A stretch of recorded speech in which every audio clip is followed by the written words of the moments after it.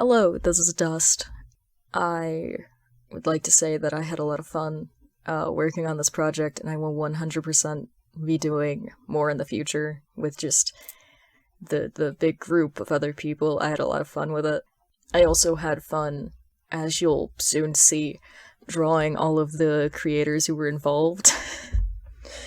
For the sake of the listener's experience, I have tried to set all of the following podfics to the same general volume. It's not perfect because some people normalize their audio and some people don't, but they should be roughly the same general volume. You shouldn't have to adjust it all that much. And I've left in all of the intros and outros because I feel like they add to the overall experience. I think it's fun that so many people have so many different vibes. Yeah. Thank you for listening, and I hope you enjoy. Hey guys, this is Fleeciano96, and we are bringing you a new podfic series.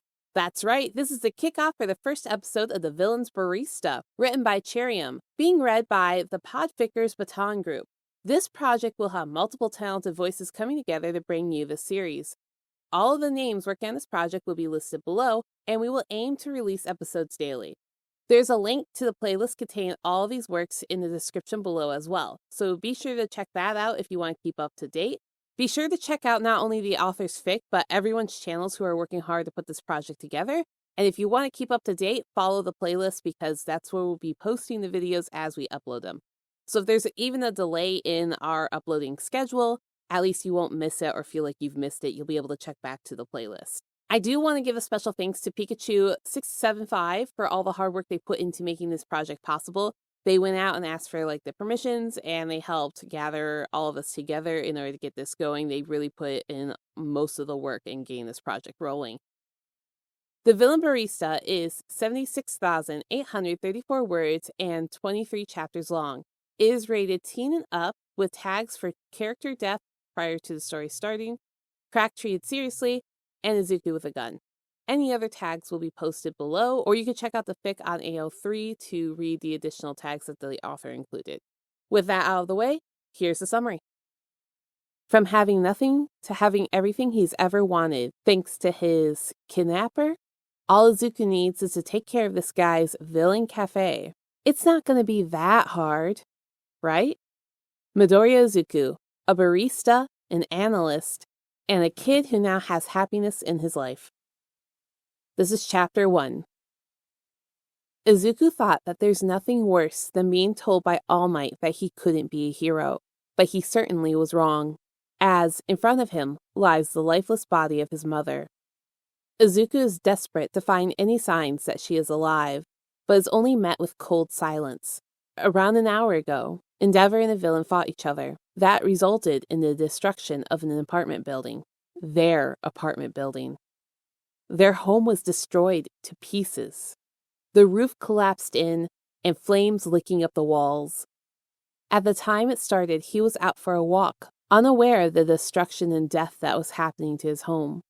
He only has his phone and some money to buy at least 2 to 3 meals on him. What he arrived home to would haunt his dreams for months to come. After the ambulance came, everything became a blur to Izuku.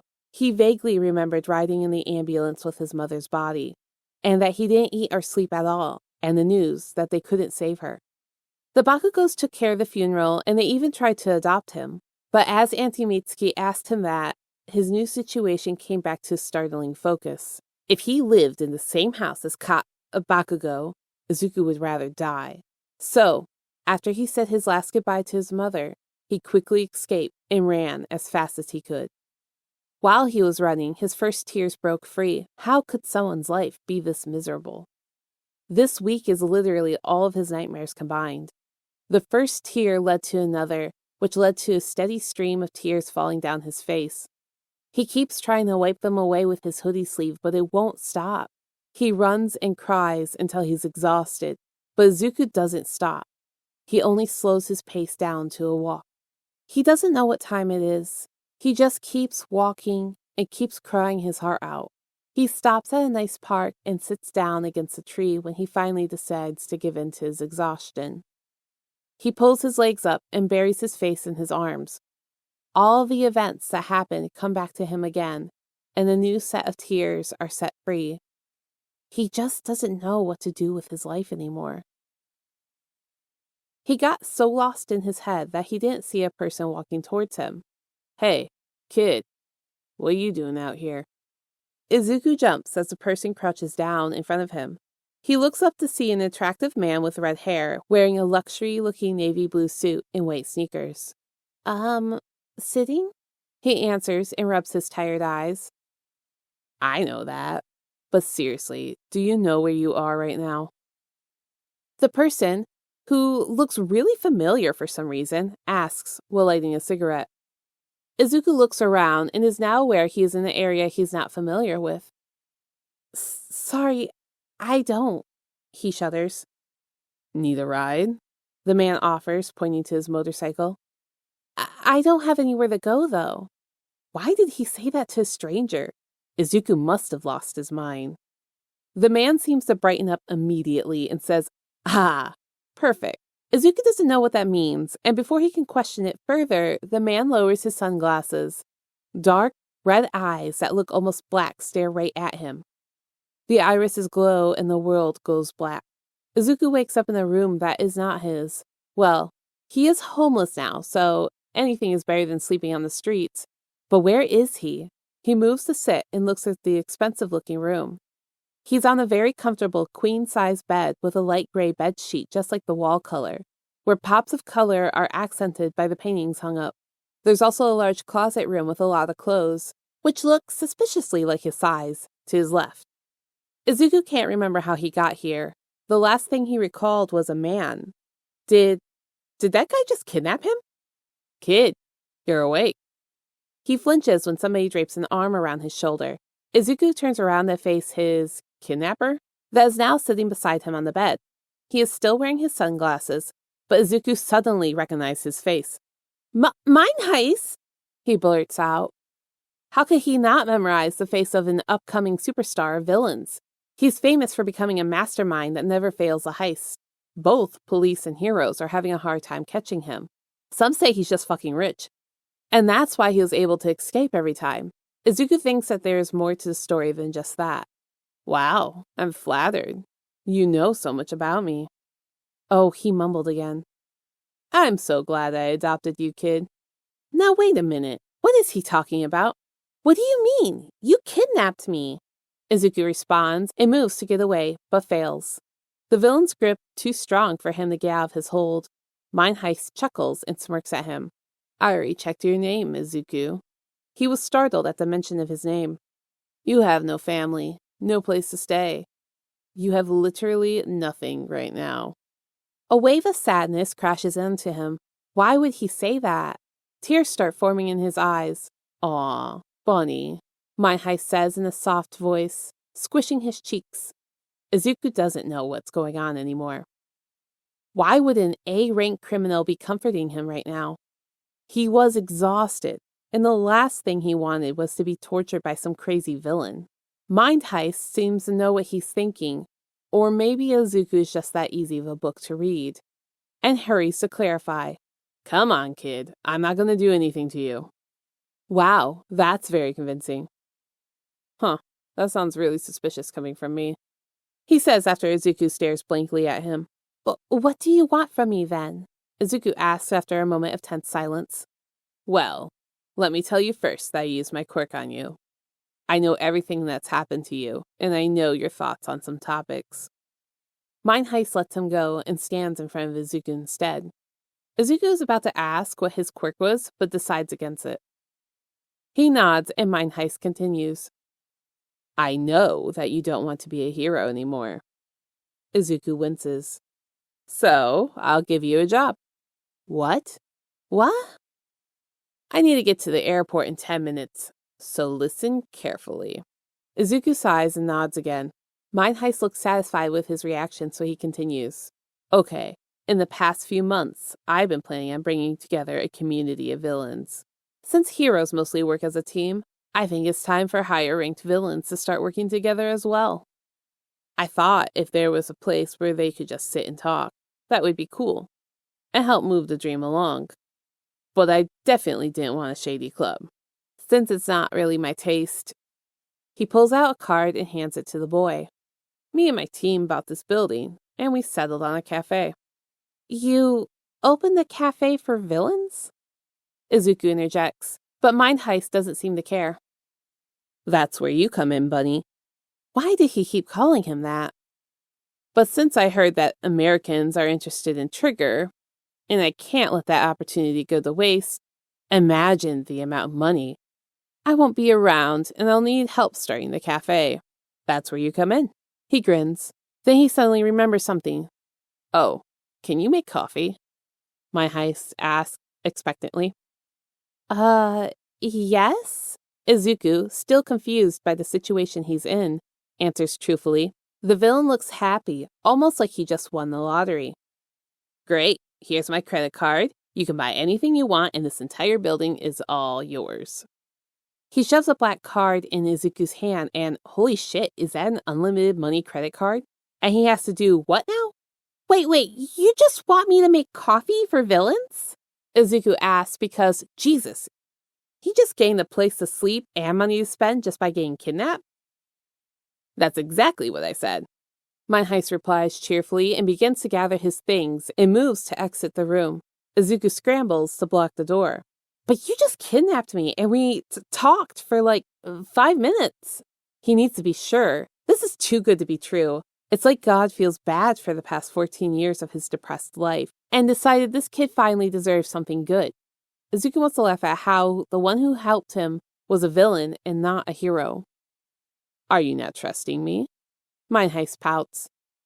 When Izuku looks at him unconvinced, he continues with a huff. It's my quirk, okay? Now, you should go take a bath and rest. Okay, kid? I know it's been a long day. He pats Izuku's hair, then hands him a new phone. If you have any questions, just ask. I'm going to be going now, so good luck, Bunny. He waves and walks away, leaving Izuku with an overwhelming feeling of nervousness and gratitude.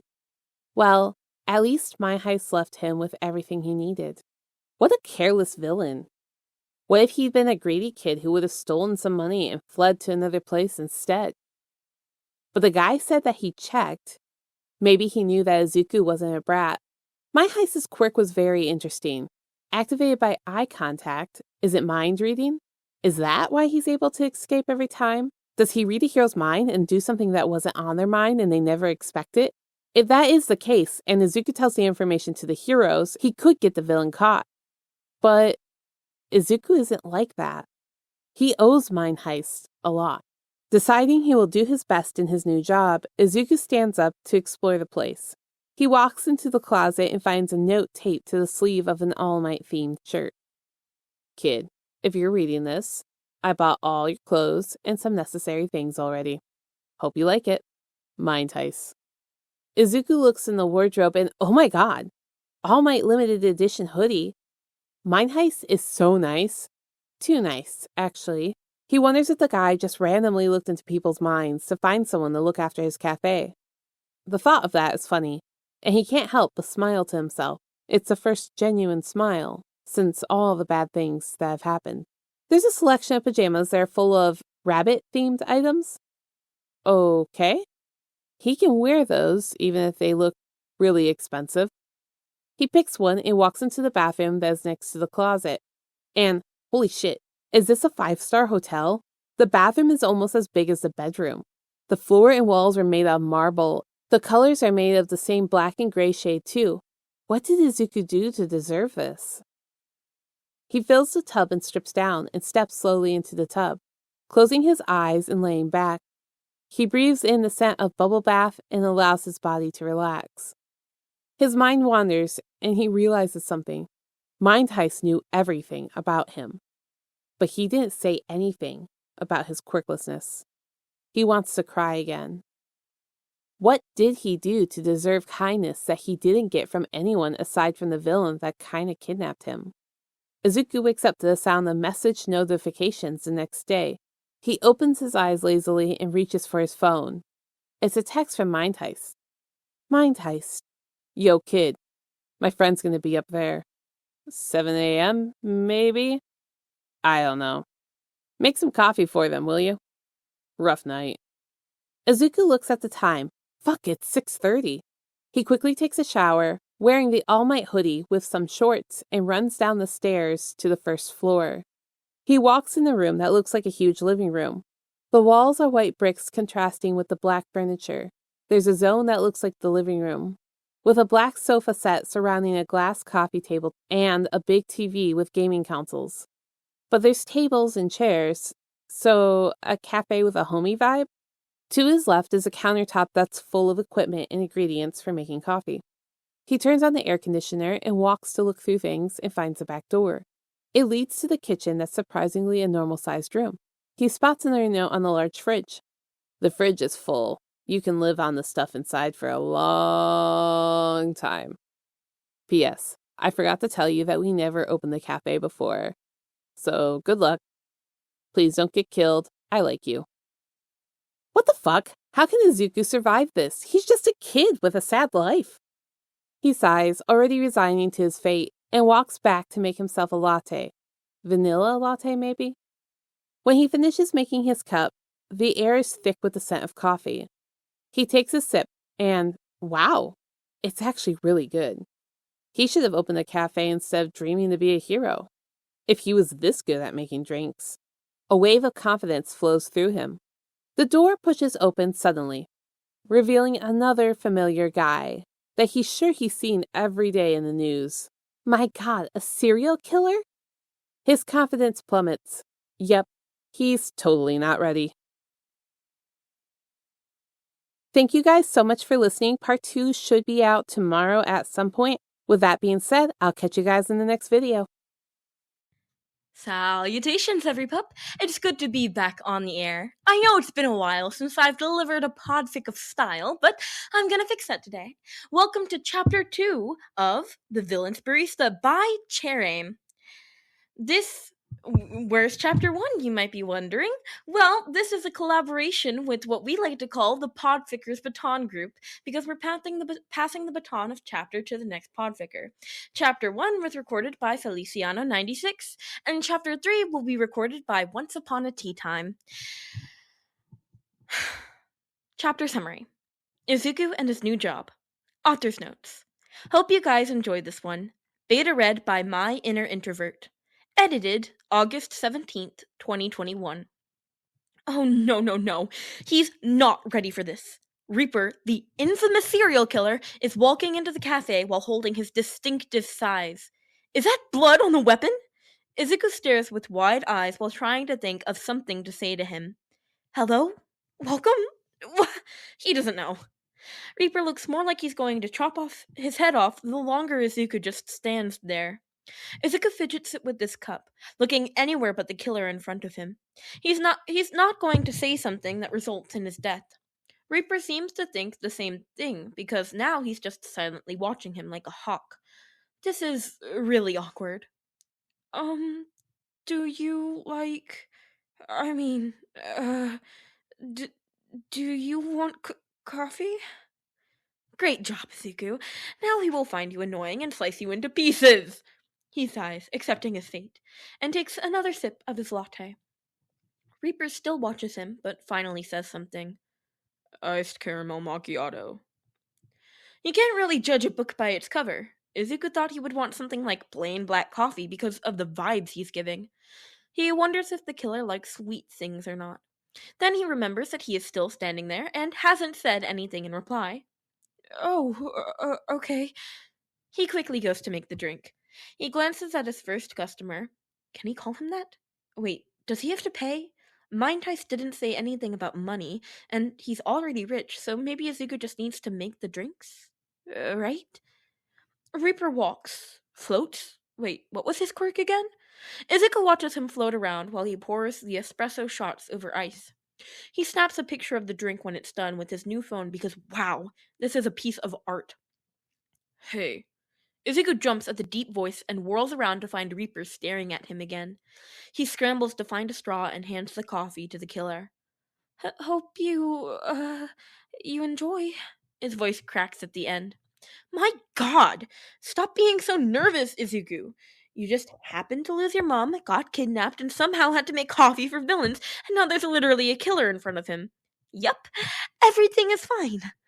Yes, this is better than an orphanage.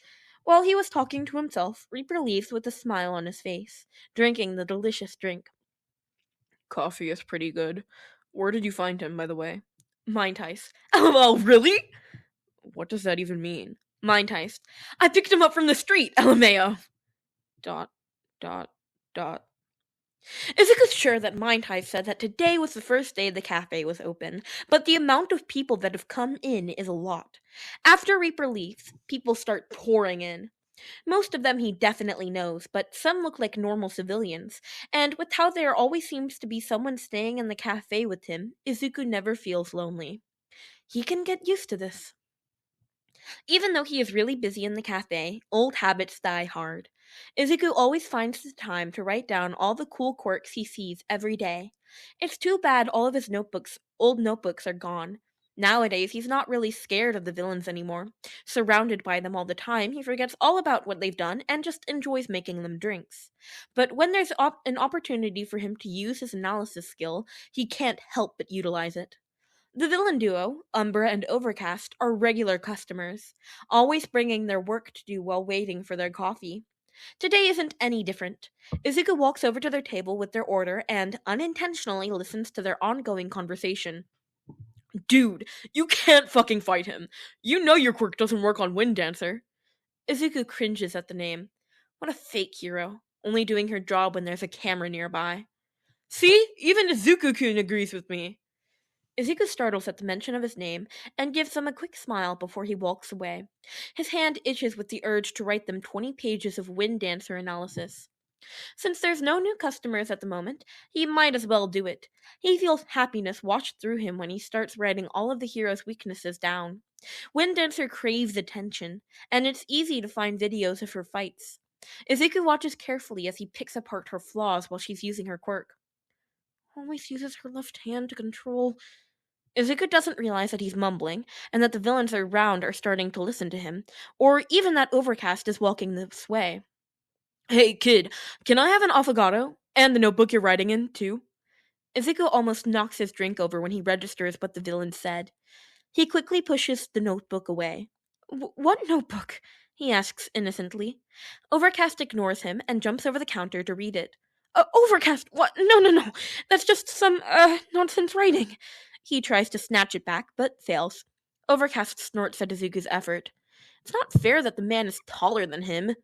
Izuku gives up and goes to make him what he ordered. He doesn't catch the villain's shocked face while they read what's in the notebook. Umbra, come here. Both villains whisper to each other while pointing to things in the notebook.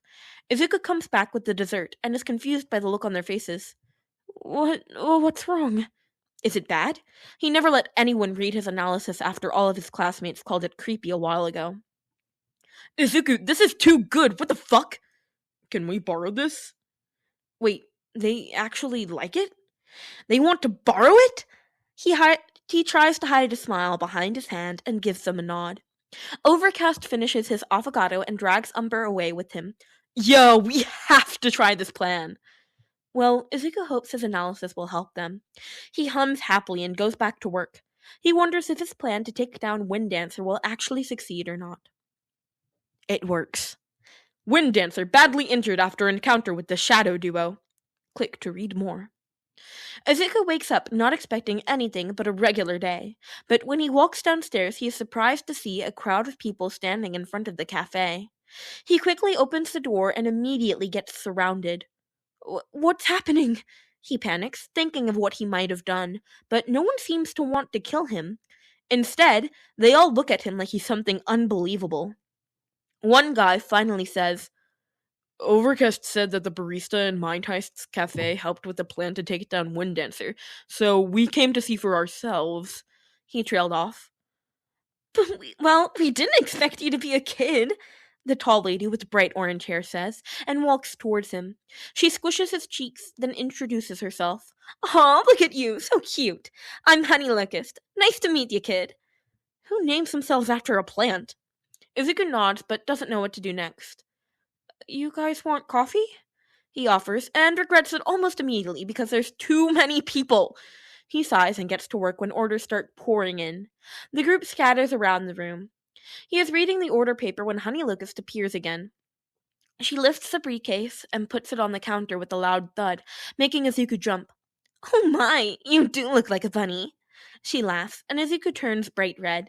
She opens the case and he almost drops the cups he is holding. The briefcase is full of money, and Honey Locust picks up a stack and throws it at Izuku. I trust Overcast and Umbra. They told me about you, and I want to hire you for my project. She hands him a folder. There's a human trafficking ring around here, and my underling said that a group of low-rank pro heroes are responsible for it. What? Heroes? Izuku can't believe this. Yeah, but even if they are low rank, they're pro, so we need your analysis on them. One stack of money for one hero, so you should do your job properly, okay? Izuku nods at the demanding voice. But that's a lot of money. How many people is that? He excuses himself to serve the coffee and to finally get a moment to think. He thought about the villain community. He thought the villain community would be more vigilant. How can they trust a plan made by a 14-year-old kid? Well, maybe Mind Heist will be happy that Izuku is getting him a ton of money. He owes that guy a lot, after all. He walks back to her and collects the money. Okay, so when will you... Don't worry, Bunny. I will be back to check on your progress next week. She kisses him on the forehead and ruffles his hair before she leaves, leaving Izuku embarrassed with what she did. And that's how months pass by. He has 2 jobs now, working in the cafe and doing analysis at the same time. All the villains that come to the cafe call him Bunny now, too. He heard someone say that the name spread around the underground pretty quickly because of the notebook that he gave to Overcast. He doesn't know if that's a good thing or not. He is writing the last analysis. Wow, all that work took almost 2 months, when Overcast walks in. Hey, Bunny, 2 iced lattes, please. He orders cheerfully and sits on the stool in front of the counter. Sure, Izuku replies, and moves to make the coffee. How's your project? You know, Honey already planned the attack dates. Overcast said absent-mindedly while reading something on Izuku's laptop. Already? How can she know when I finished? Aw, you didn't even notice. She sent someone to check your work every day. What? That's why he felt like someone was watching him. And today it's my turn. You're almost finished, right? Overcast looks at the stack of papers on the table. Yeah, you can collect them today. He puts down the coffees and quickly finishes the last page. Overcast studies his face quietly for a moment before saying something that makes Izuku want to hide in a hole and die. You should come too, Bunny. Why would I go with you guys? He whines and bangs his head on the counter. Overcast laughs at him and shouts, Debut time, baby! At least they have the heart to teach him how to fight and dodge. He now knows how to use a gun and knife. But seriously, why would you want a kid to be at the operation? Honey, she told him to call her that, also said Mind Heist has wanted a group activity for villains to get together and bond so they have more of a chance when dealing with heroes that work in a team. So that's how Izuku finds himself dressed in a black hoodie, sweatpants, and a face mask, sitting on a rooftop with Reaper. Why does a serial killer want to be here? Izuku doesn't even know. Most of the heroes are already in the warehouse. Overcast gave him an earpiece earlier to listen in case something goes wrong. He also has binoculars. To be honest, he is having a great time. When Honey gets the signal, all the villains burst through the door. Of course, the heroes aren't expecting an attack, so they decide to leave the victim there and try to escape. Izuku has a front row seat to watch a fight that involves a lot of quirks. Reaper doesn't seem to mind that he's mumbling while writing all the quirks in action down. Instead, he just focuses on playing with his size right beside him. The villains all aim for the hero's weaknesses, just like what he wrote in the analysis. Izuku feels proud of himself. Nobody has taken his work seriously before. Even his mom thought it was just a kid's imagination. He wonders if Mind Heist knew about this. The man did say he knows everything about him. Guys, back up! Someone says through the earpiece. Izuku looks down and sees that more heroes are arriving. Even if they are low rank, they're still a hero and they can call for backup at any time. He should have thought about that! The heroes can also say that the trafficking is the villain's work too. Reaper, they need to retreat! Izuku turns to the villain. We need to leave. Reaper gets up and tries to drag Izuku back. What about them? Izuku tries to argue but shuts his mouth off when Reaper gives him a cold look. You are my priority. Now go with me or I'll slice your head off. Izuku gets up reluctantly, but suddenly, Reaper stops and pushes Izuku behind him. The boy peeks around the corner to see what's happening, and oh my god, Eraserhead! Reaper is on the building. He has a kid held hostage. Eraserhead informs his colleagues through his own earpiece. Hostage? Oh no! He's gonna take him away from Reaper for sure! Shit, this is bad. He hides behind Reaper and tries to reach Overcast on the earpiece. Overcast? Eraserhead is going to take me away, Izuku whispers, hoping he can hear him. Damn it, hold on, buddy. We're pretty busy over here. Umbra, come on. Welp, the situation is really bad right now. Think, Izuku, what can you do to help? He looks around, hoping to find something to help them escape. He spots a crate that is full of weapons next to the back door of the warehouse. Izuku recalls every face of the villains and tries to think of a suitable quirk to make an escape plan. Of course, it's them. After he makes a plan, he walks away from the fight between Reaper and Eraserhead, but still stays on the rooftop. He looks through the binoculars to spot the person he needs. Honey, stay still and look east of you. See that crate? Use your vines to hold the smoke bombs up in the air, but don't let the heroes spot you. Spread them around the area. Overcast, when Honey pulls the pin, you're going to make the smoke as black as you can, and make it quick. Umbra, you need to get high, climb up the wall to your right. You can make a quick escape from there, but before you retreat, when you spot the smoke, you need to make a monster in the middle. Everyone else, once you feel Umbra's quirk, you retreat as fast as you can, Izuku says in one go. Please let them trust him in this. Sure, boss. Okay, let's do this. He hears through his earpiece, and he feels relieved. All right, honey, in 3, 2, 1... Drop it! Izuku watches the smoke bombs fall to the ground, creating a smoke screen that surrounds the area. Overcast's quirk spreads everywhere, making the smoke as black as possible. He hears chaos down there and hopes everything will work out. He feels someone lifting him up and almost kicks him in the face, but luckily Reaper catches his foot and glares at him. Sorry, Izuku squeaks and lets Reaper carry him over his shoulder. Reaper jumps down the building and dashes away from the scene. Izuku almost pukes, but just from him jumping around. When they are far away enough, Reaper puts him down. I won't come with you again, Izuku sobs out, the adrenaline finally dying down, and just now realizing how dangerous that was. He should have stayed at the cafe, and now he can't stop crying. Reaper looks at him and snorts. How dare he? Izuku can't remember how he got back to his place. Maybe Reaper pitied him and continued to carry him back. How nice of him. He can't believe what happened yesterday, either.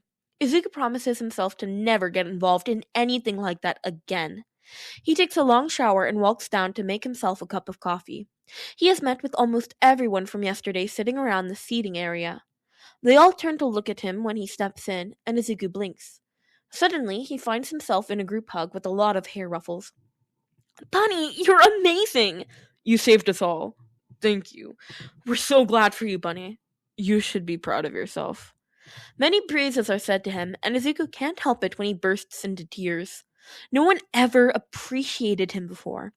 In the past, he was just a useless kid that didn't have any worth. But now, every word that he ever wanted to hear he receives from a group of people that looks at him like he's an equal. His eyes are full of tears as he smiles brightly at them. Thank you. Thank you, Mind Heist. The media is quiet after the attack. Izuku thinks that they aren't allowed to report anything about it. If they say that the heroes defeated the human trafficking ring, then why did no one get captured? Why were there a lot of low-rank heroes if a high-rank villain is the one supposedly responsible? And why are most of the heroes injured? There'd be so many questions if the commission let this out. Izuku thinks it's hilarious. Izuku is glad that he got his peacefulness back. He is drinking his favorite drink, a frappe with a little bit of chocolate, when he hears a crash next to the cafe. He probably should ask someone to look instead of walking there himself, but hey, he's got nothing to do anyway, so might as well go out and stretch a bit. He walks outside and peeks around the corner into the adjacent alleyway. What he doesn't expect to find is a body covered with scars lying face down on the ground, unmoving. so he does what anyone in this situation would do. He screams. Author's notes. There is a link to the author's Tumblr, a photo of 4 of the characters introduced, which would be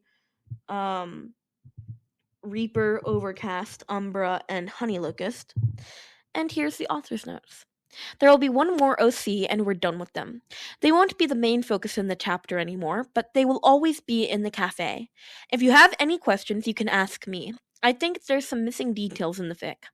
Next chapter. Helping Stray? And that's all for chapter 2. I hope you guys enjoyed. This was such a fun chapter to read. Please go show the original author, Cherame, some love. And please leave me a comment. I love reading them. They make me so happy. And please leave me specifically hate comments and I'll shout you out when I record chapter 16 for this fic. The next chapter will be posted by Once Upon a Tea Time, and I will link that in the video. I will also link the previous chapter posted by Feliciano96, and I will link the playlist that all of the chapters are going to be uploaded on. I hope you guys enjoy, and I'll see you next time. Bye-bye, pups. Hello and welcome back to Once Upon a Tea Time. This will be my reading of The Villain's Barista by Cherame. This will be Chapter 3. This project is in conjunction with multiple other podfickers. The previous chapter and the next chapter will be listed in the description below. And without further ado, we will start reading Chapter 3. Izuku is pretty sure that he screams really loud, because when he stops, everyone in the cafe had come out to see what had happened. What happened to Bunny? Who do I need to kill? Why'd you scream? Izuku's trembling hand points at the body on the floor. All eyes turn to look in that direction. Even with additional loud noises, the body hasn't moved at all. Izuku examines the guy, spiky black hair, wearing a long coat with black jeans, and a body covered with purplish burn scars. Izuku can't see his face, but the scars cover his entire arm. He feels sad, wondering just how much pain this dude had to go through to get those scars. He hears Umbra sigh as he sees him walk forward, crouching down to place 2 fingers on the guy's wrist. He's alive, Umbra says, looking like he really needs a nap with all the chaos that has happened lately. Izuku recalls that just yesterday some stupid mugger decided that they would rob a cafe and just so happened to choose the only one that's full with killers. He had laughed at the poor guy when they had finished their monologue about handing him the money or Izuku's going to die. They didn't get the chance to move when in a blink of an eye, 3 guns were pointed at their head and 2 knives were at their throat. Izuku had to hold back another laugh. He didn't want this poor guy to die, so he shared a glance at Umbra. Umbra actually acts like a caretaker. Even if he won't admit it, he always took care of any problems in the cafe, which Izuku is very grateful for. With the glance, Umbra summoned a shadow wolf that picked up the mugger and dragged him out of the cafe. Now back to the present. Izuku doesn't know what to do with this new guy. Is he a villain? Izuku's never seen him before, so he must be new in the area. Recently, Izuku started to go out around the area. The city he's in is surprisingly a friendly villain zone. He heard about it before, an area where there's no heroes patrolling at all. The government let them be because the whole city ruled himself and never caused any trouble. Izuku has a name list of the people in the area. There's not a lot. From the boss of the city, when he somehow managed to become said boss's favorite. He said that the coffee and analysis Izuku made is worth giving Izuku the name list. And this guy definitely isn't on the list. But he can't let someone die in an alley next to his cafe. Izuku loves to help people. He hopes he's making the right choice. Can you guys get him into the cafe? Maybe he got hit by a quirk or something? Izuku says with his pleading eyes. He's learned that it's very effective. Stop with the puppy eyes, someone complains as they all help to carry the guy inside. They put him on the couch. Wow, the guy doesn't stir at all.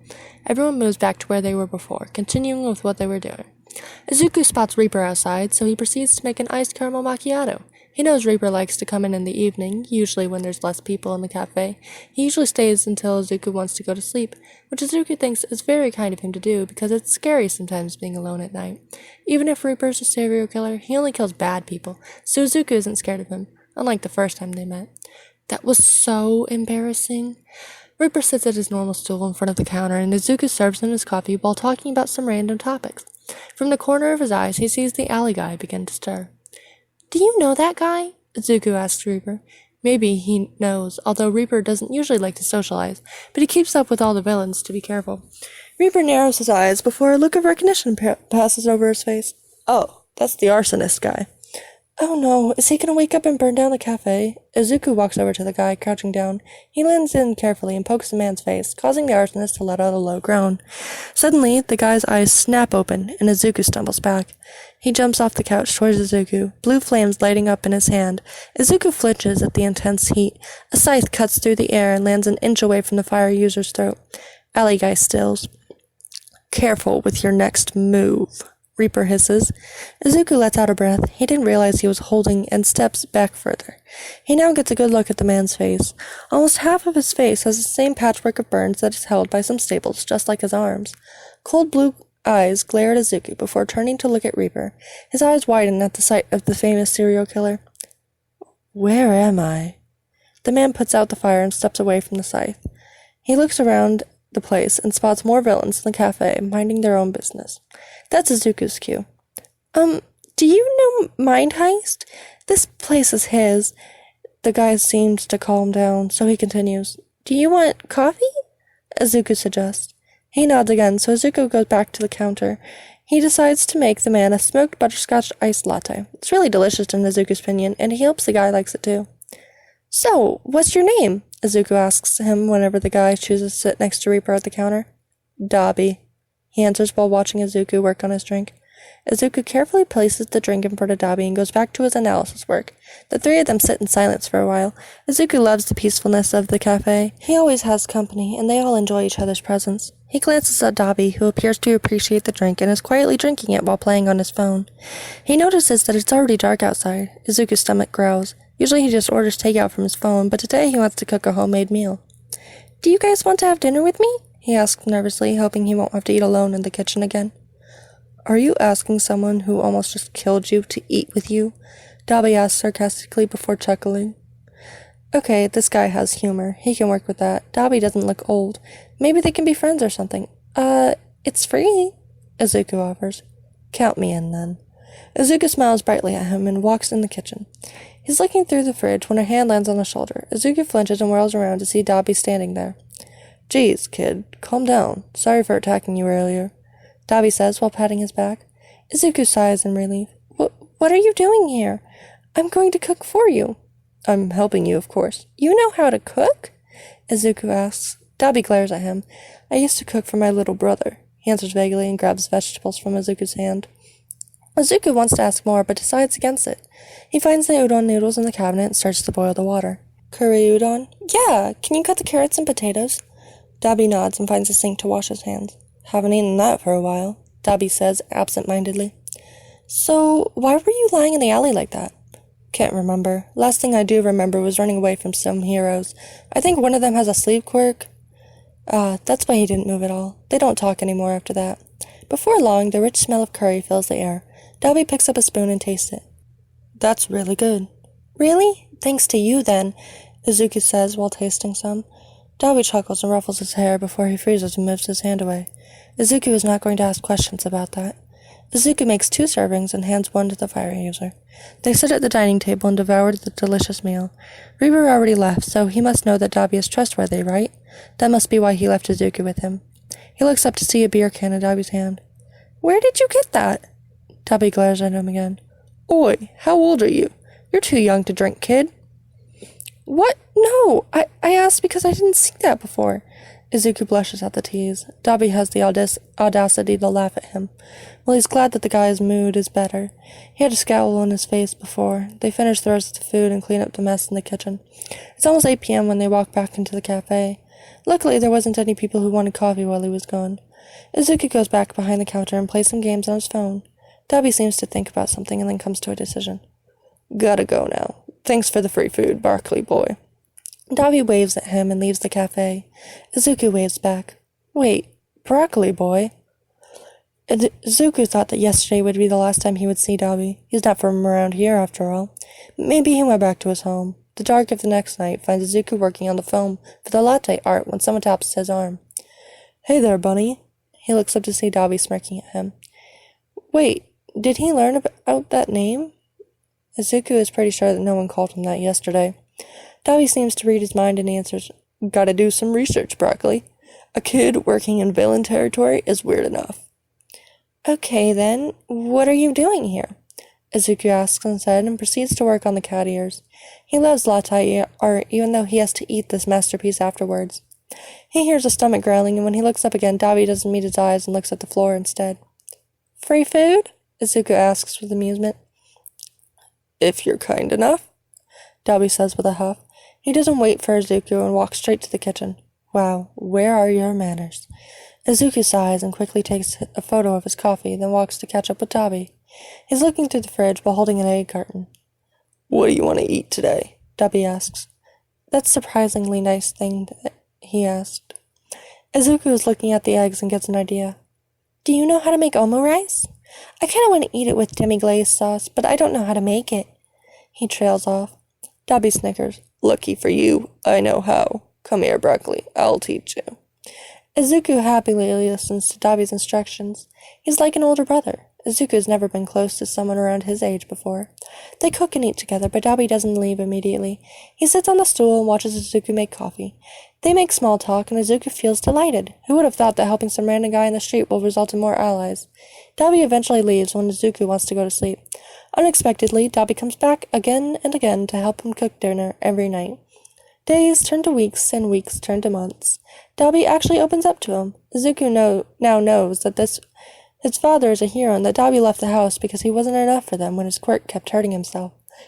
Dabi said that he missed his brother, but it's all in the past now. Toya is dead. Dabi will be alive to get revenge.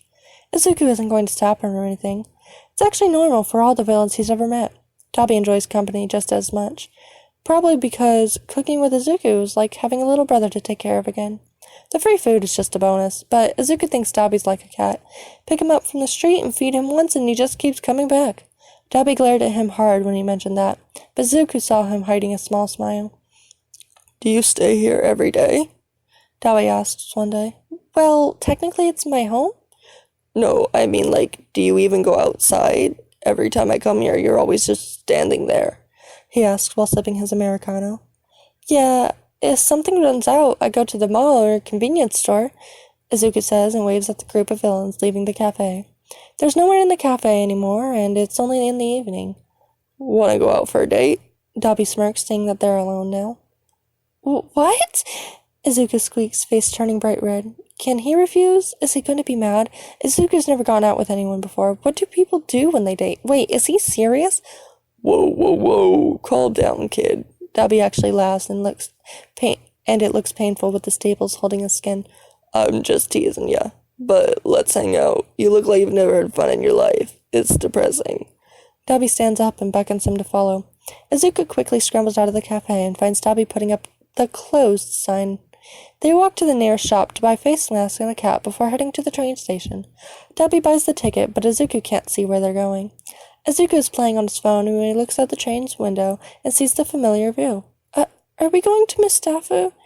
Izuku asks nervously. He's pretty sure he told Dabi about his past already. Dabi ruffles his hair and says kindly, Don't worry, we aren't even going near the area. They end up in a very large shopping mall. Luckily, Izuku brings Mind Heist's credit card. They find the most expensive restaurant and order a lot. Dabi says that since Izuku never used the card, that he should spend a lot today. Izuku hopes that Mind Heist won't be mad at him later. They watch a movie and walk around, looking at the different stores. Izuku's eyes shine up at the new Heroes merch that's come out to drag Dabi in there. Dabi complains all the while. Izuku knows that Dabi hates Heroes, but he can't help it. From the corner of his eyes, he sees that Dabi actually looks happier than before. I never asked this, but what do you do every day? Izuku asks after Dabi comes over once more for their daily dinner. Today, Izuku prepared the meals beforehand. He made sukiyaki and bought more beer for his friend. I sleep all day, then I go out at night after eating with you, Dabi says while chewing on the beef brisket. Go out to... Izuku presses. Bunny, I'm a vigilante, Dabi says nonchalantly.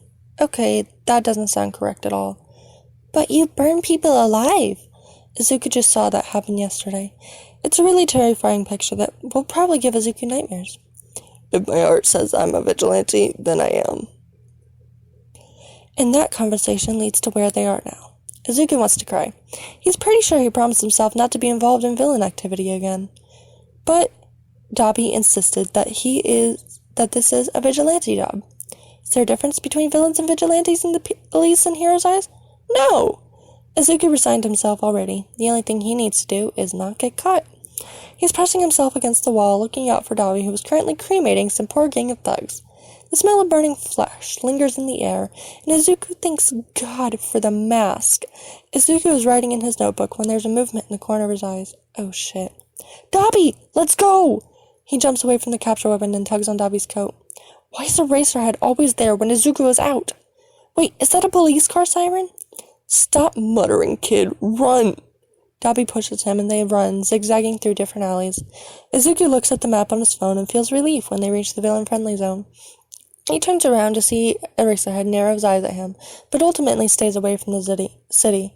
Izuku quickly drags Dabi back to the cafe, carefully avoiding the gaze of the underground hero. When they finally arrive at Izuku's safe place, Izuku collapses on the soft couch. He can still hear the siren outside, and he watches Dabi stand at the door, uncertainly. You could sleep here tonight, Izuku suggests. Dabi stares at him and sighs. I'll be your guard dog then. Yeah, you should be. I can't believe I went out with you, Izuku whines while getting up to take a cold shower. Dabi laughs. After their adventure yesterday, Izuku is tired. He should really stop believing his friend's words. He snuggles in his blanket, not wanting to wake up. But if he thinks his life is going to be normal, Izuku is definitely wrong. A peaceful morning for Izuku is ruined by a certain text and a scream he hears downstairs. Your friend kidnapped someone. What? Hello my little learners, you can call me Lovegood, and I hope you enjoy this video. Here are just a few things before we get started. Today I'm presenting you with Chapter 4 of The Villain's Barista by Sharam on AO3. This is for the Podfigures Baton. But anyways, thank you for tuning in to listen to me. As always, tags are in the description as well as warnings. But that's enough of my rambles and jambles, and let's get right into the fic. This is the summary. Summary. A wild Todoroki Shoto appeared. Shoto is having a terrible day. He doesn't even know why he really runs. Maybe it's because his father is being a piece of shit like always, or maybe he's in a bad mood and can't bear any more beatings. Before he knows it, his legs have already taken him from the house. He can hear his father shouting his name, but he just keeps running. It doesn't matter. What's done is done. He's sure that Endeavor would still force him through training anyway. Him escaping it just increases the intensity. But one thing he regrets is not treating his bruises that covered almost his entire body first. People glance at him when he passes by, and someone almost calls Endeavor's agency, thinking that he got injured from a villain.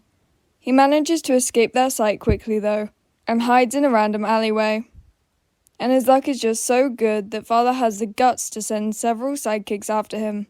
He can't use his quirk in public, so he pushes himself through the pain and gets as far away as possible. Exhaustion starts creeping in, and he feels like he's going to pass out. Todoroki-kun, where are you? Your father said the villain that attacked you is gone. You can come out and we can treat your wounds. A young sidekick shouts. What? The only villain around here is the man himself. Shoto scoffs in his mind. He peeks around the corner and curses at himself when he makes eye contact with one of the sidekicks. Guys, he's over here! He hears a lot of shouting, and that means he has to leave. Now. Shoto doesn't even look where he's going. He dives into the crowd hoping he can lose them. He's so tired. The extra training isn't helping him in this situation at all. He sees a hero coming his way down the sidewalk, and when he glances back, he spots the sidekick hot on his tail. He finds another alley and quickly runs in there. He regrets the decision immediately. He faces a dead end. Whirling around, he sees that he is, indeed, trapped. The brown-haired sidekick frowns at him. Why do you run, Todoroki-kun? She asks him, while trying to contact someone else with the tablet on her arm. He doesn't answer, instead, leans on the wall, panting heavily. His vision starts to blur slightly, and he can't force himself to move anymore. Then, he hears a weird conversation from who the sidekick contacts. Hey, we need to leave this area right now. Why? What's going on? We're in the zone. I don't want to die. We're already breaking their rules. What zone? Yeah, what zone are they talking about? He ran for a long time, but he didn't look at which direction he went in. The villain— Ah! What's happening? Shoto squints through the sweat dripping off his forehead. There's a figure that seems to be attacking all the sidekicks. He tries to escape again, but someone knocks him against the wall. Ah, it's the same psychic from before, and she's attempting to carry Shoto away from the scene. But something restrains her, and Shoto's body drops to the ground. Ouch, that hurt. The last thing he sees before he loses consciousness is a splatter of blood and a man that looks like a mummy standing over him. Rule number... of the villain-friendly zone. No heroes are allowed in the area unless permitted. Quirk usage by heroes is prohibited. Izuku can't believe this is happening. After reading the text, he didn't even shower and rushed down to the cafe. And he also forgot that he's still wearing the embarrassing bunny pajamas too. But that's not important right now. In front of him lays a boy that he's pretty sure he's seen every day on the internet, wrapped by Pharaoh's quirk and out cold. Todoroki Shoto, the famous golden boy of the number 2 hero endeavor. Izuku hates him. With the perfect combination of quirks, and Izuku's sure that comes from a quirk marriage. Come on, it's not that hard to figure out. And his remarkable red and white hair, the boy is rather easy to remember. On the couch, Dabi looks like he's just seen a ghost. But when he spots Izuku looking his way, his face melts back to the normal arrogance, which isn't suspicious at all. He decides to ignore that and goes to address the culprit. Did you and Mind Heist become friends because you guys both have the tendency to kidnap a kid? Izuku deadpans. And the answer to the question is definitely yes, even before Pharaoh puts the marker to the whiteboard. A while ago, Mind Heist called him out of nowhere and informed Izuku that his right-hand man was going to the cafe and said good luck before hanging up.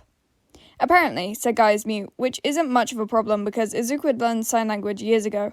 The problem is, Pharaoh doesn't know sign. What? How does he even communicate with other people? So Izuku bought him a fucking whiteboard and a marker. Yes, handy. Now back to this situation. Izuku waits for Pharaoh to finish writing. We become friends because he's cool, he wrote on the board. And why is there a Todoroki kid on the floor? Izuku asked while observing Todoroki. He has bruises all over his body and he seems to have passed out from exhaustion. Pharaoh's cloth taps his shoulder and he looks up. He got chased by heroes and they're breaking the city's rule. Okay, that's kind of acceptable.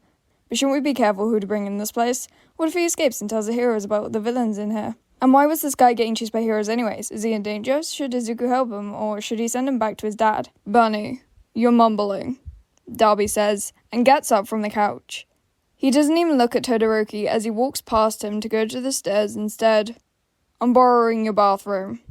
That leaves Izuku to deal with the situation by himself.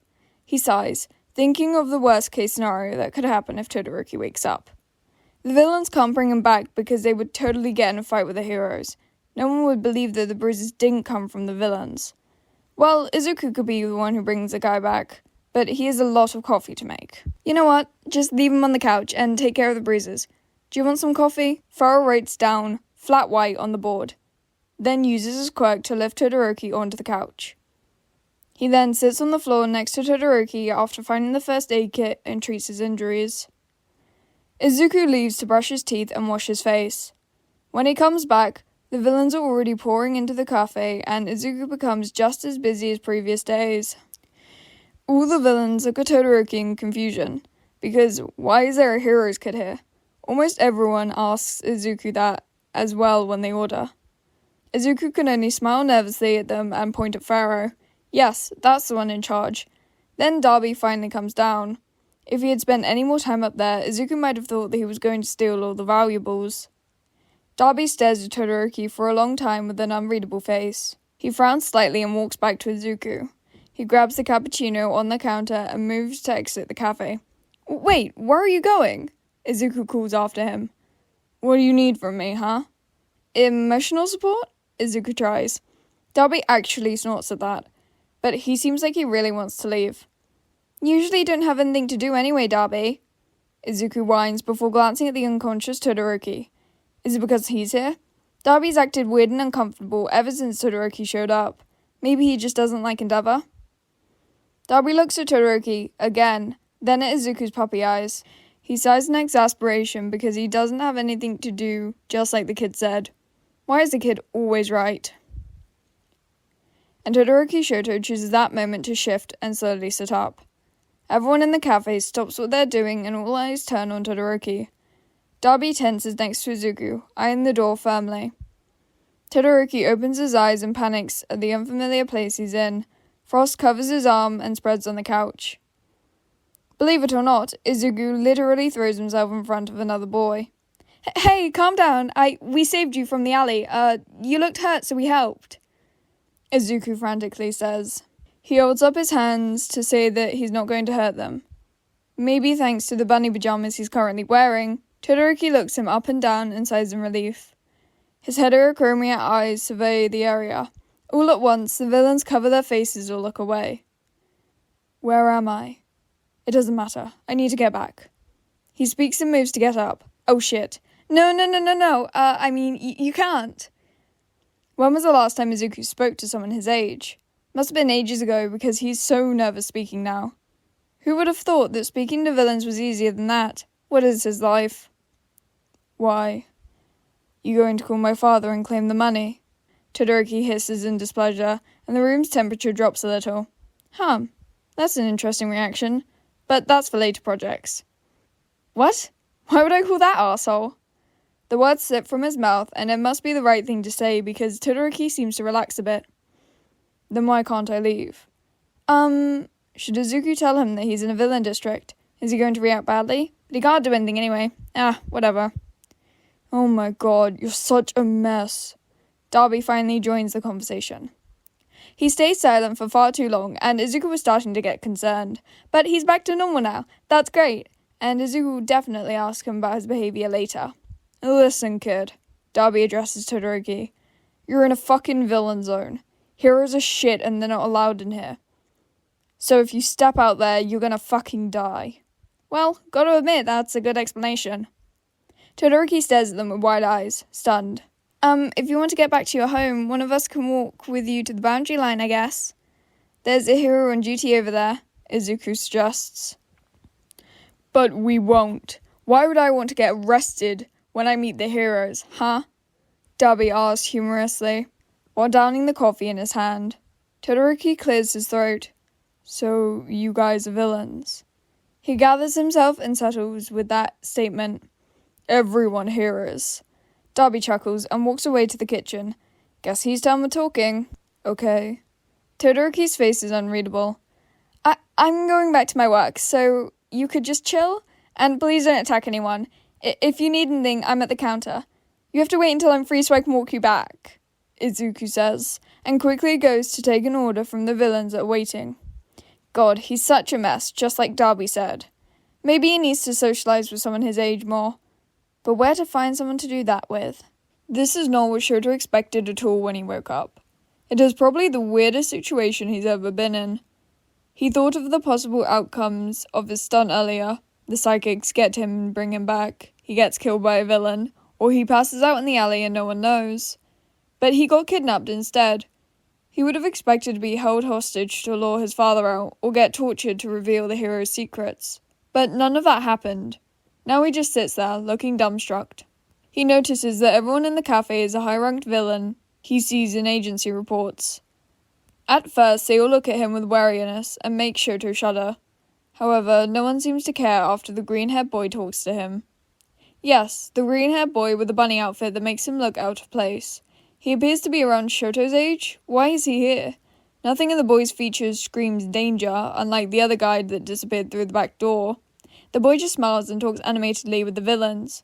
He looks so happy, and Shoto can't believe that the boy isn't the one that needs help, even when he's surrounded by dangerous people. It's Shoto himself that needs to escape from his father, a hero. When Izuku finishes all the orders, Dabi comes back with 3 servings of pancakes. He places the one with bananas and chocolate in front of Izuku and leaves himself the plate of pancakes with bacon and eggs. The third plate is strawberries and whipped cream. Is that 4? Call the kid over here. Dabi leans in and whispers to Izuku. Didn't know you were a generous type. Izuku teases him back. Dabi usually doesn't care about others at all. He just tolerates them. If that's not necessary, then he won't even acknowledge them. So it's very out of character for him to even cook a nice breakfast for a kidnapped boy, even if he's Endeavor's son. Dabi just rolls his eyes and digs in. Izuku sighs fondly and walks towards Todoroki. He looks like a scared cat looking for a threat. His eyes land on Izuku and blink up at him. Izuku smiles. Todoroki-kun, Dabi made extra breakfast. You should come eat with us. Stop stuttering, Izuku. Todoroki just stares at him confusedly. Me? Yeah, come on. Did he just grab Todoroki's hand and drag him to the counter? Yes. Did Todoroki resist? Maybe? There's some more in the kitchen if you want some, Pharaoh. Izuku called back to the other guy. Pharaoh nods and disappears into the kitchen. He pushes Todoroki onto the stool next to Dabi. Dabi just side-eyes him before going back to eating. Izuku sits behind the counter and takes a bite of the pancakes. Todoroki looks like he can't believe what's happening. He carefully picks up the fork and eats quietly with them. Izuku pretends not to see the tears in the corner of Todoroki's eyes. Shoto doesn't know how they know this is his favourite food. Maybe it's just a coincidence. Toya always made him pancakes with strawberries and whipped cream when he was still alive. God, he missed Toya. After eating and cleaning the plates, Todoroki just sits there playing with his phone and Izuku goes back to work. Dabi surprisingly hasn't left yet, even though he acted like he wanted to run out earlier. He glances at the clock and thinks it's time for a lunch break. Todoroki-kun, let's get you back. Izuku puts on his mask and a hat. Why do you need to cover your face? Todoroki asks. Izuku chuckles. I'm kinda a missing kid. Oh. Yeah, let's go. I need to come back before there's too many people in the cafe. They walk out together. Izuku is sure that Dabi can take care of the cafe while he's out. He just hopes that the guy won't burn down something, or someone. They pass more villains along the street. They all look at Todoroki in surprise before ignoring him and greeting Izuku instead. Cute outfit, bunny. Oh shit, he forgot to change. You seem to be familiar with the villains, Todoroki suddenly says, making Izuku jump. Well, I've lived here almost a year already. Are you a villain? Not really. I'm just working for one, Izuku explained sheepishly. Todoroki nods at him and they walk in silence together. Todoroki looks like he's in his own world, thinking about something. Then he decides to tell Izuku something. You look happy here. I guess. It's better than my life before this. Surrounded by villains, but he has a better life than you, Shoto. Todoroki mumbles. Izuku doesn't quite catch it. They're almost at the boundary line when Todoroki stops him. Do you know what a quirk marriage is? Izuku is speechless when Todoroki is done with his story. Why are you telling me this? I just wanted to tell you. Maybe you can use that, I don't know, taunt him when you guys fight him or something. He trails off and scratches his neck unsurely.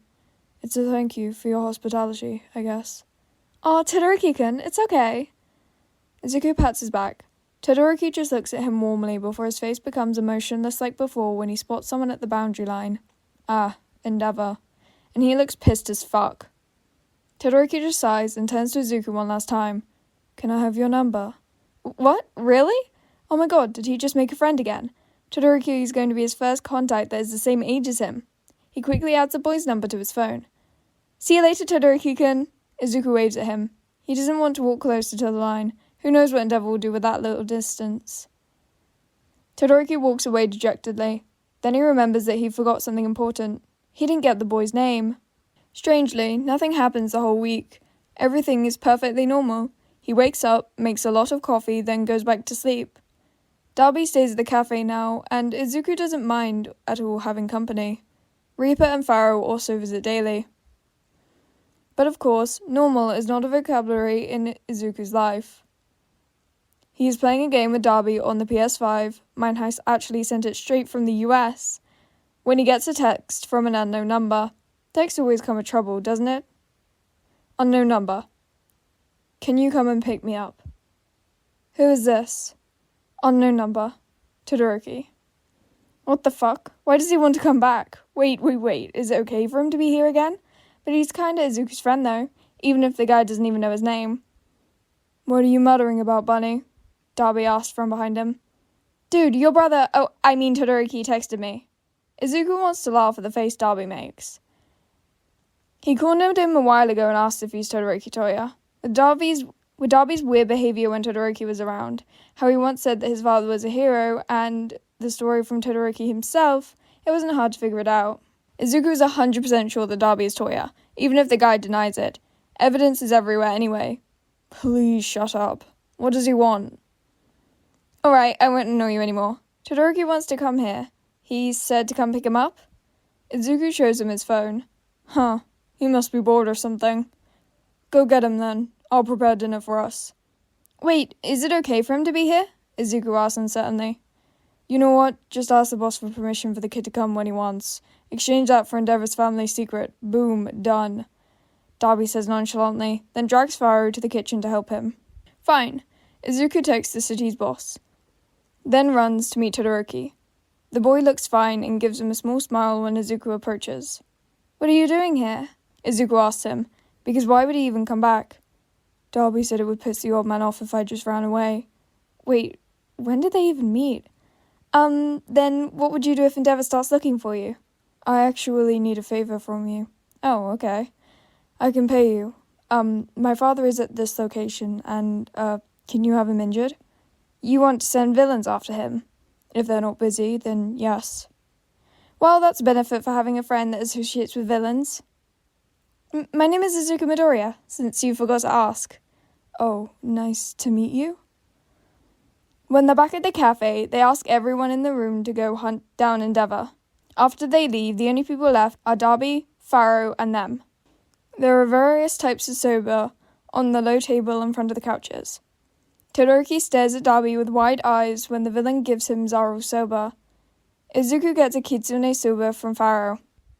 What do you mean you guys meet almost every day? Izuku exclaims. Todoroki said that he sees Dabi around the area that he is in. Isn't that stalking?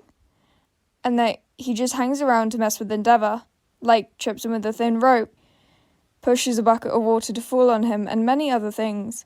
And how can he leave Izuku out of the fun? It's personal revenge, alright? This kid just happens to be around, Dabi says as a lame excuse. Yeah, of course, Toya. Dabi glares at him like he read Izuku's mind. Izuku just giggles at him. Yes, I'm holding your biggest secret. Farou places his whiteboard on the table. Isn't tomorrow the UA entrance exam? Todoroki slaps his cold sober, then he answers. Yeah, that's why I need my father out of commission. I don't want to be recommended by that man. After a few more slaps, he adds, I want to get in on my own, even without his quirk. Here comes the classic phrase. But it's your power, Todoroki-kun. Izuku argues. Do all of the Todorokis have the same problem? Like, you don't like your own quirk. Izuku already had this conversation with Dabi many months ago. But, no, listen. Your dad's quirk is Hellflame, and yours is half cold, half hot. Even the name is different. Someone snorts. But seriously, the quirks of you and your parents don't matter, and are not the same. You should make it your own, because it's yours, not Endeavor's or anyone else's. The only thing he can be is your dad, not the controller of a quirk that isn't his own. That's kind of rambling, but he should get the point across, maybe. They all stare at him, jaws dropped. Wow, Farou writes on the board. Oh, let me think about it. Izuku is pleased with his reaction. Dabi just stares at his hands, thinking back to that time Izuku said almost the same thing to him. Dabi chuckles to himself and unintentionally lights a fire on his palm. And that's a mistake. Todoroki must be really oblivious if he didn't connect Dabi's personality and knowledge of his favourite food, or how he knows what Endeavor likes to do that isn't in the public information, to his lost brother. Well, guess the blue fire did the trick. Toya? Fuck. Izuku and Farou just laugh really hard in the background. Alrighty, my little learners, that's a wrap of this one. So we're meeting Todoroki Shoto, and Izuku is meeting Todoroki Shoto specifically. And, all the stuff with Endeavor, and finding out that Dabi is Toya. I really like this chapter. I'm glad that I got to podfic it. So, my little learners, this is a little reminder that you might have some you need to check. I hope you will have a fantastic time wherever and whenever you may be. Day, night, dust, storm, low tide, high tide, whatever it is for you. You can call me Lovegood, and that was chapter 4 of The Villain's Barista by Sherem on AO3. And again, this is for the Podfigures Baton. Again, link to this fic will be in the pinned comment by me in this video, and tags are in the description, as well as warnings. Bye, little learners. The Villain's Barista. Written by Terium. Read to you by Evie is Evil. Chapter 5. Alright, now I'm gonna go into a little bit of exposition, which you guys can skip if you're like binging the series. If you're not, and you're just finding this on my channel, I'm doing a collaboration with a couple other podfickers, and we're reading this fic, and I'm doing chapter 5. The first part of this series, chapter 1, is going to be posted by Feliciano96, and the next part is going to be posted by Vix Podfix. I will link everybody in the description, but this is going to be a collaboration fic where a bunch of different podfickers collaborate and read the story. So yeah, without further ado, let's get on to the chapter. Summary. Please, next time, don't leave Izuku alone in the cafe. Alright, now onto the chapter. Pro hero Eraserhead found unconscious in a dumpster, the reporter on TV says, cutting through the silence after the Todoroki identity reveal. Wow, that sounds like the title of a YouTube video. Todoroki gathers himself and sighs happily at the news. He glares at his supposedly dead brother, eyes seeming to scream, "We'll talk later, you fuck." Dabi just buries his face in his hands and groans in despair. Now that they're done with the Endeavor problem, Todoroki realizes that the UA entrance exam is really close. Since his father will be in the hospital when the recommendation exam happens, Todoroki is glad he gets to do the normal entrance exam instead. Both Dabi and Todoroki want to spend more time talking and training the younger's quirk, which leaves Izuku alone in the cafe. Izuku is back talking to the other villains. There are more newcomers in the cafe, and they're a pleasure to have a conversation with. And because of his alias, Bunny, he will always get all the news of what happens in the underground. Recently, there's been a name spreading through the shadows. It's like they were there the whole time, but we're only starting to do something with their name now. League of Villains? Izuku repeats the name. Overcast nods and takes a bite of the onigiri that Izuku made for him. I think they have, 2 members, if I heard right. They definitely have someone behind their group, but since they haven't done anything big yet, we're just gonna watch and cheer for them from afar. Overcast's friend, who Izuku doesn't know the name of, and who hasn't even bothered to introduce themselves, says, "Do you think Mind Heist got the idea to form a group from them? You said that the League has been there for a long time." Izuku asks. "Maybe, I don't know. As long as they don't fight with us, then everything's fine," Overcast says absent-mindedly. Izuku shudders at the thought of 2 powerful villain gangs fighting each other. The government would probably send all the heroes in the country to try and stop them. "My friend said they're recruiting," someone says from the couch. "Recruiting?" "Be careful when you're out, Bunny. They might not be nice like us." The League of Villains left his mind quite quickly. Even with research, he doesn't know who the members are. Well, if they appear, Izuku won't get to meet them anyway. Izuku is currently alone in the cafe at 5 in the morning. Why is he awake? A nightmare. Even if he's escaped hell already, the past never dies. He is making a white chocolate mocha when someone walks in. The person's entire body is made out of a dark purple mist, except his eyes, which are a glowing yellow. He wears a suit that makes him look like a bartender. He's so remarkable. Why has Izuku never seen him before? Izuku wonders what his quirk is. Is his quirk similar to Overcast? "Hi, what would you like to drink?" Izuku smiles and asks him. "I apologize if I'm bothering you. It's early in the morning after all," the man says, politely, and bows a little. It's okay. I happen to be awake, so I'm just hanging around here." "Okay, then. Can I get a pumpkin spice latte, chai latte, and a cappuccino, please?" Izuku nods at the order and gets to work. The guy stands there observing the area. It's really quiet, so Izuku tries to have a small chat with him. "So, mister, what's your name? I mean your villain name, of course. I've never seen you around before," he asks nervously, hoping the guy won't get annoyed at him. "You can call me Kurogiri." Kurogiri seems to consider something. "And what's your name, young one?" "Oh, my name is Bunny." Izuku introduces himself. Yellow glowing eyes widen a bit. "You're the famous analyst," he states. Izuku blushes at that. He's still not used to the fame. That day, when he was able to make a plan under a stressful situation that allowed the villains to escape, spread literally everywhere. Even the heroes are trying to find the strategist behind the plan. Well, both that and the analysis he did. But no one really knows where he is, except the high-ranking villains. "Well, kinda."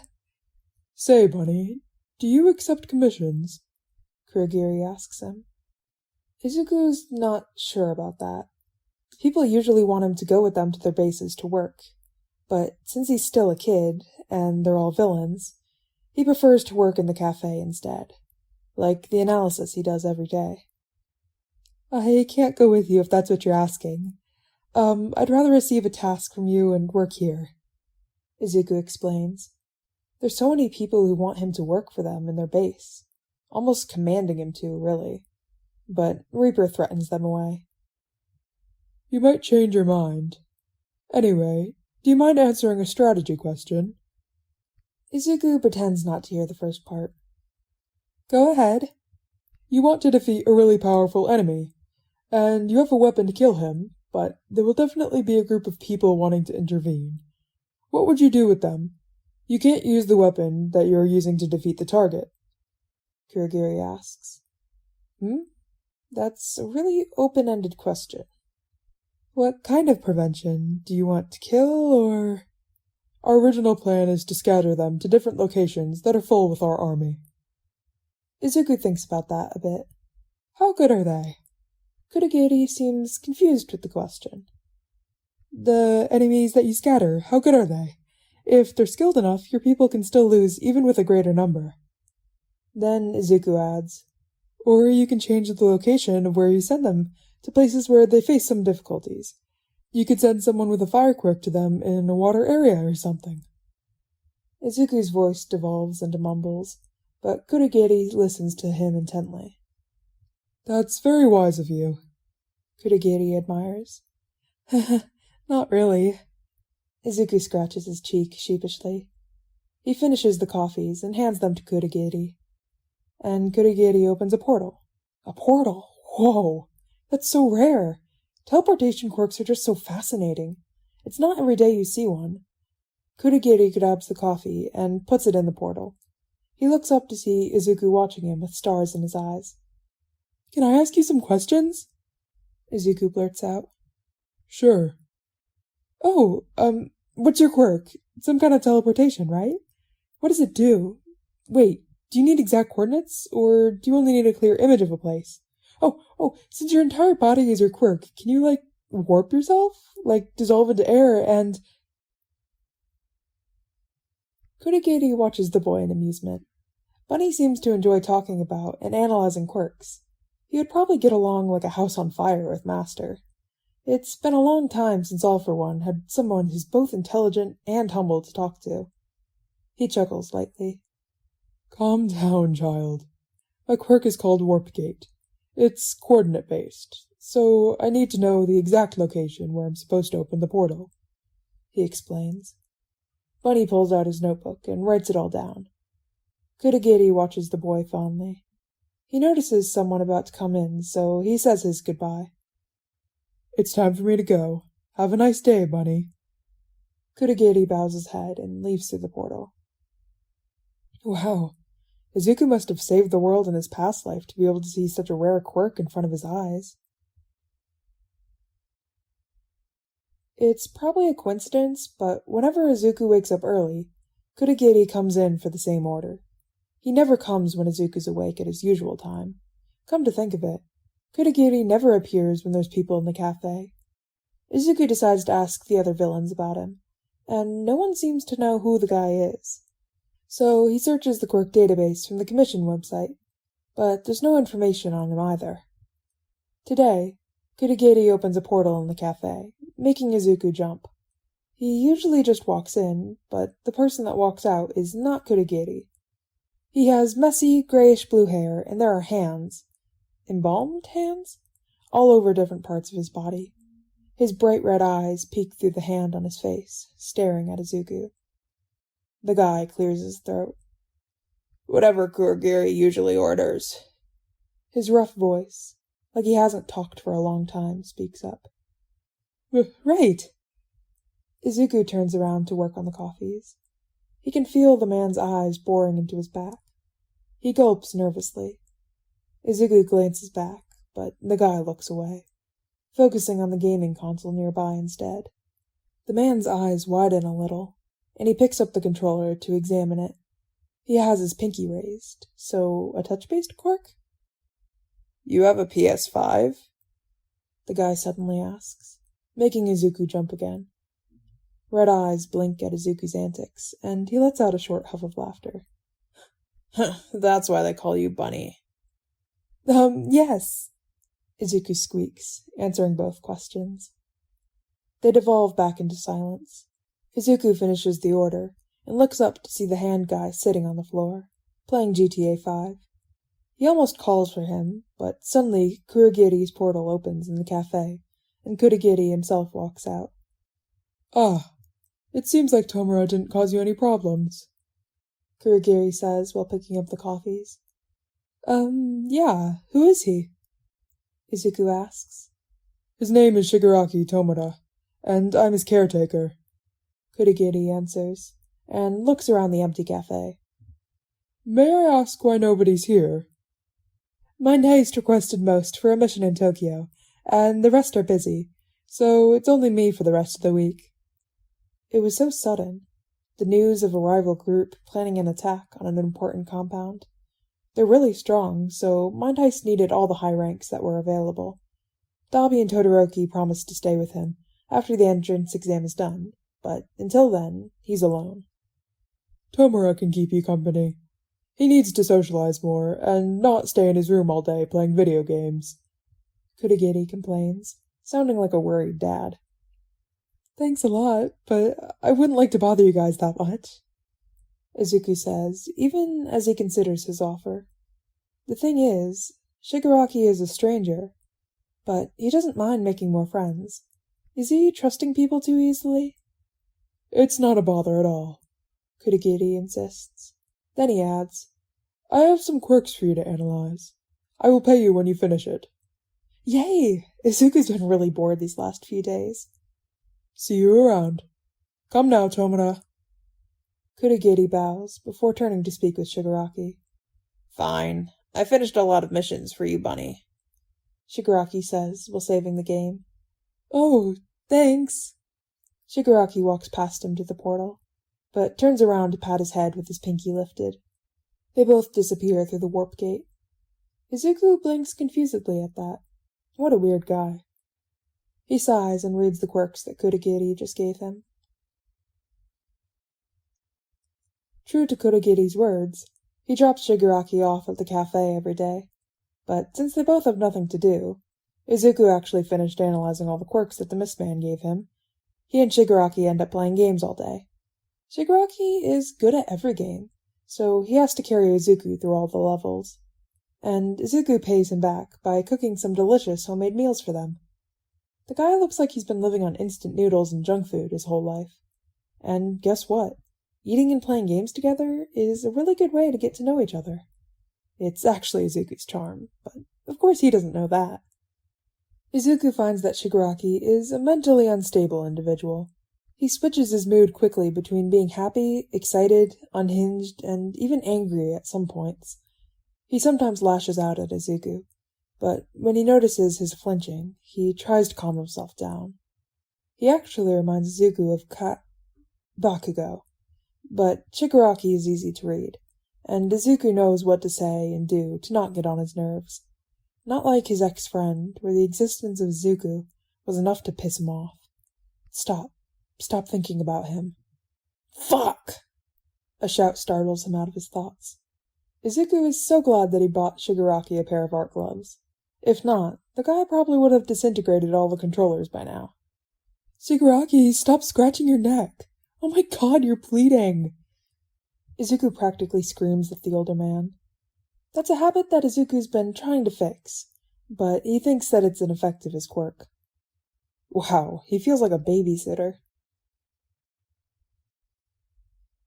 He doesn't know why he's out in the middle of the night. After he and Tomura, first name basis, finished eating dinner, the other guy leaves, and Izuku finds himself with nothing to do. So he decides to go out for a walk. It's definitely his fault that he didn't look at the time, or where he's going, and now he's lost. Great. He also just happens to be wearing his jogging clothes, which is literally his villain outfit. And thanks to his incredibly good luck, he meets Eraserhead. Again. He tries to run. Keyword tries. But can he outrun a hero who's famous for quick captures? The answer is no. He can't. "We meet again, kid," Eraserhead says when he stops in front of Izuku. He has Izuku trapped on a rooftop, blocking the fire escape and the exit door. Hi? He greets, but receives an unimpressed stare. "I don't know if you're a villain or not, but every time I see you, you're either with a serial killer or running with the B-rank arsonist."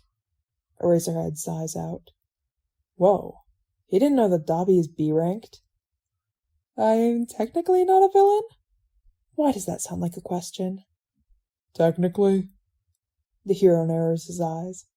Think, Izuku, what can he do in this situation? He carefully looks around, trying to find a way out. Oh, help me, Reaper! The second Eraserhead turns around. He opens Google to send his coordinates to Kurogiri. Wow, he feels like he's on Mission Impossible. When Eraserhead turns back, Izuku is in the process of jumping off the building into the swirling portal below and disappears, leaving the hero cursing after the loss of an important key to the villain world. Izuku lands hard on a polished wooden floor. He looks up to see Tomura snorting at him from a bar stool. Surprisingly, he isn't wearing his father today. Izuku rubs his chin lightly, hoping it won't bruise later. He's not familiar with the place he's in. He thought he would be brought back to the cafe, but he appears to be in a dimly lit bar. Where am I? He asks Kurogiri, who is wiping a glass behind the bar counter. I would love to say that you're in my bar, but my master wants me to say something else. Which is... Welcome to the League of Villains, bunny. Tomura cuts in, grinning at him. Oh, shit. You guys are the League? Izuku has been this close to the League this whole time? What do they want with him? Yes, we're truly sorry for not telling you our true motives. We wanted you to come to our hideout, which you said you wouldn't when I asked you last time. Tomura suggested kidnapping you, but that wouldn't gain your trust. Fortunately, you texted me, and we found our chance. Kurogiri explains. Izuku climbs on a stool to sit next to Tomura, processing everything. And why did you... I want you to join us, Tomura says seriously. You're very talented, and your analysis skill has blown my mind, bunny. You'd be a valuable asset. I really want you to be player 2 in my game. Izuku is absolutely ecstatic about the praises he receives. And isn't that alluring? But he knows he's not worth their time. They don't know the truth. That's nice of you to say, and thank you so much. But I'm also sure you can find a person with an analysis or intelligence quirk to work for you. Izuku declines after a moment. But I want you. Tomura raises his voice. Izuku recoils from the outburst. He can see Kurogiri looking at them with concern in the corner of his eyes. Izuku's eyes become watery as he holds back his tears. He can't stop what he's about to say. They need to know before they become disappointed in him. I'm quirkless, Tomura. I can't be useful to you. The only reason I'm at that cafe is because Mind Heist just... I don't know. It's only my luck that he found me that day. He could have found other people, and I wouldn't be here. He chokes back a sob. Nobody knows that he's quirkless, except Mind Heist and Dabi. Izuku tries to wipe away the tears, and braces himself for words that are laced with disgust. Or a portal under his feet to drop him into an ocean. Anything. But instead, Izuku feels someone wrap their arms around him and whisper in his ear. Hey, shh, it's okay, Bunny. Listen to me, okay? Did I say anything about your quirk at all? No. I'm always talking about you. I'm praising your skill, your brain.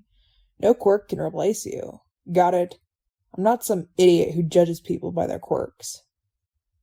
Izuku pulls back to look Tomura in the eyes, to find some lie or pity in them. He instead meets a sincere expression that he's never seen before. Right. I'm sorry for doubting you, Izuku whispers. But can I think about this first? Fine, Tomura says with dissatisfaction, but lacking any bite. Sensei said to be patient if you want something. I can wait for you as long as you join. Sensei? Izuku asks. Is Sensei the same person as Kurogiri's master? That would be me. A voice that screams, "Obey me or you die," speaks up from the small screen on the bar counter. Izuku stiffens. Tomura also becomes quiet. Kurogiri, send him here, the voice orders. A portal appears in front of him. Izuku has to stop himself from crying again, from fear, and slowly walk through the portal. Please don't kill him, Sensei, Tomura pleads. Of course, the voice chuckles. Izuku comes out of the portal, to find himself in another dimly lit room. He can hear some kind of medical equipment running. Then his eyes drift to the only person in the room. He's massive, almost as big as All Might, and he's wearing a black, expensive suit. There are various tubes coming out of his throat that connect to the machine beside him, and half of his face is covered in scar tissue. Come closer to me, Bunny, a powerful voice calls. Izuku slowly walks to him. He can't stop the subtle shaking of his body. You don't need to be scared, little bunny. Or should I call you little Izuku instead? He jolts in fear and surprise. How does he know his name? Anything is fine, sir. My, how polite of you. Let me introduce myself. My name is All for One, but I prefer to be called Sensei. What the fuck? All for One? Izuku blurts out, but quickly clamps his mouth shut. Oh? You know me? All for One asks in interest. I read about you before. The power to give and take quirks, and, I thought you weren't real. Well, I'm real and alive, but we can talk about that later. What does he mean by later? You're a great influence to my successor, Tomura. When he comes back from your daily meetings, he always has something interesting to talk to me about. He's somewhat more mature, thinking more before doing anything, and he has many more good traits that he didn't have before he met you. Izuku nods slowly. I can't force you to join the League. I can't bribe you with a quirk either. How did he? I have a quirk for that. Oh shit. Again, you can do whatever you want, but please, stay by Tomura's side, so we can grow to be a great leader. I can do that, Izuku agrees quietly. Of course you can. The supervillain chuckles and pats him on his hair, and then he's falling back to the bar. Tomura is in front of him immediately, looking relieved. The next thing he knows, he's back at the cafe. Tomura waves goodbye to him and goes back into the portal. Wow, he's still alive. What's up, boss? Your kid is good, Mind Heist. Huh, the great All for One already met him? Well, my successor is quite fond of him. That's great then. When I found him, I knew he was just gonna go far. You're never wrong. How's America? I managed to find 2 regeneration quirks, but I'm trying to find some mind quirks that would benefit you. You never said the specifics, so I'm just gonna find as much as I can. Thank you. I'll go now. Talk to you later, boss. See ya. And that is the end of Chapter 5. Author's notes. Since there's no drawing today, here's some facts instead. So what happened is that the League wants to recruit Bunny, but now they know that Bunny doesn't leave the cafe, and they can't kidnap him either. They can't go into the cafe and ask him because the other villain is pretty possessive. So they wait for an opportunity when he's alone, and they get it. When Kurogiri talked with Izuku, they didn't talk about USJ. They know about USJ when they break in with the reporters. The enemy that they're talking about is All Might, yes, but the other that wants to intervene, they refer to other heroes in future situations. Sorry for not including Dabi talking with Shoto, but I literally have no idea what to write. I struggled with that part for so long, I decided not to include it. You can just think your own dialogue. It can go like this. Dabi is sorry that he left, but he can't stay any longer. Shoto said he understands, but why does he never contact them? Dabi knows that he's going to be a villain, so he doesn't want them in his life, and he wants to kill Endeavor for revenge. The actual plot in my head, at first, is that Shigaraki kicks the cafe door open, and be like, who wants to join the League? Then I remember they actually recruit low-rank thugs to the USJ. And why would a known high-rank villain just go and attack children? And then there's capital B, Bunny, equals villain name, and then lowercase b, Bunny, equals pet name. Next chapter, Izuku gets in UA, not by being a student. Alright, and reader's notes for me. This was a fun project to do with a couple other podfickers. It's my first time doing a collaboration, and it's been really fun, so I would love to do another one of these in the future.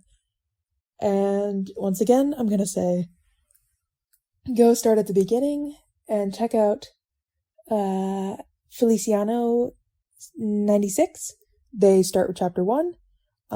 There should be a playlist somewhere. I will also link that below. And then every day a new chapter is going to be posted, and the next one is going to be up on Vic's Podfix. So go check them out as well. And thank you guys for listening.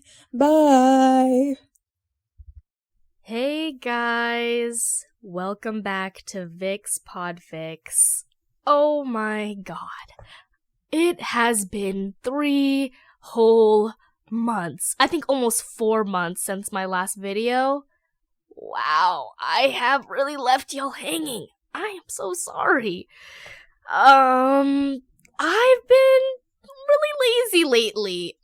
But I'm back with a brand new spanking video. And I'm doing something very different. I'm doing a collaboration podfic with like 12 other people.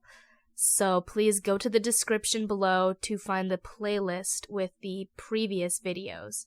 Because I'm only doing chapter 6 and then another chapter.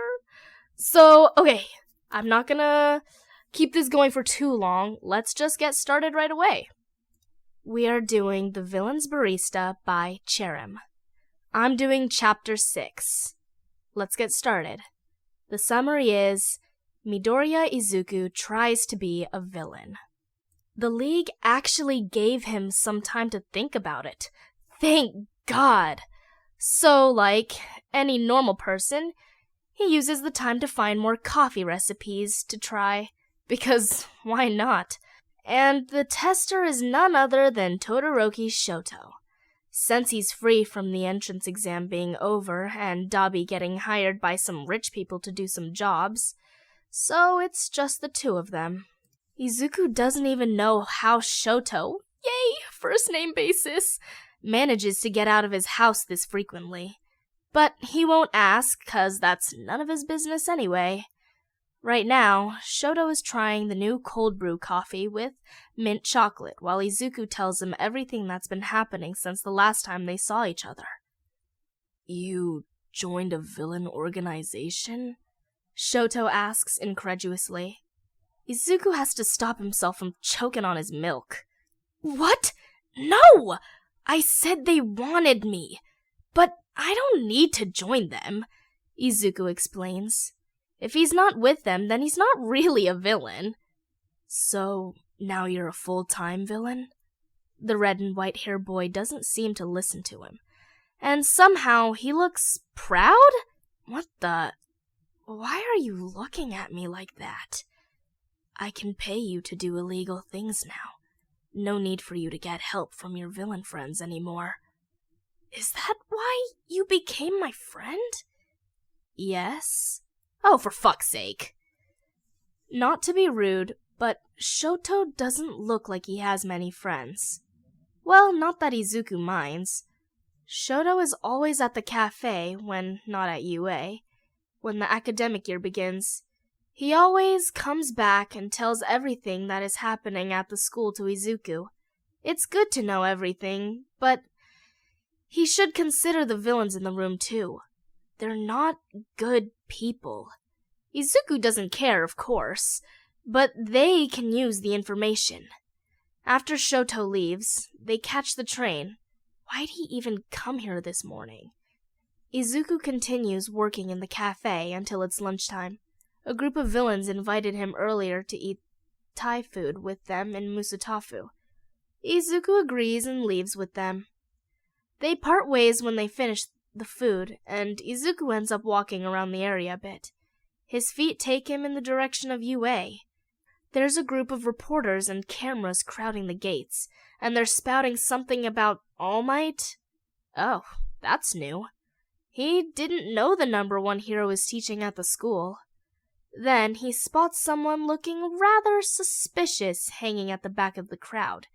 Izuku doesn't know why he walks towards the man, but suddenly there he is. He notices the grayish-blue hair peeking out from the hood. Tomura?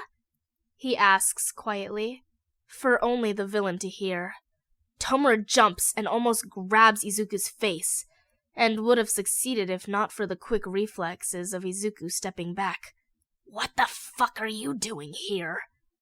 Can't I just live my life like a normal teenager? Izuku asks humorously.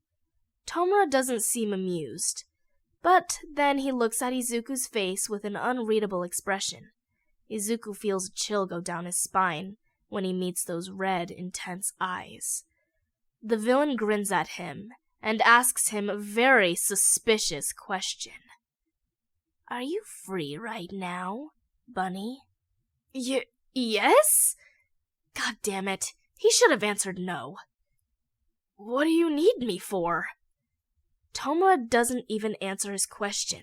He instead pulls Izuku's hood over his head, then grabs his wrist with 4 fingers. He drags him through all the people, and before he knows it, they're in front of the UA entrance barrier. Izuku watches in horror as Tomura lifts his free hand and touches the door. What are you doing? Izuku hisses in Tomura's ear. The guy doesn't bother answering at all. Tomura moves Izuku's still shocked body to the side, avoiding the excited reporters that are now rushing to get in the school. What the hell? Isn't that trespassing? Perfect, Tomura says happily as he proceeds to push Izuku through Kurogiri's portal. Wait, portal? When did that even appear? Tomura, where are we going? Please don't be what Izuku thinks it is. God, please. He doesn't want to go to jail. He still has a future. Tomura ignores him. When they walk out of the portal, Izuku isn't disappointed. They're in a hallway. A fucking UA hallway. They're gonna fucking die. Goodbye, Mind Heist's lovely cafe. We've been through a lot. Tomura just looks at him and snorts. He hears the school alarm go off and some chaos coming from the other direction. Come on. We need to hurry before the teachers come back. Tomura lets go of his wrist and opens the door of the nearest room. Izuku looks at the door's plaque and sees it reads, Teacher's Room. Izuku runs to catch up with him while observing the huge room. He can spot some of the teachers' desks. Present Mike, Cementos, Snipe, Eraserhead? He's a teacher! Tomura isn't interested in Izuku's astonishment. He's putting on gloves and carefully searching for something on the underground hero's desk. What are you doing? Izuku asks once again. hoping Tomura would finally answer after disregarding all his previous questions. Tomura doesn't look up and continues on the desk's drawers.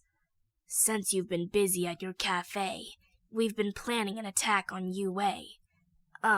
Actually, it's more of a plan to kill All Might. But you know that already. Yeah, Izuku hadn't had the time to visit them. And now you're looking for the hero class schedule. Oh, right.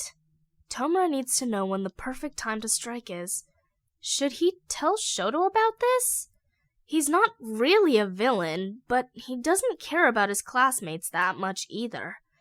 Well, Tomura doesn't even know that there is a hero student living in the cafe, and that they come to play games almost every day. Izuku's not going to tell either of them then. If you finish standing there, would you mind helping me find it? Tomura scoffs. Sorry, Izuku squeaks. He quickly walks to the drawer cabinet. Tomura throws him a pair of gloves before continuing looking through the folder in his hands. After what feels like an hour passing, but it's only a few minutes, he hears a growl of frustration from the man next to him. Where the fuck is this shit? You're too loud, Izuku whispers. The alarm sound is already gone, and Izuku is feeling increasingly anxious that someone will come in at any moment. Yes, any moment. And that moment becomes, unfortunately, now. What are you guys doing? A cold voice comes up from the door.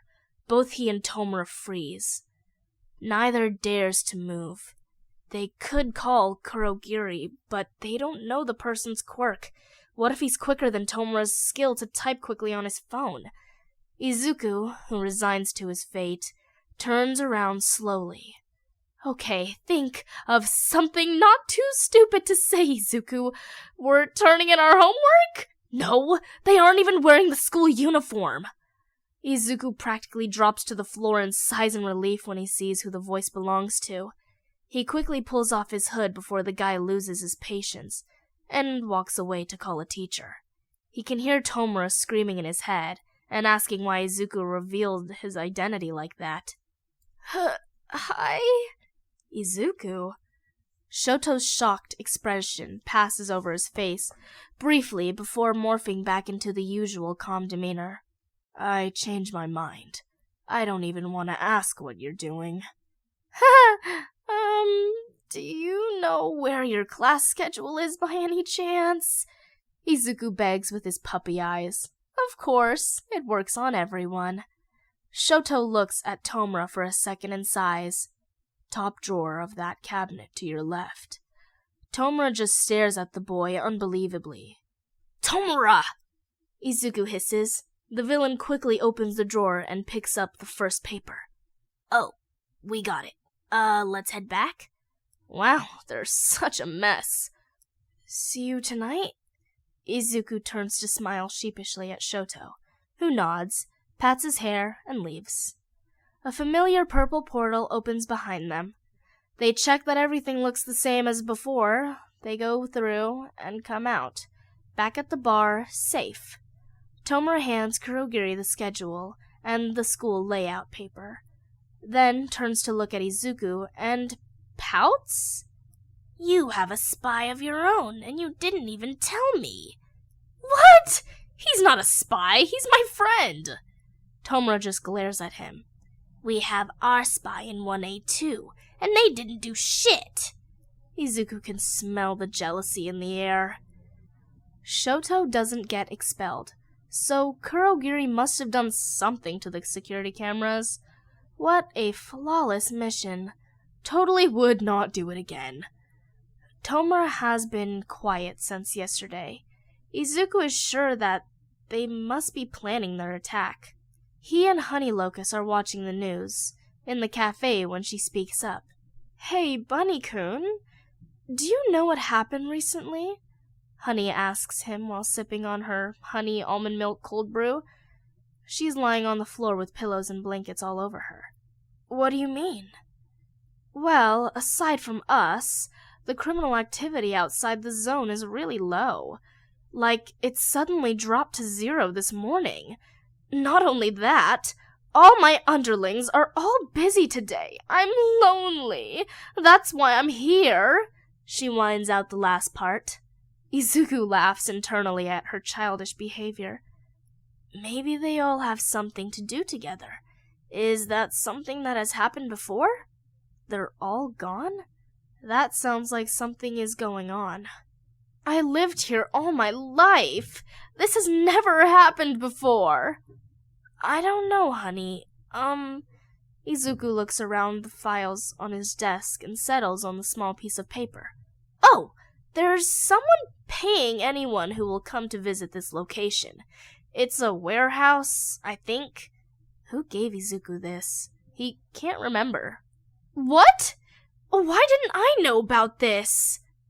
It's only been passed around to thugs. But, like, the underground talks about it. I'm not even caught up with the news. Izuku listens to her complain, but then he gets a notification from his phone. Tomura, alley next to your building.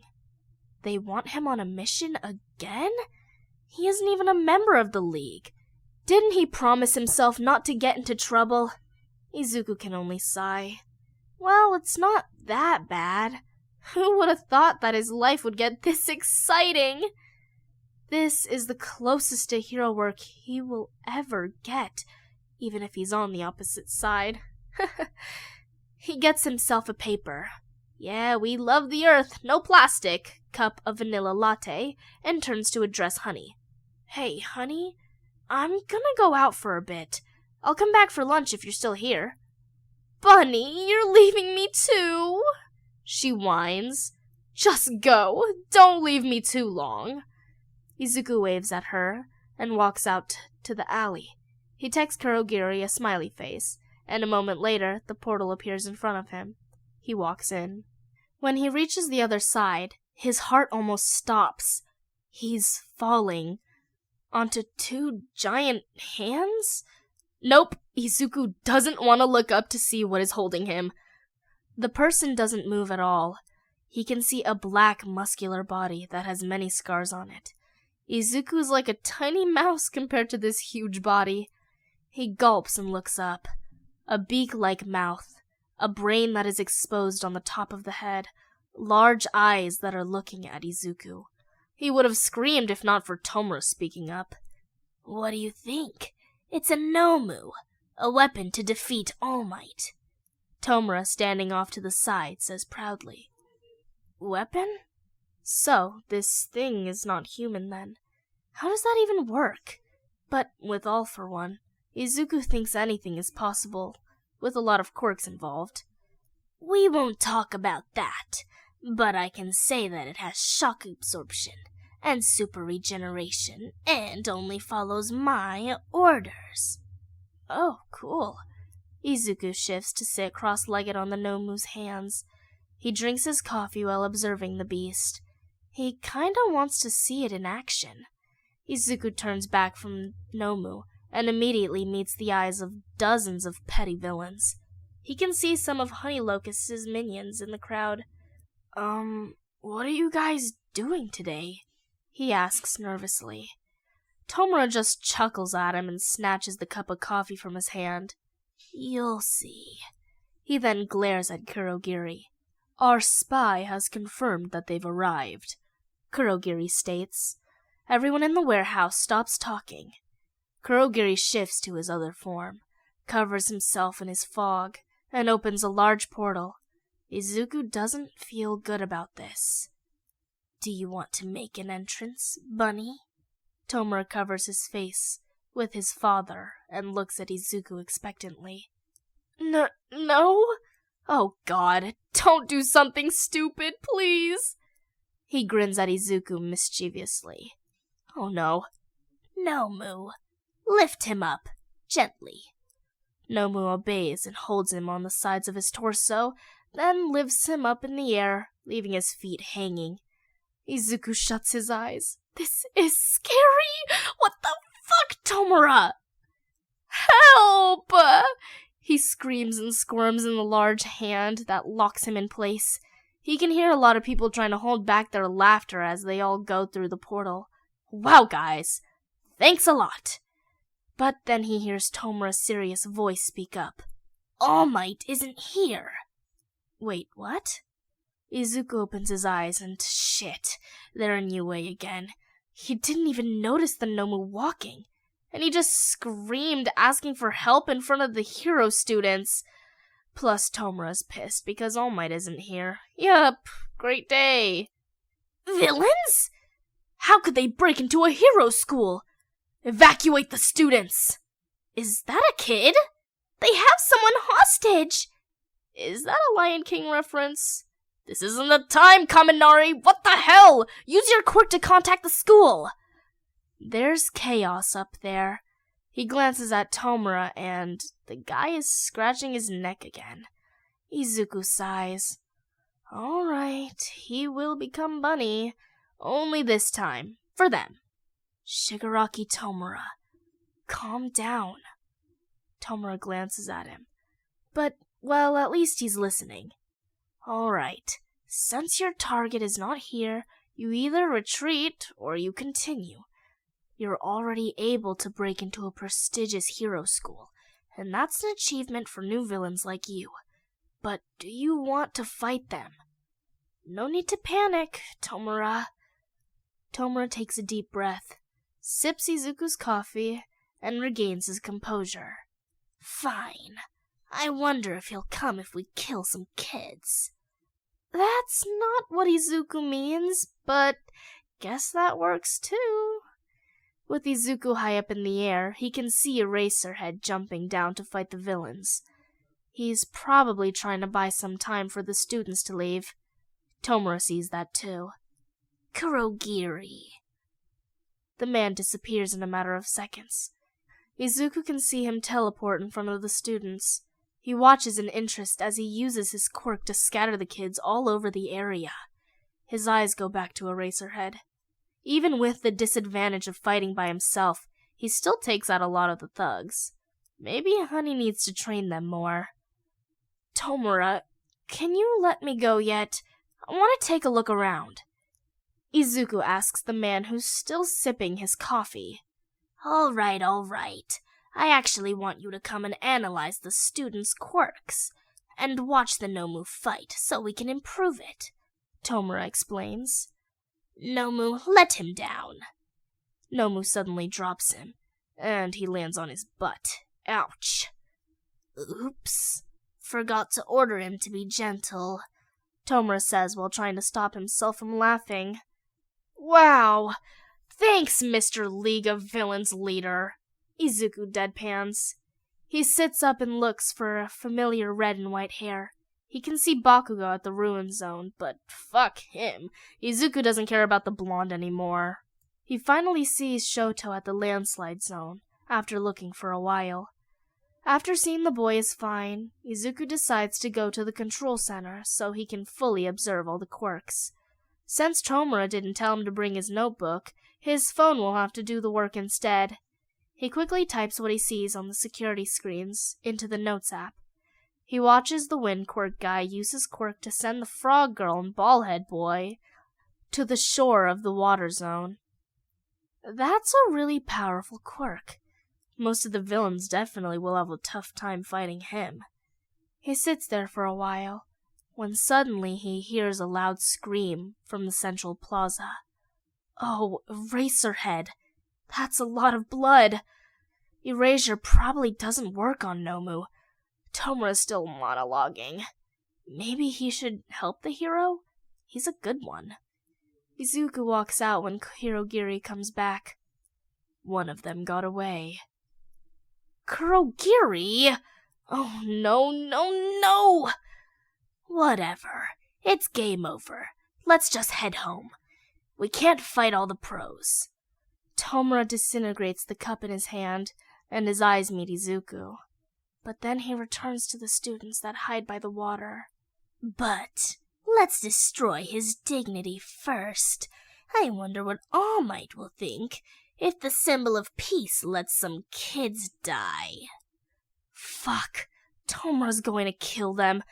Before Izuku can do something, Eraserhead uses his quirk, and the Nomu would have smashed him into the ground, if not for Izuku catching Tomura's eyes.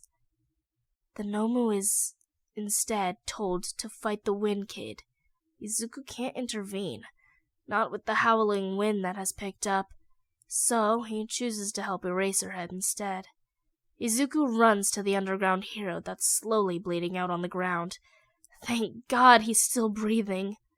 The hero is too heavy for Izuku to carry, so Izuku lets Eraserhead lean on his shoulder as Izuku drags him away. Luckily, Shoto, who managed to clear his zone all by himself, is now walking towards Izuku. "Hey, your teacher is hurt!" he shouts at his friend. "Thanks, Izuku's eyes widen in panic. Shoto clears his throat. I mean, let him go! He shoots his ice weakly for Izuku to dodge. Wow, great acting! Hey, get your teacher first! Izuku doesn't have the heart to throw a eraser at Shoto, so he just carefully hands the hero to his friend. Shoto just stares at him like, "Are you serious?" I'm gonna go now. Bye." He steps to the side to avoid Shoto's ice again, but before he runs back, All Might bursts through the main entrance. Shit. But luckily for him again, All Might sees that Eraserhead is with Shoto, so he goes straight to the Nomu. Though, the problem remains, Izuku can't go back to Tomura, or he's gonna get Texas smashed into the ground. Shoto looks so awkward, like he doesn't know what to do with Izuku. Don't move. I have a gun? Let's watch the number one hero fight our weapon. Is Izuku improvising? Of fucking course. Alright, he has a gun. Definitely can't fight him, Shoto mumbles to himself. The three of them watch All Might fight the Nomu. All Might soon becomes trapped in Kurogiri's portal, and the Nomu has a tight grip on his injured side. Is it supposed to be this easy? And at that moment, an explosion blasts in Kurogiri's face, and a powerful wind pushes the Nomu away. Oh, Bakugo should have attacked the Nomu instead. Izuku hadn't gotten a chance to see the regeneration aspect yet. Kurogiri gets pinned down by Bakugo, making Izuku frown. But Izuku can't do anything anyway. Tomura could think of a way out himself. Then a gruff voice speaks up. It's you again, kid. Eraserhead finally speaks up. Then he proceeds to cough out some blood. Why are you helping me? Huh? Oh, I don't... Todoroki helped you. I'm holding you guys hostage. Well, technically not. I just want to watch the fight safely, which is easier to do over here. The struggle here is real, guys. I saw you running to me. More blood soaks Shoto's clothes. Oh my god! Eraserhead, stop talking! You're gonna bleed to death! Izuku screams at the hero. Why does the school take so long to arrive? He turns to All Might and, damn, he really lives up to his name. He turns back to Eraserhead, who's watching him like a hawk. Plus Ultra! All Might shouts and sends the Nomu flying through the roof of the facility. Oh, guess that's a sign to retreat. Izuku waves at Shoto and Eraser, then runs to Kurogiri, who stands to the side. There you are. I'm starting to worry when I didn't see you. Kurogiri's mist flows out to hide Izuku from sight. He can see Tomura and All Might saying something to each other, and he can also see the smoke coming out of All Might's body. Huh, just like that day on the rooftop.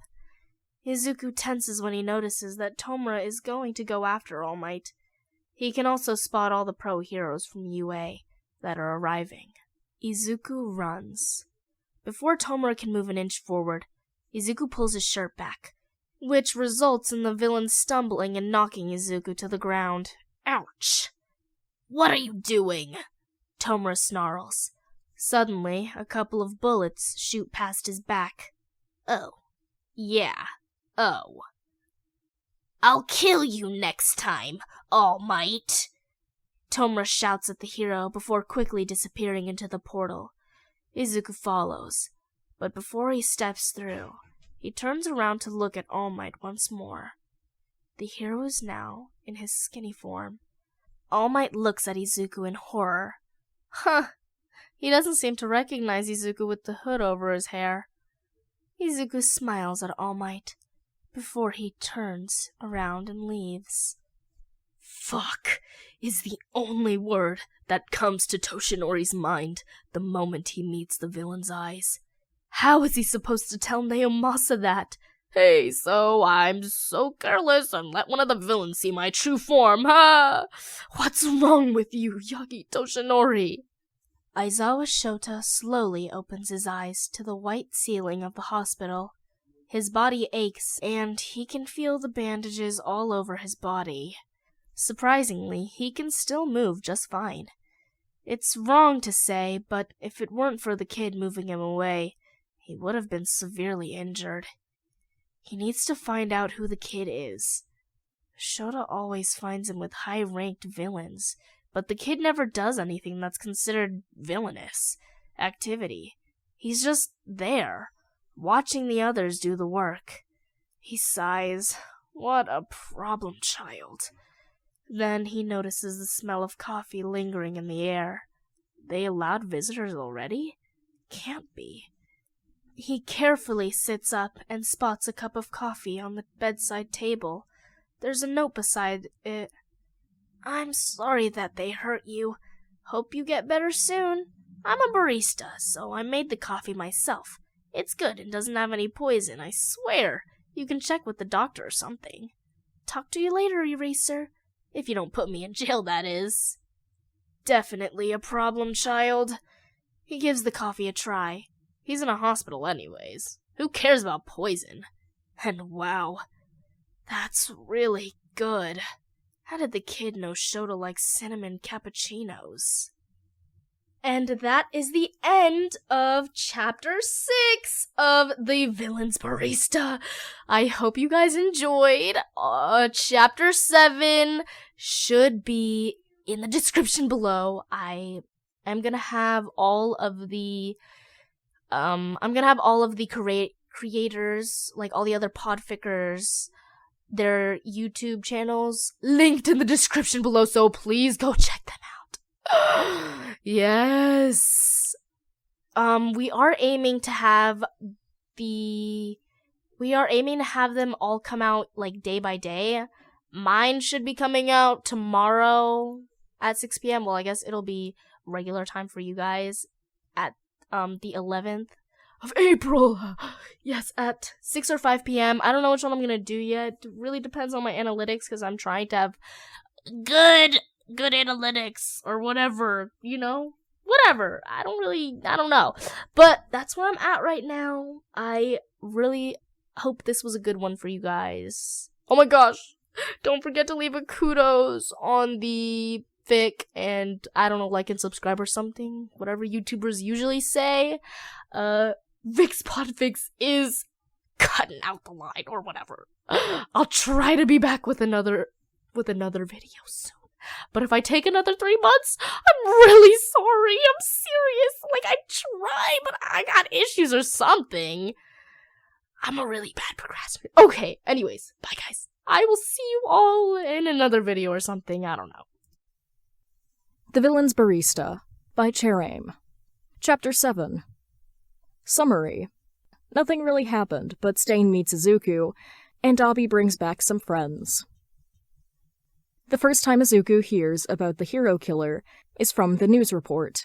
The USJ incident was kept under wraps by UA, so all the channels kept reporting about the murders instead. Izuku thought the guy was just like Reaper, a normal serial killer. But after a while, Izuku noticed that the guy starts getting really popular. Izuku is surprised. He does a little bit of research and finds that Stain has a very interesting ideology. Purge fake heroes and change current society, huh? Izuku isn't fond of killing, but if it isn't innocent people, then that's probably fine. he literally has Reaper around. The first time Izuku meets Stain face to face is around midnight in his empty cafe. He's supposed to be asleep, but he drank too much coffee, so he's killing time by reading through the hero forum while laying on the couch. He hears the door open, so he looks up from his phone. He isn't surprised when he sees Reaper, but the one that follows behind him makes Izuku's eyes widen. If his signature red scarf doesn't give it away, then the blood-covered katana definitely does the trick. Stain. 2 black coffees and a bandage if you have them, Reaper says from the door. Okay? Izuku gets up and begins searching for the first aid kit. He finds it and places the box on the counter. He's washing his hands to start on the coffees when he notices Stain watching him. Why is there a kid here? Stain asks Reaper, who starts bandaging his arm. Reaper just shrugs and continues what he's doing. Stain scowls, but doesn't ask anything more. Izuku finishes making the coffees and finds an old rag for them to clean their weapons off. He puts the items on the counter and backs off to watch the two in interest. Aren't they both solo villains? Izuku doesn't think they've ever worked with others before. The 2 men finish cleaning up before grabbing their coffees and departing, leaving Izuku alone in the cafe. That's the first time that someone's come in and didn't cause any trouble. Sorry, Todorokis, for him. Just the feeling of having existed in the same room as the notorious hero killer makes Izuku sweat. Stain had a malevolent aura around him, making Izuku fear making the guy angry. The duo starts coming for a coffee almost every night, and Izuku sees the news on his phone about each dead hero that pops up every night, right before the 2 come into the cafe. Yes, the blood on the floor that Izuku has to clean up is the hero's blood. If the 2 continue like this, hero society is gonna crumble because they're too low on heroes. Do you know that you're quite famous on the internet, Stain-san? Stain looks at him weirdly, because yes, this is the first time Izuku has spoken to him. Really? I don't have time to check that. Can I say something? Izuku asked nervously, fiddling with the straw of his drink. Go on. You're influential in some ways. Like they kind of admire you for taking down fake heroes. You can use that to your advantage. You can change society that way. 'Cause people will listen to you. Izuku glances at the man, and he seems interested in what Izuku is trying to say. But, you and Reaper have just been killing random heroes recently. People will probably see that you're just another murderer on the street, and your supporters might not like that. My point is that you can use the way they idolize you to prove your point by killing only the total fake ones. You're criticizing who I kill? That's definitely a statement, not a question. Izuku gulps and nods meekly. Stain doesn't say anything for a moment. The tension cuts through Izuku's poor heart. He goes to open his mouth to apologize for meddling when he hears Stain laugh. The man chuckles to himself, and Izuku, standing there, doesn't know how to respond. What an interesting kid you are. Stain muses. Izuku blushes in embarrassment, and goes back to his analysis work. They don't talk anymore afterwards, but Stain reads over his shoulder the weaknesses of the hero Izuku is currently analyzing. After a while, Stain and Reaper leave like they always do. Izuku feels like he should get an achievement for talking to the man. Apparently, after talking to each other a few more times after that, more like debating on which heroes are fake, Izuku manages to become Stain's favorite person.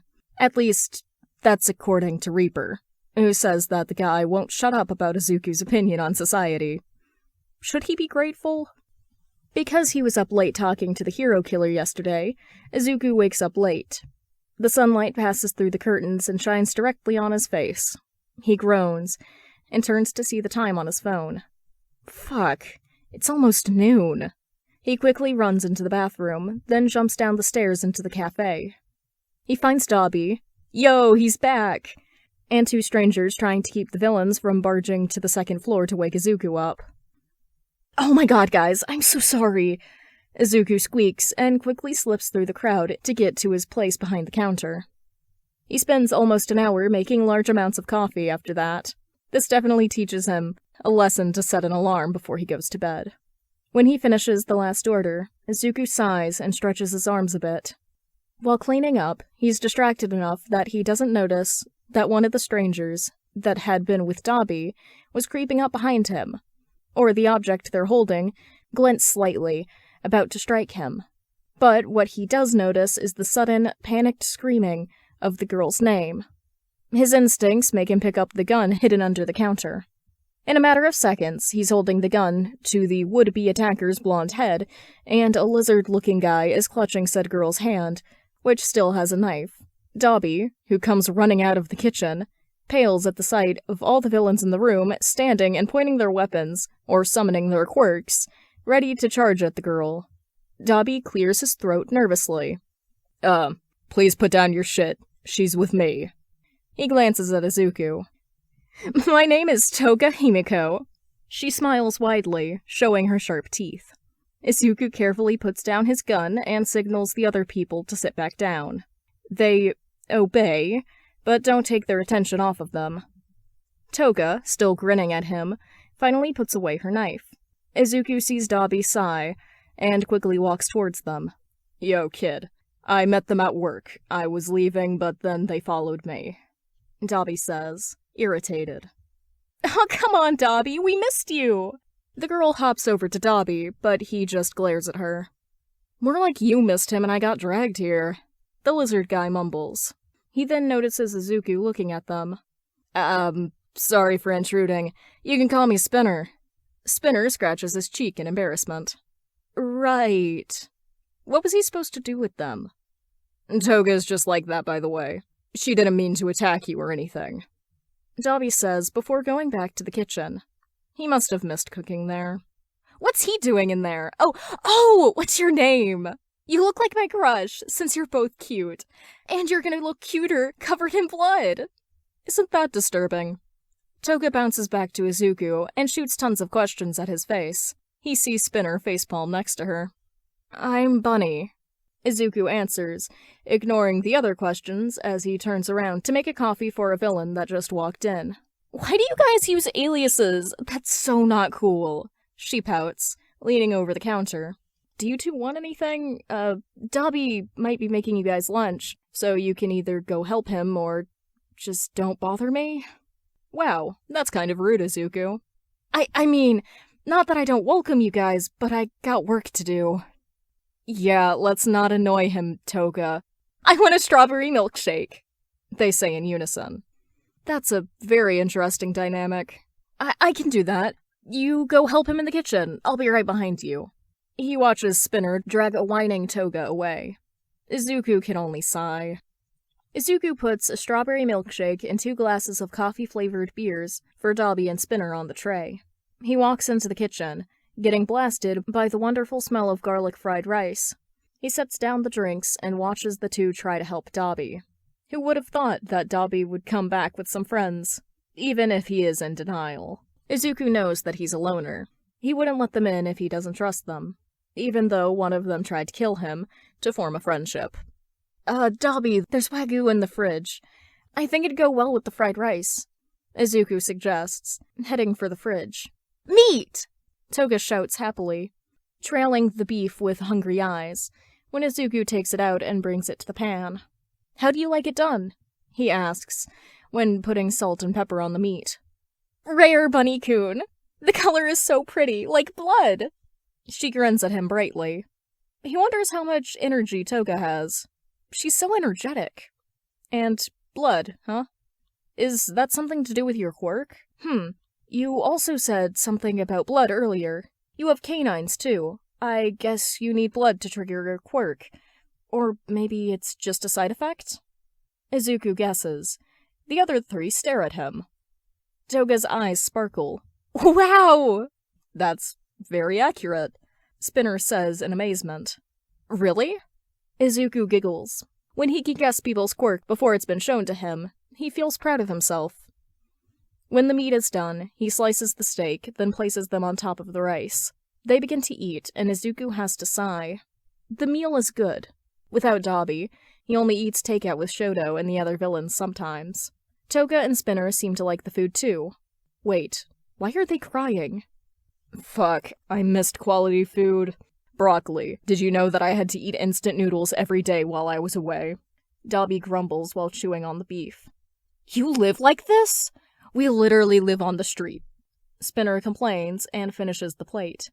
Can I have more? Of course! Izuku replies in surprise. He then turns to Dabi. Where did you find these guys? We got hired by the same person, and we kind of have the same interests. So we started talking, I guess. And now they won't stop bothering me if I ignore them. Hey, I didn't bother you, Toga did. You were literally standing right next to her. Izuku watches them argue in amusement. He's glad that Dabi found someone else to hang out with. Oh, come on, Dabi. When the word stain comes out of my mouth, you start talking back to me. Toga smiles at the fire user.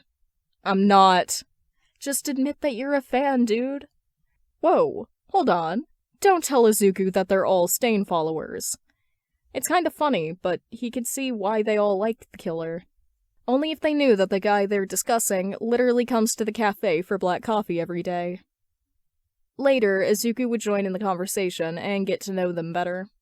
He may not realize it, but his new family is growing bigger every day. Your fans are really something, Akaguro-san. Izuku says when he reads the text that Spinner just sent, with an article about Stain's change in hero victims. With some convincing speeches from Izuku, Stain now only goes after heroes that have a bad reputation, not some random hero he finds in an alley, and declares them as fake. You know I don't care about them, Stain says dismissively. I know, but he kinda lives with me, and his friends are also gushing over you. Toga learned your knife skills, and Spinner's costume is just a cosplay of you. He then tells the killer all about the 3 fans Izuku knows and sees every day. Do your friends know that you talk about them behind their back? Stain asks in amusement after Izuku finishes his story. They don't even know you're here. Maybe you should have a fan meet or something. Izuku muses. Why should I do that? I'm just kidding, but consider. We're back, Izukan! Oh shit. He thought they would be back tomorrow. Stain doesn't look interested in leaving. Guess it's their lucky day then. Even though they're all villains, Stain is very hard to catch. He never really associates with other people. They only see a glimpse of him, and then he's gone. Which is why the 3 of them freeze at the door when they see who Izuku is currently talking to. Izuku, who's wiping blood off Stain's katana, waves at them from the stool he's sitting on. Spinner is the one who breaks the silence. Is that Stain? His finger trembles slightly when he points at his idol. Toga looks like she's about to jump, or throw a knife at Stain, but she holds herself back. She couldn't look happier. Dabi just gapes at Izuku. Izuku smiles innocently at them. Welcome back, guys! Oh my god, can I scream? Stain! Ah! I think I'm gonna cry. Am I dreaming right now? Can you stab me, Toga? Izuku bursts out laughing, and Stain snickers quietly. You're your fan, Stain. Time to be a good idol. Izuku smirks at the killer. Stain sighs as the group tries to regain their composure and confidence. But once they do, they talk seriously about his ideology and how it inspires them. Stain's attention increases immediately. For the next hour, Izuku listens to them talking, and he thinks Stain definitely likes them. When did you meet Stain? I almost had a heart attack seeing him with my own eyes. I knew him before I knew Toga and Spinner. You let me fanboy over him and then go tell the guy? Why not? Fuck you, Broccoli. Stain seems full of pride, talking with the younger generation to change the current society. Good for him. Stain even agrees to spar with Toga, and the 2 boys go with them to watch. That leaves Izuku with Overcast and Umbra, who just came back from the south. But they then give Izuku a gift. You got me a UA Sports Festival ticket? Izuku can't help but jump in excitement. Overcast chuckles at him. Yep. Don't ask how I got it, though. It's top secret, bunny. Overcast hands him the ticket and stands up to grab his iced Americano. See you later. He then leaves with Umbra to do some business. Not only does Izuku get to see so many quirks, he gets to cheer on Shoto, too. Maybe he can surprise Shoto. They don't hang out much lately because Endeavor wants to train him to win the tournament. Fuck him. Izuku wants him gone from his friend's life. Hopefully he can find Endeavor and prank him. Should he bring someone with him? All of his friends are well-known and wanted criminals. Guess he's going alone then.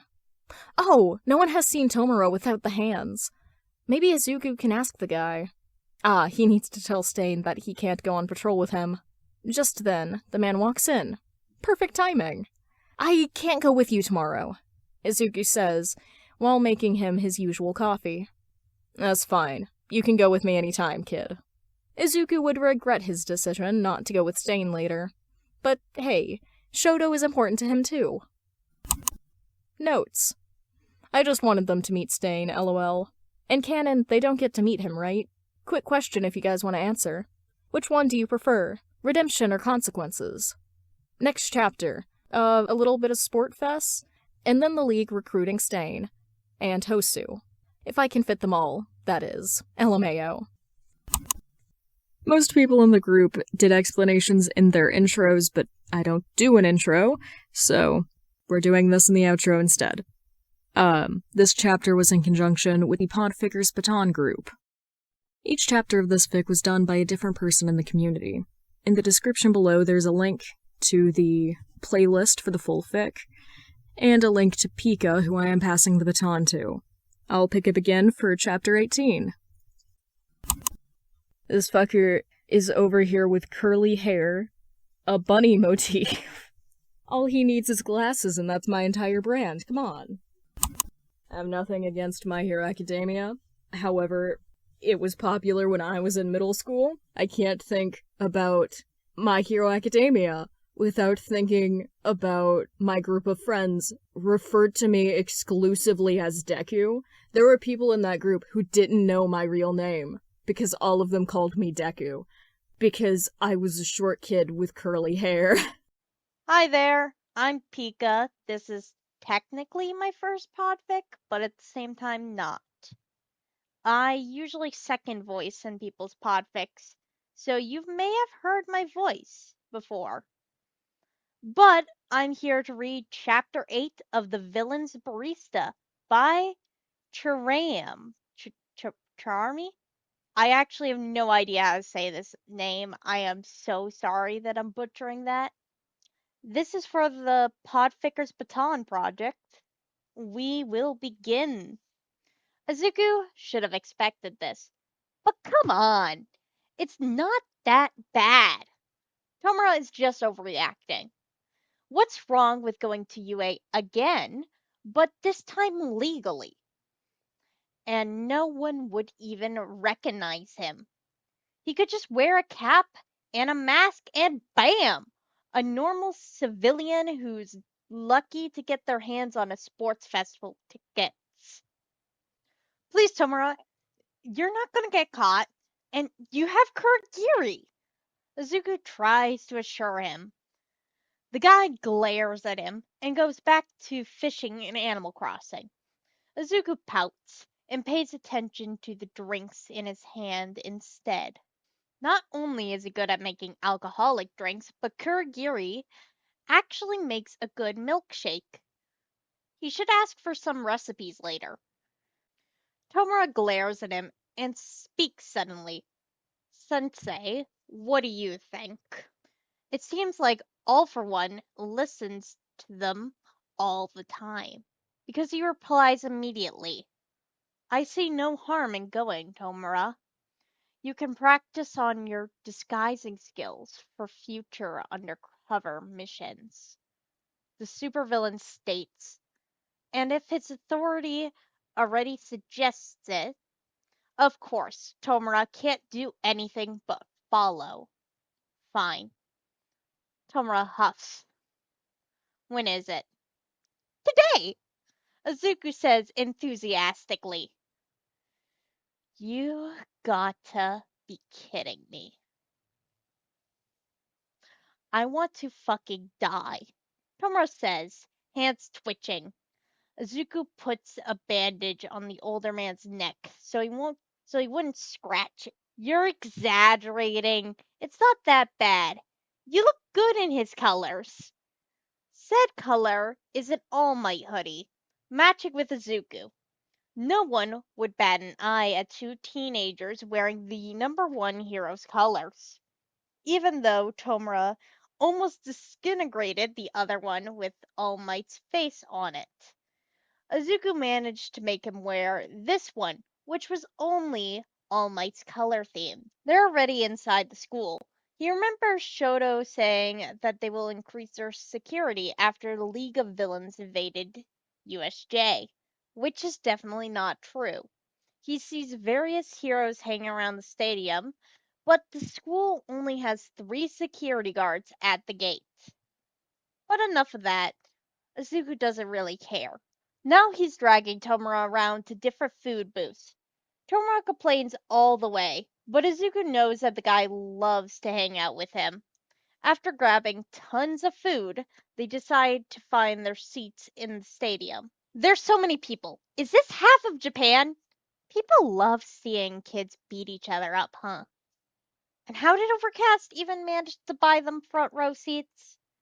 You're mumbling, Tomura says while eating his takoyaki. What? Welcome to UA Sports Festival. Geez, Present Mike is so loud. Is he using his quirk? Tomura shouts at him. Talking normally definitely wouldn't be heard over the blonde's booming voice. I think he's just as loud, Zuko shouts back. They obviously will need some honey lemon tea for the sore throat they're bound to get after this. Hero Course, Class 1A. The class walks out into the field. The stands are screaming and cheering at the kids. People are excited to see the class that survived a villain attack. He can spot Shoto, but his friend can't see him. Izuku ignores what Bakugo says into the mic for his speech and eats his omagiriyaki instead. He looks up when midnight announces the first event, which is an obstacle race. Okay, time to predict what will happen.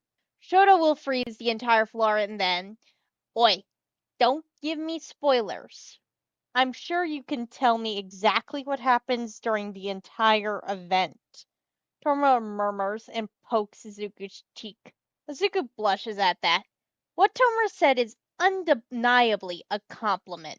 Sensei once told him that his analysis skills can be expanded into predictions if quirks are involved. Like if he analyzes a person's quirk for long enough, he could guess which moves they'll use without even needing to see them first, which is really cool. Back to the race. The school must have spent a lot of money on this festival. There's like 10 giant robots on that course. And is that a minefield? Azuku watches in excitement, the whole time while Tomura finishes all the food. Is it that boring? Isn't the villain supposed to be observing the kids? Azuku remembers vaguely that he plans to do something with Class 1A again. Whatever. He's just here to enjoy the moments that Shoto is in first place, which is all the time. Azuka decides Endeavor would be better off dead. When he sees Shoto's distressed expression, he just wants to trip the man or maybe drop a bucket of water on him or something. He can't do anything too extreme. He really doesn't want to get in trouble. And if Izuku wants something, he's gonna get it. With the power of technology, he's able to locate the exact location above Endeavor's head. The man is still shouting something in his friend's face, so Izuku texts Kurogiri to prepare a bucket of water with a lot of ice in it. Oh wait! This is just like the ice bucket challenge! When the text is sent, he tries to catch Shoto's attention from the spot behind the water dispenser. Shoto probably wouldn't read his text. What if he jumps up and down and waves at him? Wow, that sounds stupid. But it works! Shoto stares at him with wide eyes briefly before quickly turning back to his father, so it doesn't look suspicious. Kurogiri, the kind man he is, doesn't ask questions, and does what Izuku tells him to do. He can see the moment Shoto's eyes widen again when he spots the familiar portal opening just above his father's head.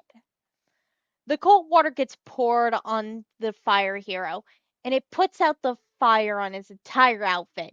Endeavor stills, and Izuku chooses that moment to dash in, picks up Shoto bridal style, and gets the fuck out of there as quickly as possible.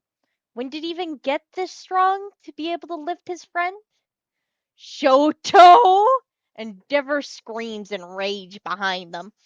But Izuku doesn't look back and instead finds a place to hide, which ends up being a restroom stall. Nice. He's panting heavily and trying to catch his breath. He feels someone tap his shoulder, and he looks up to his left to see Shoto blinking at him. Right.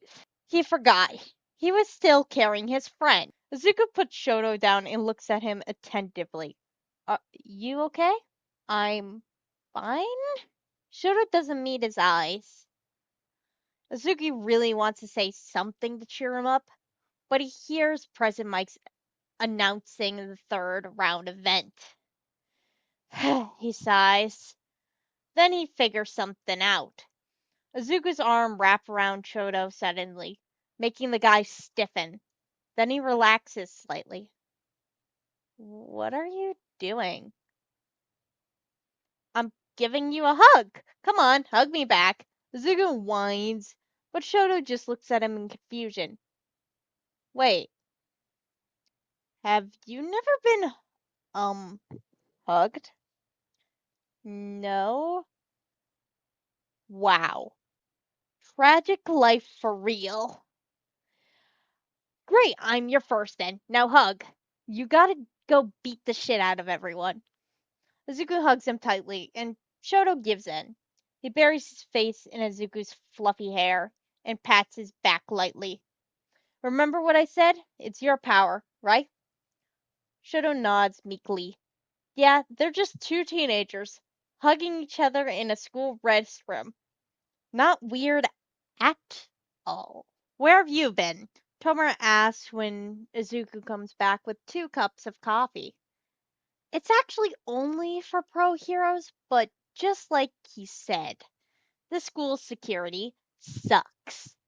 He ran in the room, grabbed the coffee, then left without any problems. He hands 1 cup to the villain and takes a gulp from his own. Ew, it's disgusting.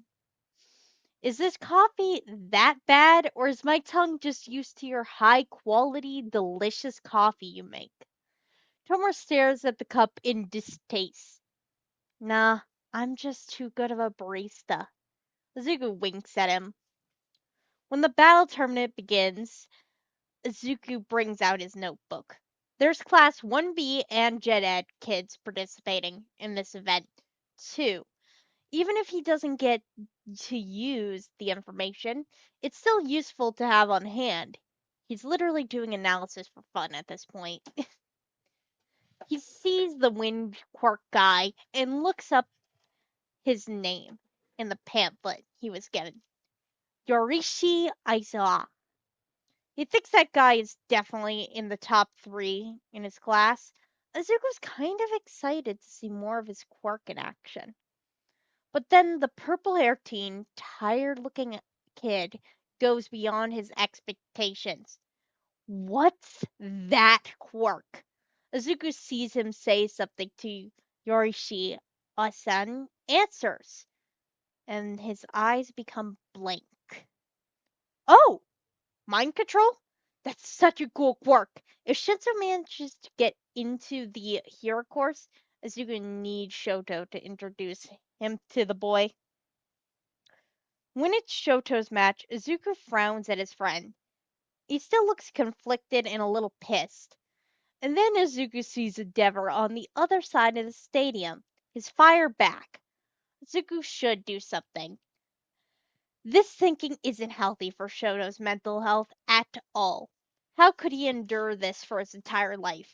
He should add the downfall of Endeavor into one of Dabi's or Tomura's plans.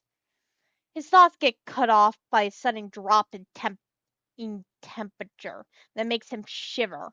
A massive pillar of ice that almost covers the entire arena appears, completely immobilizing Sarahanta.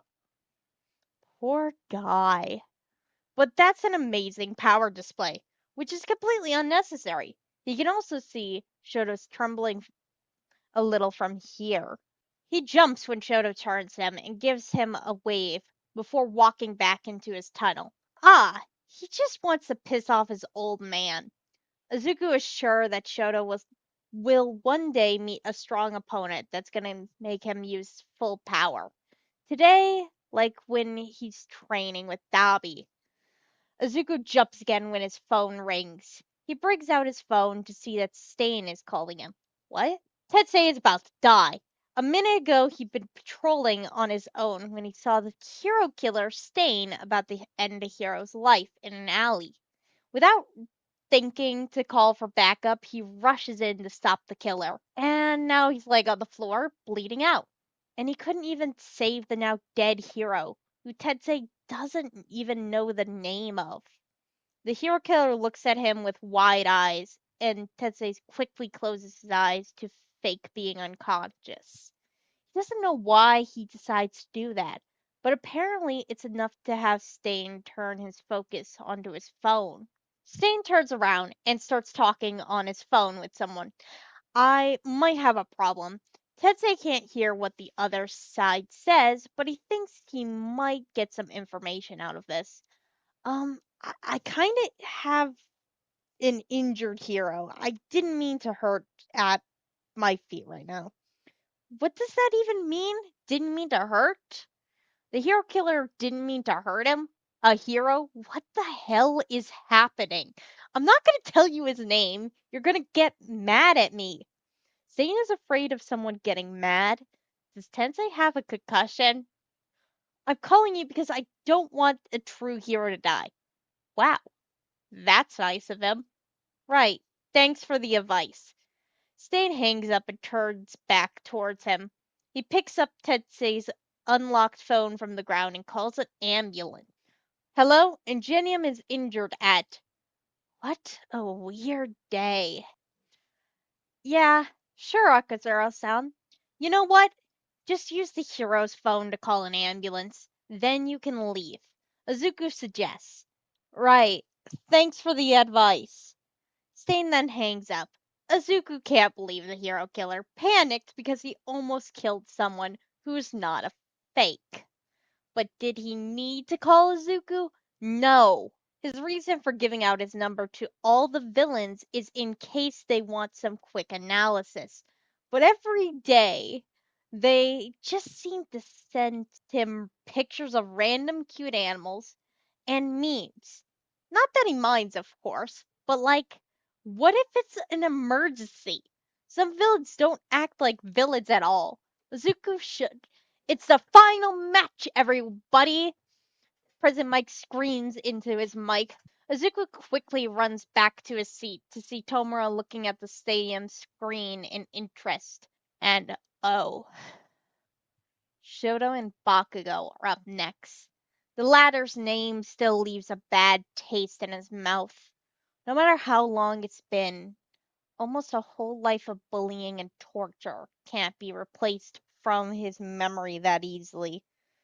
This is not personal, but he hopes Shoto wins. God, Izuku wants to wipe that arrogant grin off Bakugo's face. Shita would have been perfect match with a guy like that. He's perfect, isn't he? Tomura's eyes sparkle. Who? Bakugo? Powerful quirk, shitty personality, and attitude. You should have seen the way he beat the Gravity Girl. That's a villain in the making, Bunny. Well, he is, but he's more like another Endeavor.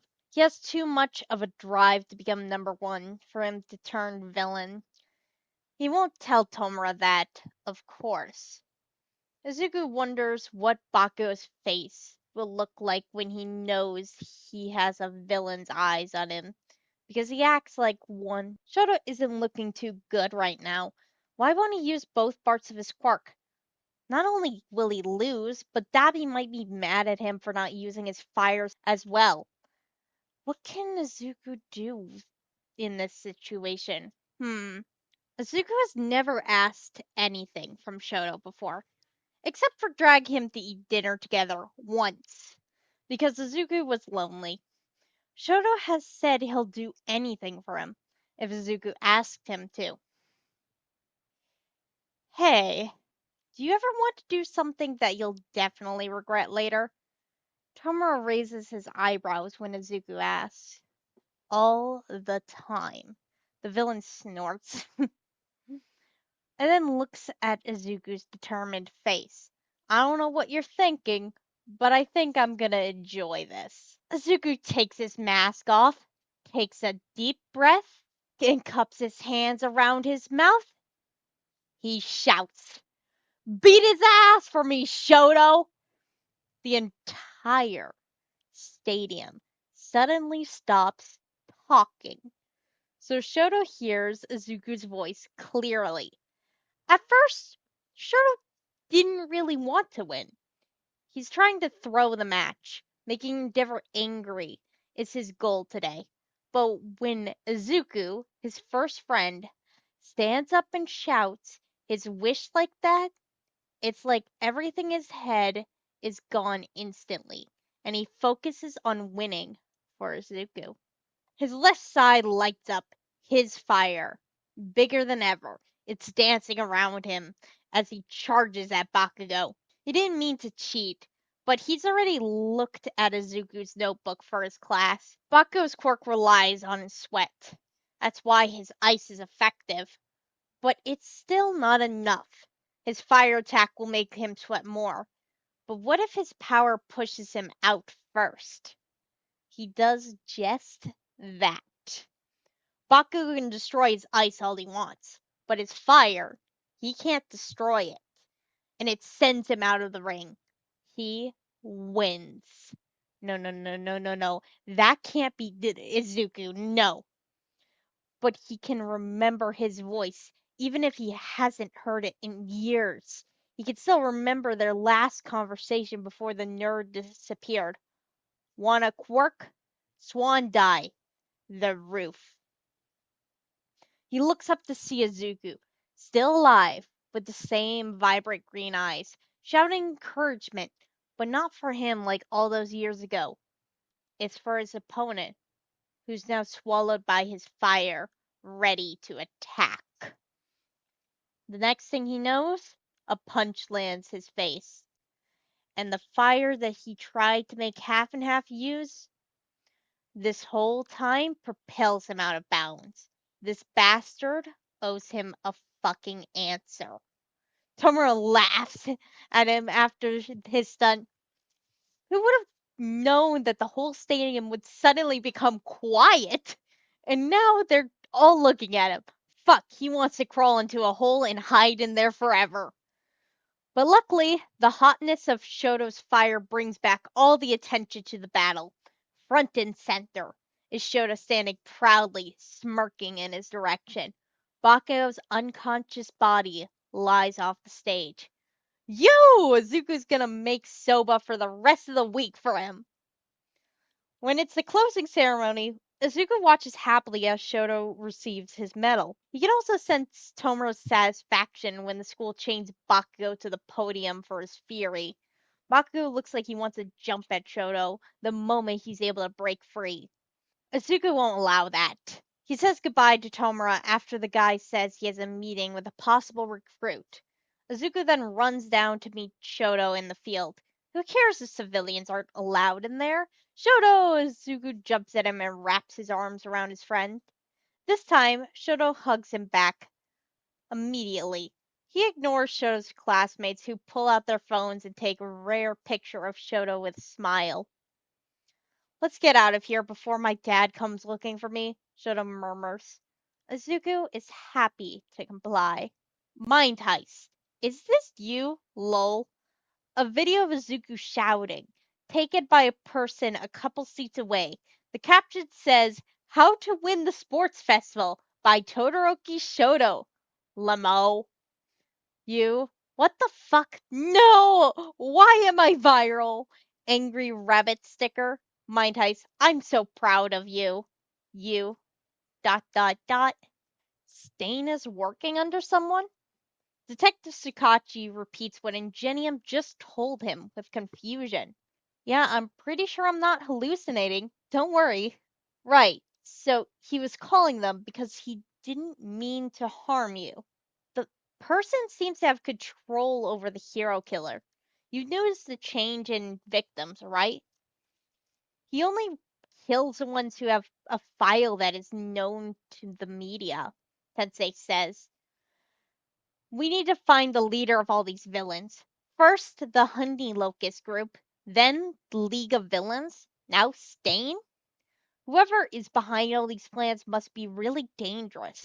We need to find some connections to all of them. Izuku sneezes. And that's the chapter. I am also going to say this fic does have art in it. I don't know if anyone else is going to mention this, but it does have art, and a lot of it. I recommend going to check it out. The fic should be in the description as long as I remembered, along with the permission statement, all that jazz. The Villain's Barista by Chiraim. Chapter 9. Summary. This chapter consists of a meeting of villains, a bird, once more bird, and a burning city. Ingenium's career is over. Hero killer strikes again. What the fuck? Izuku stares unbelievably at the headline on his phone. Didn't they just talk about the Ida family like a few weeks ago? You know what? No coffee for Stain today. Stain and the other villains will know better than to break Bunny's agreement.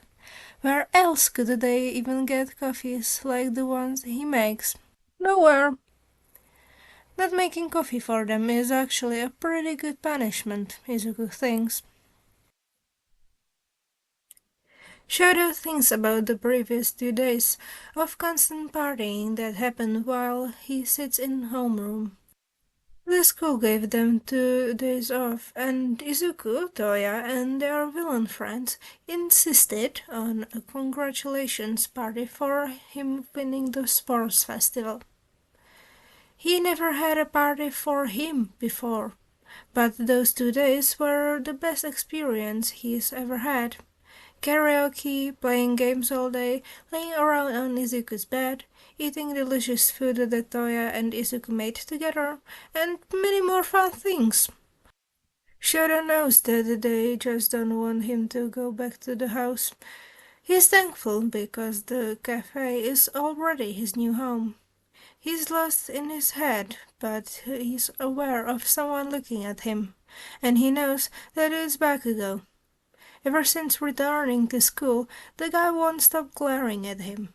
He glares even harder when Aizawa-sensei shows the offers everyone got from pro heroes, which Shoto ends up getting a lot more than him. Shoto knows the history between Izuku and the blonde, which reminds him too much of his father, who values power over everything else.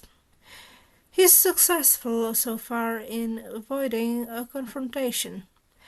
He can see Bakugo trying to corner him, but he doesn't hide his intense aura that radiates off him, so Shoto can slip from his sight easily. He usually sits with Yaoyorozu during lunch. She's a great company who doesn't push him too much into talking with her. Sometimes Jiro joins too, but today Bakugo and his squad end up all sitting beside their table and try to have a conversation with him. "Whoa, Todoroki-kun! Your bento looks so good.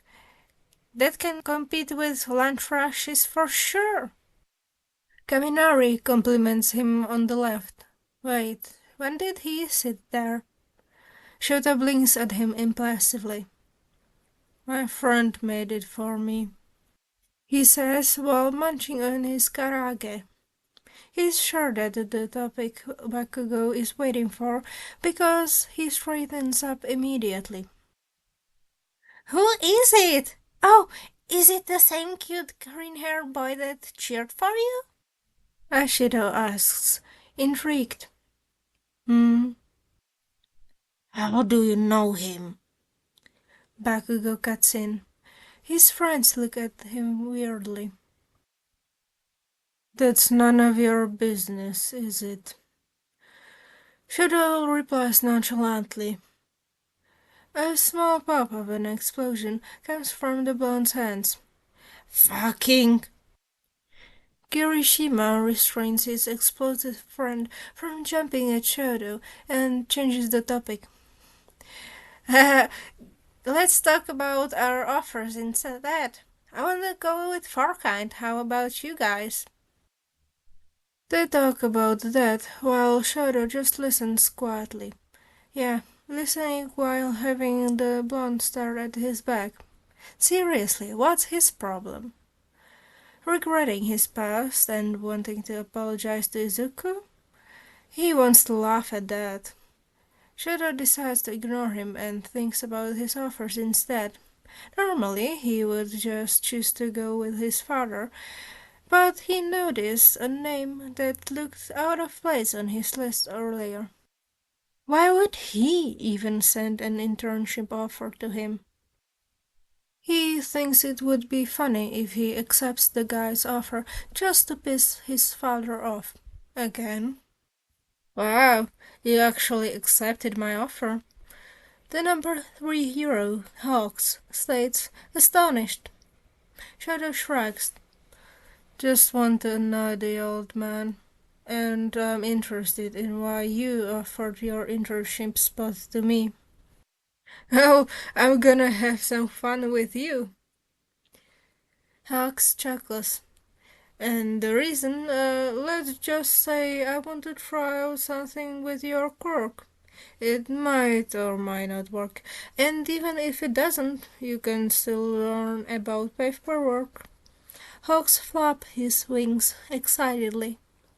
Tokuyami and Dark Shadow, who also accepted the Hawks' internship offer, blink dumbly at them and decide to look around the agency with one of the sidekicks instead. Hawks only offered it to them because they both are birds anyways. So, what do you have in mind? Shadow asks, wanting to get this over with. Their quirks don't have any similarities, so interning with the winged hero won't benefit him that much in terms of his quirk ability. But he might get some knowledge about hero work. I was watching your final match, and when you burst out in flames, which was so cool by the way, and it got me wondering if you can control the fire that exploded out from you to look like wings. Like Phoenix. That could be your hero name. It's like listening to Izuku ranting about quirks, but less pleasant. Okay. Fire wings? That can be an intimidating technique, but you will also look 10 times cooler. You probably can't fly, but oh well, let's just get to work, buddy. Not waiting for his answer, Hawks drags him inside a training room. This internship looks promising. He can't believe that Shoto actually chose Hawks. But hey, he should live his life. Izuku's been working at the cafe and helping at the bar recently. People in the bar are very different from the ones in the cafe. There's a variety of villains there, from lower-life thugs to some dangerous assassins. Izuku is there as Bunny, so he gets to analyze many new quirks for them. He's so popular that within an hour he's able to get almost enough money to buy a mansion. He sometimes brings his coffee for the clients too. Izuku didn't tell them that he'll be visiting their hideout today. He doesn't want to bother Kurogiri to open a portal for him, so he walks with his cardboard box that he cuts holes in to make a temporary tray to carry all the coffee. Wow, he looks like a delivery boy. He makes sure no one is around, then knocks on the bar door. He waits for a while, but nobody comes out. Well, he's just gonna walk right in. It's not like some random person would knock on the door except for him. He sticks his head in the room and gapes at what he sees. It looks like he's interrupting some meeting. Should he even call it that? At the sports festival, Tomura said he'd be meeting a possible ally later. And a while ago, Stein told him that there's a group seeking him out. So both guys were talking about the same thing then. Stein has a knife by Tomura's throat, and Kurogiri is out of commission. They both can move from Stein's quirk. Maybe he should leave and come back later. Nah, he's a good friend. Let's intervene. Hey, what are you guys doing? 3 sets of eyes are on him immediately. 4 if you count all for one, because that guy's always watching. He hops past Stein and Tomura on the floor and sets the coffees on the bar counter. Kurogiri's mist flickers nervously. Tomura tries to get away at that moment, but fails when Stein takes out another knife and stabs it on the wood floor next to the villain's hand. Izuku grimaces. Bunny, what are you doing? Get out! There's a fucking murder on me, and you're greeting us? Tomura shouts at him. Izuku can see the fear in his eyes behind his father. Stein blinks at Izuku and decides to get off of the League's leader. He collects his knife and then walks to grab a black coffee from Izuku. You're with the League of Villains? I thought you wouldn't join any group, he states. I'm not in the League, just hanging around.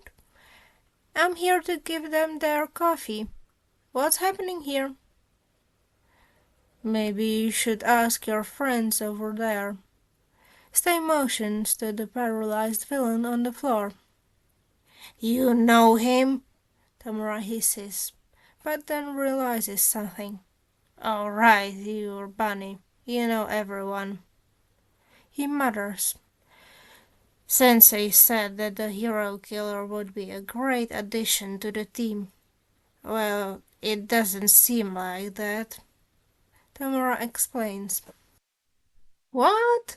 I think your guys' goals are kind of aligned though. Rebuilding society, right? That's literally the same thing, Izuku states. Then he adds unsurely. But different methods? They do not, Bunny. The League of Villains don't have a conviction. Kill All Might, then what? You can't go far if the only thing you do is destroy what you don't like. Stein says. You're describing yourself, Stein. And I'm not only killing All Might.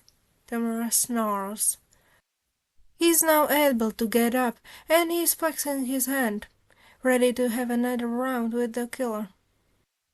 Wait! Izuku puts himself between them. He doesn't have to do this, but it's better if they're on the same team, you know. Okay, let's think a little bit.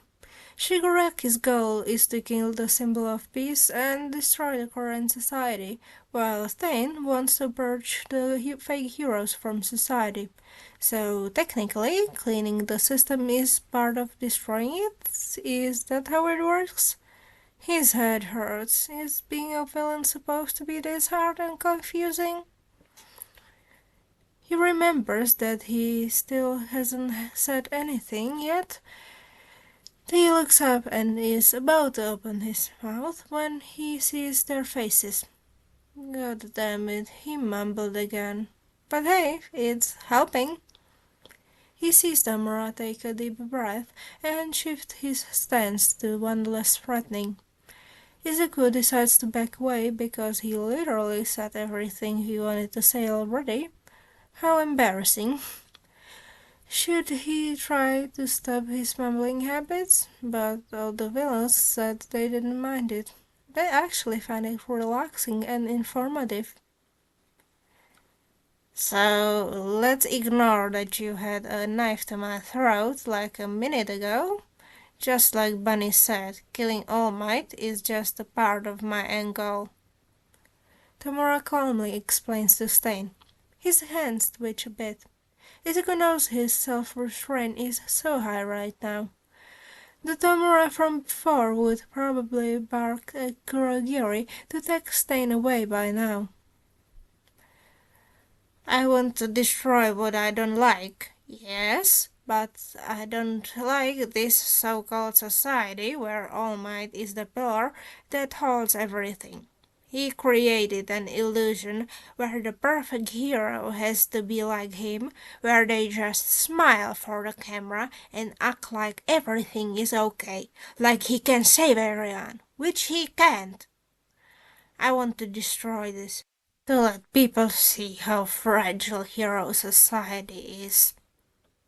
That's right. No hero helped Tamura before. That's why he became what he is today.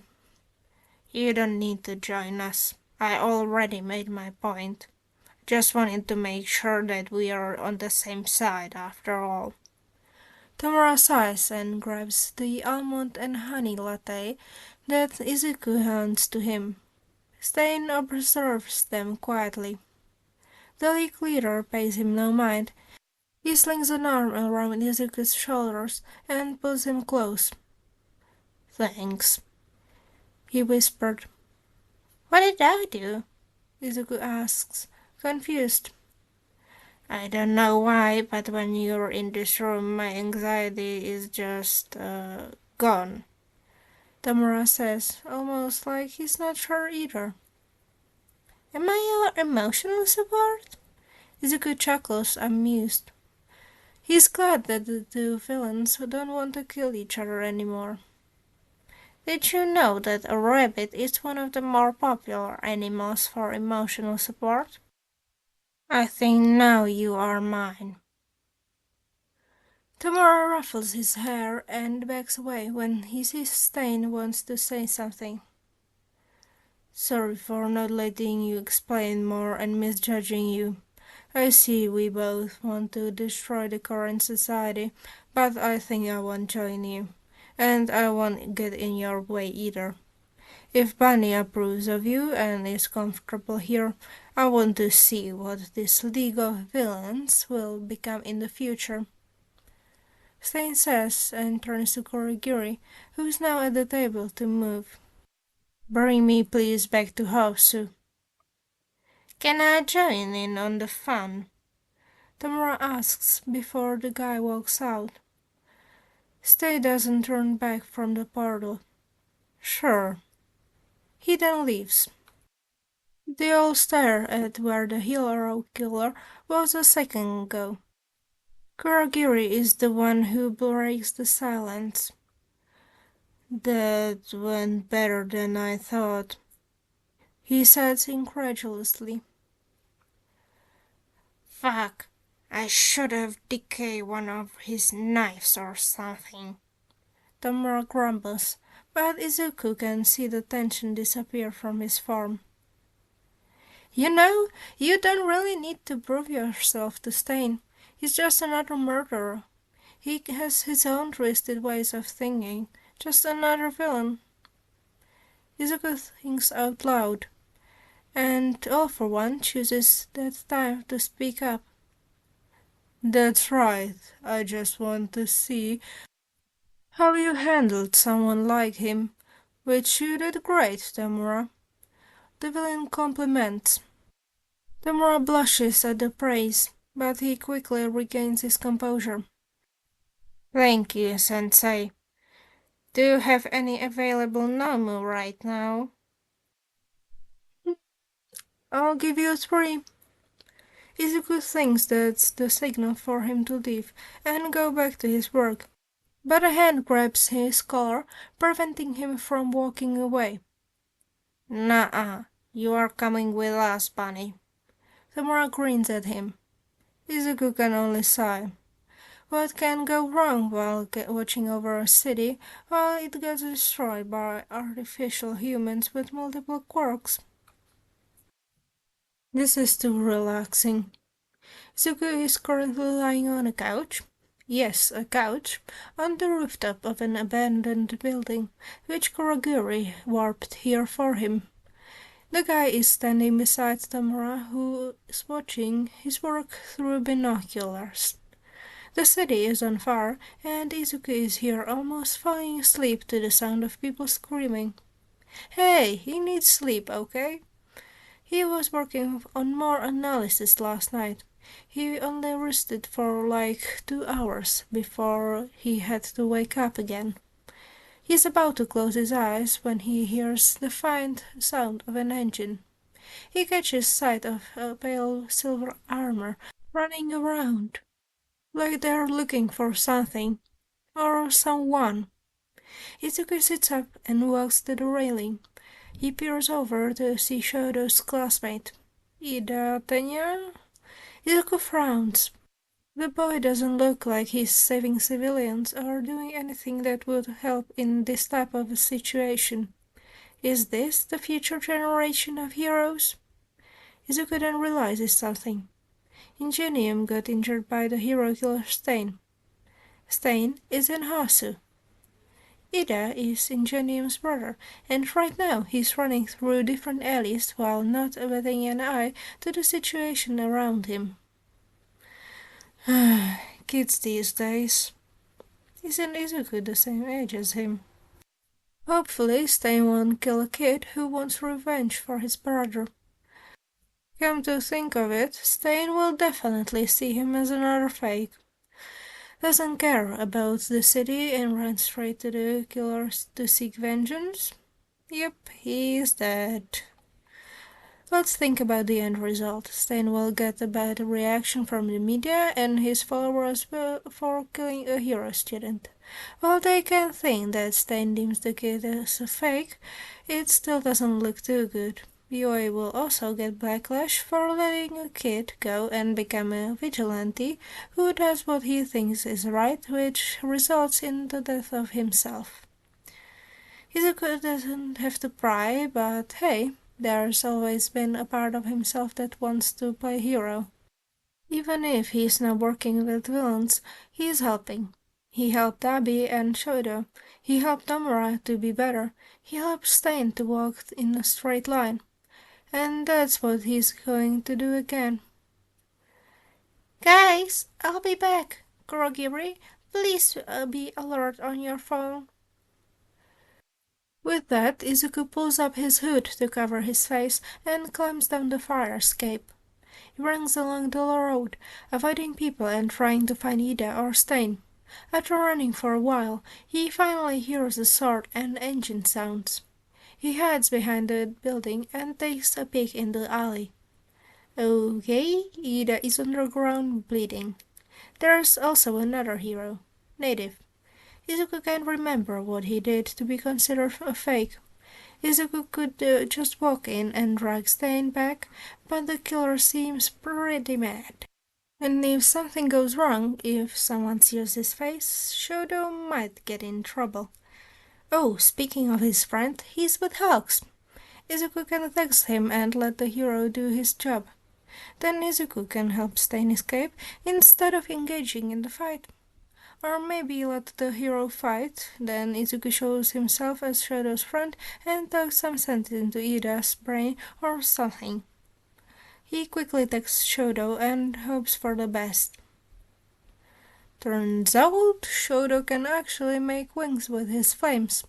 He usually just creates fire and then attacks, nothing more. So this is like a whole new world for him. And they're not only for show, he can glide in the air for a bit before the fire goes out. He's looking through the photos and videos that Hawks sent to him. That's a superhero landing right there, 100 out of 10, Hawks texts.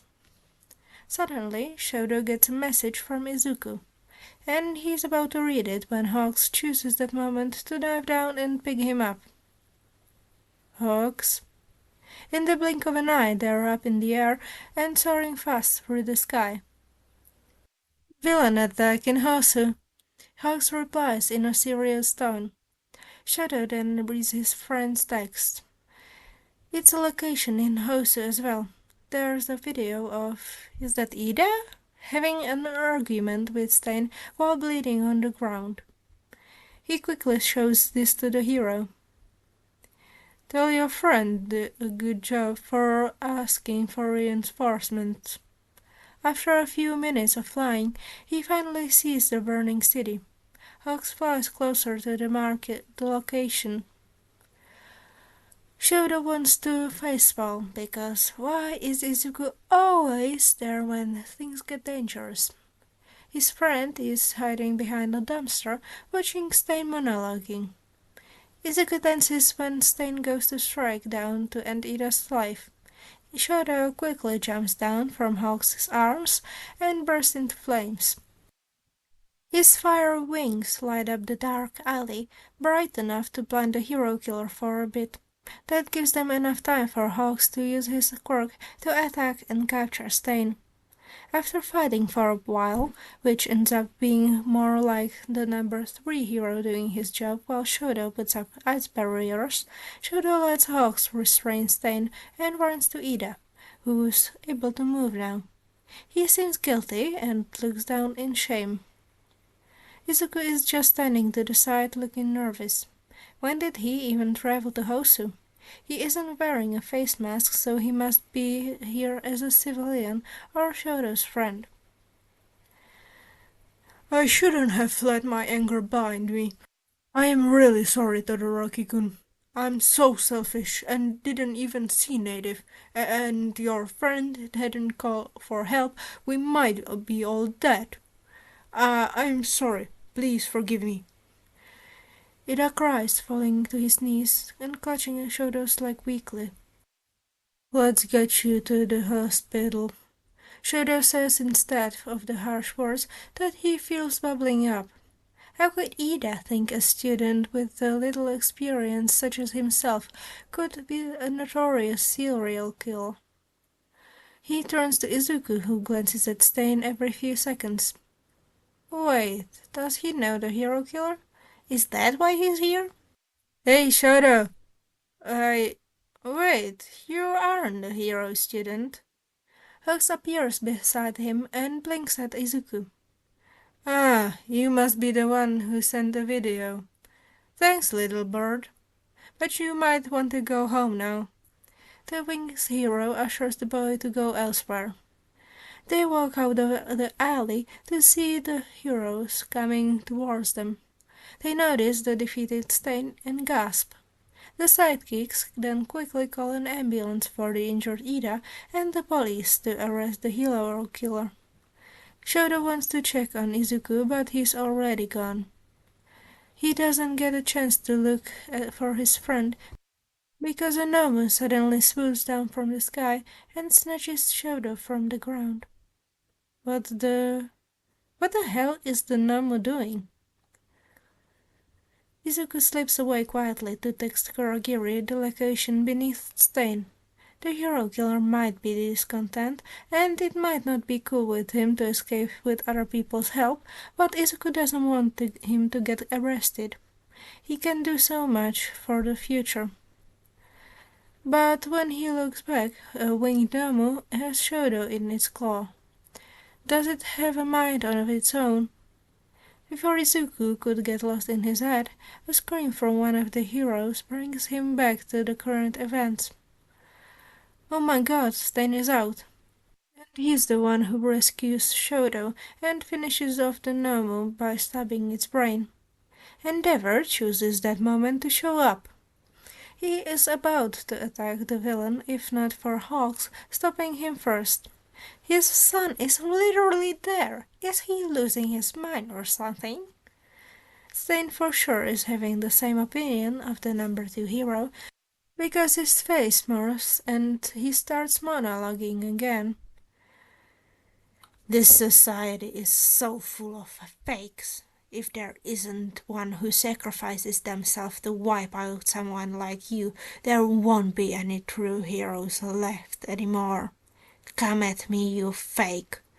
The only one who's allowed to kill me is a real hero, which is definitely not you, Endeavor.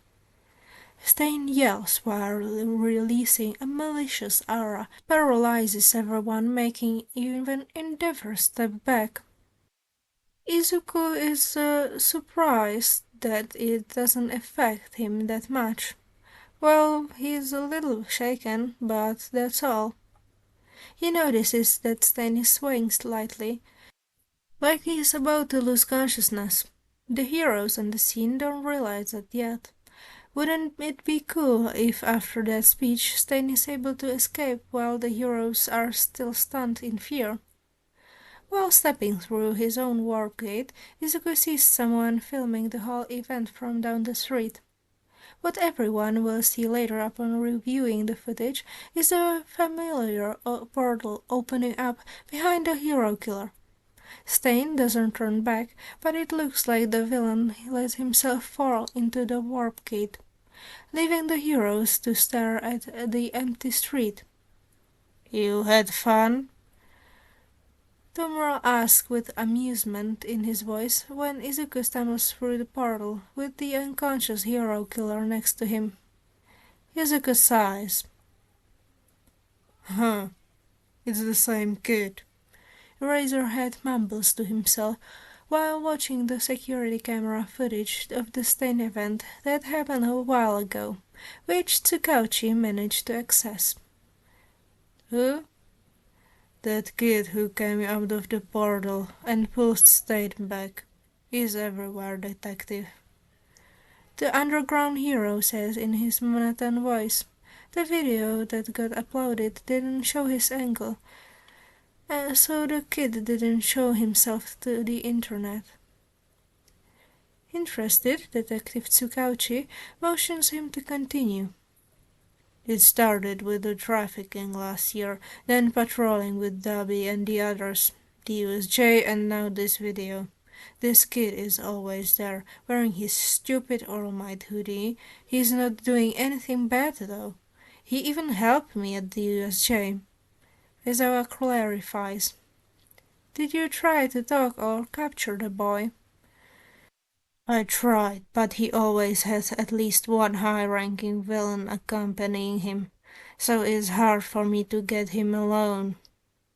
Eraserhead grumbles. Detective Tsukauchi sighs. "At least we have a lead." "I'll try to get the boy's name. The underground probably knows something. I haven't been in that information circle for a very long time though, so it may take a while." Eraserhead soon says his goodbye. He needs to go to the hospital and have some words with Ida. "Maybe I should start with the kidnapping cases," Tsukachi says to himself after the hero leaves. And that is it for Chapter 9. Thank you for listening, and I hope you will enjoy the next chapter from the next podficker. And I am very glad to be a part of this project. Hi, hello, I'm Ever, and welcome back to Everso. Today I will be reading Chapter 10 of a fic titled The Villain's Barista by Cherium on Air 3. Once Stain had woken up yesterday, he had insisted on treating his injuries himself, so Izuku let him be. Kurogiri and Tomura later agreed to drop off Izuku at the cafe, since after a long day he deserved some good night's sleep. And today, Stain went viral. And so did the League. At first, Izuku thought that everyone would focus on Stain, and Tomura would be mad that the hero killer got all the credit he deserved. Turns out, the League of Villains seemed to be the more interesting topic. Once he woke up to a peaceful morning, Izuku did his usual chores and then hopped down the stairs to make himself a cup of coffee. When he reached the entrance, however, he is surprised to see the room full of people already. It's still early in the morning. He wrote all the orders down and got to work. While making the coffees, he listens to the conversations that all of them were having, most of which seemed to be on the same topic. The video of Stain that got uploaded by someone, the commission tried to take it down, but it kept getting reposted and shared. Izuku was sure that everyone must have seen it by now. The question everyone is asking is, who is the League of Villains? The group that started the debut with attacking a hero school, while not succeeding in their goal to kill All Might, still managed to break into the school full of pro heroes. Another question wandering around is, now that Stain is part of the group, what exactly is their ultimate end goal? To be able to get the hero killer, who has ideals of his own, to agree to be a part of this organization, there had to be something worthwhile for the man. What changed? They've been open for new members for a while, so why did he join them now? Speaking of recruiting, more villains seem to be interested in joining the group, but they didn't know what they will gain or what will happen if they do. Izuku listens to some of their opinions on the matter and thinks about what Tomura's next move will be. Izuku is lonely. Like, really lonely. It's just like in the beginning when he started working here.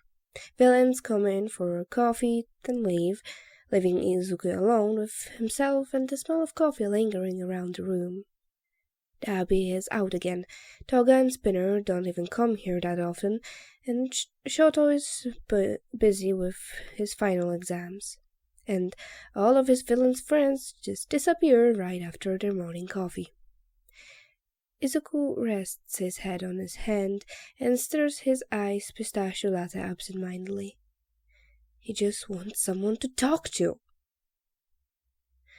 God apparently hears him because just a moment later there's confetti and glitter exploding in his face. He yelps and jumps back towards the wall, looking up to see a tall man with a white mask decorated with a cool black geometric design. The man wears a dark yellow overcoat with buttoned shoulder pads and a high collar. He's also carrying a silver cane with a gold handle. The guy chuckles. "Didn't mean to scare you, little bunny." He bows apologetically.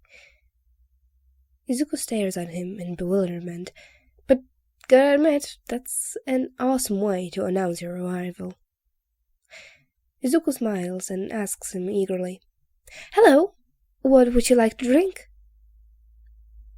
"Whatever you make for me," the stranger says, while pulling a cute white stuffed rabbit from his top hat. Is he a magician? Or is that his quirk? Izuku watches from the corner of his eye in amazement while making a salted caramel cream cold brew for him. Mr. My name is Mr. Compress. Glad to make your acquaintance," said the legendary bunny. Then he throws another set of golden confetti in the air. Does Izuku need to clean that up? But wait. Legendary?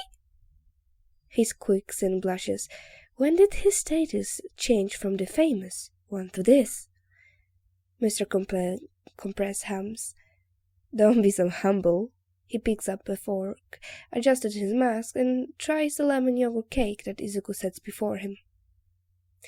I actually came here to have a chat. Someone recommended this place to me. They said if you're stressed or just want to relax, this cafe is the best for us villains. Izuku nods at that. He's glad that what Mine Heist wanted actually came true. Izuku is happy to be a part of it. Mr. Compress is actually a great entertainer, Izuku soon learns.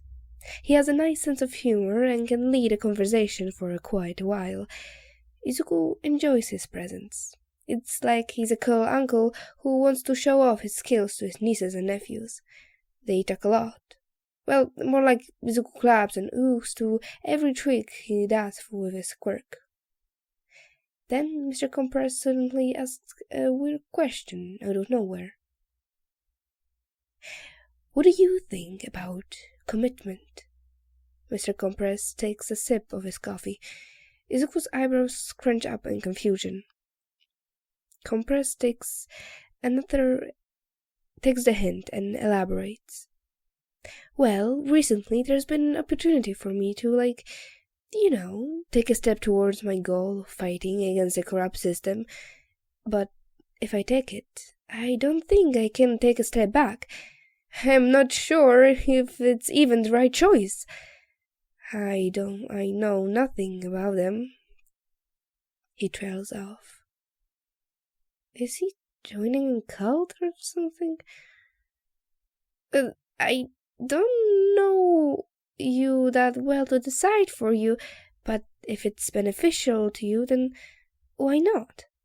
And they really won't let you leave? Izuku speaks the last part more likely to himself, but the guy catches it anyways. It's not that I can't leave, it's just that my kind of thing that if I choose it, I have to stay with it till the end. Then he adds, that sounded just like the things Stain would say. Wow, I'm such a fan. Izuku laughs with him. It's refreshing to see others' views on their own goals.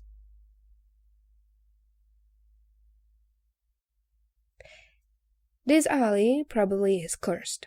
How can he always find not some normal individual in this place? Sorry, Dabi.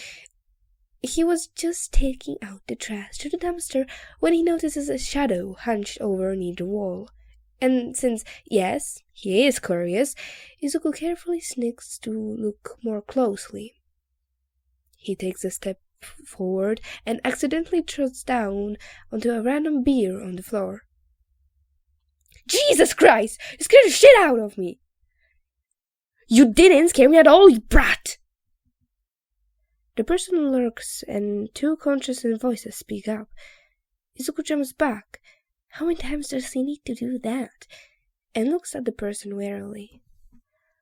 Only to see a normal enough man. Well, normal enough for this quirk day and age. Wearing a black and grey bodysuit that covers his entire body, along with grey boots. He wears a simulacrum mask and now is looking at Izuku with wide eyes. Are you okay over there? Izuku asks with uncertainty. His suit reminds him of an American comic hero that Mind Heist had sent to him yesterday. I'm fine. Do I look fine to you? Again, a secondary voice speaks after the first sentence, almost like there was more than one person who's talking. Izuku decides not to ask and only listens to the first part. Well, you were sitting alone next to a dumpster in the middle of the night. It totally looks fine to me. He didn't mean to speak like that. What if the guy finds offensive and stabs him? Whatever, kid. Just leave me alone. Please don't leave me. I am definitely not a creeper. Izuku stares at him in concern. But being the kind person he is, he decides that leaving this person having a crisis by himself wouldn't be good. You know what? I kinda own the building behind you, so if you want, I can make you a cup of hot coffee. It comes out as a question, but Izuku knows it was accepted when the man looks at him with wide, hopeful eyes. Izuku just smiles at him and turns around to leave the alley. He hears a guy scrambling to catch up. Thanks, I guess. Free food! Izuku leads him into the cafe, which had emptied for the night. The guy follows him like a lost dog. Do you like alcohol? Izuku asked while searching for some ingredient in the cabinet. Yeah. Heck yeah, I'm an alcoholic! Izuku laughs. The guy is probably good at reading faces, or Izuku's just too easy to read because he doesn't take offense to his laughter. I'm twice, by the way. I'm not!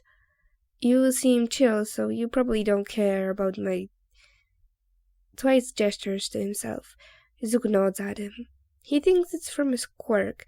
He's positive he heard the name twice before in the underground, since the guy is literally the most sought after for doing illegal jobs.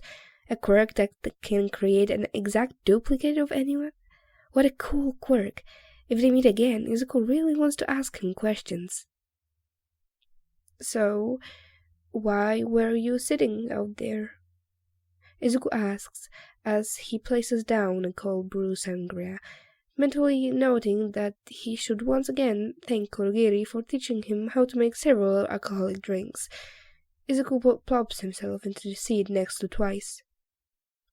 Twice dips a straw in the drink and tastes it excitedly. I was just thinking about the decision I made. Kinda stresses, actually. I'm not stressed at all. Stupid! Swirling his straw around in his drink, Twice takes a deep breath. I don't know if they will accept me like this. You're actually the first person in these past few months who hasn't freaked out about me or anything. Kid. You're definitely creeped out, but you won't say it out loud. Izuku scratches his chin awkwardly. Well, I met a lot of different kinds of people here. I guess I just respect and I'm okay with them. Twice stares at him. What's your name again? Izuku did not, in fact, tell him his name yet. Bunny. Masked eyes widen, so he must... Who? Oh.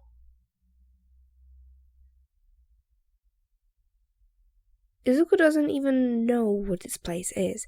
He's supposed to deliver some coffees for Honey and her friends, but now he's here in an illegal underground fighting ring. Izuku looks so out of place. Not only because he's a tiny-ass kid, but because there's only women here. He tries calling her phone, but she doesn't answer, and everyone is looking at him weirdly. They're so intimidating, and Izuku doesn't have the heart to ask any of them for help. Izuku pushes through the crowd towards the left side of the massive room. He reaches a more peaceful area than the middle, and takes a moment to catch his breath. He's just about to spend the rest of his night searching for Honey when he bumps into a tall, muscular body. The woman in front of him has shoulder-length reddish-magenta hair. She wears a black tank top, showing off her muscles, which is paired with some sunglasses and red lipstick. She looks down at him in concern and confusion. Hello, little boy. Are you lost? A deep voice greets him. Izuku quickly nods. I'm looking for Honey. He points to the coffee bag in his hand. She looks even more confused. Who? Wait, doesn't she own this place? Isn't she the leader of their group? Honey Locust? Aoki Ichika? He tries. Now that does the trick. Her face lights up in recognition. She lifts him up. Hold on, lifts? While still being in shock, he holds on to the stranger's arm. I didn't know that Chika-chan had a kid. Who's the father? I'm about to leave her group and she didn't have the heart to tell me I'm an aunt now? She murmurs to herself. Izuku blinks. What is happening? Before he can get caught in his head, he finally spots Honey, who is chatting away with some girl he doesn't know. She turns around then when they get close and stifles a laugh. "Oh, Magne, what you got here?" Honey asks while taking out her phone to take a couple of photos. Magne finally lets him down. She ruffles his hair before she hands the bag she had somehow managed to take him without noticing to Honey. "Magne, this adorable kid is Bunny." Honey pulls him next to her. "Since you're leaving to be a full-time badass villain, this little analyst and informant here will be important in your career. He's the best, in fact." Wow. She sounds so proud, and Izuku can't help but smile a little at her compliments. "Oh, that's great. I thought that you had a kid and never told me." "You what?" Dabi. "I might be away for a while. Sorry, Bunny. They said a fuckboy says goodbye through text. Guess that is true." After a seemingly self-imposed silence, Tomura suddenly comes back from the dead, and he's now waiting for Izuku to finish cleaning the cafe after he randomly walked in and said he wanted Izuku to come with him to the hideout. Tomura looks excited, and like a kid wanting to show off his new collection or something he achieved. Izuku follows him through the portal once he's finished and is met with the villain's bedroom instead. "What about the usual spot? I didn't get to pet the cat," Izuku complains. There's this cute calico cat who walks around the base in the evening. Kurogiri doesn't want to let it in, so Izuku can only give her some food when he's around their normal spot.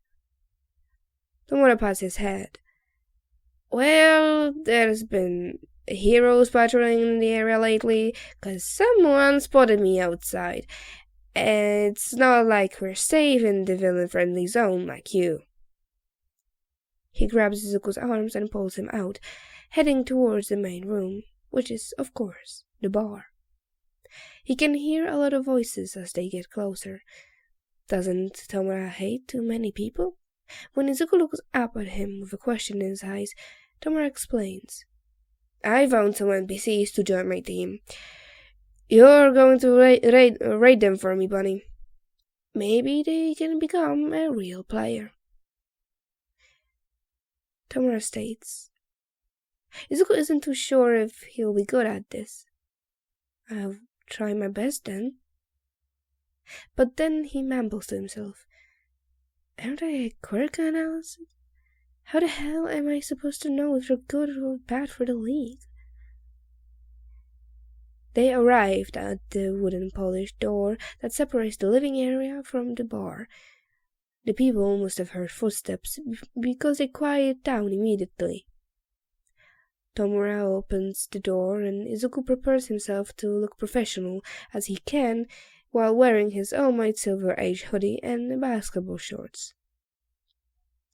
"Please don't be a couple of 6-foot-tall, big, muscular, scary men," he prays. He peeks through the gap and meets all familiar faces. They all stare at him with various expressions. "Everyone, meet my most valuable cheat code, Bunny." He jumps when Tomura pushes him in the middle of the room. Hi guys. Long time no see." And that's it for this chapter. I thank you very much for sticking until the end, and I hope that the audio was okay because I was having some problems lately, but let me know if you spot any mistakes. Anyways, have a great night or day, and bye-bye. Hey seedlings! This is being created by lots of different podfickers, It has multiple talented people working on this fic. All of them will be credited in the description below, as well as a playlist containing all of the parts. So, let's begin. This is Chapter 11 of The Villain's Barista by Cherry M.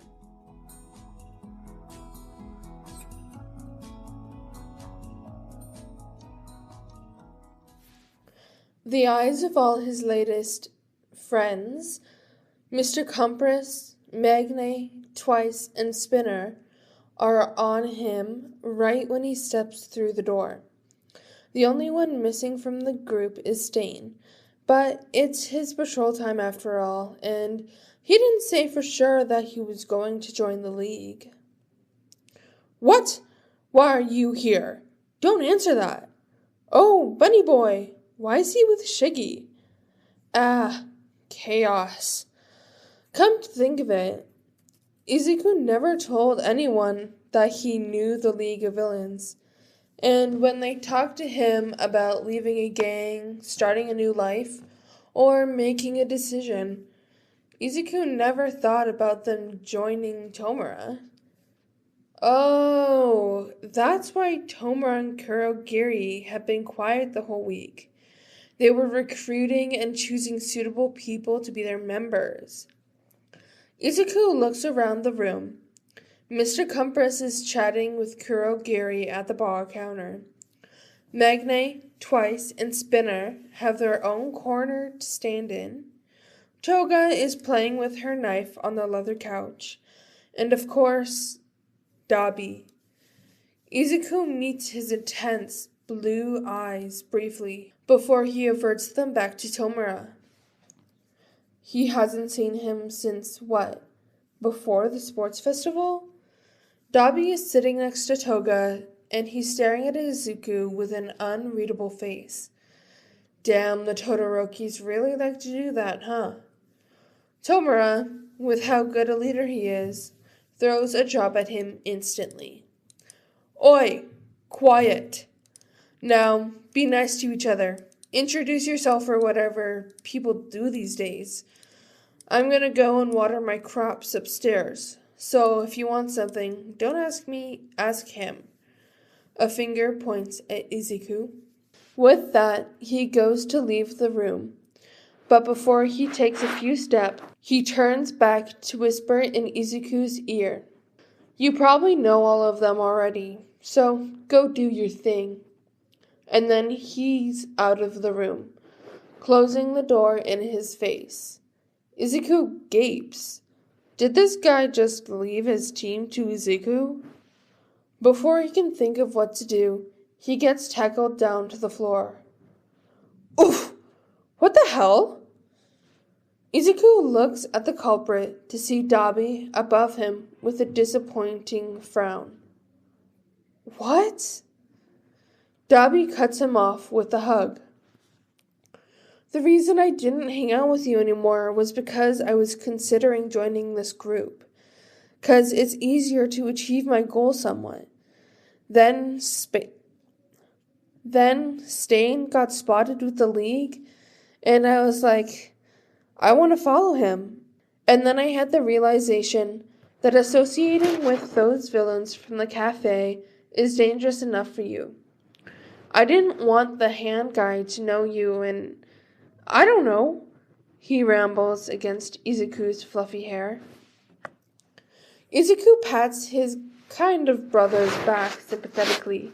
Seriously, Dabi needs to speak up about what he's thinking sometimes. If not just so Izuku doesn't have some bad thoughts of his own, like thinking that he's leaving Izuku. See, Dabi, I told you to tell him, Toga pouts. Oh, so she must have followed the fire user here. And had gone along with the plan to leave some distance between him and them. He hears Mr. Compress clear his throat. What a nice reunion. He claps his hands. Sorry for interrupting, but doesn't Bunny have a policy where he doesn't join any villain groups? That's an interesting question. Not that I care or anything, Twice chimes in. He also sees Magne and Spinner nod along as well.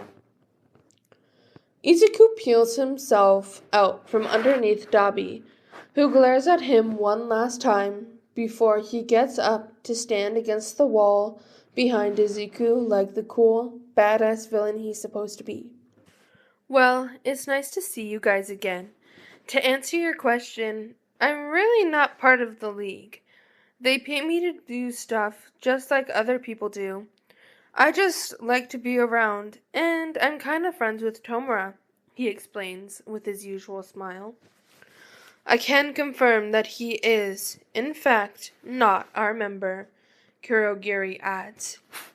Everyone seems to be satisfied with the answer. Izuku doesn't understand why people prefer him to be on his own and not with anyone. Maybe so that nobody starts a war to get Izuku on their side? Probably. Speaking of work, so what does Tomura want to do? He never told me anything, Izuku asks. He walks to sit down on the couch. Dabi uses that chance to play with his hair by starting to work on the knots. Izuku leans into the touch. He said something about summer camp and kidnapping some kid.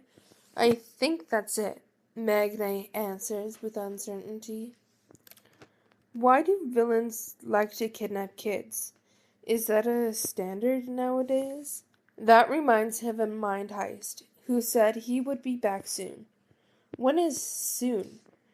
Even though Izuku actually only met the villain for like 10 minutes last year, and not including the texting and video calling almost every day, he misses him. Izuku really wants to meet him face to face again. Maybe give him a hug or say thank you to him.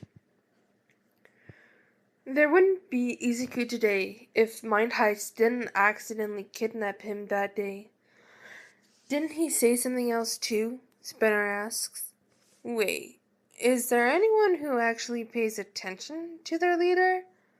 I don't think so. I didn't listen to him at all. Izuku has to stifle a laugh when he sees Kurogiri sighing to himself.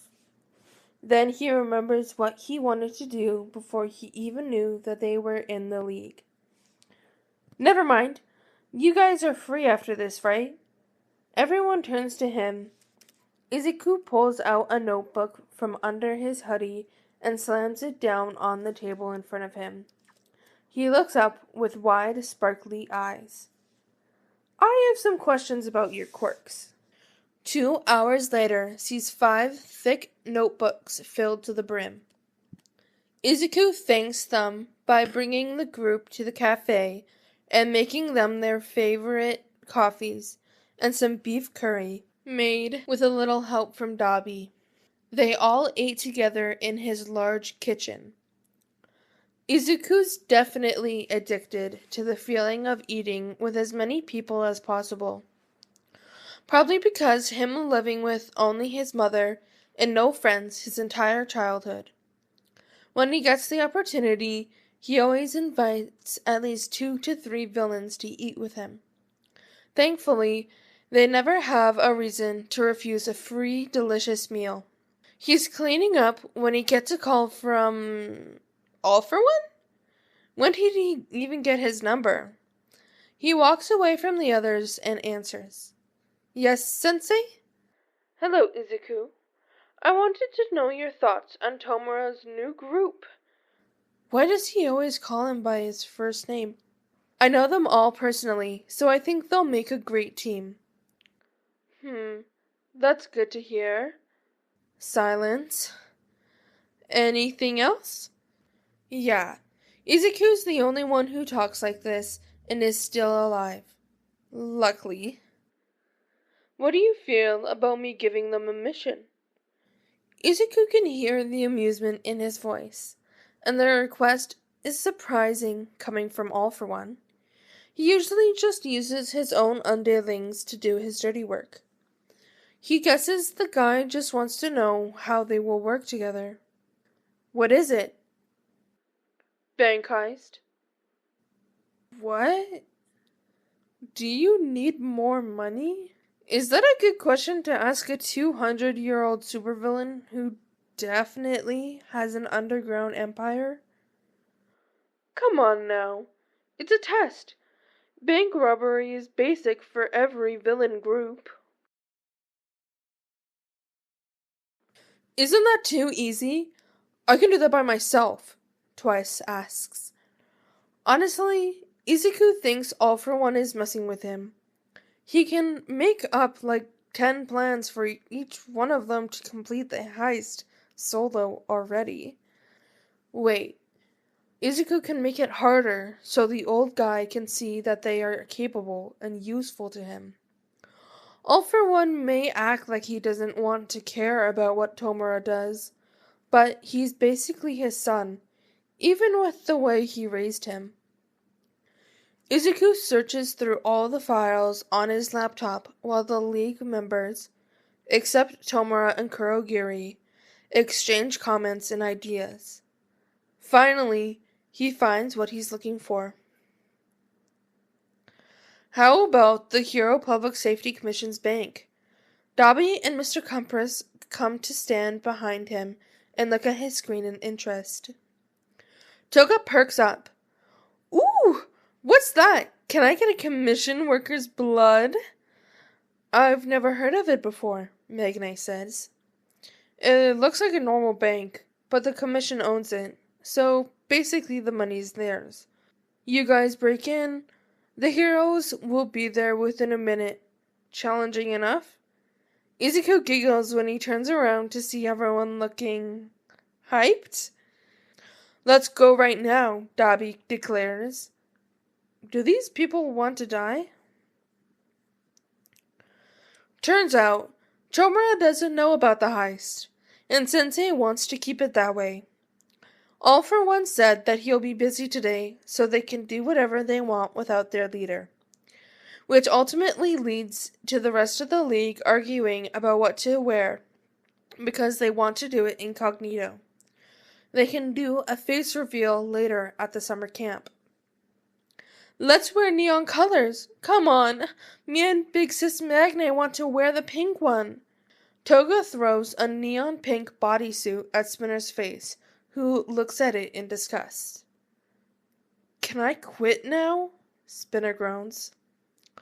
Twice shoves another green neon jacket into his hand. It looks cool. It looks so stupid.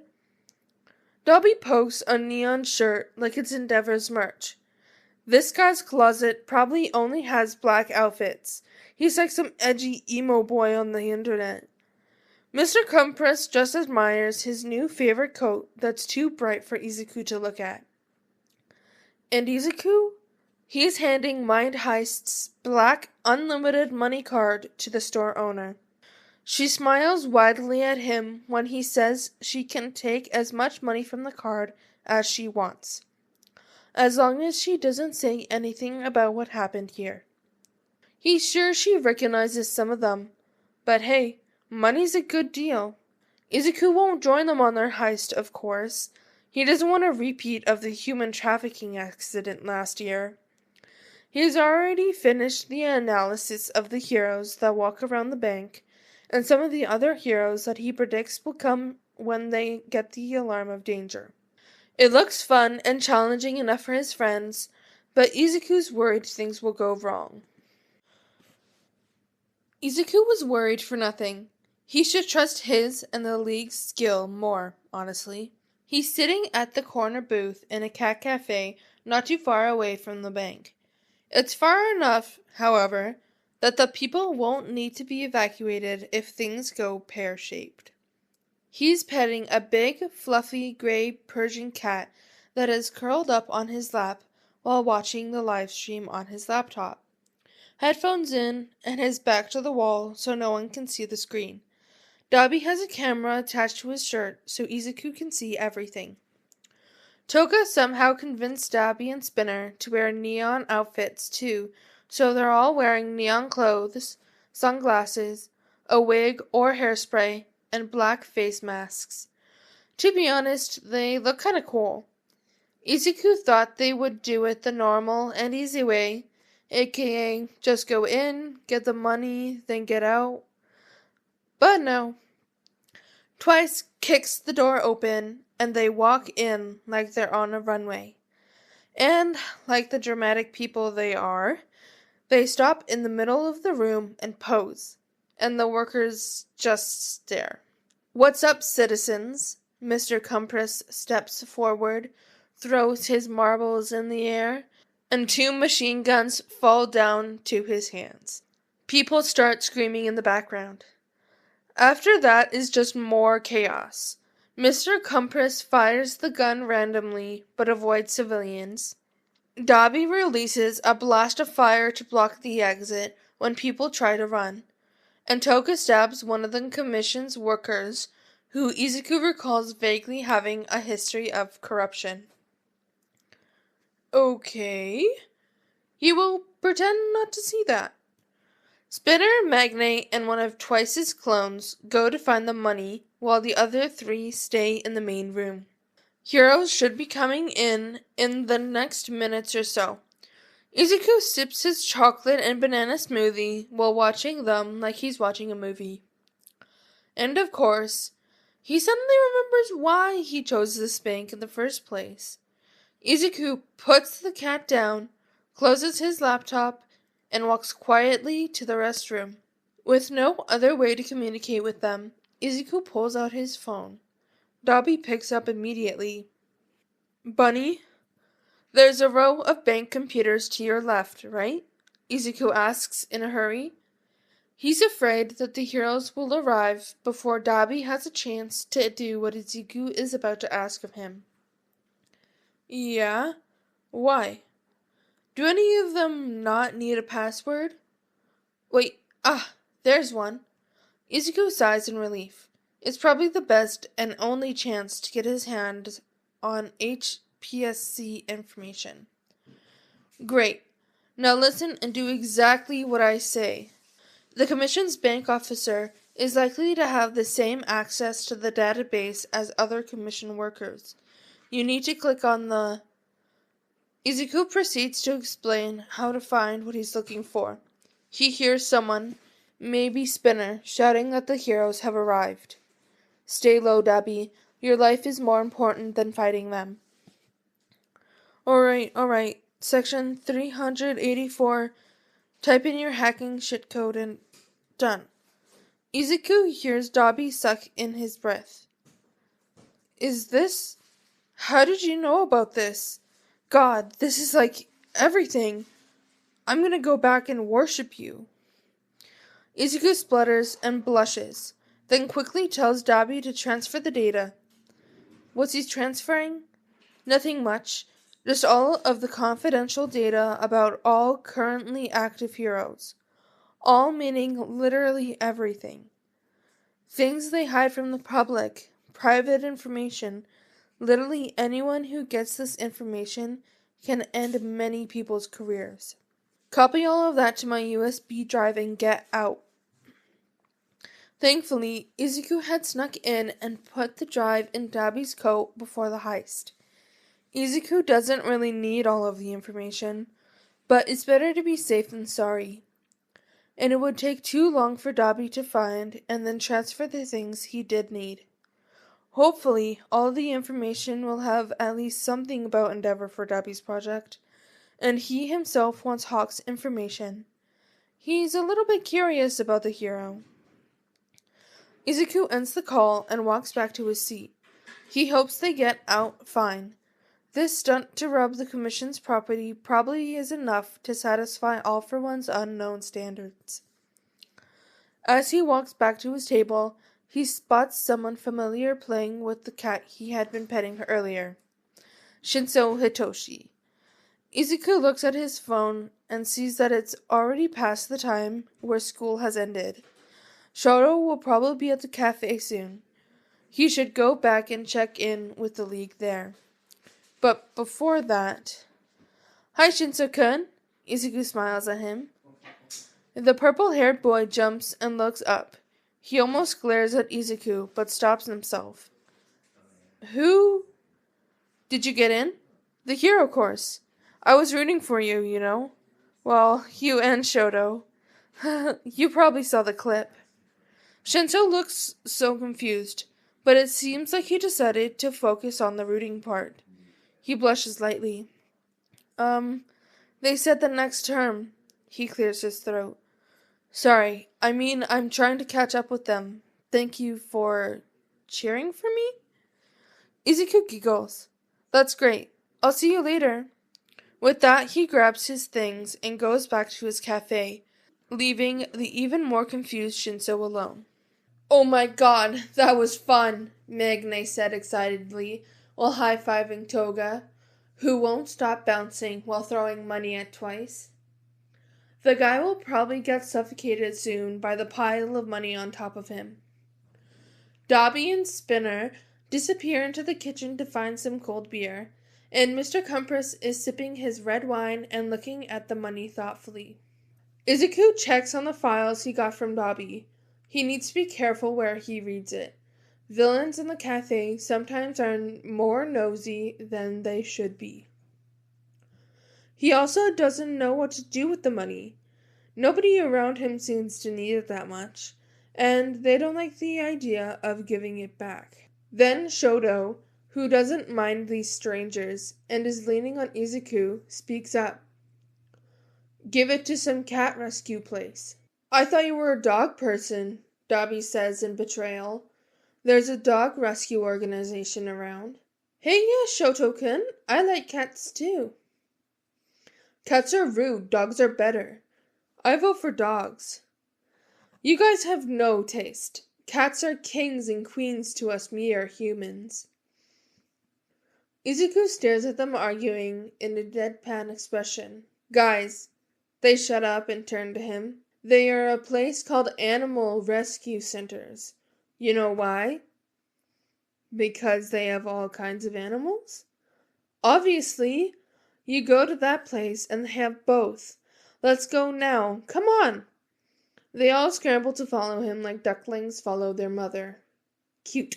Hey, that homeless girl looks sad. Let's throw her some money. Isn't that a prostitute? We can still give her money and walk away. Duh. They end up giving most of the money to random homeless people. Luckily, with his quirk Compress, they don't have to do multiple trips back and forth and waste all of their time walking because Kurogiri is busy. A satisfied smile forms behind the magician's mask along the way when they give away the money. Grandfather would be proud, he thought. Mysterious villain group robs bank, then gives money away. Various anonymous reports state that the local animal rescue centers and homeless people around Musatafu have received money from the as of yet unnamed neon group of villains that robbed the HPSC bank last week. Local authorities are certain that the money is the same that was stolen, but when approached, most said that they will not return the money. Many are debating for both sides of this ordeal, including read more. God damn it, they forgot to change out of those eye-catching outfits. On the other side of the city, Kurogiri, what the fuck did they do without me?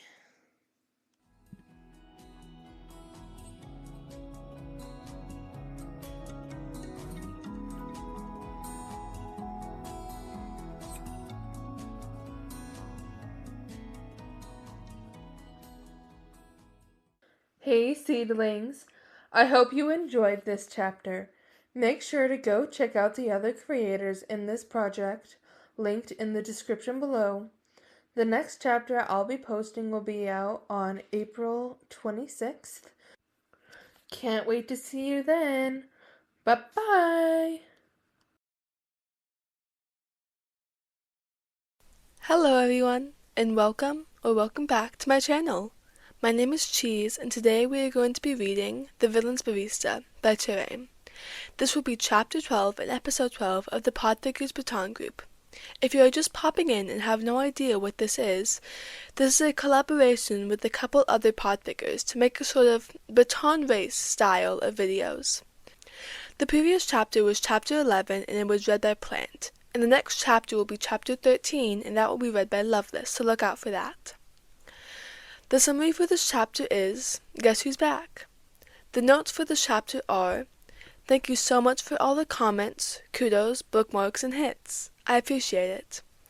This chapter is more like a filler, but the place will be useful in the future. Maybe. See the end of the chapter for my notes. The tags will be put in the description and the link to the fic will be in the comments. Now, with all that out of the way, let's start. Izuku wakes up feeling lazy. He still can't believe he'll be alone for the whole week. Shoto, of course, will be at the summer camp. So is the League of Villains. Tomura wants them to be at the hideout early to brief them on the plan. After that, they will settle somewhere at the camp. Izuku wants to be mad at Tomura. He doesn't even tell Izuku that he brings 2 unstable, sadistic sociopaths and someone younger than Izuku to this mission. If it weren't for Izuku's puppy eyes that he used on Dabi to tell him, he wouldn't know. And everyone said he shouldn't be there. Come on! Izuku's literally with them all the time. He always said no, but the villains still brought him with them. Why is this time different? Afraid Izuku would get lost in the forest? Well, actually he probably would. Izuku sighs into the comforter. He doesn't want to get up yet, so he snuggles into the warm body. An arm throws over his side and pulls him closer. The other hand is on Izuku's head, tucking his hair and scratching his scalp gently. If he were a cat, he would purr at the sensation. Izuku breathes in the fresh, kind of fruity cologne. It makes him immediately think of a successful businessman with power and money, literally an expensive scent, and he loves it. Izuku nuzzles and leans in more. Wait. Body? Hand? Men's cologne? Isn't he alone right now? His body goes still, but the person next to him doesn't seem to notice. Calm down, Izuku. Okay, it can't be Shoto. Dabi isn't here. The whole league isn't here. Sane is on the other side of the country. Reaper? The shadow duo? No idea where they are, but definitely not here. Izuku slowly opens his eyes. He carefully glances up to see those pretty ruby red eyes staring back at him fondly. Good morning, Bunny. Mind Heist greets and boops him on the nose. What does Izuku do? He squeaks, jumps back, and falls out of bed. Tetsuya peers down at his boy, who stares at him with his adorable, shining, bright green eyes. They look at each other for a moment before Izuku blushes, turns around, and dashes inside the bathroom. He chuckles at that. Bunny is really a cute nickname that fits perfectly with the boy. Tetsuya lays back on the mattress to wait for Izuku to come out. He thinks back to last year when they first met. He doesn't know if he or Izuku is the lucky one. He remembered he caught a glimpse of a rooftop in the boy's mind when he used his quirk. Honestly, he thinks it's a good choice to kidnap the little bunny. Can it even be called kidnapping if you make someone's life better? Look where he is. The best barista, the famous analyst, a charming kid who captivated all of the villains' hearts by just smiling and talking with them.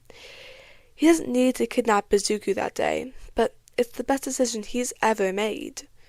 Since he never did anything with his boy except throw him all the money and send him everything that he saw in America, today he plans to go out and do something that dad and son would do. Wait. He's only 10 years older than Izuku. They could be brothers. Actually, brother sounds a lot better. He isn't that old to become a dad. Tetsuya looks up from his phone to see Izuku poke his head through the door. He's wearing the hoodie that he prepared for him. It's an even more limited All Might hoodie, which they produced only 5 around the whole world. He managed to win it at an auction yesterday. Izuku looks so cute in the oversized hoodie, matching it with the pair of leggings and the Nike Air Jordan 1 High original sneakers.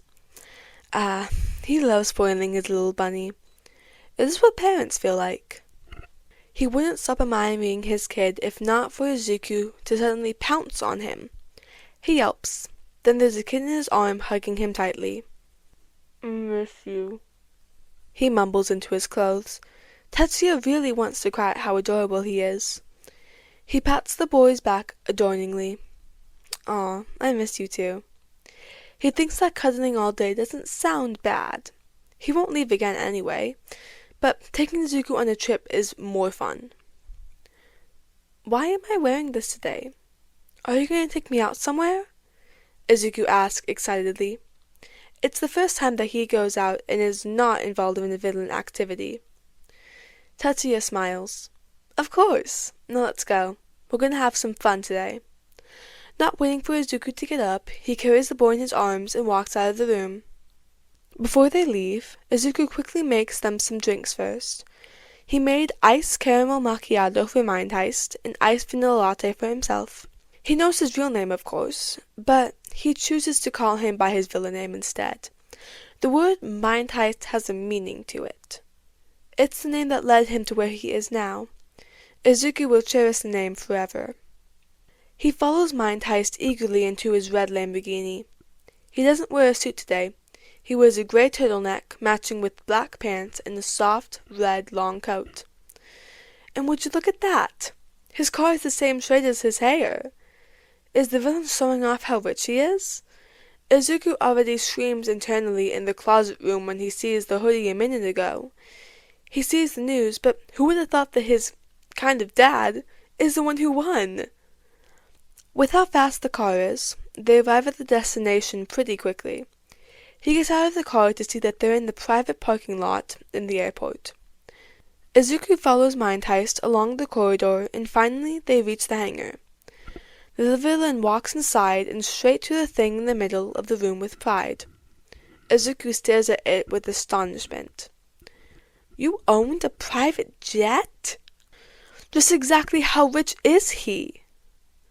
Izuku quickly goes in to observe the jet he wouldn't have thought one day he'd be able to see with his own eyes.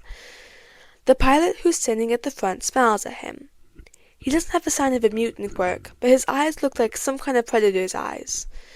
Izuku is not a professional at animals, so he has no idea what quirk he has. "My quirk is called Eagle Eyes," he answers before turning around and goes back to the cockpit. Did Izuku just mumble again? Your mumbling habit is cute, Bunny. Come on. Let's head inside so Hiruto can finish his shift early. Mind Heist leads him in. He takes sight of the very modern and luxurious interior design. A marble floor, a large brown leather couch to the side with a table in the middle. There's a TV at the other side and he assumes there's a small kitchen and a restroom at the back. They settle comfortably on the couch. Let's just say that Izuku never takes his eyes off the window. They fly past the city and it doesn't take long to be above the beautiful ocean. He can see Eye Island in the distance, but Hiruto, the pilot, flew to the right of the artificial moving island instead. Izuku sees another island. It's massive. The island is isolated from the land. Looks like the only way to travel here is by air support, or maybe by boats. The jet landed on an apron next to the beach. He follows Mind Heist and immediately knows what this place is. This is where the rich hang out.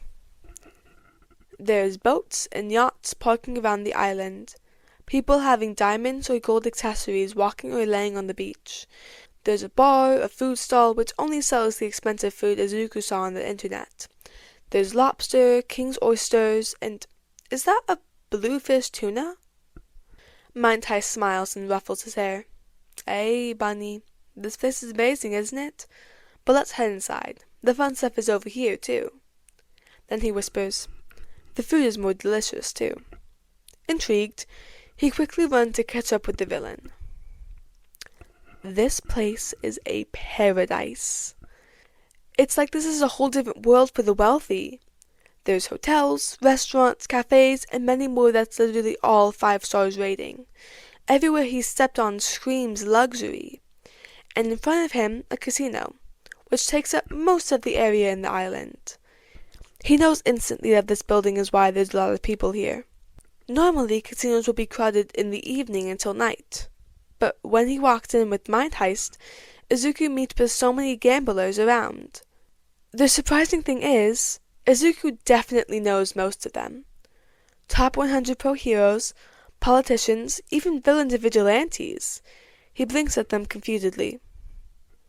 Villain-friendly zone is weird, right? But look at this. Mind Heist speaks casually. Do you know why they can all be in the same place without any problems? Huh. That's an interesting question. The villain-friendly happened because the boss negotiated with the commission. But this place, they don't care about the hero-villain thing at all. It's like they pretend the other side doesn't exist. Is there something that he's missing? Izuku looks around. Maybe there's a common ground? He guesses. If not, then maybe there's someone powerful that can control both black and white side. But he doubts it. You really live up to your name, little bunny. He pets Izuku's hair. That's right. The common ground is money. Aha, that makes sense. It's above everything and more important than anything here. Ah, that makes sense. It's above and more important than anything else. Honestly, I think money can solve anything. But what's the thrill if everyone has it? So this place is 100% a neutral zone. Forget your villain or hero name, because the only thing that matters is the money in your pocket. Izuku nods in understanding. He walks around, looking at people losing and winning a ton of money. Izuku's really interested. He's still considered underage to be in here, but like Mind Heist said, money solves anything. Then comes in another question. But why do we dress like this? The dress code in this casino is definitely not a hoodie or a fabulous long coat. Izuku sometimes sees people glancing at them, but he doesn't know their reasons. Because Mind Heist is famous? Because there's a kid? Or because their outfit's looking out of place? Mind Heist looks at him like he just said something funny. If we're rich, we can wear anything we want. And he adds, your hoodie is worth more than half these people's wallets. With that, he walks away to the blackjack table and sits on the empty seat. Izuku wants to watch, but then he spots a group of familiar faces. He pushes through a crowd that just formed because they want to see the famous villain play. He walks towards the men in the expensive suits that are currently hanging out at the bar. Wow, they look good. He never saw them in this attire before. Reaper! Izuku waves at the serial killer, catching the others' attention too. Overcast, Umbra, and Pharaoh look up. Oh my, Izuku-kun, I missed you. Overcast grabs him and pulls him in for a hug. Ah, where have you been? Oh my god, you guys look so good in the suit. Izuku looks him up and down, and damn, he could be a model. I always look good. Umbra speaks up and pats his head lightly. Reaper and Pharaoh reluctantly received a hug from Izuku too. Did he mention that they look good yet?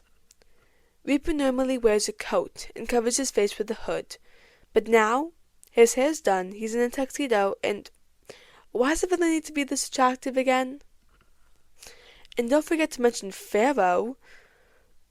Who would have thought that a royal blue tuxedo would look phenomenal on his cloth quirk? What are you even doing here? The villain asked.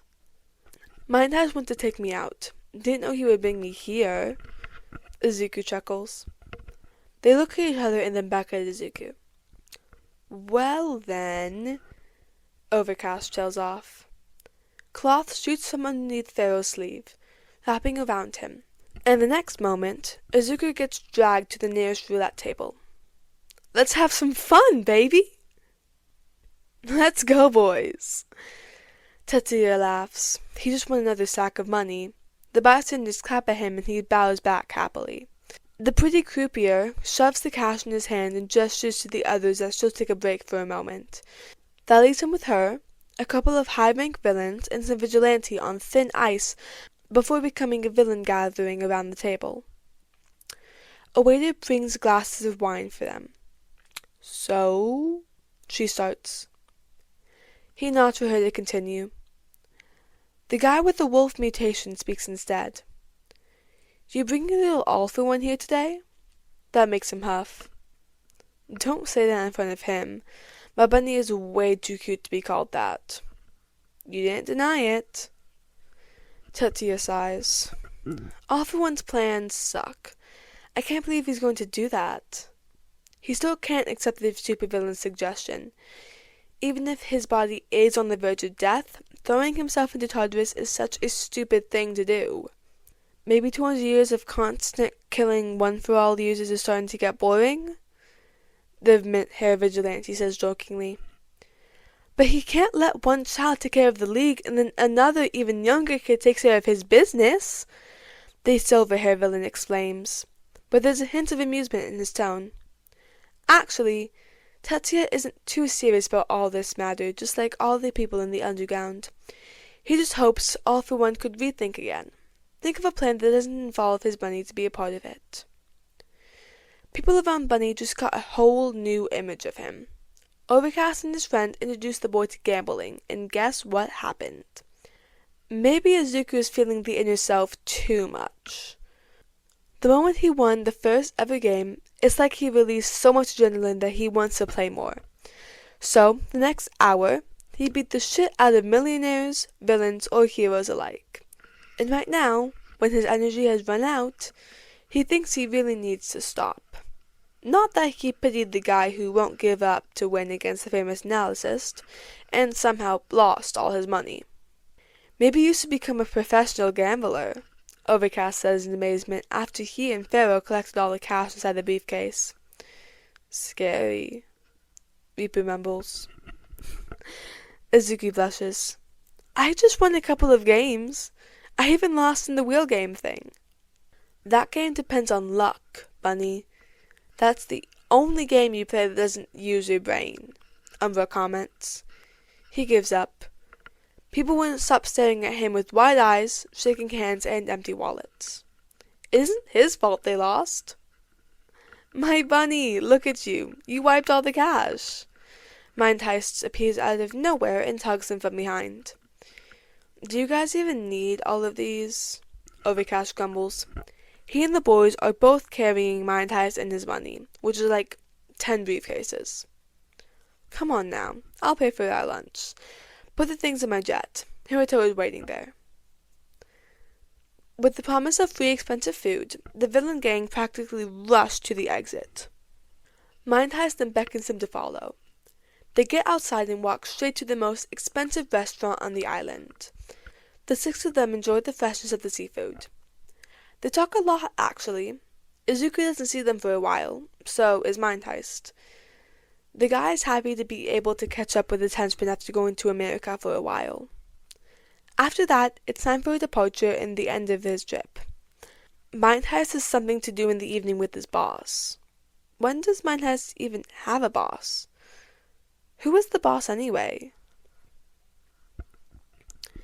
Izuku doesn't know what goes on in Mind Heist's mind to walk back to the cafe, in the daylight, where heroes patrol literally everywhere. But whatever. At least they stopped by at an ice cream shop. Izuku got a mint chocolate chip ice cream, which Mind Heist has the audacity to say it tastes like toothpaste. He got himself a red wine ice cream. Isn't it enough alcohol for today? They walk along the pavement and enjoy the peaceful atmosphere. They pass the night eye agency, where he sees the man looking at them briefly. Not wanting to risk anything, he drags away Mind Heist to walk quicker. Does he want to get caught or something? Wanting to get away as fast as possible, he doesn't see a figure running toward him. He jumps back, but doesn't fall down like the one who collided with him. Izuku looks down to see a little girl with a small, cute horn sticking out of the side of her forehead. She has light blue hair and big red eyes. What makes him feel uneasy is the dirty hospital gown she's wearing and a bandage wrapped around her entire arms. Mind Heist stops behind him. Izuku then kneels down to her. Sorry, are you okay? He smiles at her assuredly. He tries to hold her hand to bring her up, but she flinched away from him. He is about to ask for help from Mind Heist when he hears footsteps coming from the alleyway where the girl ran from. Sorry for my daughter. She's been naughty today. Izuku looks up. Oh, what's his name again? Overhaul, his mind supplied. Come on now, Eri. Don't bother him too much. Overhaul says to the girl, Eri, but her eyes widen and stiffen up instantly. Izuku carefully lifts his hand and places it over her head gently. He's about to move when she grabs her hoodie and whispers, But please, don't go. Damn it. What's he supposed to do now? Well, he can't do anything. But what about Mind Heist? Does Overhaul know him? He feels a hand landed on his head and ruffles it. Mind Heist walks past him and stands before the accuser. Probably the most convenient quirk activation Izuku's ever seen. The villain mastermind makes eye contact with the Shirahizaki leader immediately. Izuku lets out a sigh and smiles down at the now confused girl. It's okay now. What? Eri asked him uncertainly. Mind Heist can't interact with them at the moment. Izuku hopes he can get out by himself. He lifts Eri up in his arms. She hangs on to him and leans in unassuredly. At least she doesn't seem tense. You won't be seeing the bird guy for a while. Maybe forever. Who knows? He can see a little bit of hope in her big round eyes. Izuku nods at him. Now, do you want ice cream? What a cool quirk you got there, Shirahizaki Kai. And that is the fic. The endnotes are, Hello there, Eri-chan. We meet you earlier than canon. Did you forget my overseas yet? Mind Heist's name revealed. His name is Tetsuya. More explanation for Mind Heist's quirk. It's not brainwashing like Shinzo. He's just able to enter someone's mind. Like, you want to buy an apple, Izuku uses his quirk on you to read what's on your mind. And he can change what's in your head to be you want to buy a banana instead. Is that understandable? Lol. The first chapter, he used his quirk on Izuku to read only. At that moment, Izuku was thinking about the recent events. All Might, his mom, his life. That's why Mind Heist knew what's going on and wanted to kidnap the poor adorable kid. If his head isn't full of that, then Mind Heist wouldn't have known. Mind Heist's quirk only works on the current thought of the person at the moment he uses his quirk. His range of a thought in your head is around 1 hour now. If he uses his quirk on you, you're not going to faint like Izuku. He was just tired that day. You won't become blank, and you won't notice it like Shinzo's brainwashing. It's like your time would stop for a second. So, if you're in a hurry or not observant at all, you wouldn't even know that Mind Heist used his quirk on you. Quirk's activation requires eye contact. I want dad and son moments before Kamino arc, lol. I think it's pretty obvious who will get kidnapped, so I'm still thinking what to do with that explosive blonde boy. While I know he's a shit, my fic only mentioned him like twice. XD. I didn't even write the sludge scene. So I'm trying to find the suitable outcome to write. And yes, Izuku doesn't go to summer camp. Next chapter. Traumatized child gets to have a happy day. And that is it. As always, I apologize for any mistakes or errors. I tried to fix the grammar as much as possible, but there's a couple parts that were probably meh. Anyway, thank you so much for watching this, and make sure to follow along to the rest of the chapters. See ya! Hey guys, my name is Loveless, and this time we are here with a new story. So, me and a group of other podfickers, friends, YouTubers, depends on how you want to describe it, wanted to do this project with a story, and I am doing my chapter, chapter 13. The story is called The Villain's Barista. So let's get straight into it. Somehow Izuku makes it back to the cafe with no problem. He's still holding Eri in his arms. There's no sign of Mind Heist, so Izuku will let him be. He pushes open the door and peeks inside to see a couple of villains hanging around in the room. Some are playing games at the consoles, some are doing their work on the table. They all look at him when Izuku walks inside and greets him like usual. "Oh, hello, Bunny." Their eyes drift to the little girl. Eri doesn't seem to like the attention very much. She quickly closes her eyes and hides her face in his hoodie. He can hear some awes from the people in the room. He smiles at them, gesturing that he'll make them coffee later. The villains nod and go back to whatever they were doing. Izuku carries Eri to the stool and settles her to the seat. She looks around the room nervously. Sometimes she glances at the door, like she's afraid someone will break in at any moment. "Eri-chan." She jumps and looks at him with a wide, fearful eyes. Fuck. Izuku wants to throw all for one at Overhaul's face. "Hey, it's okay. He can't come in here. And if he can, these guys will beat him up, no problem." The villains in the room smile and give the girl a thumbs up assuredly. "He can't hurt you?" Eri said quietly.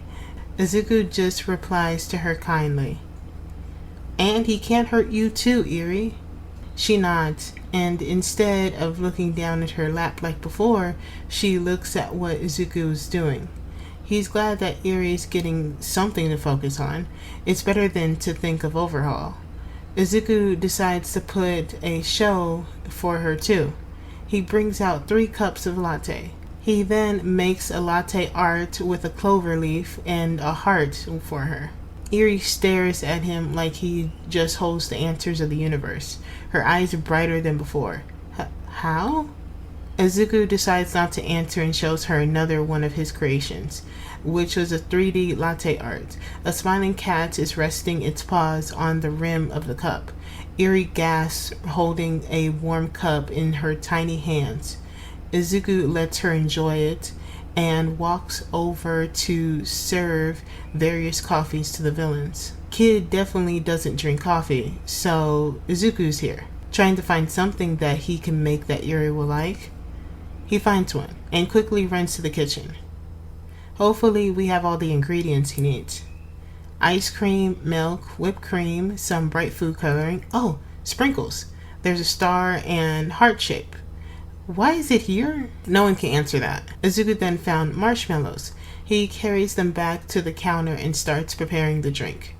Izuku starts mixing milk and ice cream. He throws in strawberry and vanilla ice cream in there.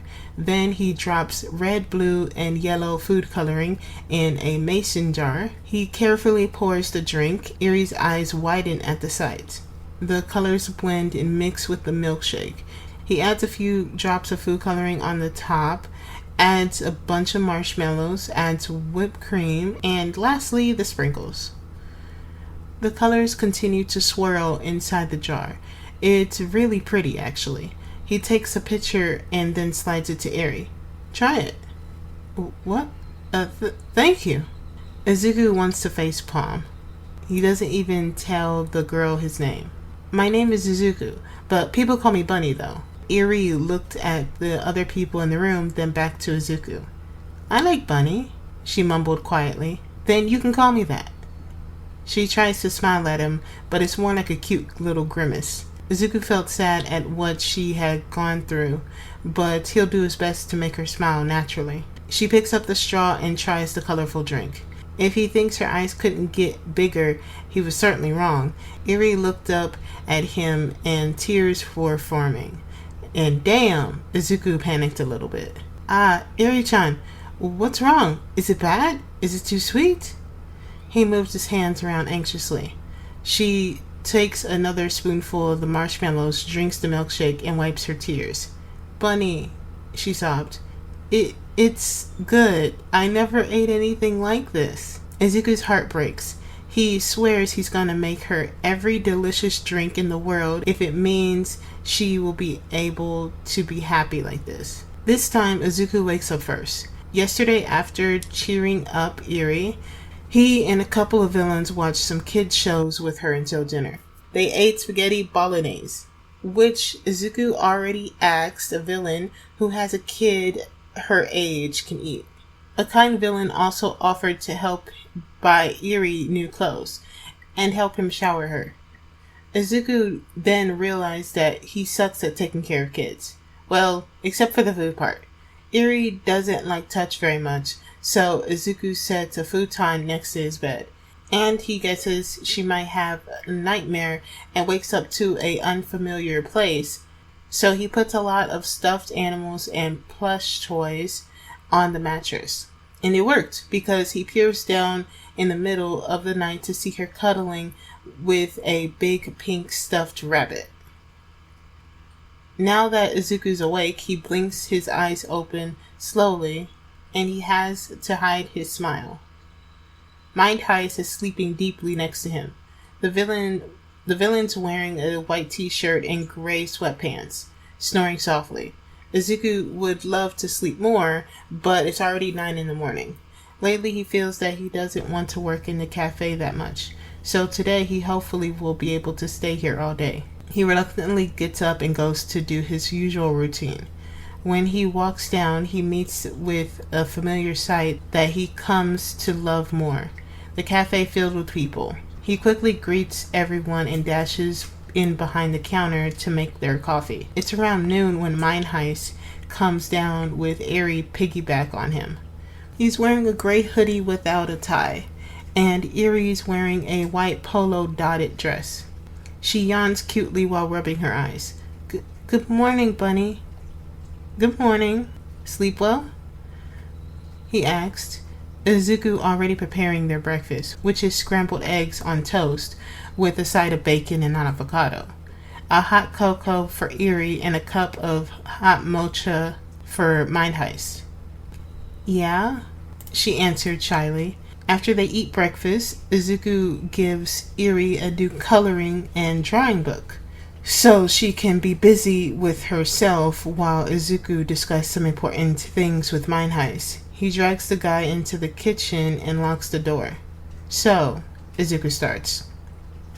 Mind Heist blinks. What? Oh my god.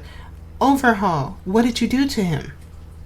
His expression hardens. Ah, right. That abusive asshole. He crosses his arms and huffs. Did you know that guy is the absolute worst of human mankind? He fucking used his quirk on Eri for his stupid project. Oh god, I saw so much blood in his mind. And it's not even his, Mind Heist says angrily. Izuku gasps in horror. What's wrong with people?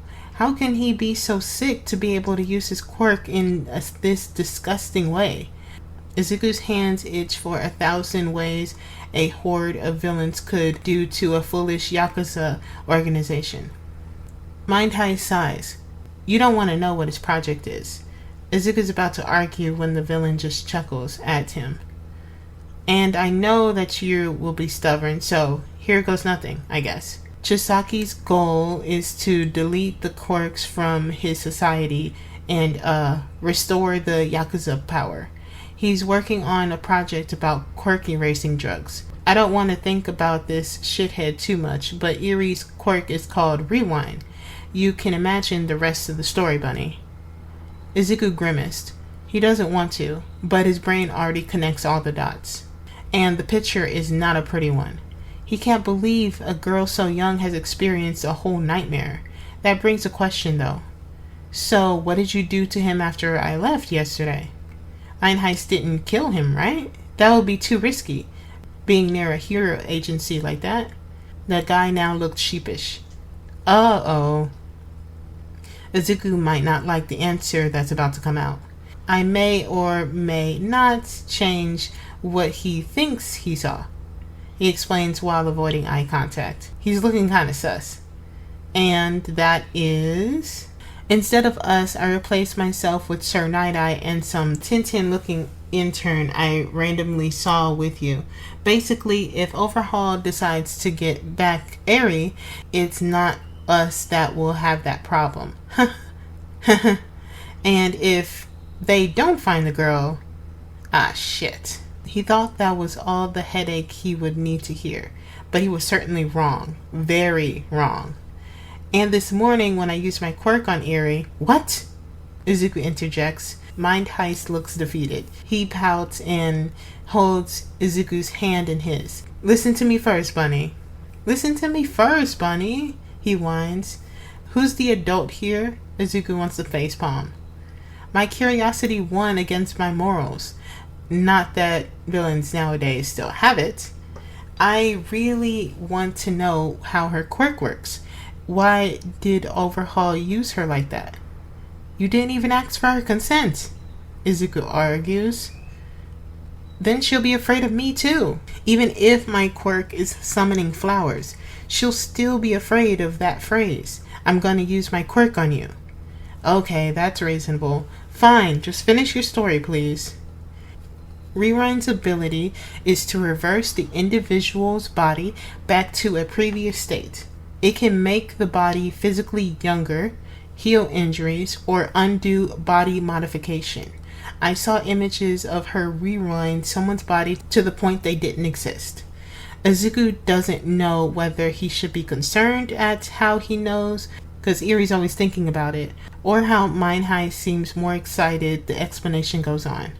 And the way his eyes shine like he just figured something out is not worrying at all. Okay? My boss has been injured for so long. If we can manage to convince Irie to use her quirk on him, he wouldn't need to throw himself into Tartarus and watch the younger generation of villains try to rebuild society. Please, please, please, Bunny, tell me you're in with my plan. Mind Heist shakes Izuku's hand rapidly. Izuku's brain is still trying to catch up, and when it does, he gapes at the red-haired villain. What? No way. Why? No. Who's your boss? No. Isn't Irie afraid of her quirk? Probably traumatized too. And you're going to use her too? Izuku practically rambled. There's too much to unwrap from that. He doesn't know if he should be mad at Mind Heist, wants to use the girl's quirk for his own good. Before they can argue for 3 hours straight, there's a hastily knocking at the door. Izuku quickly unlocks it, and the girl who's taking care of Irie is right in his face with a panicked expression. She's about to cry, actually. Bunny-kun, please don't kill me or write my name in your death note. Please, I didn't mean it. I'm sorry. By the end of the sentence, she's already kneeling down to her feet. What'd she mean by kill? And what's a death note? Who the fuck is spreading a random and totally false rumor about him again? Mind Heist snorts behind him, but a glare from Izuku shuts him up. They're not done with this conversation. Oh my god, why are you on the floor? He pulls away his feet from the villain's trembling form. Is Bunny supposed to be scary? No. What happened? I asked Irie about her quirk and she started crying, she mumbled apologetically. I tried to cheer her up, but Irie wouldn't stop. Here's your chance to make her think her quirk is good. Mind Heist chimes in. My god, the audacity of this man. Izuku ignores him. Okay. No need to apologize. I'm just a barista, and I'm just a kid. Why would I do anything? He pouts. That seems to reassure her. She chuckles quietly. Right. Sorry, Bunny-kun. I'm new here. Okay, Izuku smiles at her before he walks to the couch. It's Irie sobbing in the middle of the group of panicking villains trying their best to stop her tears, which they all, of course, failed. He was about to come up with a plan when Mind Heist grabs his hoodie. My boss is all for one. Now go, he whispered excitedly and pushed Izuku to the front of the couch. Wait, hold up. Okay, did he just say Bunny? His head is going to explode. Okay, let's just solve one problem at a time. He somehow is able to withstand all of this, so let's calm down a bit. What's wrong, Irie-chan? He asks kindly while carefully holding her tiny hands in his. She hiccups. If I tell you, then you would... Then she continues to cry. Izuku smiles patiently. I would never leave you, Irie. I promise. Whatever you tell me, I will not change my view on you. He brings up his pinky and Irie stares at it before she brings hers to lock with him. I have a curse. Eri mumbles quietly. Izuku frowns, but doesn't let her see his face. Wait, why do you think you have it? He would like to avoid the word curse because she doesn't deserve that. Thank you very much. Because he said it. My quirk is a curse. It makes people go away. Didn't me and everyone already say he's a fucking moron? Mind High says from the back. Did he just curse in front of a child? Anyway, no one in this world has a curse, Eri. But do you realize you're still very young, right?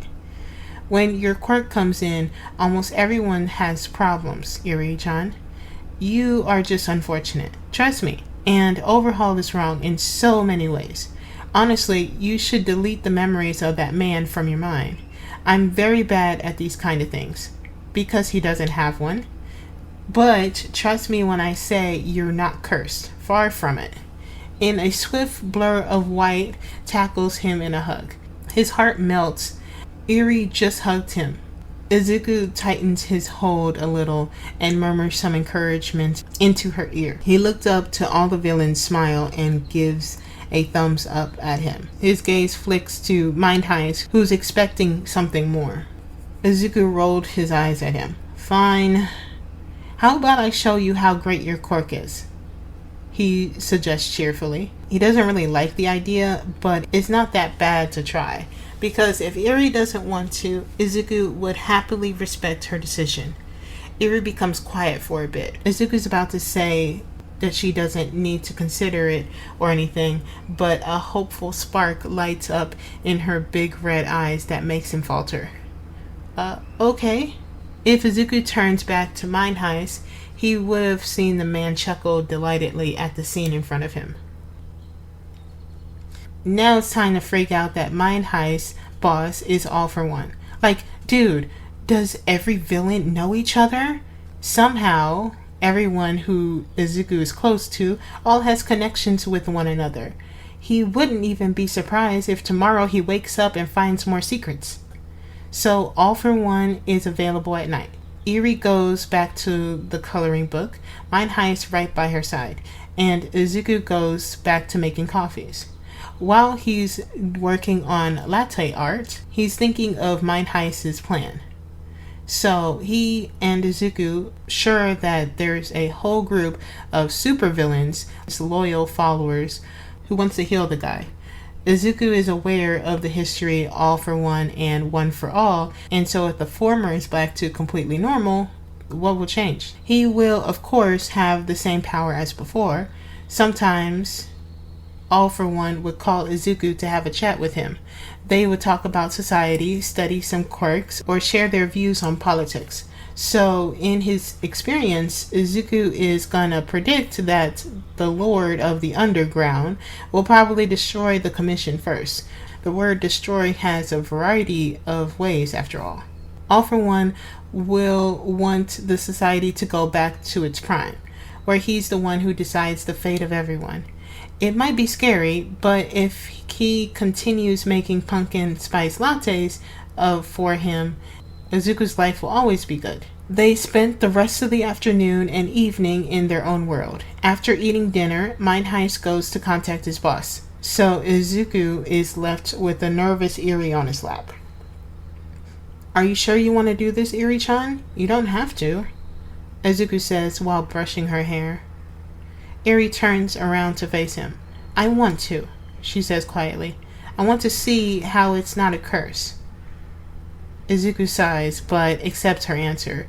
Rewinding All for One from a potato to a man probably would make her feel a lot better. But what if I make someone go away again? Will you be angry at me like my mom when I make someone gone? Eri acts worriedly. She holds his hoodie tightly. Izuku then surprisingly got a great idea formed in his head. Eri, can you count to 10 for me? He suddenly speaks up. Eri looks at him with confusion before she complies. 1, 2, 3, 4, 5, 6, 7, 8, 9, 10. She counts with her fingers. That's good. Is 10 a big number? Izuku asks. No, I can count it on my hands. 20? She thinks and answers uncertainly. A little. I need your hands too. Now, how about 100? Very big number. That's right. We need a lot of people's hands, and there are also 200. Can you count to 200? I can't. Yes, the plan is going great. Imagine someone who's 200 years old, Eri-chan. Your quirk is like counting with your fingers. You can't count it, right? Even if you use your quirk for a very long time, that person will still be there. The last part is a lie. But Izuku is pretty sure Eri's quirk is like storage. It can run out. If she wants to use it again, she'll need to build it up. That is all according to Mind Heist when he used his quirk on her. Really? He can hear a hint of doubt, but there's a little excitement in there. Wow, can't wait to see her before and after of All for One. Are you ready, kids? Mind Heist appears behind him, making Izuku jump. A little. Only a little. The guy coos. Oh, you're still a bunny. Yeah, right. Eri glances at both of them. His name is Bunny, Eri asks confusedly. Izuku knows Mind Heist wants to scream at how adorable Eri is, but he decides to ruffle Eri's hair instead. Yeah, little girl. Now, it's time to... We don't want to make the old guy wait, do we? Eri nods. 200 years old is very old. Izuku laughs. That's so cute. He takes Eri's hand in his when a familiar portal forms in front of them. He gives the girl's hand a light squeeze before they walked into the swirling portal. Finally, I'm done. Woo! Okay, chapter over. Let's go. Alright, so if you want to see more of this, you have to follow the link. I should put that in the description or figure out how to do that. Hey guys, this is Fleeciana96 and I'm here to bring you chapter 14 of The Villain's Barista, written by Cherium. Link is going to be down below as always, and if you guys missed the first 13 chapters, well, you can go on my channel to find chapter 1. You can also click on the playlist in order to listen to them all in sequential order. This is a project done by multiple YouTubers, so the only parts you're going to find on my channel are this chapter and chapter 1. I do recommend going and giving all of them a listen. I have been keeping up with the postings, and there's so much great talent that is being put forth into these videos, and there's a lot of fun happening behind the scenes. Also, all the thumbnails that we are using for our videos have been drawn by us, so show some appreciation for the artwork that has gone into that, but it's been turning out so amazing and so beautiful. Here's a summary for chapter 14. All for One is hot. Shoto's having a great time, and Izuku's having a good day, like normal. Almost. All for One is sitting on his throne with his medical equipment like always when they walk in. It's like he expects them to be there. Heh. Mind Heist probably informed the guy already. At least the supervillain pretends to be cool and not get too excited to be healed. Hello, Izuku. What brought you here today? Oh, great. He wants to talk with Izuku. Well, Mind Heist thought it was a great idea to introduce you to her. He steps closer to show All for One the little girl that's hiding behind him. This is Eri, and I think you already know why we're here. Izuku dismisses the villain easily. How's he still alive? No one knows. My, let's get to work then. Your bunny doesn't seem to agree with this, Tetsuya. All for One chuckles and motions them to come closer. Mind Heist huffs. He brings a chair out of nowhere for Eri to sit on at All for One's side. She sits on it hesitantly, but a smile from Izuku comforts her a bit. She glances at the big villain shyly before she asks something. Are you really 200 years old? Ah. Yes, child. You see, my quirk let me live a very long time. But if I get hurt, he points at his scarred face. I just can't make it go away. Izuku actually wants to clap his hands at how All for One chooses his words. So, my curse won't make you go away like the other people? If All for One had a face, he would have frowned. Izuku sighs. He knows that Eri has so much going on, and it just makes him feel horrible to see a kid her age suffer something like this. Healing All for One would show her how great her quirk is, but she still needs a lot of love to cover all that trauma. Maybe he should introduce her to the League. Magne and Toga would love her. I would call it a blessing, you know. Now, come closer and put your hand on mine. Eri looks at Izuku again. He nods and steps back to stand beside Mind Heist, who looks far more excited than he should have. Eri slowly puts her tiny hand on All for One's much larger one. The supervillain is so gentle to the girl, Izuku might not believe it if someone had told him about this. What do I do now? She asks. Let go, child. She does. Her horn glows in the dimly lit room. It doesn't take long before the light starts to engulf the villain. Eri squeezes her eyes shut. Her body is trembling, but a firm hold of the other guy will still confirm that he is still there with her. Izuku is pretty sure that it's some kind of a persuasion quirk. He did tell All for One that he shouldn't use any physical or visible quirks on Eri. It's a great time to analyze Eri's quirk. He's sitting in the corner of the room while writing about Rewind. Everything seems fine. Izuku startles. He quickly looks up to see the scars on All for One's face lessen. The flesh formed back to what it was before. The eyes are back first. Red, blood-like colored eyes blink open slowly. Why does everyone have red eyes? If Shoto was here, he would say something like, they are all related or something. The eyes are followed by a white, short, a little bit curly hair that's now back on his head. It's only been a few minutes, so Eri must have let loose on her quirk. If she's able to rewind her dad out of existence like that, then those little times can make a person around 30-40 gone. So now All for One is around 150? Ah, shit. All for One murmurs, why does everyone curse in front of a child? Izuku and Mind Heist look up in concern. Are you okay over there? The red-haired villain asks. All for One picks up Eri and settles her on his lap. His handsome face frowns anxiously. Oh yeah, handsome. Did he mention yet that the villains around him are too good-looking? What is wrong with society? The villain stole all the good genes, huh? I don't want Eri to use all her quirk and pass out, he explains. His voice isn't hoarse like before.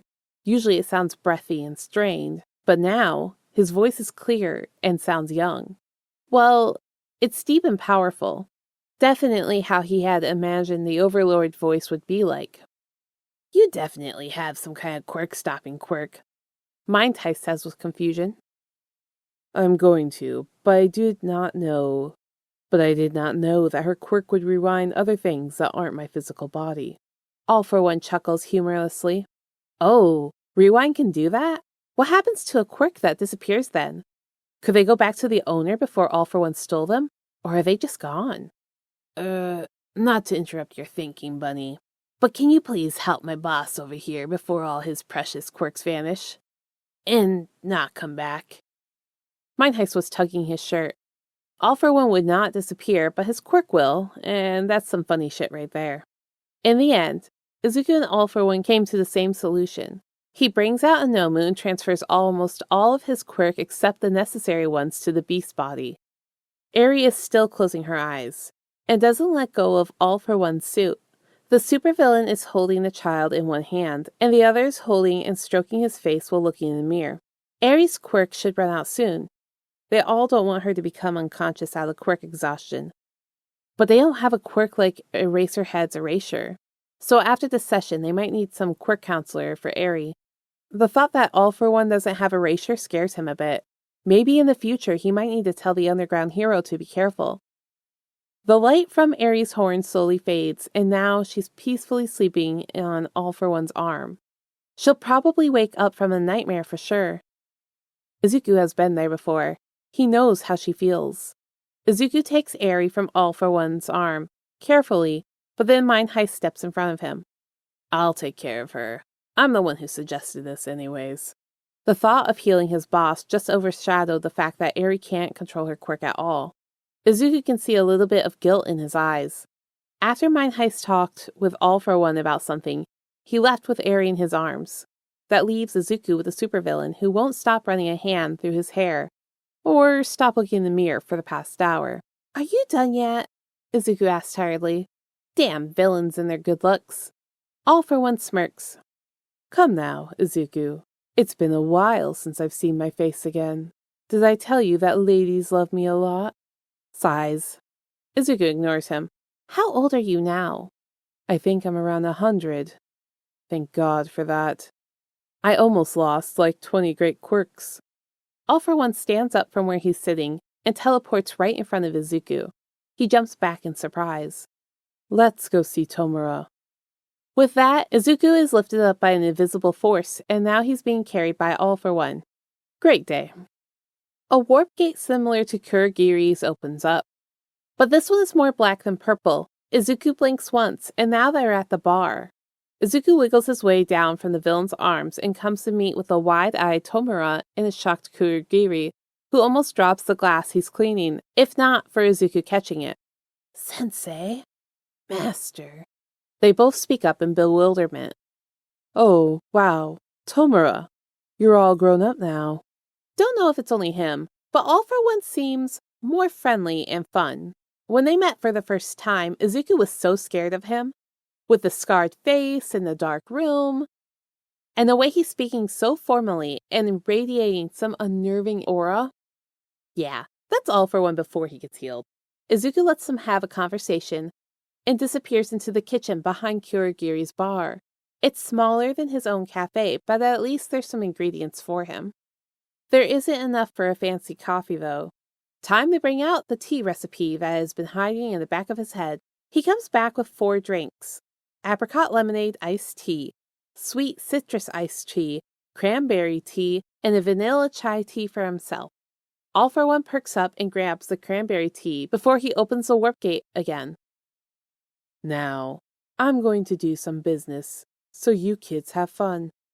And then he's gone, just like that. Where did you find an overpowered quirk like that to fix Sensei? Tomura says while sipping the sweet citrus tea in interest. Izuku goes to sit next to him on the couch. She's a kid I helped. Mine Heist saw the opportunity, so he brought her here. Who the fuck is Mine Heist? Izuku looks at him. Dude, he's literally All for One's #1 minion. And he's the one who kidnapped me. Never heard of him in my entire life. Excuse me? So, when will the gang come back? Izuku changes the subject. Who in the world doesn't know the famous mastermind? Oh, the League of Villains leader. Izuku can't believe him. Tomorrow? I assigned Dabi to be the leader of the Vanguard Action Squad. So I let them do their job. Actually, the name is pretty cool. Tomura is definitely the one who came up with that. But there's nothing for him to say, really. Tomura told him last week that he wouldn't tell anything to Izuku. He wants it to be a surprise. But Izuku doubts it. He learned to read people's facial expressions from some vigilante, and the look on Tomura's face that day, Izuku's sure that he won't like what he will see tomorrow. Let's call it a hunch. Summer camp is great in Shoto's opinion. He gets so far away from Endeavor, and he gets to use his quirk freely. The only thing that's bad is he doesn't get to talk to Izuku, since they've both been busy. And Shoto is too tired to do anything after the heavy training. He hopes he'll get a hug from his friend soon. Oh wait, there's another thing that's worse. The constant glaring from Bakugo. Shoto doesn't know why this guy is so obsessed with Izuku. Even his personality pissed him off so much. Hopefully they won't be seeing each other anytime soon, or Shoto's going to burn that cocky face away before he can even speak a single word to Izuku. 2 days pass by, and everything is fine. Well, not today, he guesses. Villains attack the camp. Great. He should have asked Izuku that day because his friend looks like he was about to say something important but changed his mind when Shigaraki walked in. He saw Toya's blue fire in the distance and sighs to himself. God must have hated him because he somehow ended up with Bakugo, and now they're fighting a crazy villain with a teeth quirk. What's his name again? Shoto surely saw him somewhere in Izuku's villain analysis book. Moon something. Moon teeth? Definitely not that. They somehow defeated the villain. Not exactly they. Yaorashi brings in the rampaging Dark Shadow with his wind and throws Tokiyami to the villain. And they meet with more people to form a Bakugo protection squad something, because apparently the villains want to kidnap the blonde. Did they even ask Shoto if he wants to protect this guy? Oh, would you look at that? Mr. Compass just used his quirk on Bakugo and Tokiyami, and now he's escaping. Oh no! Shoto is at his limit, and he can't use his ice anymore. Sorry for the inconvenience, everyone. Yaorashi must have loved his classmates so much, he summoned a very strong wind to make everyone fly towards the magician. They collide and smash him onto the ground. Shoto looks up to see Dabi walking to them. Oh, this is the rendezvous point. His brother launches his flames.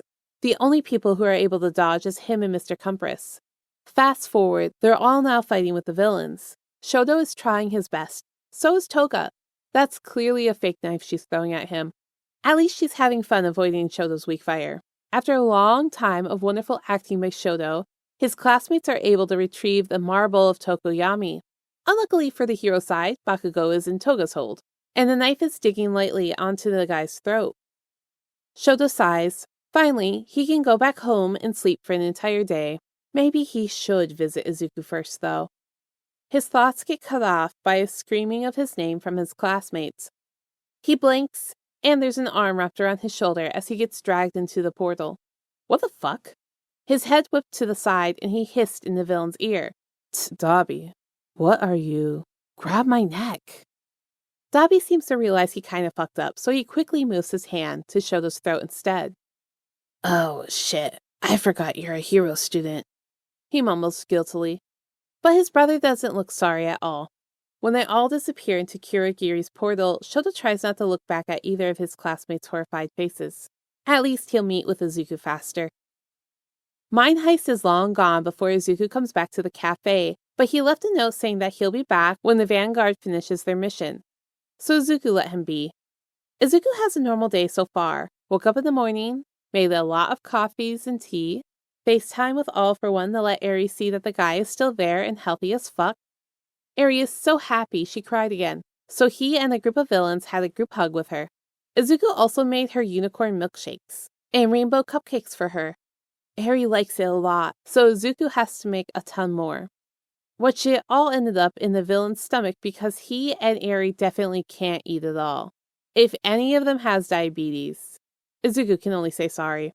But hey, it's made Eri become cheerful. At night, after he sent Eri to bed, he changed his clothes and comes down to chill in the cafe couch. Izuku knows they'll be back soon, and Izuku is not gonna like it at all. Why does he become paranoid like this? But he always trusts his instincts, okay? Maybe he should text Shoto or Dabi to test the water first. He doesn't need to wait for long because Dabi is already calling him. Bunny, we're back. We're gonna need your drinks ASAP. Kurogiri won't give us alcohol. You heard him. Throw tons of ice in there. Izuku has never pulled his phone away from his ear that fast in his entire life. Damn, they're so loud. Right. Anything else? We accidentally brought you a friend, so come pick him up quickly before the other brat figures something out because your fucking boyfriend can't act shit. Izuku's just gonna ignore that last part. And how did they accidentally kidnap Shoto? Ugh. Let's just make that a future problem. He hangs up the phone and leaves to do this work. Since he definitely can't carry all of that, he texts Kurogiri to open up a portal for him. The drinks are going first, because they won't stop whining, and Kurogiri is so tired of their bullshit. Izuku stares blankly at the swirling portal. Why does he feel like this? His feet do not want to cooperate with him to walk in there. He takes a deep breath and steps in. He landed next to the door. Great for escaping, he thought. His eyes take in the situation. The League of Villains are either sitting at the bar or standing in their usual spots. They're drinking what Izuku made thirstily. He almost sighs because there's nothing wrong. Then, fuck his life. There's someone in the middle of the room. And fuck him again for not wearing a hoodie. Fucking Bakugo Katsuki is here, and in restraints. But why not a muzzle? Because the moment their eyes meet, Izuku goes still. That different shade of red from both Mine Heist and Tomura's eyes are looking directly at him. He should have trusted his gut feeling. Deku? So does everyone in the room when that word comes out of his mouth. All eyes have various emotions in them as they stare at the explosive kid. Fuck no. He turns around, yanks open the door, and closes it in their faces. Not today, asshole. Thank you guys so much for listening. Chapter 15 is going to be coming out tomorrow, so keep an eye out for that. If you're not already following the playlist, be sure to do that, and I'll catch you guys in the next one. Hello and welcome back to Once Upon a Tea Time. This will be the Podficker Baton Pass for The Villain's Barista by Chair Aim. The way that this works is that I'm reading chapter 15, Feliciano 96 read the previous chapter, and Puppy Wanter will be reading the next chapter. And with that out of the way, let's hop into the fic. Trigger warning. Assault and blood. But it's supposed to be vague. What the fuck? Why is he even there? Why did they kidnap him? Out of all the students, there are so many interesting quirks, and it has to be Bakugo? Oh, right. Tomura said that his personality is like a villain, which serves him right. Or maybe it's Izuku's fault. He never told the name of his biggest nightmare to anyone except Shoto and Dabi. Speaking of Shoto, Izuku totally forgot that his friend is also in the room. And Izuku left him there. Can't he just tell Kurogiri to drop him here, and Izuku doesn't have to go back? Wait, there's another problem. Does Mind Heist know about Bakugo? Definitely. Oh, he's dead. Just kidding. Mind Heist doesn't kill. But in this case, Izuku is not so sure. He walks away from the bar and ends up at the Nomu factory. It looks like the doctor isn't here. That is great. Who even wants to see your childhood doctor? At least the guy acknowledged his talent, and Izuku found himself helping with the Nomu project once or twice.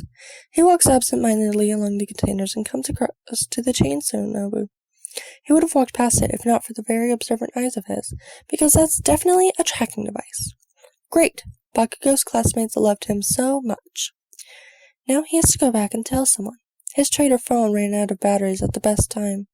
Can't he just ignore all this and go back to sleep? Well, if he wants the heroes to arrest them all, then he could. Obviously not. Izuku sighs. Or he could just go back to act like nothing happened. Shoto to the Tell them about what he saw, then ask and never step in there until Bakugo is gone. Sounds like a plan. What just happened? Don't answer that! Twice says after the complete silence that follows after Izuku shut the door. Honestly, Shoto can't blame him. But can someone please get him out of here? Dabi's glare hardens. Oh, you guys want to know? This brat is the Kachan. What the fuck did you just call me? Bakugo interrupts with a snarl. And why the fuck is Deku here? The questions get thrown at him and he blinks. Oh shit, he should say something. Don't you dare cut me off, you piece of shit. His brother grabs Bakugo's face and heats up his hand in warning. The blonde reluctantly shuts up and grits his teeth in anger and pain.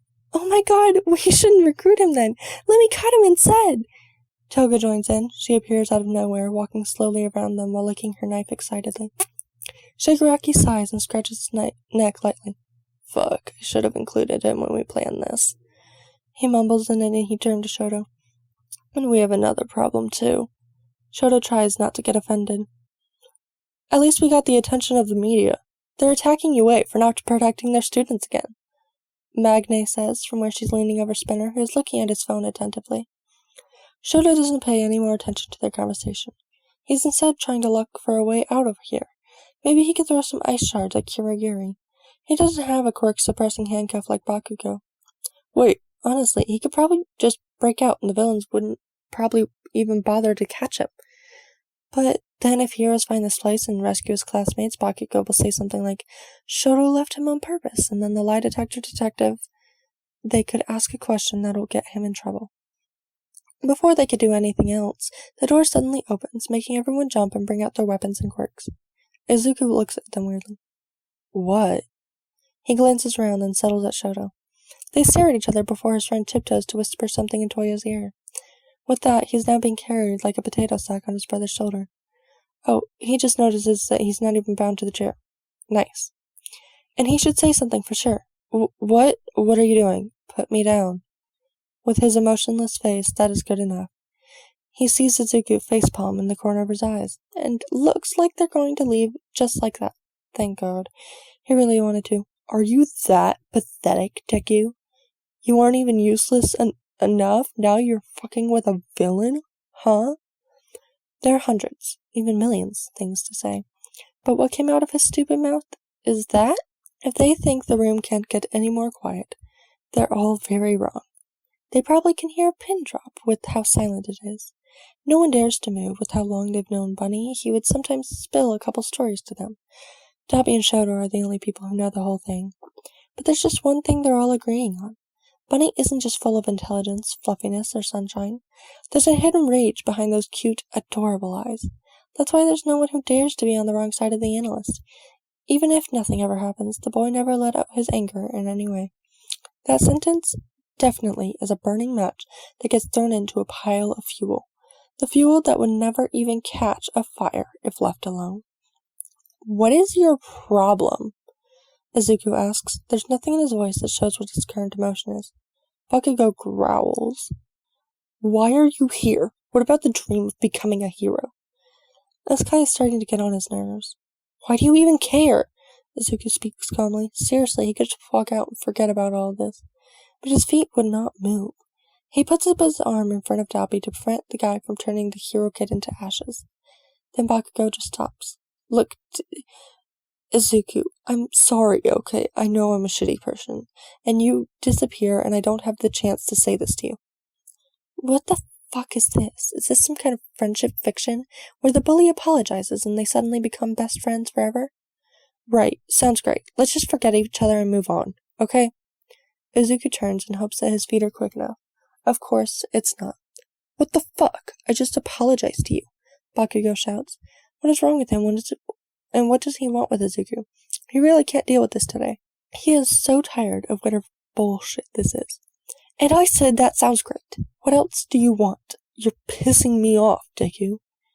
Izuku, for the 10th time, has to glare at the villains behind the blonde, who are holding different types of weapons in their hands, ready to strike. Izuku doesn't even notice the immediate death behind him. He's blind to the anger towards the once pebble in his path. Izuku pities him. It sounds like a you problem. Fuck you! Bakugo is seething at everything right now. I'm trying to be better here.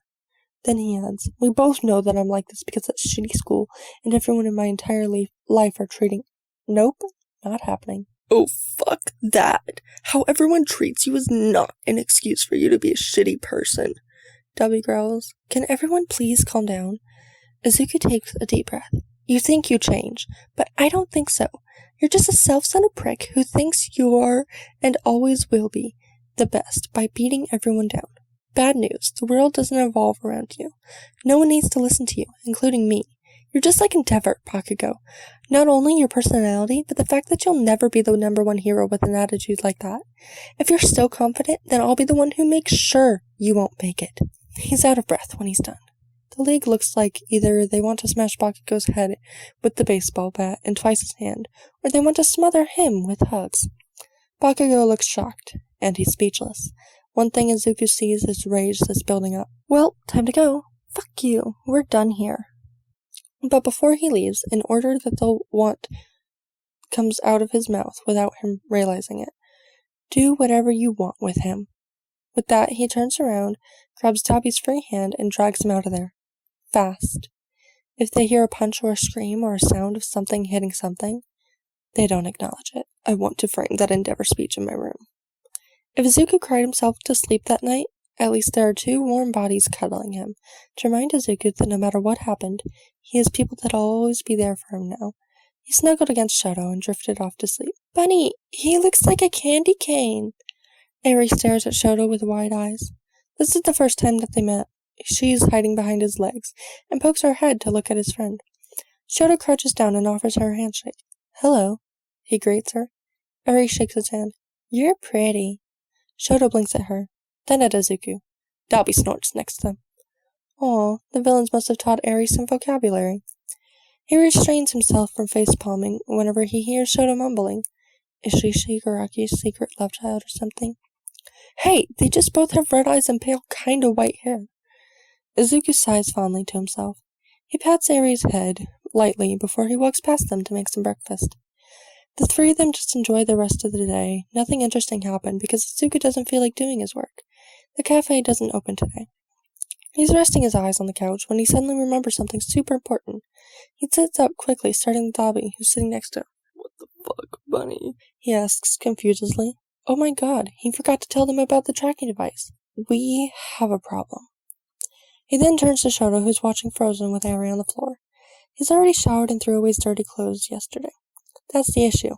How could he explain it to the hero about the clothes, how he's clean, and how he doesn't have any injuries? Ah, shit. Dabi disappears in a second after hearing about the device that got attached to the Noma. They don't know if the heroes are already on the move or they're still planning. Izuku guessed they would be attacking the location this or tomorrow night. The real trouble is Shoto, even if they manage to make a lie to tell everyone. Detective Tsukuuchi is the lie detector, would surely participate in this operation. Maybe they could say that Izuku is the one who helped Shoto? But then he has to show his face. Eraserhead will definitely remember him. Or you could just go back there, and when someone kicks open the door, you'll become a kidnapped kid again. Izuku suggests. Shoto grimaces. Alright, he doesn't want to go back there. Izuku pacing around the room, thinking about what to do, and his friend doesn't seem interested in leaving soon. Shoto could just go back and they'll still see each other almost every day. You know what? Izuku's just gonna let everything be and hope for the best. For now. That moment when you're worried about Tomura and the League of Villains, but you don't want to see that guy who will ruin your mood in 3 seconds. When he opened the news and saw the UA press conference, he knows immediately that that is a ruse. But seriously, why do they need to protect Bakugo like that? He wants to laugh. They said his behavior is the result of his tenacious pursuit to be the best hero. Would you look at that? Even Shoto rolled his eyes at the statement. Eraserhead could do better than this. He doesn't have to worry for long, because he gets a text for confirmation. Stain. They escaped for a while now. Shigaraki told me to tell you. Thank you, Akaguro-san. Are you around there? Met them a minute ago. I'm just watching from afar. Okay, enjoy your time then. Izuku sighs in relief. He really wanted Kamino, but Mind Heist said that he shouldn't be there. The villain didn't even care that Shoto was still there. He looked at the two-toned boy once, ruffled his hair, then walked out to do whatever he's been doing. Guess he's got another child on his kidnap adoption list. Izuku gives Shoto a script of possible questions that he is 100% sure will be asked. Now they wait for everything to be fine, then Shoto can go back. The story is, Shoto got kidnapped, then got rescued, and stayed somewhere safe because the villains might find them. Totally accurate. Oh look, your other dad is fighting All Might. Shoto speaks up. Izuku turns to the TV. This news station is broadcasting a live fight between the #1 hero and a mysterious villain. All for One is still wearing that ridiculous mask. The guy really likes to play with people's minds, so no doubt he'll surprise All Might with his fully healed state. Izuku noted that there are 2 teams of heroes. One is at the Nomu factory, the other is at the bar. He goes back to sit on the couch and squeeze himself between Shoto and the cat mutation villain. He turns around and blinks at the amount of villains inside the cafe. They're all surrounding the living room area to watch the epic fight. Now Izuku feels bad for not making any coffee today. It's like they're watching the football Premier League with the boys. They cheer every time All for One avoids a hit, or when All Might gets smashed to the ground. If All for One is fighting a week ago, then Izuku thinks it would have been a tie, or the supervillain might lose, too. But looking at the live now, while All Might is beaten pretty badly, the guy is still perfectly fine in his black suit. Then, there it is. All Might's body reverts back to his weak form, revealing the pelagic body to the public. He hears some shocked gasps from the villains behind him, and Izuku knows how this will end. All for One stops attacking. He monologues for a minute, which the news station doesn't catch, and then salutes to the camera one last time before he disappears into the portal behind him, leaving the symbol of peace defeated on the ground. Eventually, Izuku wants to send Shoto back to the police by himself. Of course, there's a disagreement from everyone, and in the end, Reaper and some not on the police's radar villains will be following them from a distance. They walk to Kamino Ward quickly before more people panic before Endeavor's kid isn't there. Oh, that brings a question. What does the League do to Bakugo, and where is he now? He didn't see the guy on the live stream, and no one told him anything yet. They must have been busy changing their hideout. He hopes All for One doesn't turn him into a Nomu or something, even if it sounds great. They arrive at the street where most of the villains gather to watch the fight on a big screen. He remembered there's a police station nearby, which the heroes probably would be meeting there. Izuku just follows Shoto while listening to the conversation about All Might from the people they're passing. Some of them said that he's doing his best, and he'll always be #1 for them. Some are disappointed at the Commission, who hide the existence of a powerful villain in the weak form of All Might. He walks right to Shoto's back when his friend suddenly stops. Ow! What was that, Shoto? He rubs his head.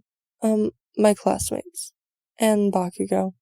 He points at the group of weirdly dressed teenagers. There's Kirishima, Yaoyorozu, Ueda, Yaoarashi, and a bloody, beaten Bakugo lying on the floor. They're either crying, panicking, or trying to do first aid to help their friend. Now Izuku feels bad with the, "Do whatever you want with him," he said. Honestly, he worries the media might paint the League of Villains as a child beater. He might need to send someone to release a clip of Bakugo bully behavior. He really doesn't want to do this. He sounds like a villain seeking revenge, but he just wants to protect the League's reputation, right? They rush to the group and stare wide-eyed at Shoto. "Todoroki-kun!" They scream and tackle Shoto into a hug. Only Kirishima, who stays at Bakugo's side, just offers a small, grateful smile and said, "Are you alright? Who are you? Where have you been? We looked everywhere for you." And questions are thrown at them. "He's the one who saved me. We had to stay somewhere safe in case the villains found us," Shoto explains, and Izuku quickly nods. Yeah, I'm really sorry for not helping Bakugo-kun. I swear I didn't see him there. And when I got Todoroki-kun out of there..." Oops, he almost forgot that he's covering his hair and face right now. Ida probably wouldn't recognize him. "That's okay. You did good. Thank you so much." Yaoyorozu reassures him kindly.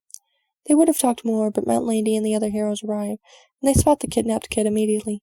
"See you later," he whispers in Shoto's ear before slipping into the crowd and disappears before the heroes reach him.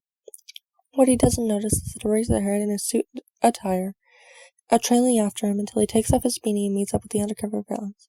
It's that kid again. "Do you know this boy, Todoroki-kun?" A picture from security camera with a boy with green hair wearing a hoodie is shown to the kid in front of him. "No." He blinks. "That's a lie." "No, wait, I think I saw him before." "Right. Next question." Oh boy, this is going to be a long night.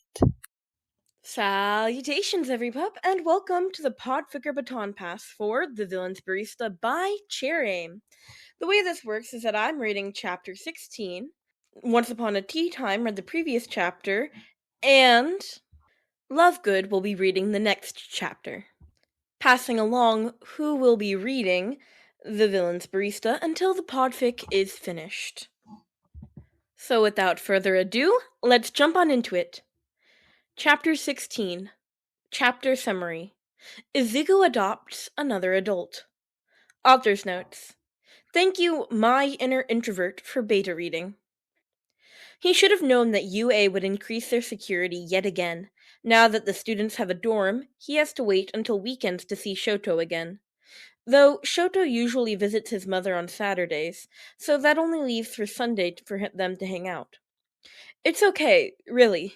Izuku could just stay in the cafe, make coffees, take care of Eri, and do his analysis work. Just like before.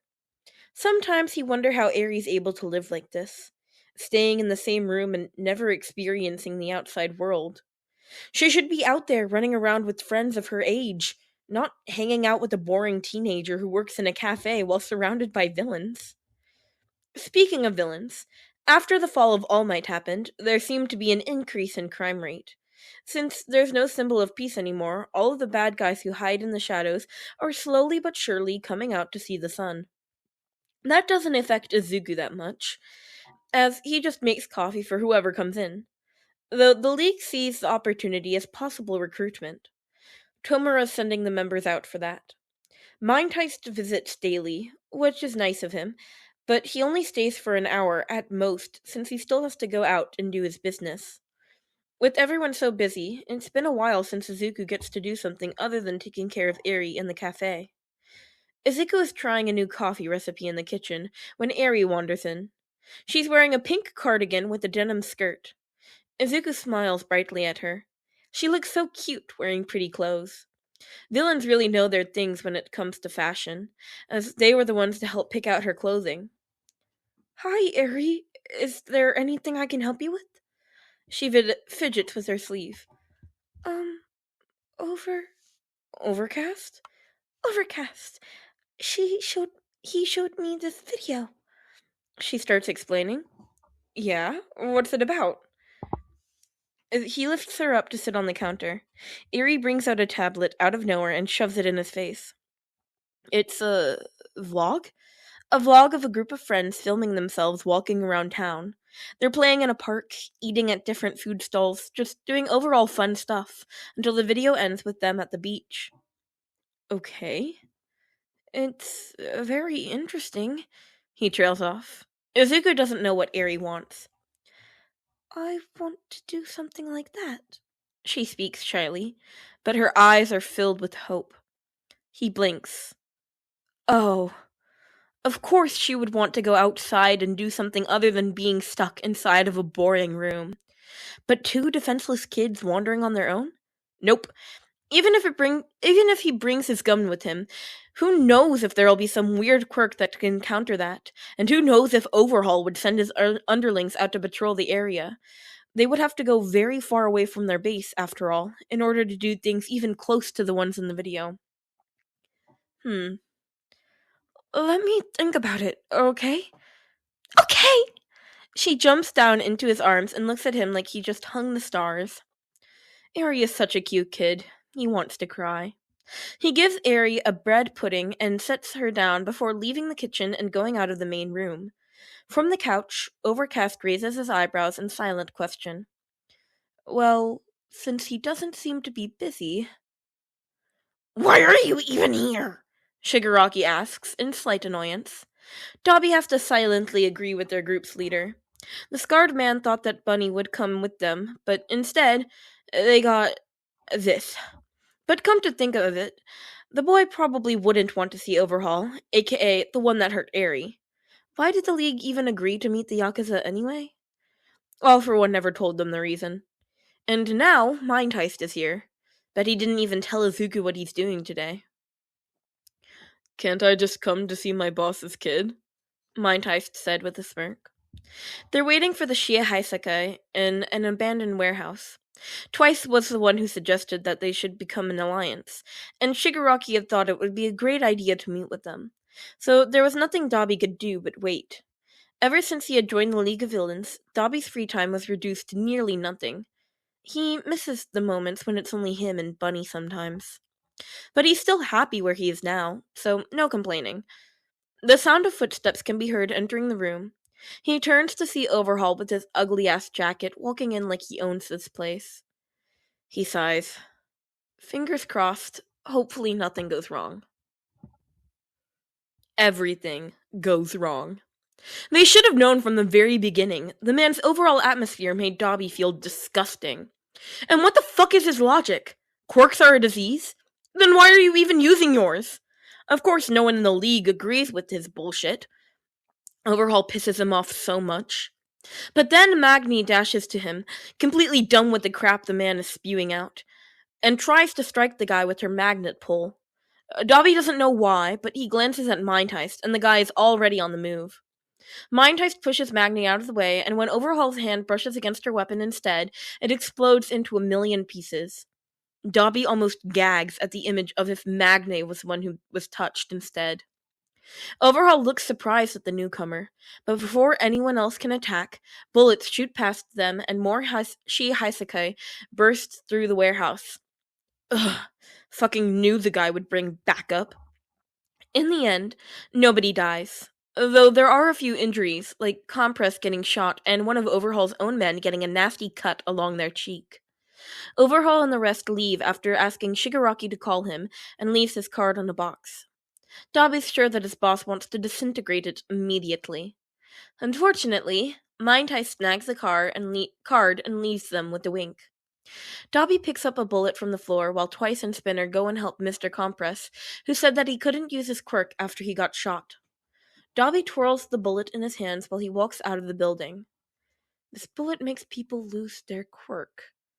He makes a mental note to check it out later. Many days later, Izuku and Eri find themselves out here, in a lively park near Tokyo. Overcast is somewhere around, but he said that he'll let them have their fun. They had to take a train to get here, since Umber had mentioned that he used to visit this place all the time before he became a villain. Izuku can see why. The park doesn't have too many people, but it's filled with pretty flowers and massive trees along the path that cuts through the rolling greens. Places to sit or have picnics. There's also a playground in the middle and a fish pond off to the side. Kids are playing with each other, and he can feel the excitement radiating from Eri. Can I play with them, Bunny? Eri asks. Eri tugs his hand while waving her hand back at the other kids who see her. Izuku remembers the time when Eri was still scared of everyone. Ever since they kidnapped her from Overhaul, she's been getting better every day. It's mostly from the nice people who treat her the way she should be treated, so now Eri is more open and has the courage to start a new conversation. Of course, I'll be down at the pond, yeah? He smiles down at her. He almost bursts into tears when she gives him a small one back. She runs off to a flower-haired boy who is playing on the swings. Izuku watches her for a bit, and when nothing happens, he walks towards the pond. He wishes he could live here. It's so peaceful and vibrant at the same time. Izuku crouches down by the pond, watching as beautiful and colorful koi fish swim around aimlessly. If he had known there would be fish here, he would have brought some food for them. He sighs, and he's about to get up and look for a bench to sit down on when a bag of fish food gets handed to him.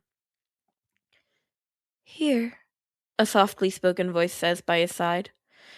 Izuku looks up to see a really pretty, yet kind-looking woman smiling softly at him. Oh, thank you. He bows to her and takes the fish food.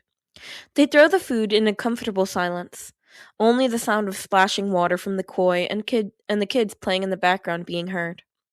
Izuku glances at her. She's a middle-aged woman who has straight white hair, and she's currently wearing a hospital gown. He startles when he suddenly speaks up. Are you new around here? He startles when she suddenly speaks up. Are you new around here? Yeah, I just brought her out here to see the world. He points at Eri, who's now playing on a seesaw. He can't help the smile that forms. Wait, she and Eri kinda look alike? The woman chuckles and Izuku blushes. He must have mumbled again. Isn't it school time right now? She asks. Izuku doesn't mind the company, so he'll gladly talk with her while waiting for Eri. It is, but I kind of dropped out. He scratches his cheek sheepishly. He's surprised by the concerned look on her face. Dropped out? Are you doing well with your family? What? I'm fine. I just work in a cafe and my life is really good, Izuku assures her. She looks at him with fondness before she puts her hand on top of his hair and pats gently. She freezes and Izuku blinks in surprise.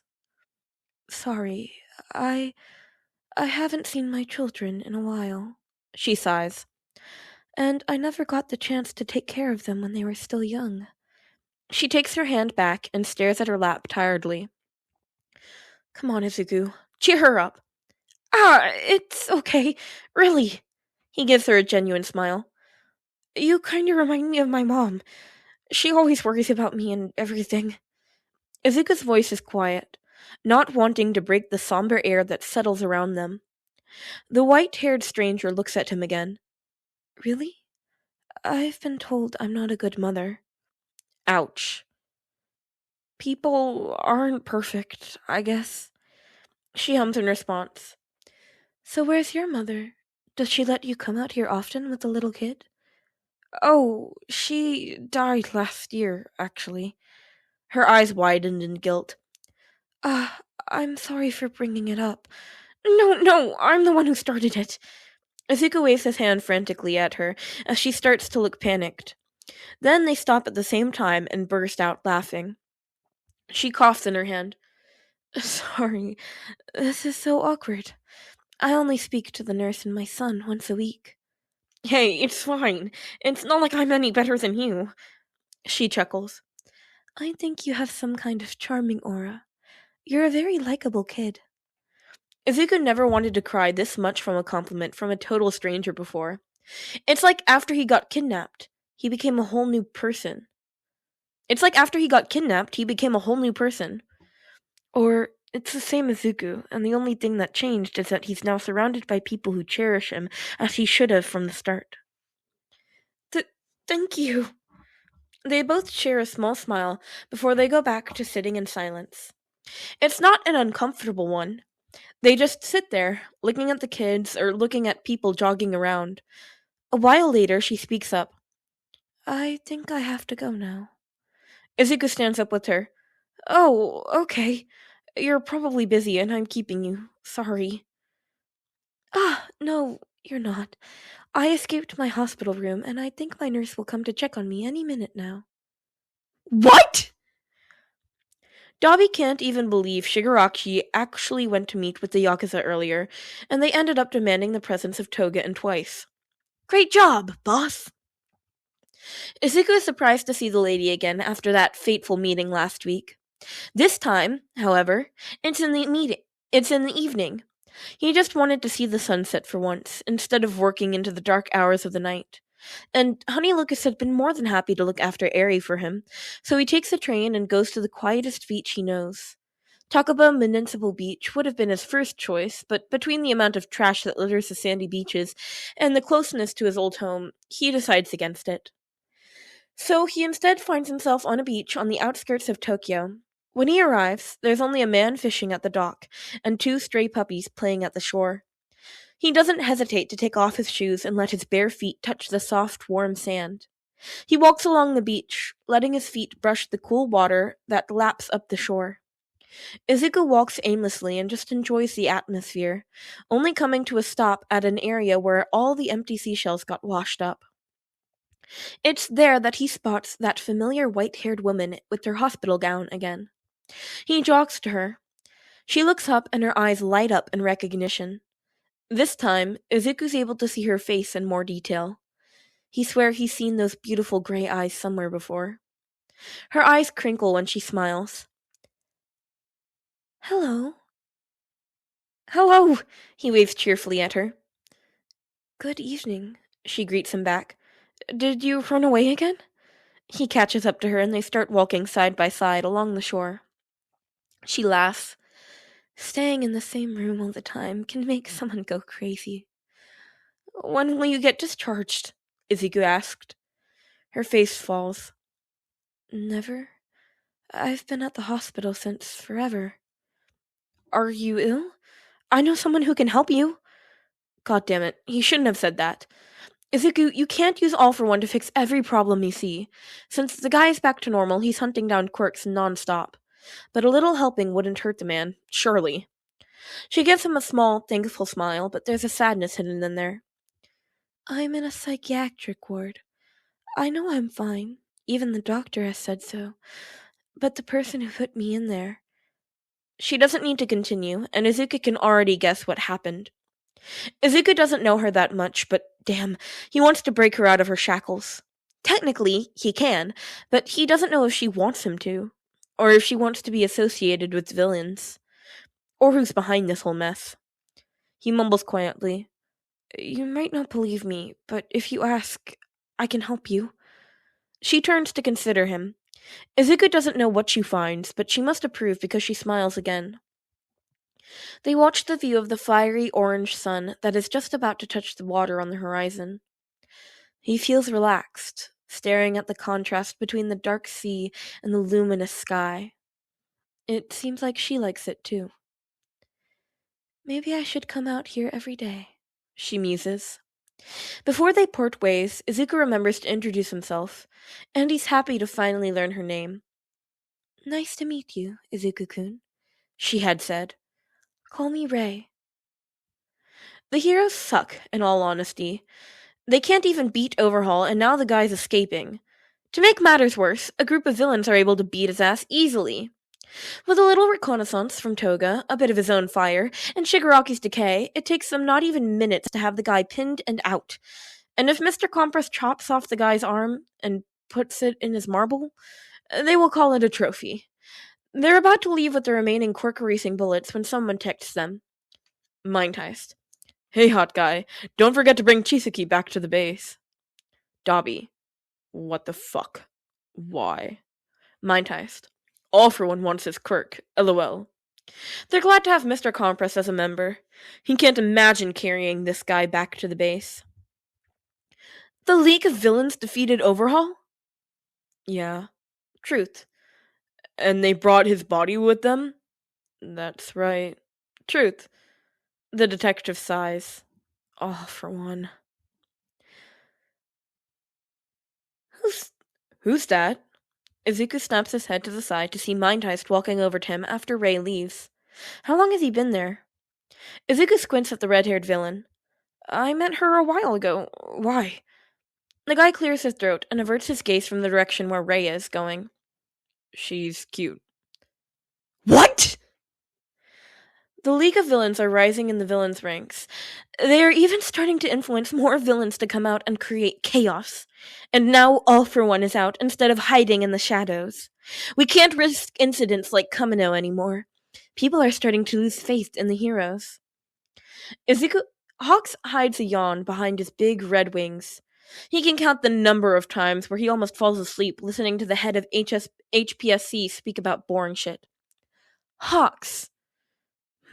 Maybe he could get some chicken wings later.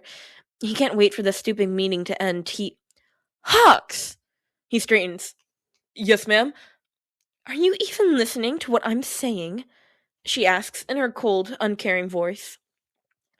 Of course. He flutters his wings uncomfortably. She observes him before turning around to leave. Good. Then prepare yourself. Your infiltration of the League of Villains will start this week. With that, she steps past him and closes the door in his face. Wait. He has to do what? Author's notes. A link to Tumblr. A picture that the author drew. That's right, my art style changed every chapter, LMAO. I just want to try out different styles. Ref is from my IRL friend. Did I tell you guys that I have no plot for this fic? Basically, I was just bored in this COVID situation, so I was like, you know what? Let's write a short. Somehow, it's not short at all. Multi-chapter fic. I searched through my fic idea note, and thought that villains in cafes seemed the easiest to write. Turns out it's not. Haha, that's my story. Just want to randomly tell you guys, LOL. Also, I'll probably end this fic in chapter 20 to 25. If not, then it's fine. I don't want to rush it. Next chapter. Is it chaos? Just kidding. Shoto wants Izuku to meet his mom. Hawks wants to join the league so he meets Dabi. Then, Izuku wants Dabi to meet his mom. And lastly, Dabi wants Izuku to meet Hawks. And that's a wrap on chapter 16. Wow, next chapter sounds like it's going to be a lot of people meeting other people and wanting other people to meet other people, so that's fun. I like this chapter. It's a good chapter. I like Ray. Ray is fun to voice. And I also want to apologize for what I did with Tsukuchi. I couldn't tell it was him talking. They didn't put any names. And so at first I was reading it like, who is talking? And I thought maybe it was Ray. But no, it was Tsukuchi. So my bad. I'm not re-recording this though. It's 21 minutes long. Anyway, please go show the original author, Cherry, some love, and please leave me a comment. I love reading your comments. They make me so happy. Please leave me specifically hate comments, and I'll heart them. I won't shut you out in the next chapter, because I'm not reading the next chapter, and also I don't have any more chapters after this. But leave me hate comments. I like reading them anyway. They're fun. They're fun to read. It's just a fun thing I do with my viewers. For everybody coming from other people's channels and has never heard of me before. Anyway, all that being said, Love Good is next chapter. Please go check them out tomorrow. And I hope you enjoyed. Bye-bye, pups. Hello, my little learners. You can call me Lovegood, and I hope you enjoyed this video. Here are just a few things before we get started. Today, I'm presenting you with Chapter 17 of The Villain's Barista by Sherim on AO3. This is for the Podfigure's Baton. But anyways, thank you for tuning in to listen to me. As always, tags are in the description as well as warnings. But that's enough of my rambles and jambles, and let's get right into the fic. This is the summary. Summary. Izuku's going to bring a family together. He's also going to adopt another stray. Well, not a stray. The commission has a leash on it. It's Saturday morning when Shoto walks in, yawning like he needs 12 hours more of sleep. He walks past Izuku into the kitchen and comes out a moment later with a bowl of cold soba in his hand. Who in the world eats soba in the morning? And why is there soba left over in the fridge? What is even happening? Can I get an iced matcha and salted caramel latte? Shoto asks, while slurping his food. Izuku blinks. Sure. He places the drink in front of his friend and is about to go back to his work when he realizes that Shoto never comes to the cafe in the morning. He usually comes after he visits his mother. Izuku turns to his friend to find that the heterochromatic-eyed boy is already looking at him.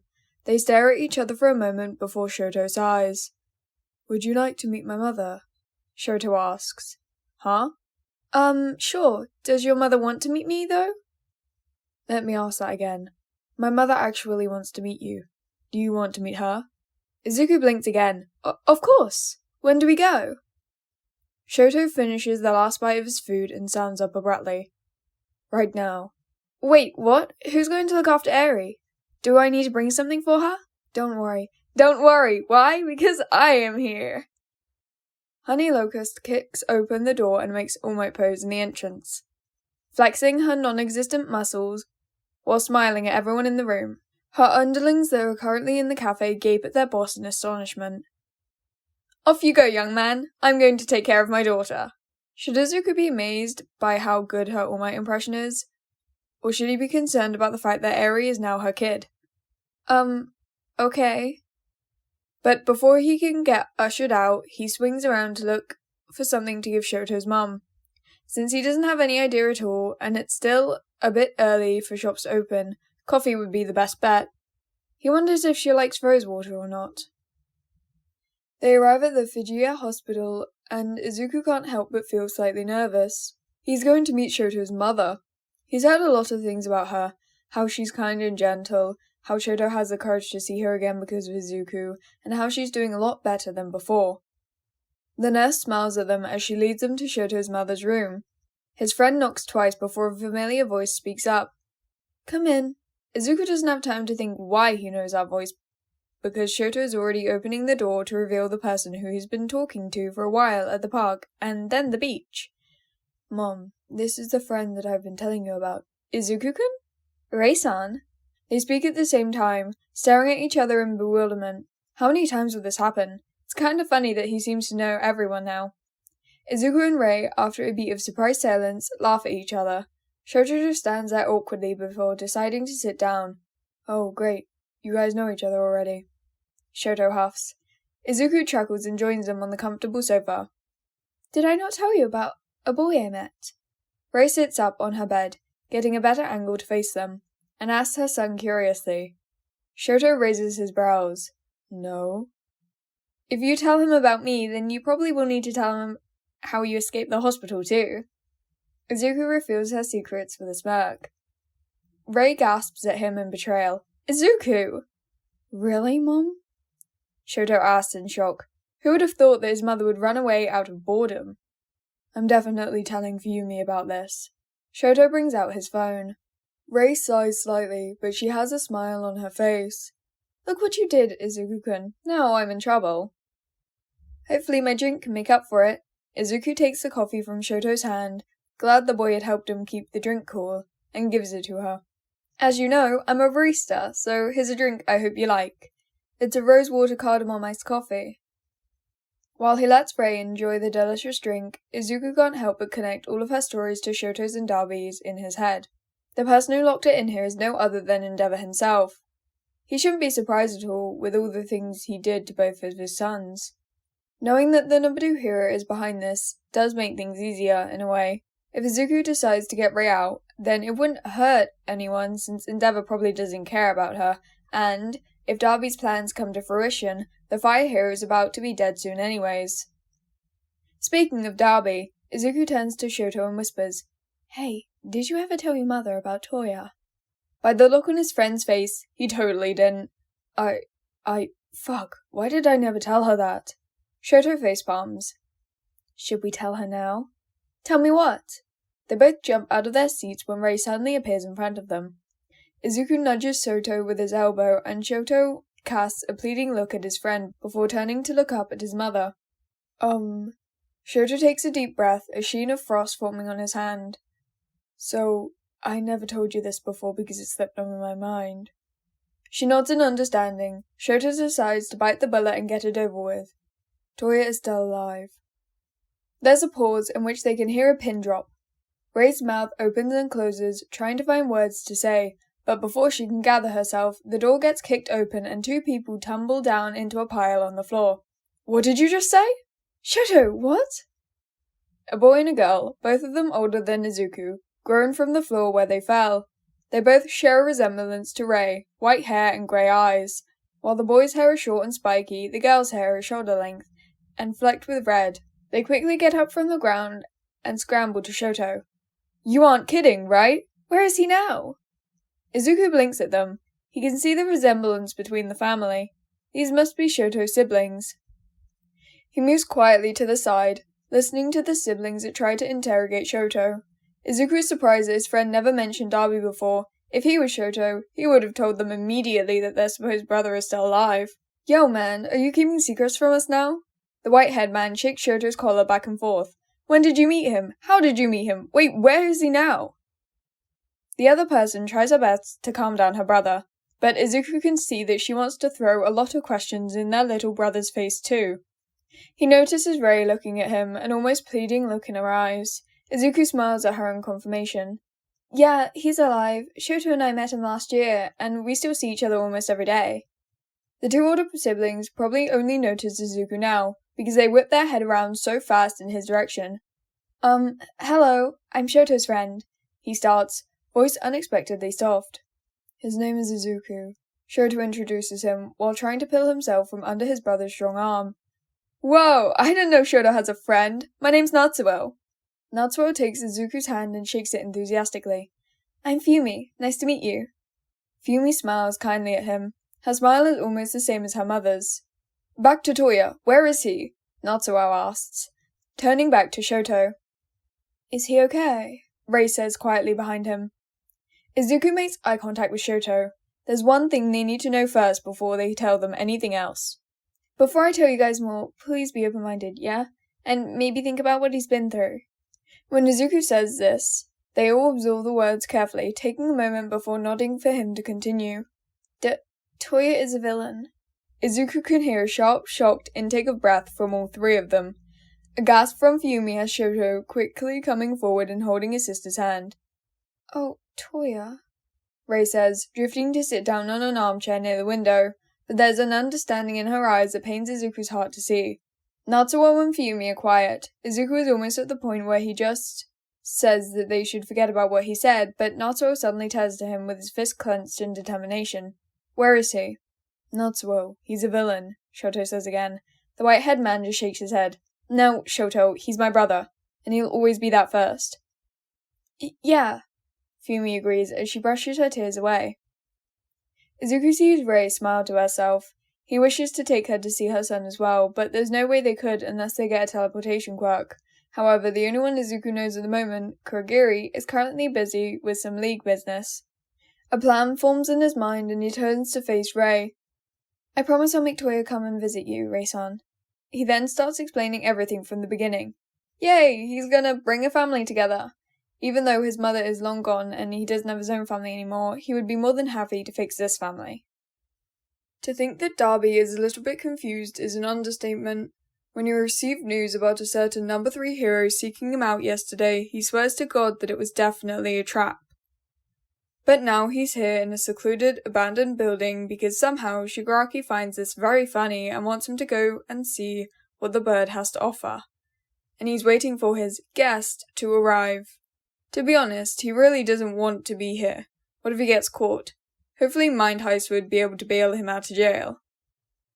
He puffs away at the cigarette in his hand when he catches his first sight of those red wings. Hawks drops down in front of him and waves in greeting as Dabi looks him up and down. Why would a hero even want to come in contact with a villain? Definitely suspicious. Greetings, Dabi. Hawks holds a relaxed posture and a cocky smile, both of which grate on his nerves. Dabi can feel his eyes twitch in annoyance. God, he suddenly hates his job. He scoffs. Quit the act. I don't have all day for this shit. What do you want? Hawk stares at him for a moment before answering. I want to join the League of Villains. Bullshit.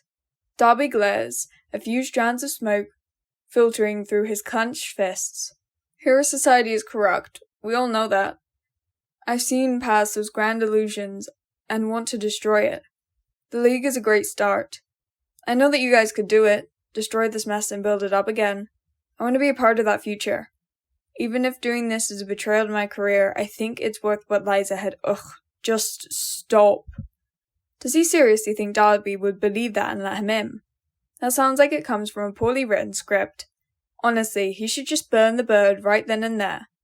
But he remembers those files that Bunny asked him to retrieve at the Commission's bank months ago. This guy has some history. Can't help but think that they can actually make use of him. And if they can't, corrupting a hero's mind sounds fun. Give me your phone, Dabi says suddenly, startling Hawks a little. He doesn't wait for it to be handed to him. Dabi snatches the phone and he doesn't have to look twice because this is certainly a tracking device. He ignites his fire, destroying the phone into a pile of ash. Hawks blinks at him. I know you have a listening device in somewhere, but I'm not going to burn that too, he states. And I don't care what you said. Hawks' wings flutter. Dabi gives the hero another look over before he turns around to the perfectly timed warp gate. We'll contact you when there is a mission. The B-ranked villain disappears, leaving a confused hero behind. Is he in the League now, or was that a rejection? Dabi knows right away that something's up when he walks into the cafe. He scans the room carefully. Nothing looks out of place, but there's definitely something. He spots Bunny at his usual spot, making some drink at the counter. For a while, he just stands there, but when nothing happens, he sighs and strides to get his usual coffee. He doesn't notice the ice is creeping along the floor until it's too late.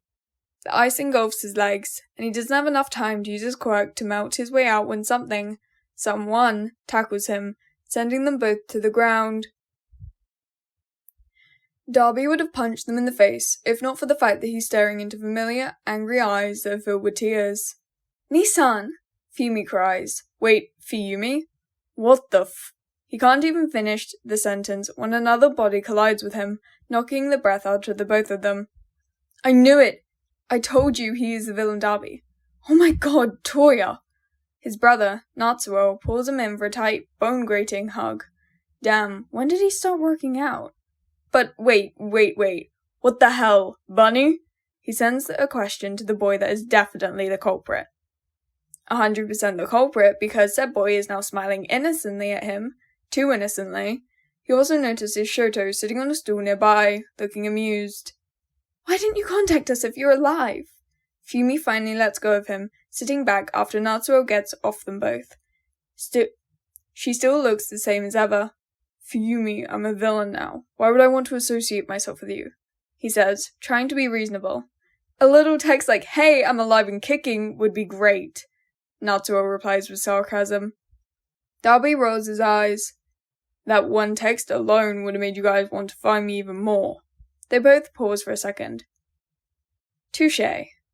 So why? The other reason we're here today, Natsuo cuts him off like the brat he is, Dabi sighs, is because you're going to talk to Mom. What? Dabi mumbles. She probably hates me. It's Fumi's turn to sigh. Nissan, she can never hate you. We all know who's at fault. That's why I'm going to destroy him. Dabi growls. All of his siblings look at him. There's a lot of emotion in those eyes. Fear, excitement, intrigue. Just meet her first, Fumi says after some silence. He huffs. Fine, but only if that barista boy over there agrees to meet someone for me. Bunny has the audacity to pout at him. This is going to be fun. Hawks has tried so hard to get to meet Shigaraki Tomura, but no matter what he did, Dabi didn't seem to change his mind. He just kept putting Hawks on drug transportation or elimination missions. Honestly, he doesn't feel like he's doing anything different from what he's done for the Commission. Speaking of, the head of HPSC is starting to get annoyed with his reports. But what can he do? If Dabi doesn't let him in the League, then there's nothing for him to write in there. He doesn't know what else to do to prove to the fire user that he's loyal. He almost jumps out of his bed when he gets a notification on his phone, the number getting more familiar by the day. Dabi wants to talk to him. Does his hard work finally pay off? Hawks quickly dresses and flies to the coordinates as fast as possible. He can't even keep the smile off his face when he lands in the decrepit building. Dabi doesn't bother to greet him and grabs his hand instead. His body goes stiff. Red feathers that are floating around are ready to attack, and would have if not for the piece of paper that gets shoved into his hand. Hawks looks down in confusion. The scarred villain gives the floating feathers a side eye before letting go of his hand. If you attack, then we're done here, Birdie. The villain takes a step back and points at the paper. Go to that place, and if he approves of you, maybe you can meet the boss.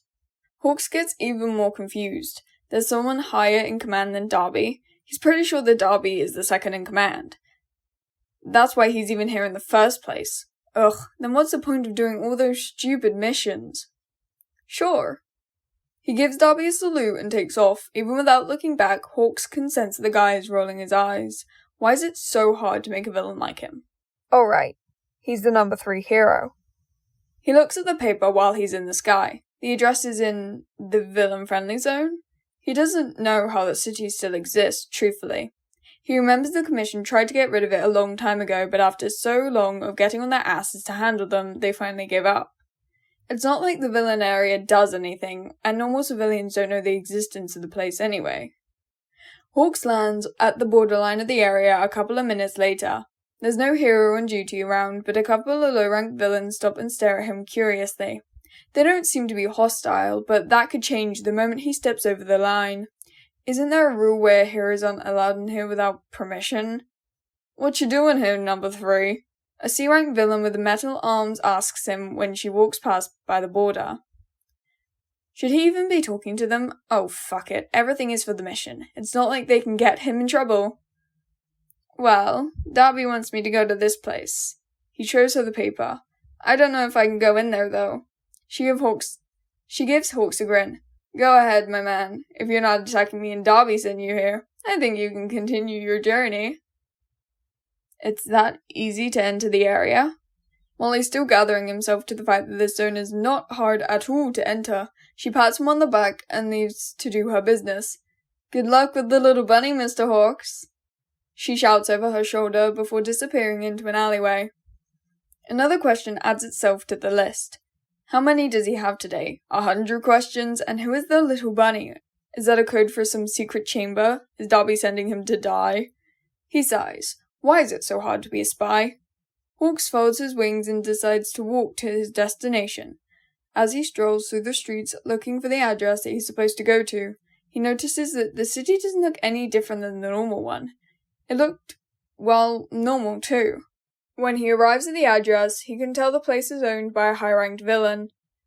Every A-class tends to have more money than normal villains, seeing as having a higher villain status is usually equated with stealing and other jobs worth more money. Hawks doesn't understand why they keep being a criminal after they attain all that money.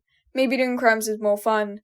The adrenaline they get from being chased by heroes is probably why they're still in the field. He sighs and pushes the door open. He expects a room full of villains, weapons and quirks ready to attack, or maybe that the room would explode or something. The last thing he expects is a normal-looking cafe. The first thing that hits him, surprisingly, is not a gun, but a scent of coffee and tea that lingers in the room. Hawks blinks. His eyes scan the room looking for any danger, but there's nothing except the kid at the counter.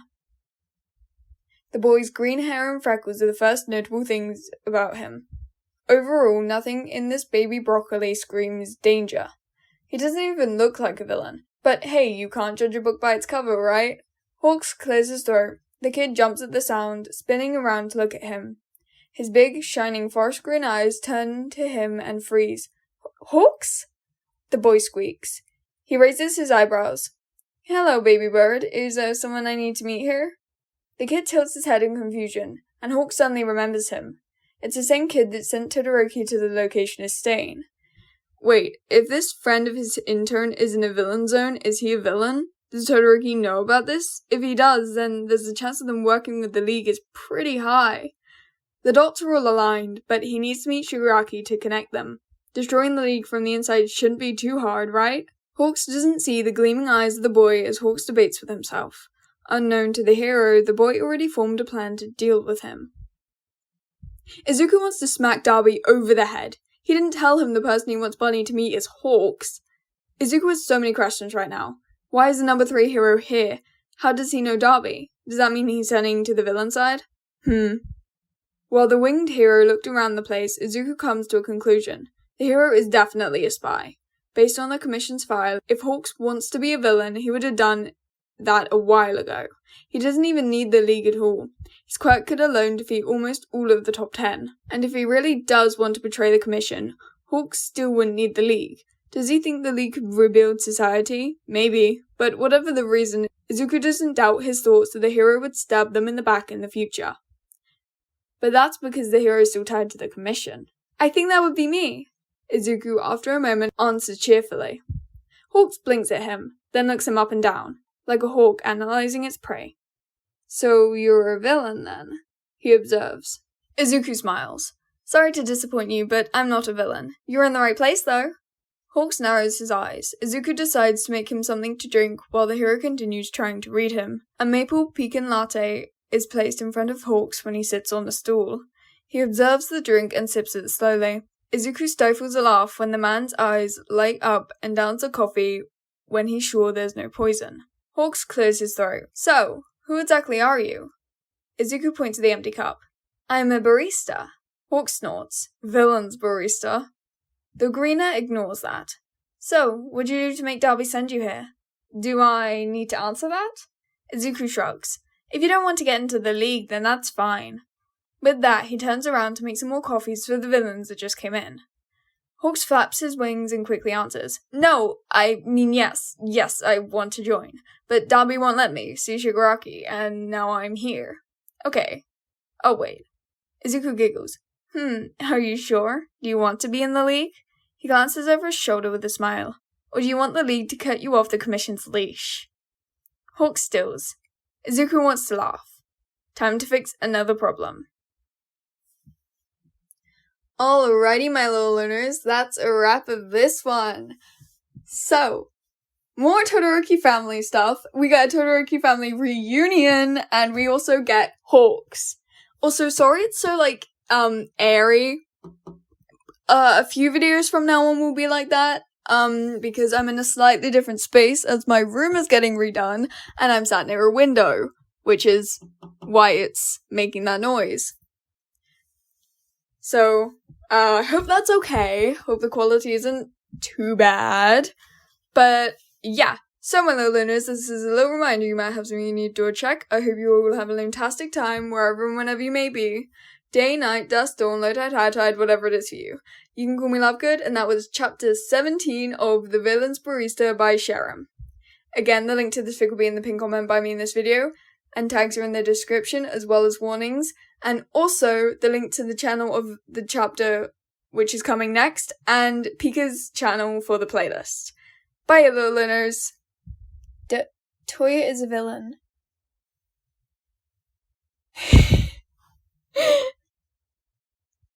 Okay, that timing was funny. The Villain's Barista by Cherame. Chapter 18. Summary. Let's take a break from Izuku's adventure. Here's Eraserhead POV. Shota doesn't know why the kid is always on his mind. Class 1A is supposed to be his only problem, but this boy is like a whole new level of problem child. From the constant appearances with villains, to where the kid would join in the fun. Most things happening would lead back to him. And the green-haired boy didn't even seem afraid to get caught. It's like the kid's job is to keep the villains in line. It's noticeable. Reaper, Stain, Dabi, and many more. If the heroes or the police spotted the boy with them, the next time the villains appear, the villains will seem a bit more tame. Reaper stopped killing people. Stain only kills those who really deserve death. Shota can't even say that without it sounding wrong in his brain. No one deserves death, no matter how wrong or bad of a person they are. But Shota is open-minded, alright? He isn't that naive, so he guesses what they do is fine. Maybe. Yeah, so that's the current case he's on. Find some information about the kid. He and Naomasa are the only people on the case, as they both don't want to imagine what would happen to the kid if the commission learned of him. Shota lists the major events in which the green-haired boy appeared, writing them down on the file. It started with the human trafficking last year. He's still pissed about that. He was informed that the heroes were attacking a villain's warehouse. But turns out, the villains were the one who were destroying the heroes' illegal activity. If he had known, he wouldn't have been there in the first place. But that was the first appearance of the mysterious kid. Shota didn't see him doing anything, though, apart from just being there. Well, the boy was terrified, hiding behind the famous serial killer Reaper, like that's the safest option. And then a ranked villain Overcast used his quirk to block everyone's vision, causing hell to break loose and the villains to get away. And that's about it. The commission forced them to close that case, because if the news got out, only the villain's side would be at fault. But, as time goes on, the boy gets more and more confident. The next time he sees the kid, he's with vigilante-turned-B-ranked villain, Dabi. That had surprised him at the time, as Dabi is known to be a bit of a loner. The fire villain was burning down some thugs, while the kid was writing something in his notebook when Shota chanced upon them. Shota thought that was the chance to catch them both, but he was once again surprised by the quick reflexes of the boy as he dodged his capture weapon. In the end, they escaped into the villain-friendly zone. And then there was that time they met when he was on patrol. Shota had cornered him, talked to the kid a bit, and he still escaped. Again. Good job, Eraserhead. You had one job, and you failed. What concerned him later was the fact that the purple swirling portal that the kid jumped into was the same one as the villain Kurogiri, used at the USJ. Knowing that the two knew each other should be the answer to the all-encompassing question. The kid is, in fact, a villain. But then the kid went beyond what Shota had assumed of him, again, and helped Shota escape from Nomu's crushing hand.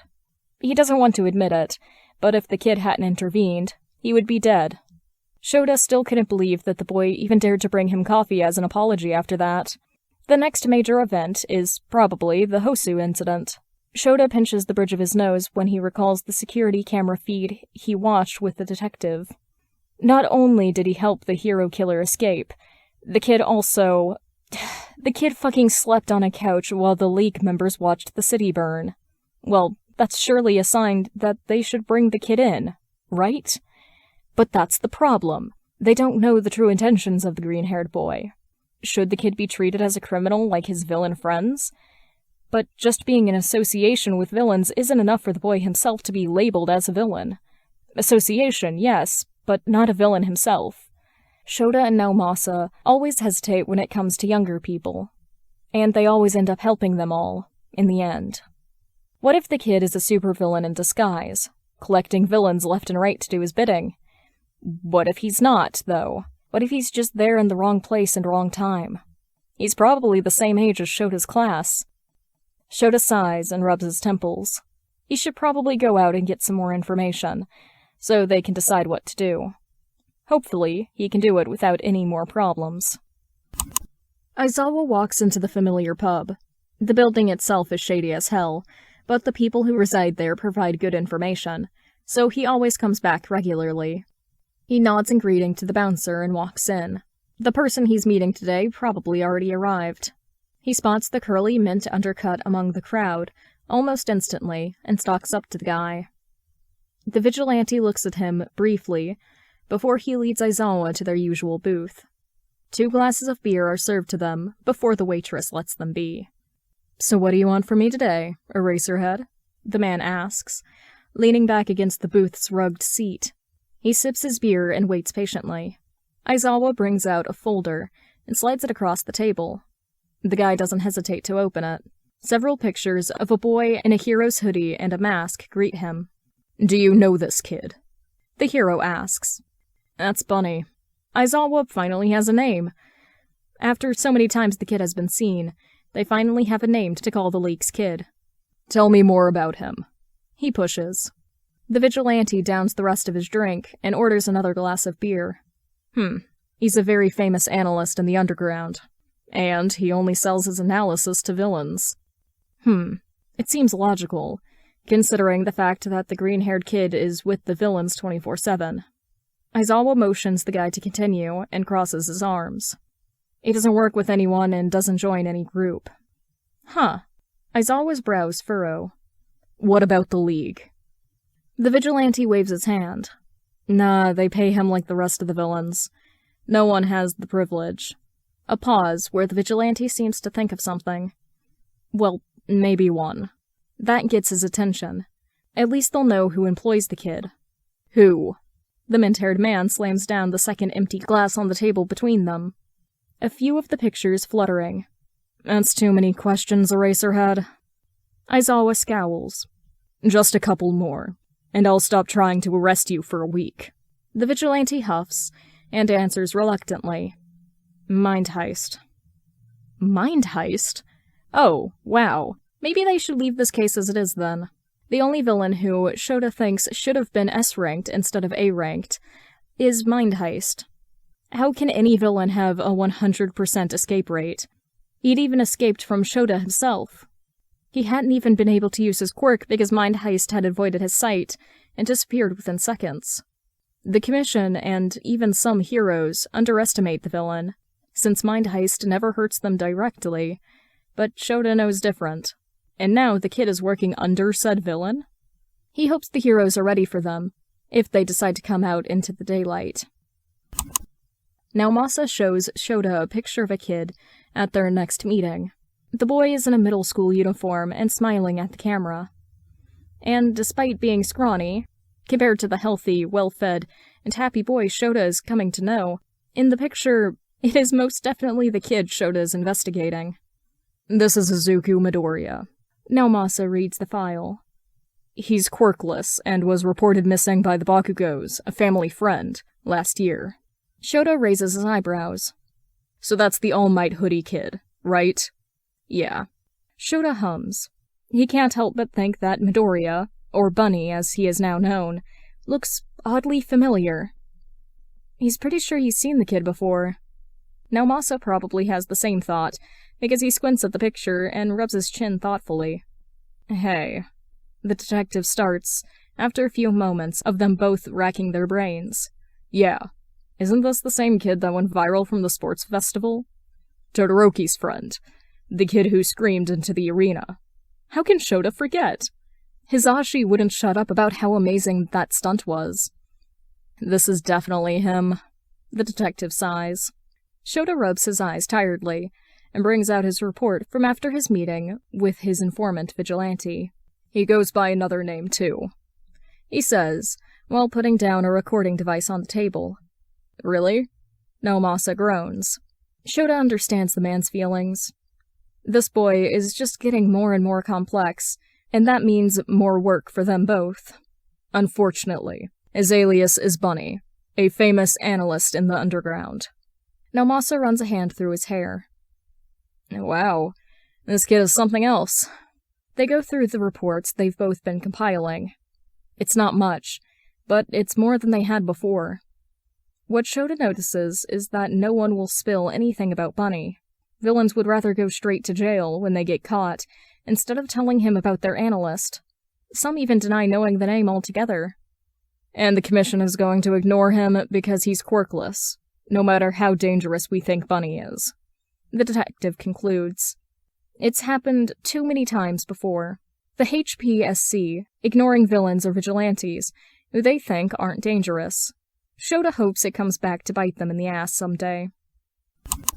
After the press conference ends, Shota quickly excuses himself from the room. A cold breeze brushes against his face when he steps outside. The night should be considered peaceful, if not for the fact that there was a war happening right that minute in the middle of Kamino Ward. Even blocks away from the incident, Shota can hear the screams and sirens. Shota is not on the list of pro-heroes that had been there. He can't believe that other heroes think that his role as 1A's homeroom teacher is more important than the fact that he has a quirk that can erase others' quirks. Shota could at least weaken All for One, while All Might fights the guy. He leaps across the buildings and lands on the busy streets of Kamino proper. All around, people are gathering to watch the live fighting of the number one hero against a myth on a large screen plastered on the side of a skyscraper. Just as Shota is about to go and meet Tsukauchi at one of the cordoned-off areas, he sees a group of weirdly dressed teenagers. Weirdly dressed teenagers that he knows well. Shota sighs. He's disappointed, but not surprised. His class is full of reckless children who don't know what is right and wrong anymore. He wouldn't even be surprised if he gets gray hair soon. As Shota makes his way closer to the group, he is able to determine who exactly it is. Kirishima, Yoarashi, Yayorozu, and Ida. Wow. As if the stain incident isn't enough. If their class representative is like this, breaking the laws left and right, he wouldn't expect more from this hell class. He should have expelled them on the first day, so he doesn't have to worry about them like this. He sucks in a breath when he sees what's lying on the ground in the middle of the group. The unconscious Bakugo, with various injuries covering his entire body. Shota is speechless. Why'd the League of Villains do this? The whole point of kidnapping him wasn't for recruitment? Another important thought struck him. Where's Todoroki? He looks around and spots the distinctive red and white hair moving in the crowd. Oh, thank God. The kid probably sees the group now, as he's quickly walking towards them. But Shota's eyes become stuck on the person that is with Todoroki. Some might think that it's a stranger just going in the same direction, but the green eyes and oversized All Might hoodie says otherwise. The wig doesn't hide Midoriya's identity from the sharp eyes of pro-hero Eraserhead. Shota decides not to intervene yet, and moves back a good distance from his students. The other heroes arrive, and Shota notices Midoriya quietly walking backwards and melting into the crowd. He keeps his eyes on the kid until Midoriya arrives at a secluded alleyway far away from people. Shota curses when he notices the other figure that appears next to the boy's side. Midoriya is with Reaper again, and Shota knows he can't fight the serial killer alone. Deciding to save the fight for a different day, Shota goes to find Tsukauchi in the crowd. This time, Shota will make sure Naomasa asks some important questions to Todoroki. Maybe they can get something about Bunny from the kid. Alright, last question. Are you the UA traitor? The detective asks. Shota can only hope that Todoroki is not the traitor. The kid stopped answering the questions about Midoriya when he realized that he's bad at lying, but at least Todoroki answered truthfully about the summer camp and what happened after he got kidnapped. The stranger helped Todoroki get away from the League, then he stayed there in case the villains were still around. When Naomasa asked about said stranger, the kid went quiet, but Shota knows the truth, because he saw the kid with Midoriya with his own eyes. All the questions about Midoriya Izuku are left unanswered. Todoroki sighs in relief when he hears the question. No, I'm not. Everyone present let out a sigh of relief when Tsukauchi says, true, ignoring the questions the kid didn't answer. Todoroki is off the list of suspects of the possible traitor, but Shota will continue to keep an eye on him. For now. It should have been easy to cover up the injuries of Bakugo according to the rat principle, from getting out to the public. But no, Nezu underestimated the League once again. Pictures and videos spread across the internet at warp speed. Waves of disappointment and anger towards UA crashed against them once more. They just had a press conference days ago. Do they need another one? How can a prestigious high school let their students get hurt? The media has said. That's not all. An anonymous person sent a clip of middle school Bakugo to all the news stations. They didn't say or demand anything at all. They just sent the clip and disappeared.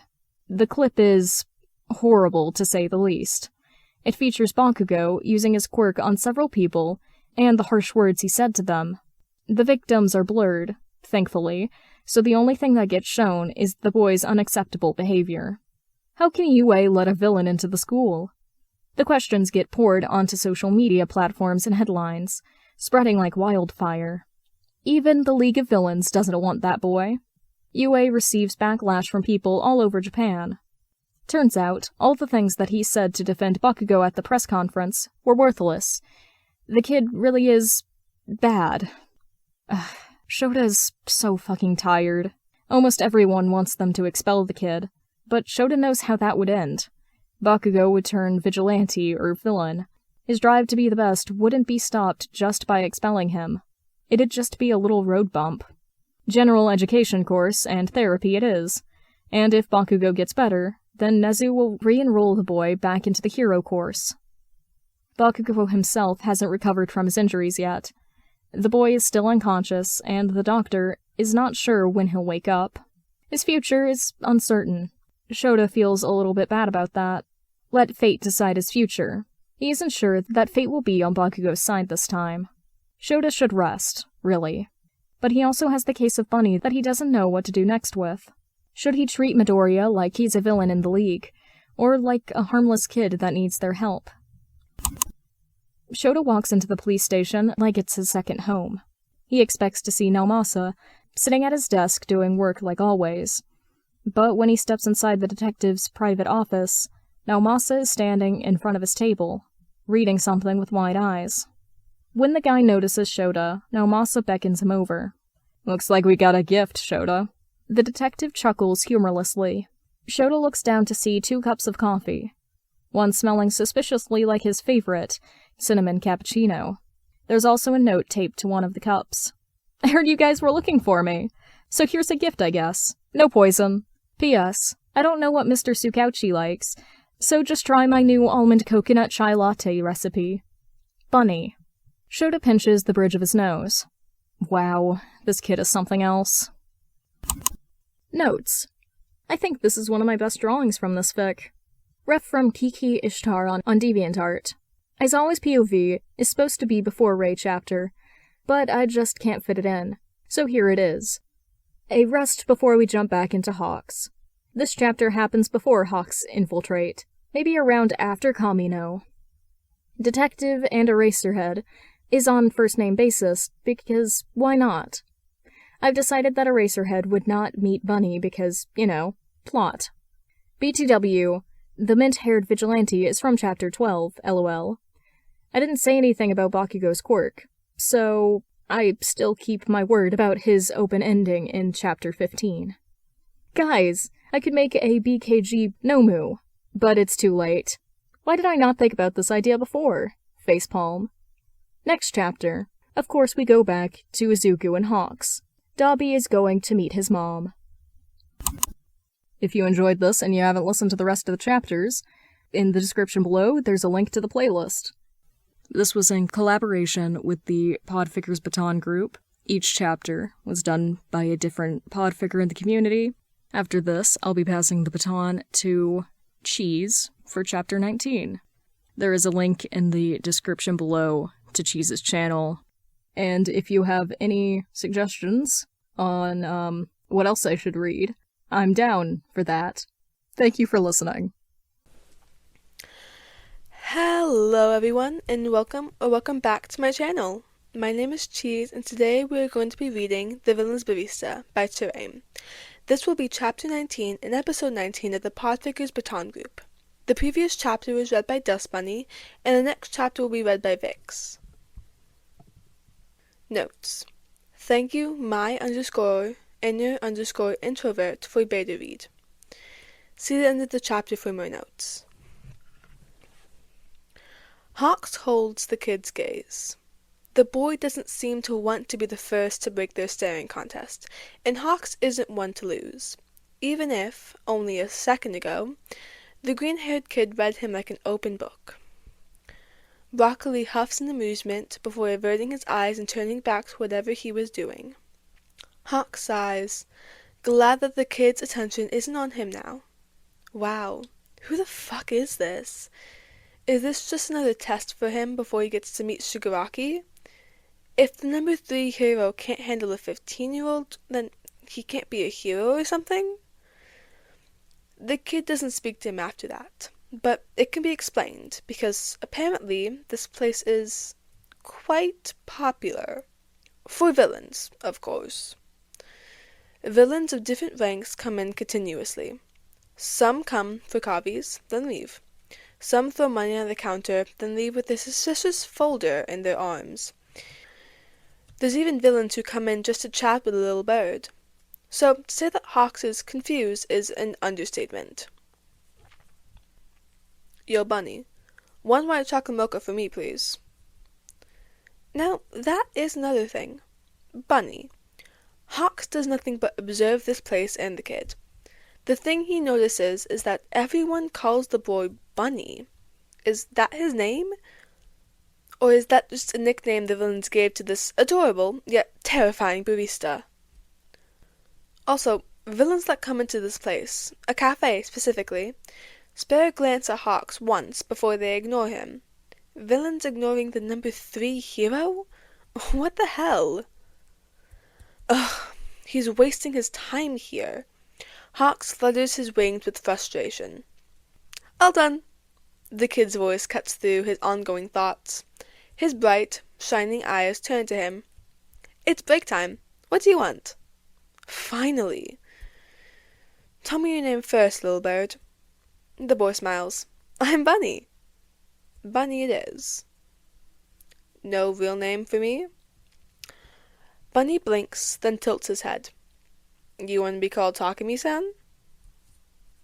Hawks has to force himself not to startle by how Bunny knows his real name, because that's confidential information. No, thank you. Damn it! Change the subject. Hawks and Bunny seems like a good duo name.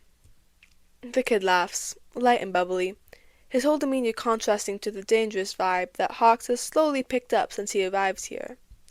Or is he just being paranoid? That sounds cool. We're gonna be a duo? Villain duo? Bunny teases him. Wow, this kid. Hawks rests his chin on his hand. Yeah, villain duo. Bunny stares at him, unimpressed. Is this kid absorbing Todoroki's personality? Okay, let's just pretend that the number 3 hero wants to be a villain. I can work with that. Broccoli nods to himself, like said hero isn't sitting in front of him right now. Wow. Shit. He doesn't know what to say. Is he supposed to make the kid approve of him or something? Oh, Hawks. Want to tell me how you plan to infiltrate the League?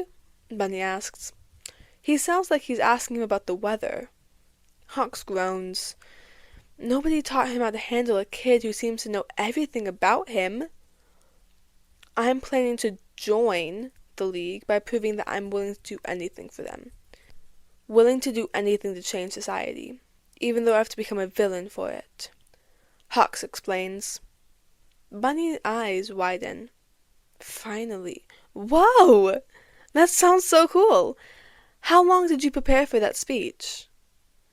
Oh my God. Why is dealing with this kid so hard? Why did Dabi agree to this again?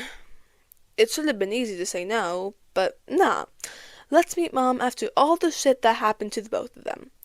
And, oh, apparently Mom only found out that he's alive, like, yesterday? Fuck his siblings.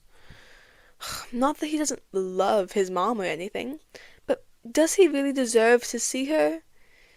He knows he's one of the reasons that made his mom lose her mind and end up in the mental hospital. It's not that obvious, but after he faked his death, everything seemed to go downhill. So, isn't it his fault? He should have grabbed Shoto, or maybe all of his family, and just ran away together. Dabi always thought that Shoto was just a replacement for him, a perfect masterpiece that Endeavor would use to surpass All Might. But he never stopped to think that Shoto was going to go through all of those tortures, too. All this time, Dabi's been only thinking of himself. He regrets not thinking about his family, too.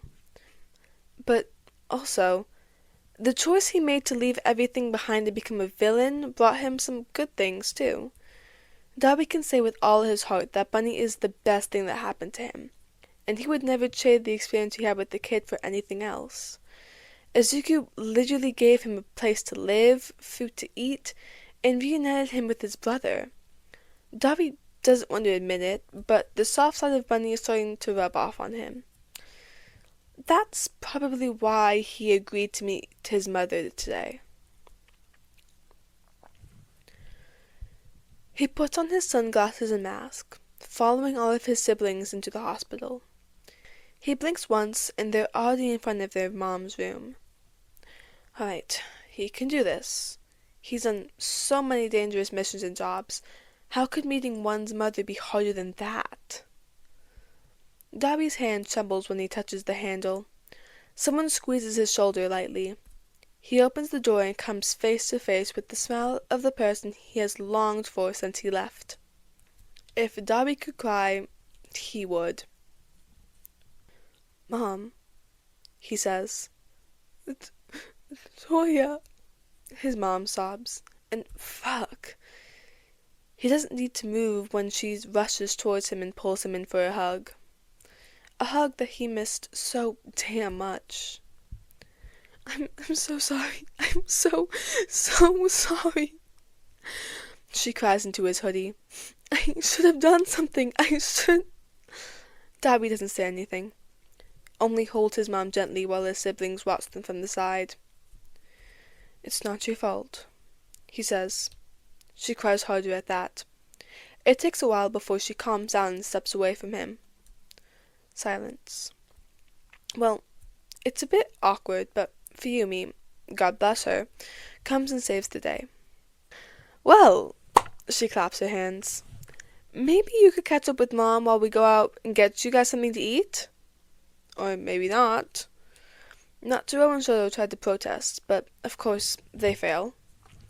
He watches his siblings leave and turns back to his mom. She is sitting on the edge of the bed and observing him quietly. "How have you been, Toya?" she asks quietly. Dabi wants to tell her everything, so he does.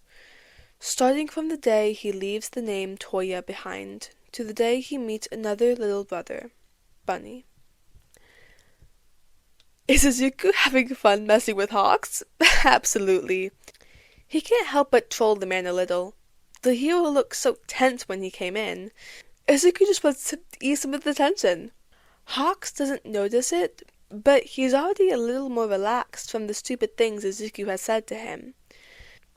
Izuku doesn't know why Hawks was even okay with this mission to become a spy for the Commission. Does he really not know that no matter how much he proves to be loyal, there will be no one that will trust him with their whole heart?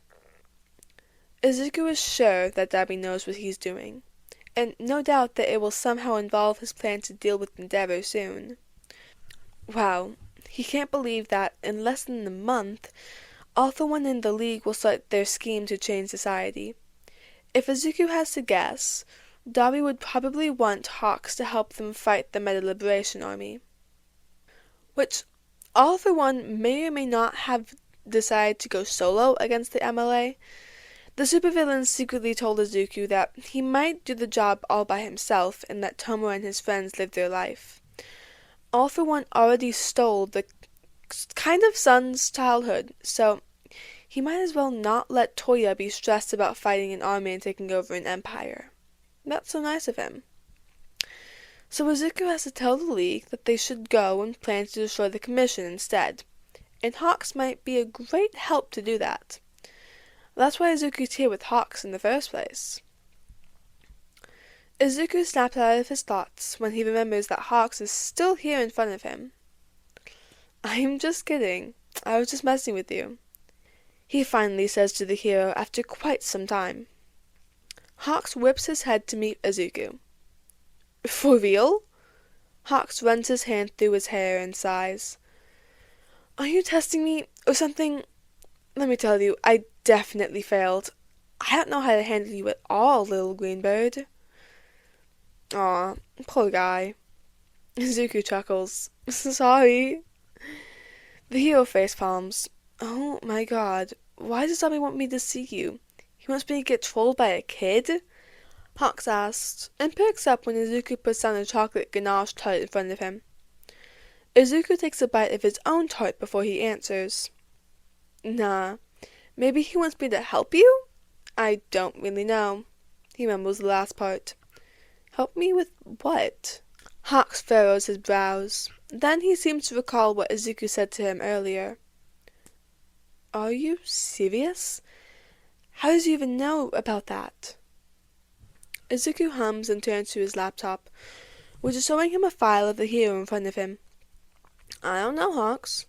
Maybe it's the fact that your handler keeps a whole file of how many times you tried to refuse their orders." Hawks almost chokes on his snack. "What?" Izuku doesn't stop. Or maybe because the commission documents everything you do in the day? Here, let me read this one for you. 12 January, 11:34 a.m. You went out for fried chicken. They highlighted this one and said, you need a better diet. Izuku can't even finish the sentence before he bursts out laughing. Damn, you should have read this beforehand. All of his professionalism is gone. Not that he had any in the first place. He looks up, sees Hawk's mortified face, and continues to laugh. Hawk sends his feather to pat Izuku on the back. Izuku wipes the tears in his eyes. Sorry. Damn, I don't know if I should laugh with you or be sad at my fucked up life. Hawk snatches the last tart from Izuku's plate and eats it while waiting for Izuku to calm down. Izuku catches that last sentence. Now you admit it! So you want the League to free you, right? Hawk stares at him again, and Izuku just smiles at him in return. It's not like I've been trying to do that since, I don't know, 15? The number 3 hero grumbles. Oh. Is he finally giving in? Honestly, this might be easier than he thought. When Izuku said that he had a plan, in reality, he did not. But he knows that Hawks really tried to get away from the commission before. The hero even tried to maim some of the workers and sabotage some of their more illegal plans. The file has everything, so Izuku only has to make Hawks open up to him and get the League to help the hero back. The commission made a mistake in writing everything in the report.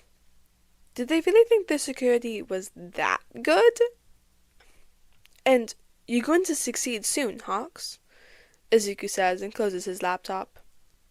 Hawks shrugs. Sure, kid, whatever you say. This is better than not making any progress at all. You know what? Since Dabi is busy this whole week, you're going to meet me here every day. Why? Because you can. Now, go. You probably have better things to do than talking with me. Izuku waves him off. Hawk sighs and gets up reluctantly. All right, baby boss. But you better make me the coffee you made earlier. Exchange some information on the commission that you think I don't have, and we have a deal. If Hawks could scream, Izuku thinks he would. But you have everything already!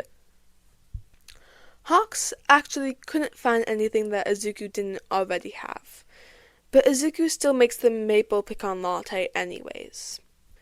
For the past few days, they haven't really been doing anything. Hawks just comes in for his morning coffee, then goes to work, just like all the other villains. The two haven't talked about freeing the hero after that first day, but Izuku told the League about it. Hawks is going to destroy the HPSC with them, whether he likes it or not. Tomura said that he doesn't care about Hawks betraying them in the future if they're able to accomplish that, so Izuku should take the hero to see the League's leader soon. But before that... Is he a bird? Eri asked from where she's hiding behind his legs. Hawks blinks. I didn't know you had a child in here. Izuku chuckles and lifts Eri up to sit on a stool. He's a bird. A hawk. He points at the hero's red wings. Eri seems to have a better idea. Parrots have red wings, she said excitedly, her eyes practically sparkling. My favorite bird is parrots. Can I call you Parrotson? Sure? The hero says confusedly. Yay! Parrotson! Wow, she's so cute. This is Eri. He introduces the little girl. She waves shyly at Hawks. Izuku would love to talk to Hawks more about how adorable Eri is, but Mindhai has picked that moment to poke his head through the front door. Eri-chan, come on now. Okay. With that, she runs up to the villain and they leave together. Hawk stares with wide eyes at the spot where the A-ranked hero just left. Is that Mind Heist? He gapes. Well, duh. Also, we have something to do today. Now that gets the attention of the number 3 hero. We're going out together? Of course! We're going on a kidnapping mission. Wait, what? Dabi isn't sure if he hears it correctly, or if it's just his mind twisting his mom and her doctor's words to satisfy his current thoughts. Repressed anger? Well, yes. The doctor said I subconsciously ignore and avoid being angry, she says. Dabi grabs his mom's hand and holds it gently. Why? Ray grimaces. Because of fear. Fear of what? Oh, that bastard, he growls. That son of a bitch. He's gonna fucking destroy Endeavor until there's nothing left of him. Bunny better prepare Hawks for him. Language, his mom chides. Mom, I'm literally a villain. Why would I care about that? Dabi deadpans. She laughs and decides to let that go. Fine. The doctor also said that I'm not crazy. The thing that I did to Shoto was just a hallucination from sleep deprivation, and I saw Enji in front of me. Her face falls, and Dabi wishes he could make his mom happy again. It won't be long until that time arrives. I couldn't believe I did that to Shoto, but Izuku said that I should forgive myself like Shoto forgave me. She traces the cup of coffee that Dabi brings to her. Bunny and his coffee are really a wonder. So, you're fine, like, perfectly fine. Yes, and my therapist is a great guy. My anger is only towards Enji, so I started journaling, and it helped me attune my thoughts and emotions. I also do meditation, and because I don't get to see him anymore, I'm a lot better than before. Wow, I'm proud of you, Mom. Dabi gives his mom a small smile, and she returns it with one of her own. So, you no longer repress your anger? Did you get rid of it? She blinks. Oh, not really. There's no way for me to release my anger. No Endeavor around here to beat up? He jokes. Ray chuckles. Don't make me join the dark side, Toya. You watch Star Wars? They both start at the sound from the window. Dabi stands up and draws the curtain to see what's behind it. Hawks and Bunny stare back at him. The hero is flying and carrying the boy bridal style. The kid brightens up when he sees Dabi. He huffs a laugh and slides the window open. Food delivery? Hawks rolls his eyes. I wish. Ray! Hello! Bunny waves at his mom, and she waves back hesitantly. Hello, what are you doing here? Kidnapping you, Bunny answers. Mom meets Dabi's gaze and he shrugs. Oops, forgot to tell you. After Izuku and Hawks arrive at the hospital, he and Ray switch places and let Hawks carry Dabi's mom instead. They don't know how long they have before someone notices that she's gone, so he and Dabi quickly gather all of her personal belongings and they sneak out of there. The group re-meets at an abandoned warehouse near the hospital, far away from prying eyes. How did Izuku manage to find this place? No idea. And there's even some random crates in here for them to sit on too. Izuku settles next to Hawks while Dabi explains his plan to take down Endeavor. He watches in amusement as both Ray and Hawks' jaws drop at everything the fire villain says. The original plan that Izuku suggested at first was to reveal Endeavor's crimes and send him to jail. But Shoto, Natsuo, and Dabi said one thing in response. It's too dull and boring. Where's the fun in that? Hey, if you're a villain, you gotta live your life to the fullest, right? Plus ultra and all.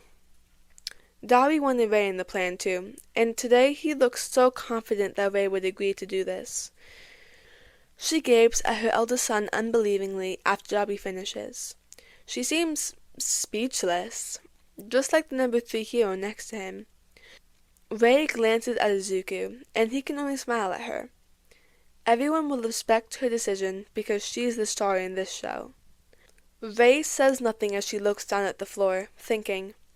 Izuku knows that Dabi is about to say something like, "You can take your time to think," But before he can, Ray interrupts him.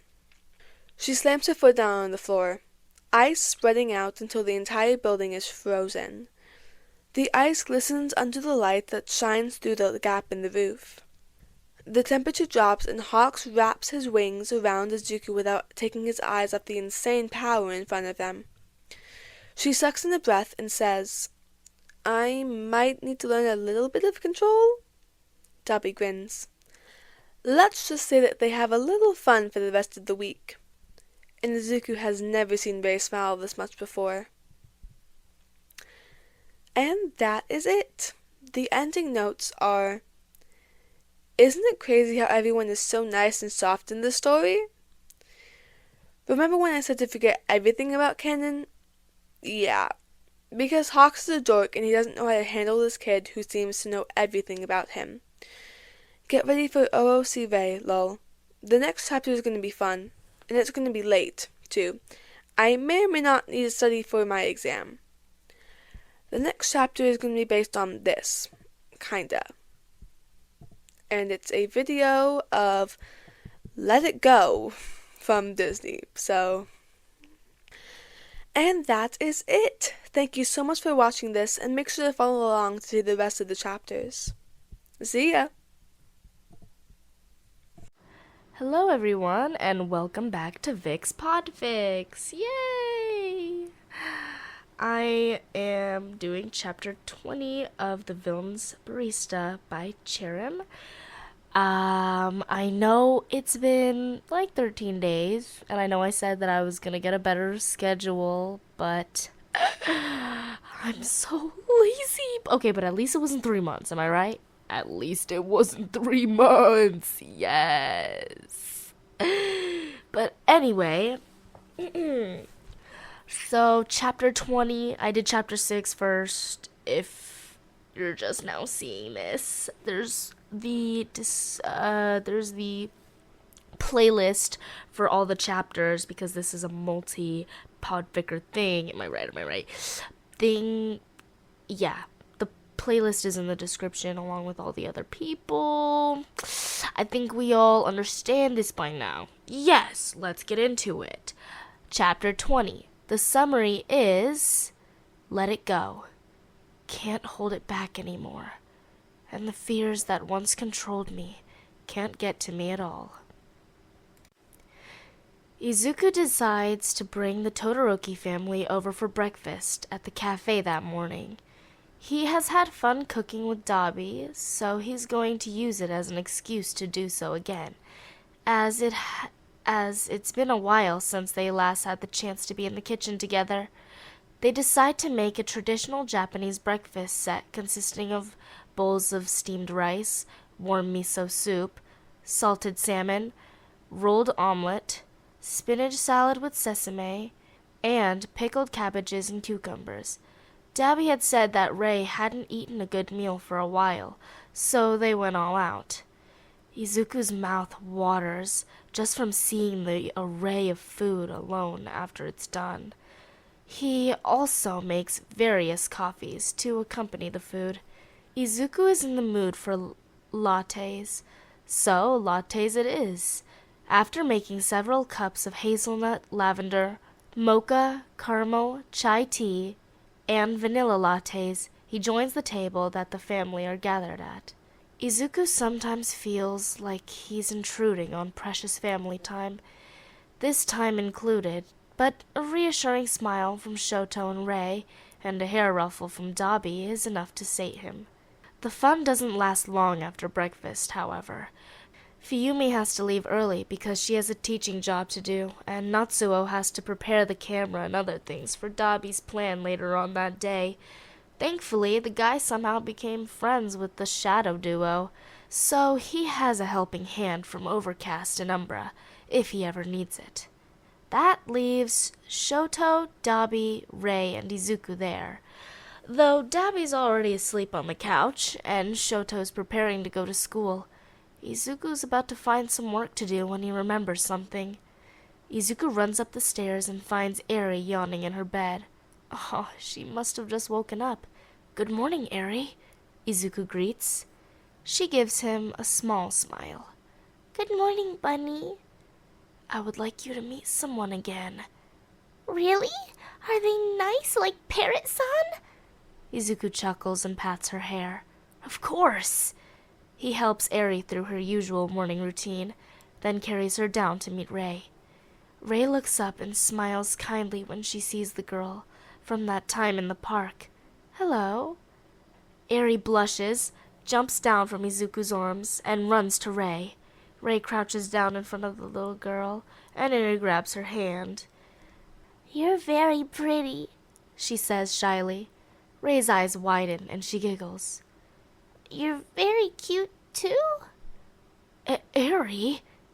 You're really cute, too, Eri-chan, Rei says, and gently picks her up, carrying her to the kitchen. Eri is more than excited to be held by another kind person, and goes along willingly. Before she leaves, Rei turns to him and mouths something. She's mine now. I'm adopting her. With that, they're gone. Well, at least Eri will have both a mom and a dad. The group decided to combine all the plans together. Tomura and the League wants to create chaos. Izuku wants to publish documents about Endeavor's crimes, and Dabi wants to get revenge. The meeting to check if everyone is ready just finished a while ago. As long as everyone knows what to do, Izuku thinks that today will go smoothly. Izuku sighs as he finally finishes getting the documents ready to publish and spread across the country.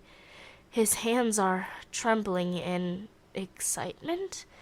Izuku has never participated in something this big before.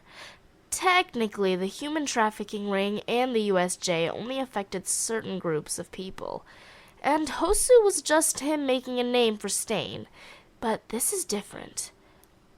Everyone will be able to see the downfall of the #1 hero again, not long after the defeat of All Might. This time, it was a little more personal to Izuku. 2. Endeavor is the one who took his mother and his home away after all.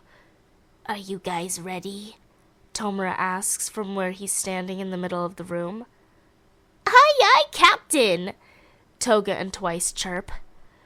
The League's members leave through Kurogiri's portal, but before Tomura follows them, he turns around and glares at Hawks. If you try anything funny, I'm going to decay all your feathers and feed the leftovers to my goldfish, he threatens. Since when did Tomura even own a fish?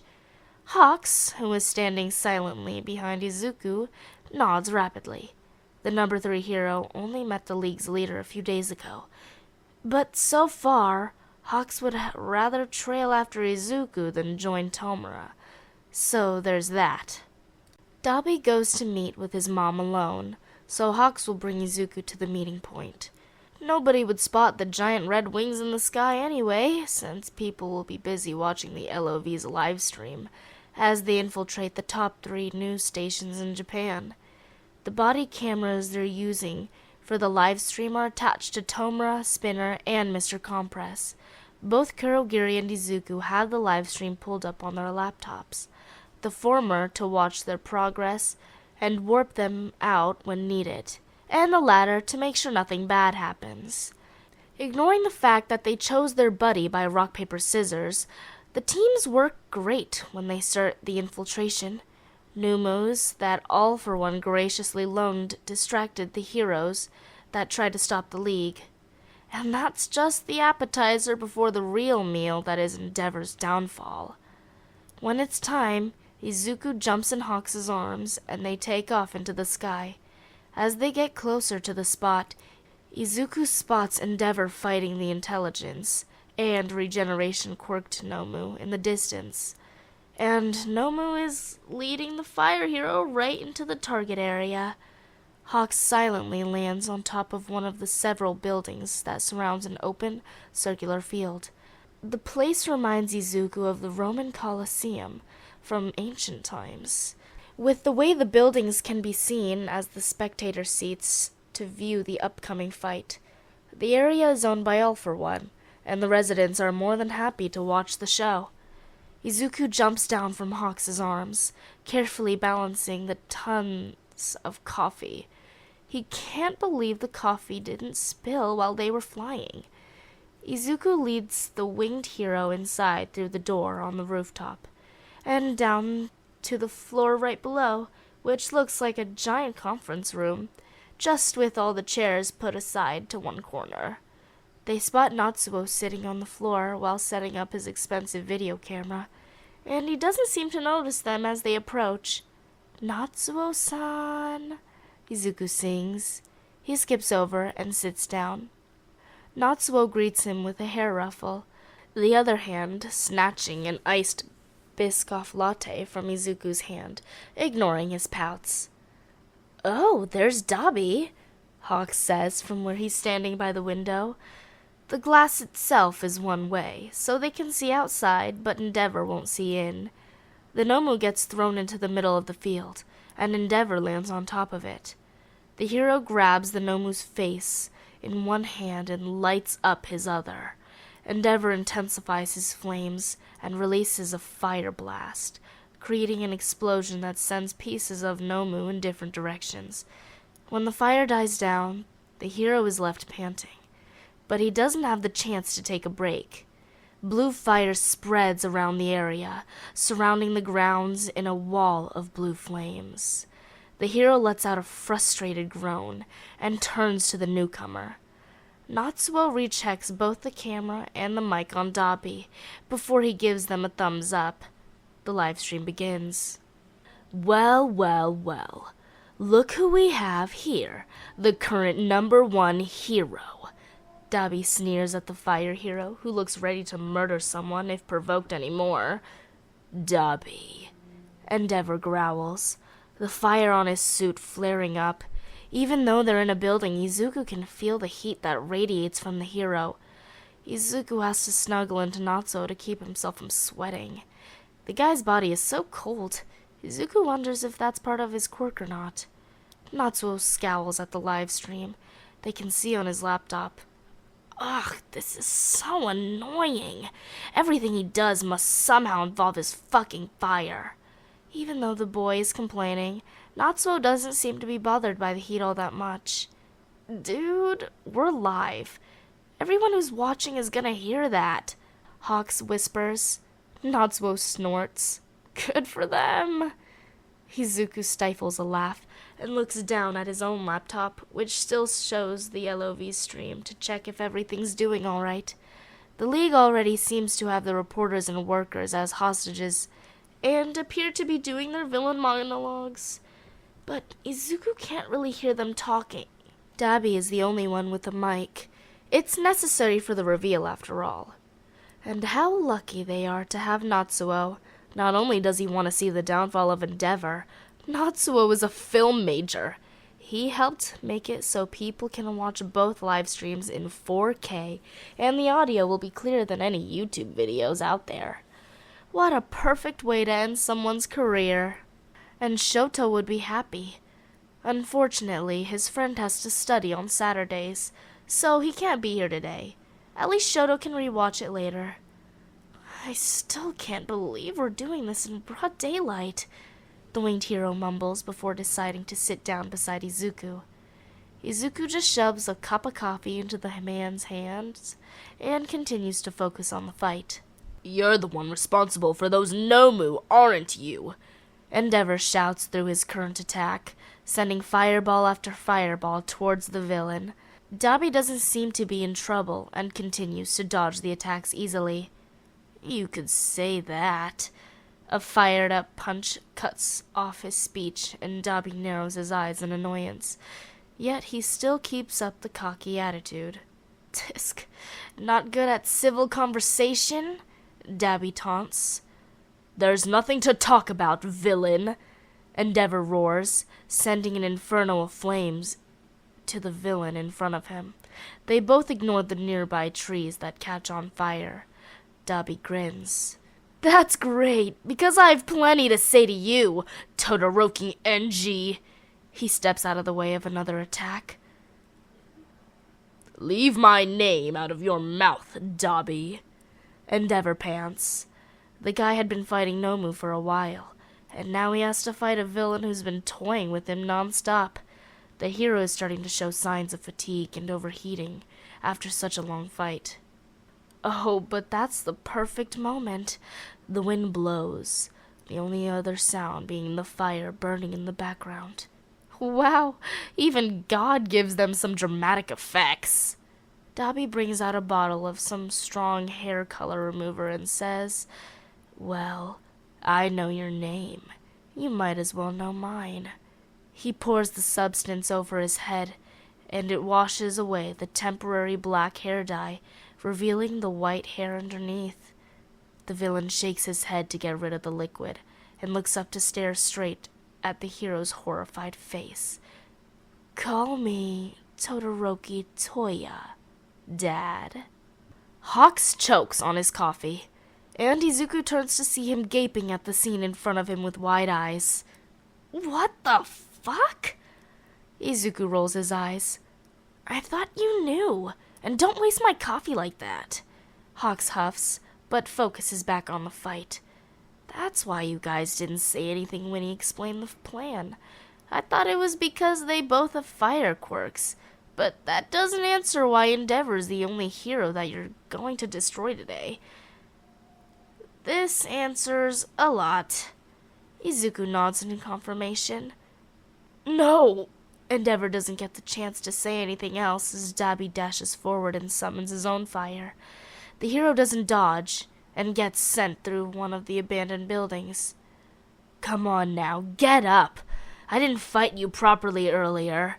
Dabi lands a kick on Endeavor's face, the hero jumping away and spitting out some blood on the ground. Dabi quickly goes after the hero, not waiting for Endeavor to recover. "Don't lie to me! Toya is dead!" Endeavor wheezes out. He clenches his fist, ready to fight again, even if his physical state doesn't look too good. Dabi grins like a predator. "Sure, let's reveal the Todoroki household secrets while I beat you down into the ground." Dabi stretches out the fight. Izuku knows that Endeavor is at his limit, but does Dabi care? No, not at all. The long fight is enough to let Dabi say everything that's needed, and the entire country that's watching now knows what the HPSC has hidden from everyone. Izuku posted his documents on the hero forums, mailed it to all the news stations, and he doesn't know why, but he also sent it to UA as well. Hawks has gone quiet beside him, and Natsuo sends the winged hero a look of pity. Endeavor really lives up to the title of #1 hero, because he doesn't back down, even when he's pushed past exhaustion. "I'm going to bring you in, Toya, and I'm going to make things right." The hero summons his fire once more. Dabi scoffs. "It's too late, old man. It's time for you to taste the consequences of your actions. You've been freed long enough." A trail of frost creeps its way across the ground, and that's the only warning they get before a series of ice spikes shoot forward on the floor, turning the area into an Arctic battlefield. Before the spikes get close, Endeavor jumps to the side, turning to face the new attacker. Izuku can see the man freeze at the sight of the newcomer. The star of the show is here. Rei is in a fireproof vigilante outfit that Izuku borrowed from one of his clients, consisting of a black hoodie, skin-tight pants, and combat boots. Her stunning white hair is in a high ponytail, which sways side to side as she walks up to the hero. Snow flows around her, and every step she takes, ice patterns form underneath her boots. "Rei?" Endeavor falters. His fires flicker, many emotions passing through his eyes before ending in confusion. The hero still hasn't recovered from Dabi's attacks, and reveals earlier, but he doesn't back up or want to retreat yet. Dabi sends a spiral of blue flames around the fire hero, creating a circle that leaves no exit. Just him and Rei in the middle. If no one is going to punish you, NG, I will. Snow swirls around her like a blizzard. Sharp snowflakes form together into hundreds of spears, and Ray sends it into the crumbling hero.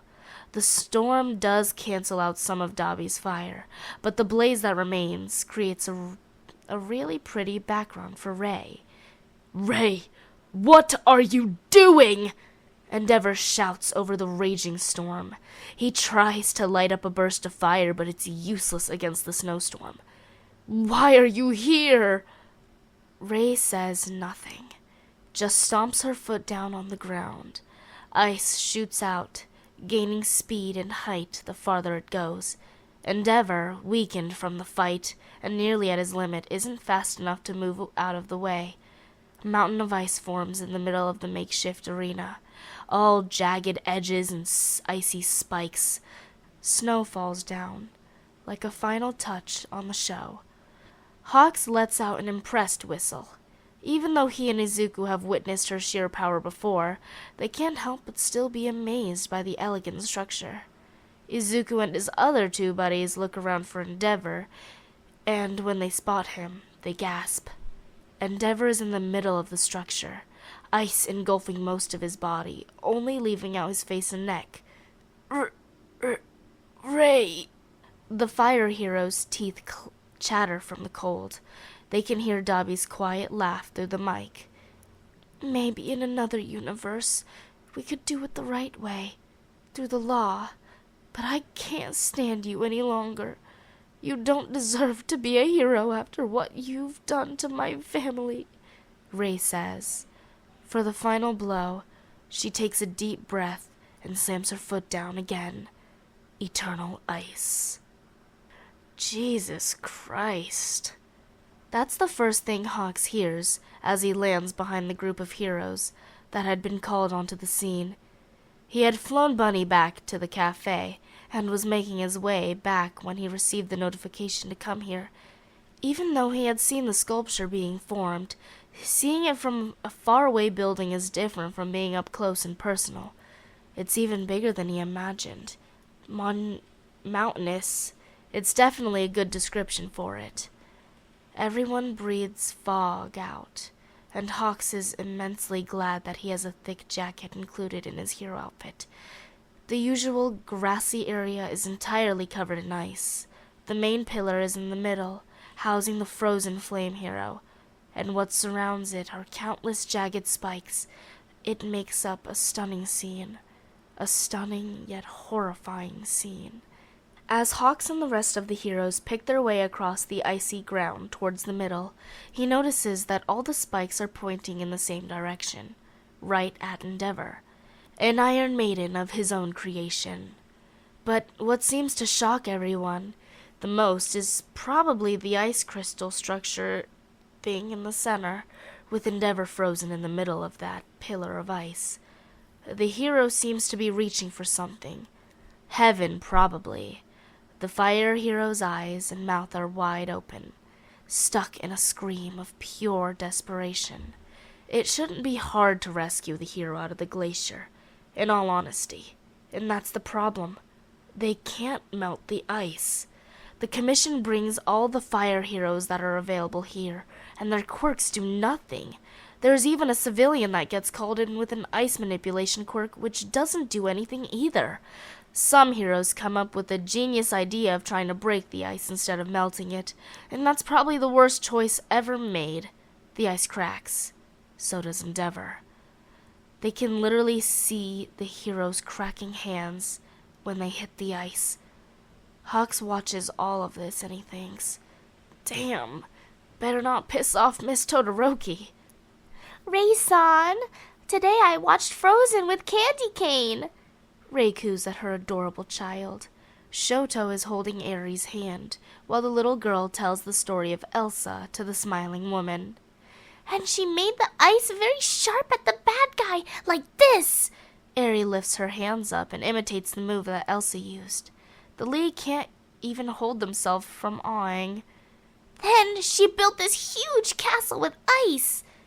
Izuku smiles to himself as he prepares dinner with Dabi. I think my mom just got an idea on what to do with her quirk from Eri for sure. Dabi chuckles. Elsewhere, All for One looks down at the chaos below. The expensive and luxurious apartments give the supervillain a clear view of the massive glacier in the middle of the city. They did a great job today, don't you think? He asks his right-hand man. Mind Heist raises his brows. Yeah? I think I need to start on my plan as well. That gets a smile from the red-haired villain. Finally! I've been waiting for too long. All for One chuckles and walks to grab his coat. Come along now, Setsuya. It's time to meet an old friend. And that is chapter 20! Yay! Yay!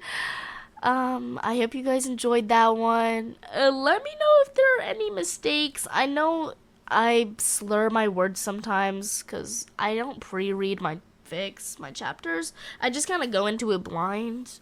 Is that smart? No, not really. But is it how I roll? Yes. Also, guys, if you heard anything in the background, like a purring sound, my cat has been sitting on my lap this entire recording session. Yes. So that is how that is how it's going. Yes. So now I have to edit this. Oh my god, I hate editing. But a girl's gotta do what a girl's gotta do. So, yes. That is where I'm at. Type shit. Type flit or whatever. Yeah.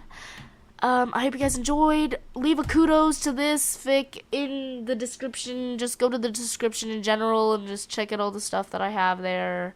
And, I don't know, like and subscribe. Because I'm trying to reach 1,000 subscribers. Oh my god. Or at least 500, am I right? Yay. Okay, bye guys. I love you guys. Bye. Hey, seedlings. I hope you enjoy this chapter. Make sure to check out the other creators in this project. They will be linked in the description below. This is chapter 21 of The Villain's Barista by Cherry M.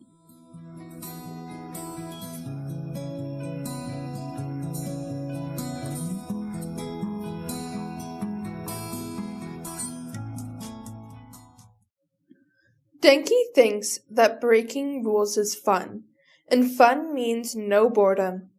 He started by ignoring his curfew, stopped doing the house chores, and caused trouble at school. Denki knew that he is smart. He knows all the answers on the test after all, and he avoided the correct answers on purpose. The teachers must have known that too. You can't get all the answers wrong unless you knew the right ones to begin with. The thing that he likes the most, it being the most fun activity he's ever done, is acting. You could fool someone just by lowering your head and speaking softly, getting enough money thrown at him to survive by himself for weeks. Or he could act tough and unhinged, scaring away the weak, wannabe bullies. Denki's favorite act, however, is probably being dumb. Seriously, you can get away with anybody. Nobody will spare him a glance if he's harmless. The only person who can see through his act is All for One. The guy just appeared out of nowhere and offered him a job. A job where an illusion quirk is used on him. Denki goes to the place the villain wanted, acts as the person he is told to distract the target, and he lets others do the rest of the job. He never hurts or kills anyone, so is he really considered a villain? He just likes to cause trouble and have fun, and All for One can give him all of that, and the extra money is a bonus for doing a great job. So, of course, Denki would accept the role of a spy in UA. He has a perfect quirk for heroics after all. The supervillain doesn't need to give him a quirk. Electrification itself is enough, and he comes up with the best script, too. Kaminari Denki, a boy who has little to no control over his own quirk. If he overuses it, the quirk will cause his brain to short-circuit, aka the dumb state, for an hour. He's trying his best to use his quirk without becoming a burden to others. Wow, That's such a perfect role to play. And everything turns out better than Denki expects. He has friends. No one can figure out that he's acting, and he's having fun training to become a hero. Sensei said that he has no problem if Denki really becomes a hero, as long as he doesn't interfere with his business. That's fine. The problem, though, is that there's definitely another spy that Sensei and the League sent other than Denki. He's a little mad about that. They used to tell him everything, and they trusted him with every task. So he's confused why Shigaraki sometimes already has the latest information from his class, even when it's been a while since Denki last stepped into Kurogiri's bar. The other thing is that he got left out from all the fun stuff. Denki didn't do shit at the USJ. He only got to alert Kurogiri when his class arrived. Used his quirk to fight a few thugs, then acted dumb the rest of the time. That's it. And then there was still Hosu, the summer camp, and many more of the villains' activities. Denki didn't even get to know the League's members. He only caught a glimpse of them through the news. It's not like he's jealous or anything. He knows he chose to be a hero, but he's missing the fun times he had as a lawbreaker. The only person who seems to have a fun time is probably Todoroki-kun. Seriously, the guy was in every villain encounter, got helped by the hero killer Stain, then got he got captured by Dabi. God, that must have been so much fun. Whatever, complaining about it won't change anything. Denki grabs his bag, says goodbye to his friends, and walks out the classroom. He walks by a group of students, and they're still talking about the Endeavor incident. Denki was speechless when he watched the live stream yesterday. The class had a free period, so they watched it together. Almost everyone was worried about Todoroki, but said guy was just laughing. Fucking laughing. The son of the number one hero laughed at his father's demise, and today the red and white-haired boy is absent. No one in the class is close to the guy, so they could only wait for his return. Denki got so lost in his head that he doesn't see a person in front of him. He walks right into them, and he's about to apologize, but the person speaks up first. Hey Kaminari, are you the traitor? Denki never looks up so fast in his life. He finds himself standing in front of Todoroki, who came out of nowhere, and is now looking at him expectantly. What the fuck? Nezu stirs the spoon in his cup, and lets the scent of the jasmine tea calm his racing heart. It's not that he's scared.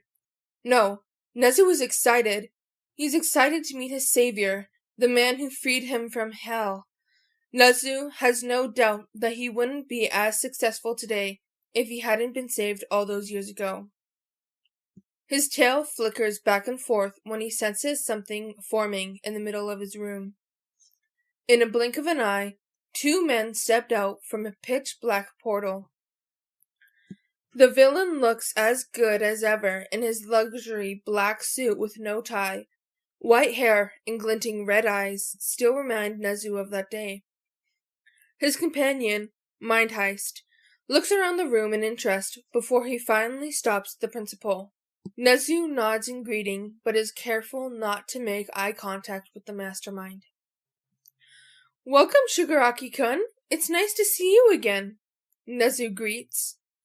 Hello, Nezu. It's been a long time since I last saw you, All for One says as he and Mind Heist sit down on the couch. To what do I owe the pleasure of meeting you today? The supervillain nudges his right-hand man. Well, our original plan was, of course, to declare war with you guys. No offense, but we're very confident that we'll win, Mind Heist says while sipping his coffee. Nezu nods and sips his tea. Then, after we win, All for One will come out and take over Japan with his villain army. That's what you said, right? The red-haired villain asks his boss uncertainly. Let's just say that I was thinking about throwing myself in Tartarus and letting the League of Villains do the work. But after I got healed and got to see some things, I've been thinking of different ways to approach the taking over thing, and I think that this new plan of mine might need a little bit of your help. Of course, Shigaraki-kun. I owe you a lot for helping me in the past. I'll try my best to help you in return, Nezu says as he clasps his paws together. Come on, Nezu. You always get what you want anyway. Your intelligence is beyond everyone else, All for One chuckles. He smiles at his savior. So, what can I help you with? Mind Heist stands up, bringing out some folders from his coat, and puts them on Nezu's desk. These hold the information necessary for bringing down the commission. I know that you have a bad history with them, and you've been gathering info yourself. So, I think the documents will help a lot. Nezu reads through the paper quickly, and his eyes widen a bit. Not only is it about the child soldiers program that they used on Hawks, but there's also an in-depth analysis of the HPSC. Nezu can think of many ways to take them down with this. I assume you aren't the one who did this, Nezu says, gesturing to the folder. All for One shrugs. They're one of my subordinates, nothing special. Nezu doesn't believe that at all. But if the supervillain says so, he won't ask. So your only target is the commission? Oh, Nezu, of course not. Nezu's ears twitch. The commission is tied to the government, after all. Shoto stares at Kaminari, confused.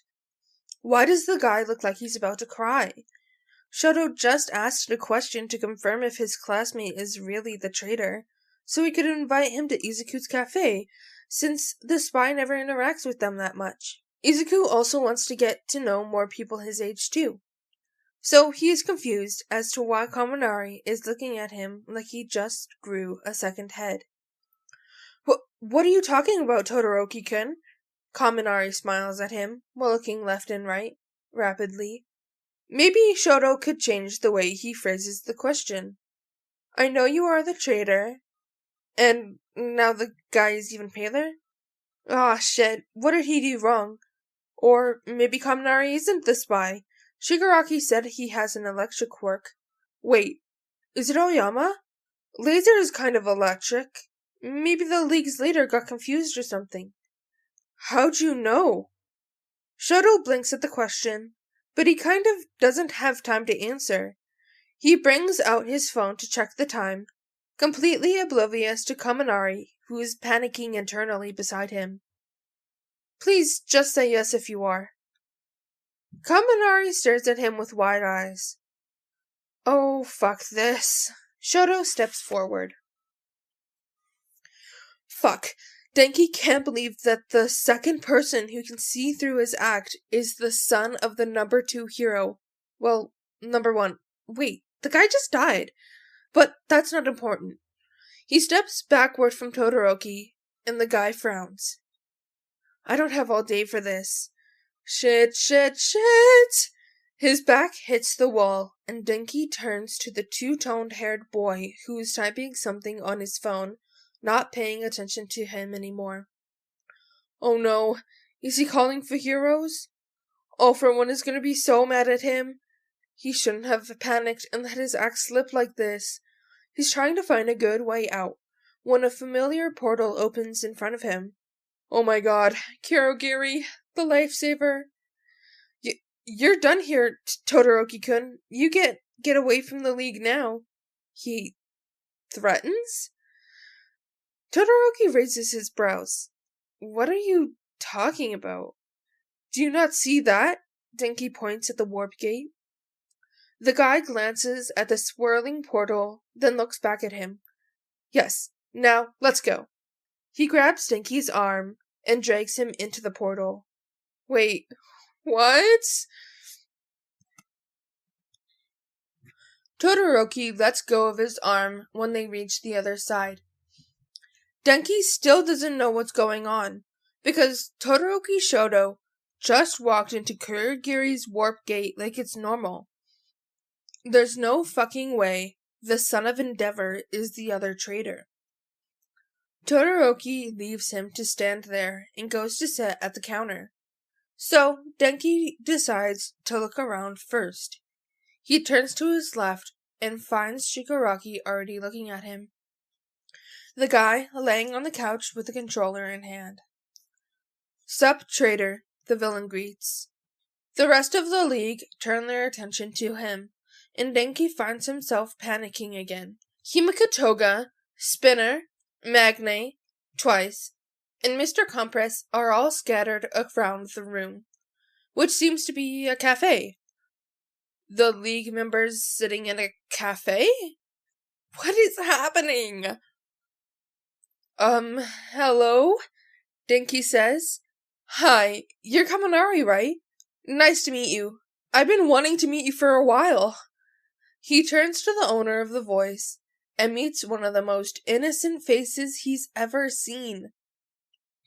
Dabi, who drapes his arm around the new boy's shoulder and rests his head on said boy's fluffy hair, looks up at him briefly before he goes back to sleep. "Yes? And you are?" Denki comes to the conclusion that the green-haired boy is probably the most normal person in this room. "Oh god, Dabi, get off!" "You can call me Bunny," Bunny says, as the boy finally gets Dabi to sleep on the counter instead, and walks to Denki. "Honestly, I thought you were the traitor. Like, how can you have your quirk for, 10 years and not know how to control it?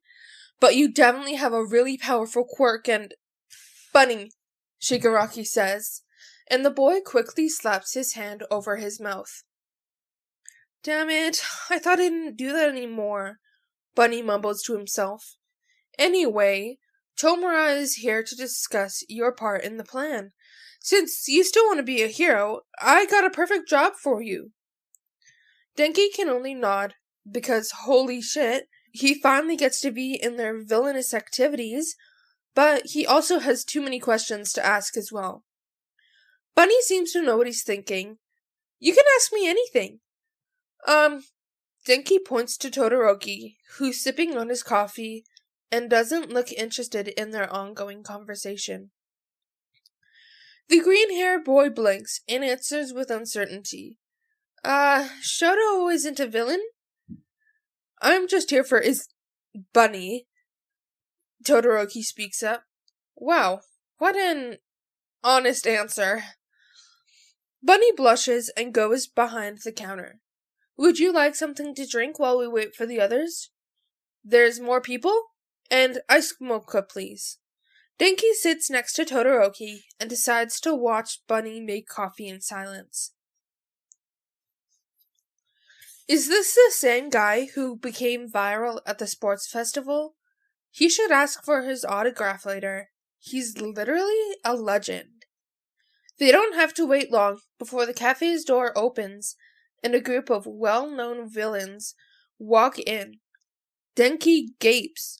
Oh my god, he's in the same room as A-ranked villains. There's Reaper, Overcast, Umbra, Honey Locust, and Pharaoh too.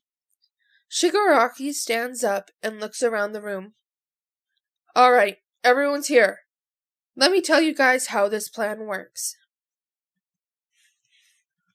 Nezu is honestly impressed. All for One's plan is well thought out and quite scary for the hero's side. "I don't want civilians to live in fear like they did hundreds of years ago. This plan should be better and more secure," the supervillain says. "And it'll be harder for the heroes to take back their power, as the civilians won't let them do that," Mind Heist adds. Nezu nods. He can't wait to start working on it. "Are you sure you're not going to tell me who prepared the documents?" He asks before the villains leave.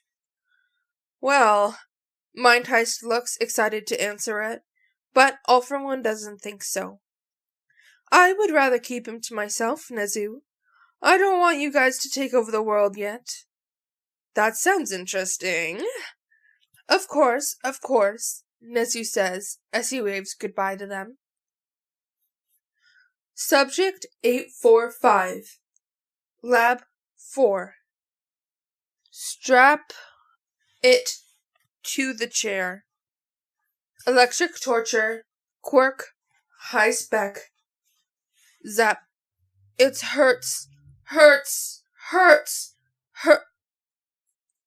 Explosion. Silence. Subject 845 blinked its eyes open, narrowing them from the bright sunlight. The faculty doesn't use light, so where does it come from? Before it could do anything, Subject 845 realized that it's still stuck to the chair. There's no way for it to escape. There's a commotion outside the lab, and there are no researchers in the room. It can only wait in silence. Ugh, what the hell is this place? Could you believe that the government experiments on animals? Bet the commission knows about this too. A deep voice rang through the hallway. Subject 845 suppressed a shudder that went through him. Oh, what's this? Nezu, Subject 844, looked up to see the biggest man it's ever seen. The man who was wearing a black suit with no tie, white hair, and scary-looking red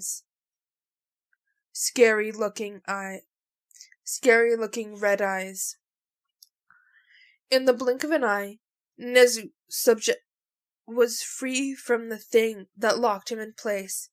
It twitched its nose and waited to see what the man, his savior, has to say.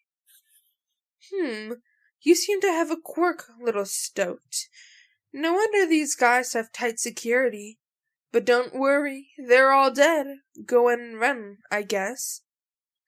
The man was about to leave, but Nezu grabbed his pants with his paw. What's your name? He didn't remember the last time he spoke, so it came out more as a squeak. The man didn't seem surprised to hear him speak. You can call me Shigaraki, or maybe All for One.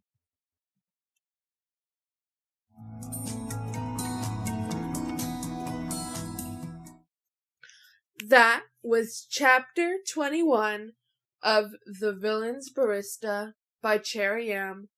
I hope you enjoyed. Bye, seedlings. Hey guys, my name is Lois, and this time we are here with The Villain's Barista, Chapter 22. So let's get straight into it. Toshinari knows that the symbol of peace won't last forever. Almost everyone who knows about One for All wants him to retire ever since he got injured from All for One. But he's still going. People need him just as much as he wants to save them. And Toshinori can keep going until he finds the 9th holder. It's a good thing that he's defeated the supervillain, even though it caused his own body to deteriorate. But in the end, the purpose of One for All is finally fulfilled. But his nightmare comes back in full force. All for One is still alive. They suspect as much from the Nomu, but to see for himself that the guy is not only alive, but back to full health? Toshinori never wanted to cry like this before. And All for One won't shut up.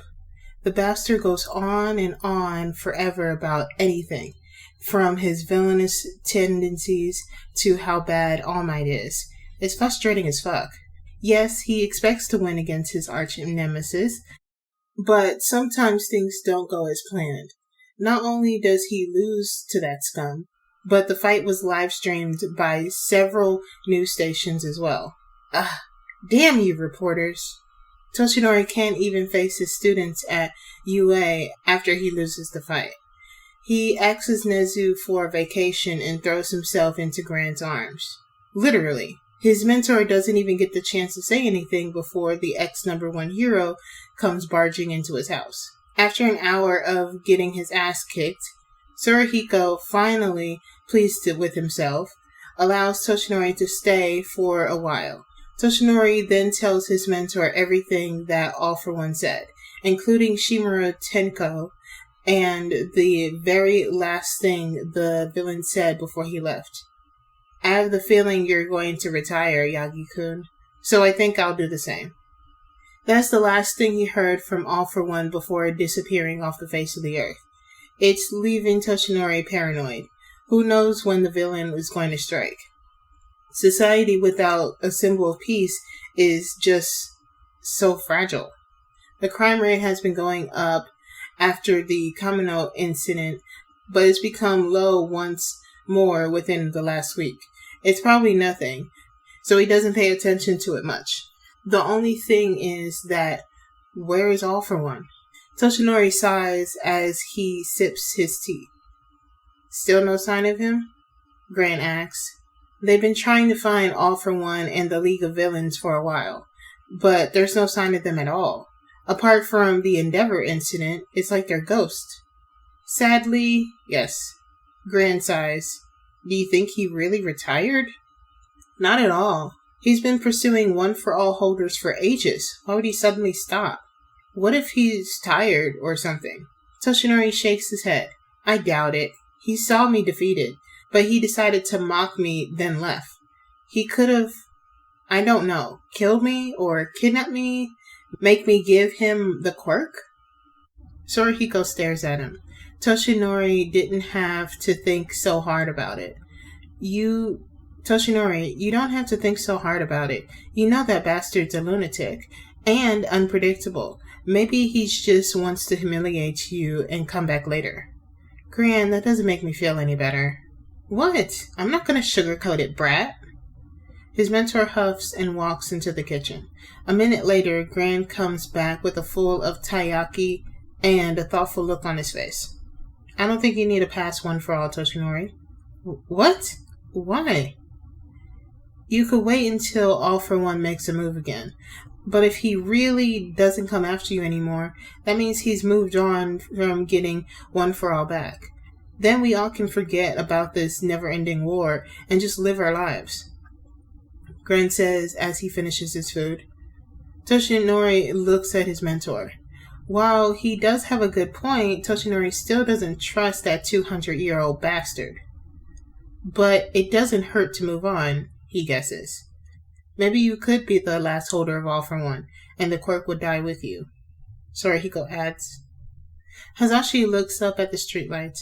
It's the middle of the night, and he walks around while thinking about random things. But his mind always comes back to the Endeavor incident.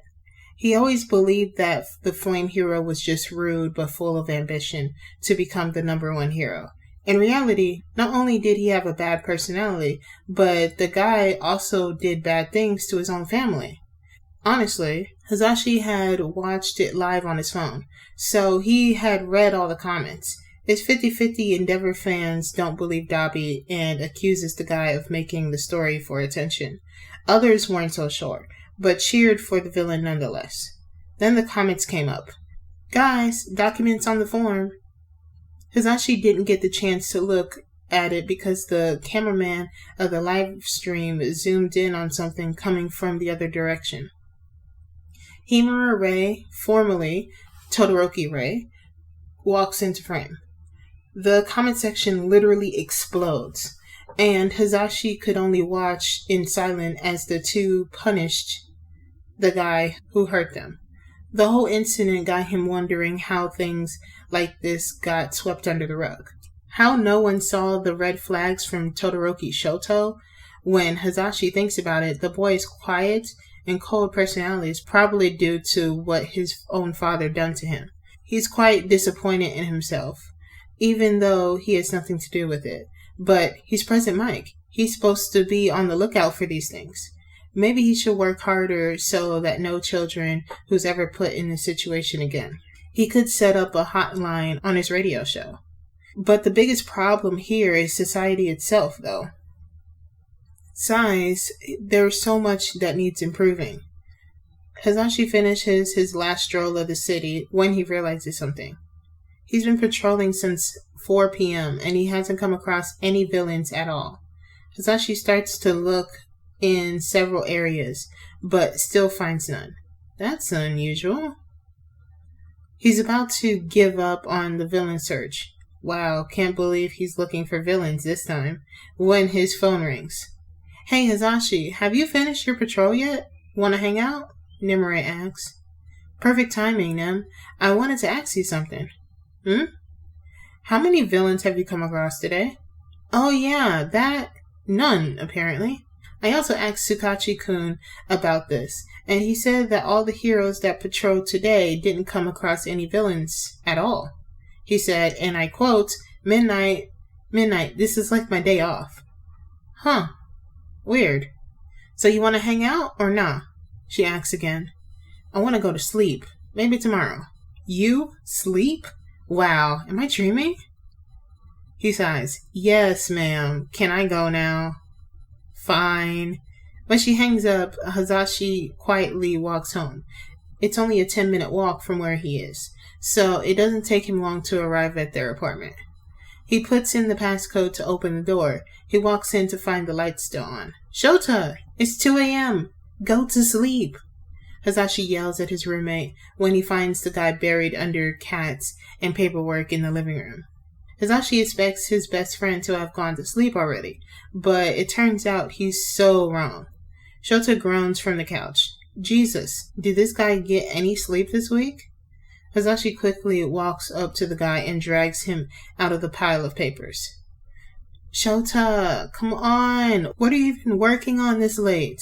Hazashi peers to see the files on a kid.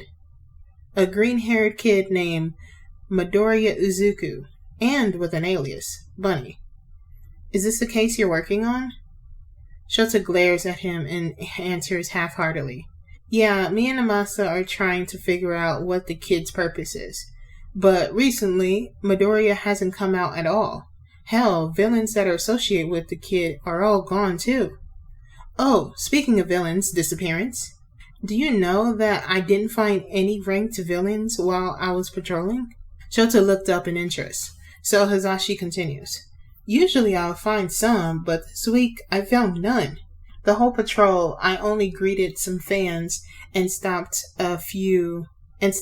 like 2 amateur robbers. Huh, interesting, Shota mumbles. Yeah. And now it's time to go to sleep. Come on. Shota gives the cats one last scratch before he stands up. Fine. The commission has been too quiet lately. Keigo hasn't heard anything from them in a long time, even when he stopped sending them daily reports and visiting the president. They didn't text or call him, which is very unusual and worrying. Keigo isn't sure what they're up to, and that is more than a bit concerning. He's been staying with Bunny for a while now, and during his stay, Keigo didn't go out to do hero work. He just didn't feel like it, and isn't that concerning for now the #1 hero? Ah, shit.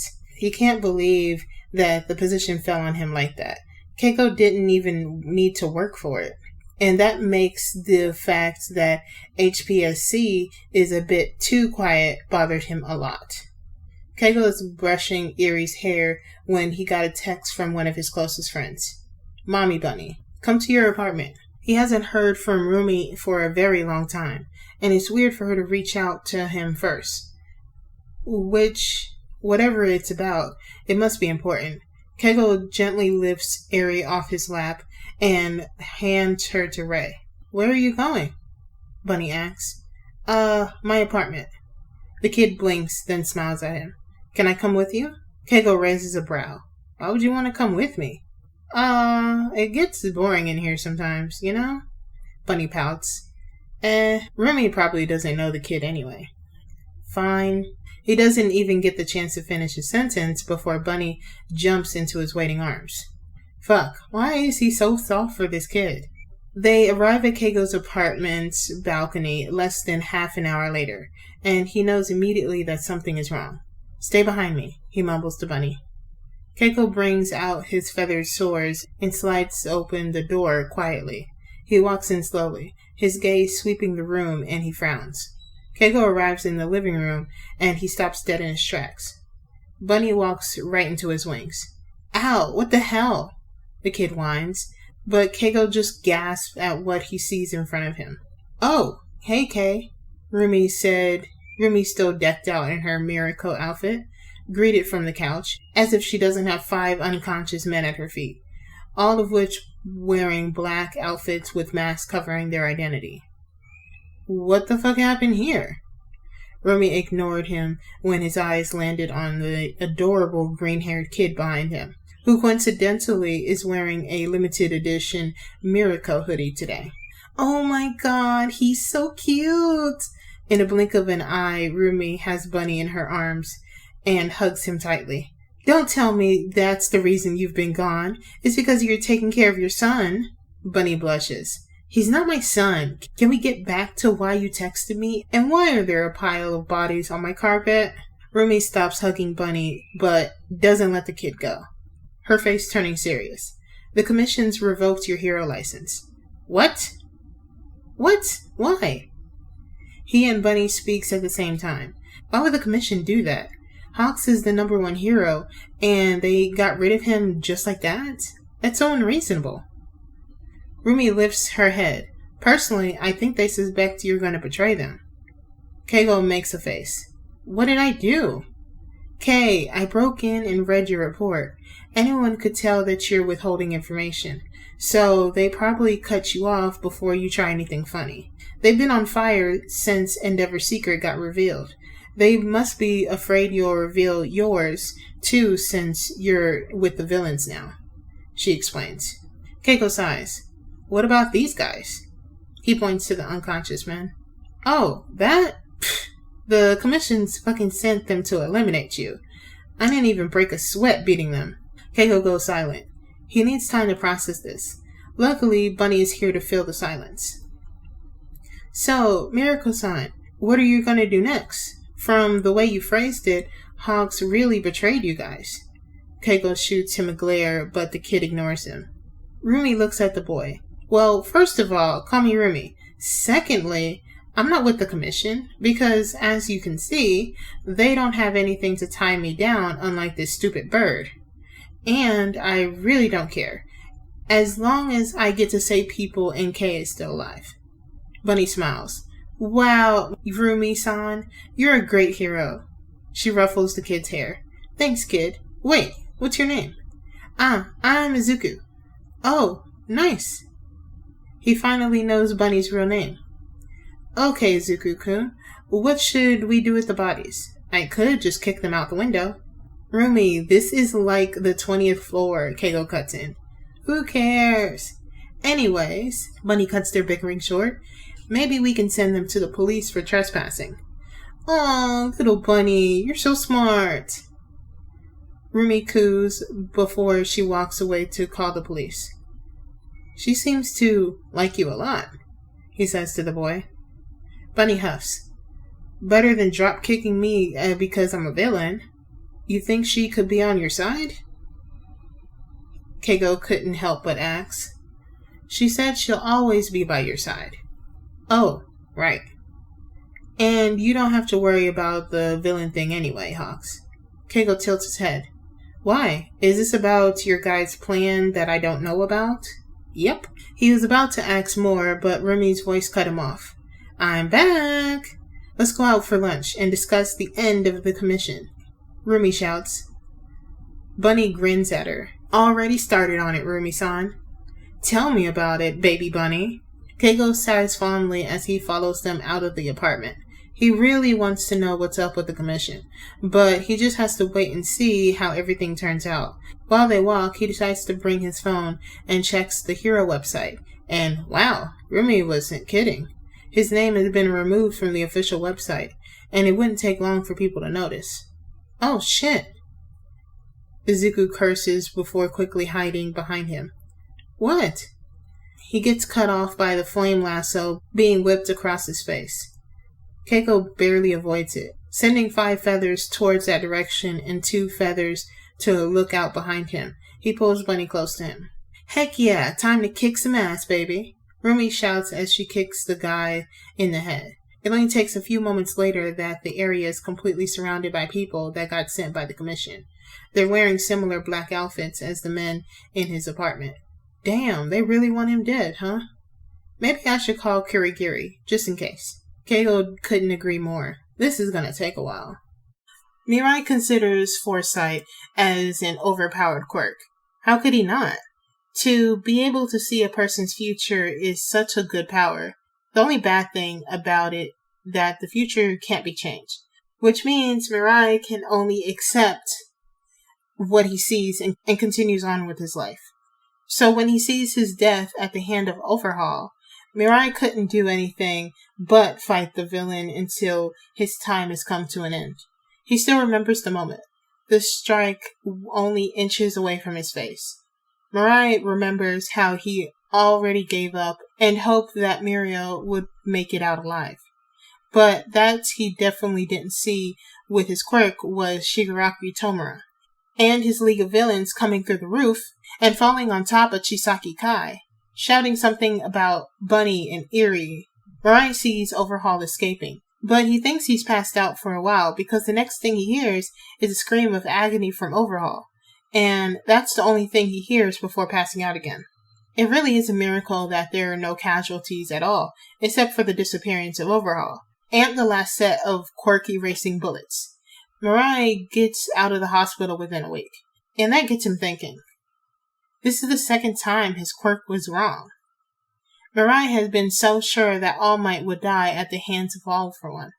He had been telling Toshinori since the guy got injured, but of course the oaf didn't listen to Mirai. But it doesn't matter, because somehow Toshinori is still alive. Mirai watched the live stream and he couldn't believe that All for One lets his arch nemesis survive. But Mirai doesn't know that his quirk as well as he thought. He finishes his paperwork and decides to take a walk to clear his head. Mirai strides along the sidewalk as he enjoys the cool breeze of the evening when he passes a coffee shop. Mirai is about to enter, but an arm blocks his path. He turns to the person before immediately looking away. Might Heist stands there in a luxury black suit, grinning at him. The villain isn't wearing his usual sunglasses. Oh, come on, Night Eye. I'm wearing contacts, so no illegal quirk usage, the villain says and winks at him. Does Mirai trust him? Not at all. But what can he do in this situation? He doesn't have any weapons on him, and he doesn't want to waste his quirk fighting this guy. Mirai sighs and turns to face the red-haired villain. True to his words, instead of the disturbing blood-like red eyes, he meets glowing golden irises. Actually, it kind of reminds him of Hawks' eyes. What do you want? Mirai finally asks after he deemed the villain as not dangerous, for now. They walked away from civilians and ended up in a secluded alley. Mindhai, still smiling, steps away from him. Well, I heard you got injured, so I came to visit my favorite hero. Since when did I become your favorite? Mirai asks tiredly. Since you're the first hero who got assigned to my case. Then the villain adds, I still don't know why you quit. Am I too troublesome? Mirai pushes his glasses. I don't know why I'm going to tell you this, but the commission said that catching you will be a waste of resource and time, so they just removed my name. Mindheist's grin widens. Good thing they're about to be gone then. Mirai stills. What did he just say? Well, that's the reason I'm here. I don't think you used your quirk today yet, so use it on me, please. I really want to know if the future will be good. Mirai narrows his eyes. Why would I even waste my quirk like that? Don't you want to know why I'm so calm lately? I would even call this a calm before the storm, you know? Villain teases. Mirai stays silent, thinking about the pros and cons of if he actually decided to use his quirk on Mindheist. While the villain could use Mind Steal while Mirai looks at the future, his curiosity gets the better of him. His colleagues have been telling him about all the ranked villains have disappeared lately, including All for One. So Mirai takes the chance in front of him. Fine, he says. Mind Heist perks up. Nice! I know you're interested too. The villain lifts his hand in front of him, like a high five. Mirai reluctantly touches the guy's hand and activates foresight. Mind Heist leaves Mirai alone in the alley. He steps into a purple swirling portal. Kurogiri's, his mind supplies. Mind Heist hugs a green-haired kid. Mirai fast-forwards his quirk and stops when he sees All for One. All for One in a black suit walking in front of Mind Heist. They're in a big hallway decorated in red and gold carpet, chandeliers, and white-spotted paintings and photographs. Mind Heist looks back at the group of high-ranked villains wearing suits trailing behind him. They walked into a large, luxurious room with a stage and a microphone in front of him. Reporters and their teams' cameras filled the room, chattering quietly amongst themselves. The villains take a seat behind all the cameras. It takes a while before Nezu walks into the room. Silence washes over everyone. Why is he there? Good afternoon, ladies and gentlemen. His vision gets cut off when Mind Heist brings his hand back. The villain's eyes are now the usual red tone. Mirai blinks and sighs. Only erasure and Mind Steal can stop his quirk, which is why he doesn't get along with Mind Heist. But anyways, that vision was definitely not what he was expecting. He has so many questions. Where are they? Why are they all in suits? Why is Nezu there?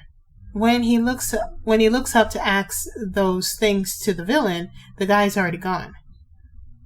Mirai quickly leaves the alley and goes to his agency. He has to make some calls, and maybe he should try to find the location of the building he saw too. There's something big coming. Recently, Nezu has been acting weird. Shota doesn't know exactly what made him come to that conclusion, but he just gets these feelings sometimes that the rat principal is up to something. Nezu has been gleeful. The rat has been like this since Endeavor was defeated by his own family. Shota suspects it was because of the fire hero finally got the consequences he deserved. The man had abused his wife and children, after all.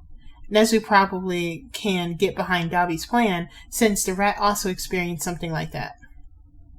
Nezu never told him about his past, so Shota can only guess so much. He decides to let his concerns slip away. There was more things to focus on other than the principal who has always been a mystery to Shota.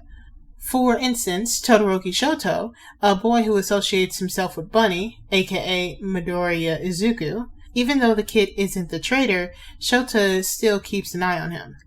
The Bunny case is one thing, but the other is how calm the kid is, especially after the Endeavor incident. Shota suspects that Todoroki might have known or had something to do with it. How can someone keep their cool after their family has a bloodbath in front of the people on live television? Not to mention the documents that got spread like wildfire across the internet about everything Endeavor has done. Normal kids probably couldn't handle all that, but Todoroki Shoto is not seeming to care at all. The rest of the kid's family also disappeared, coincidentally at the same time as Bunny. It's only because of the dorm system that Todoroki is still here, which means Shota can keep an eye on the kid just in case he decides to do something. But the boy can't go outside anyway, unless he wants to be pounced on by hungry reporters. There's no class today, so Shota goes to check on the kids in the dorms. When he arrives, almost everyone is lounging around the common room except for Kaminari and, of course, Todoroki. Where are the other two? He asks Asui as she passes by him. She tilts her head. They say they went out for a jog. Jogging at 10 a.m.? When did Todoroki even become friends with Kaminari? No, when did Todoroki even have friends? The only person who Shota saw hanging out with the dual-haired kid is Midoriya. He was about to go out and find them himself when the ringtone he set for Namasa rings. Namasa never calls him unless there's an emergency or something important. Yes, he answers. Shota, the villain's friendly zone is open. The detective pants out. What? How do you know that? What happened? Only a few people know, and the vigilante told me about it. They said that the boss is out of town.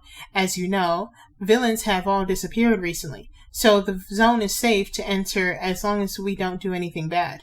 Shota forgets about Todoroki and quickly walks out of the dorm.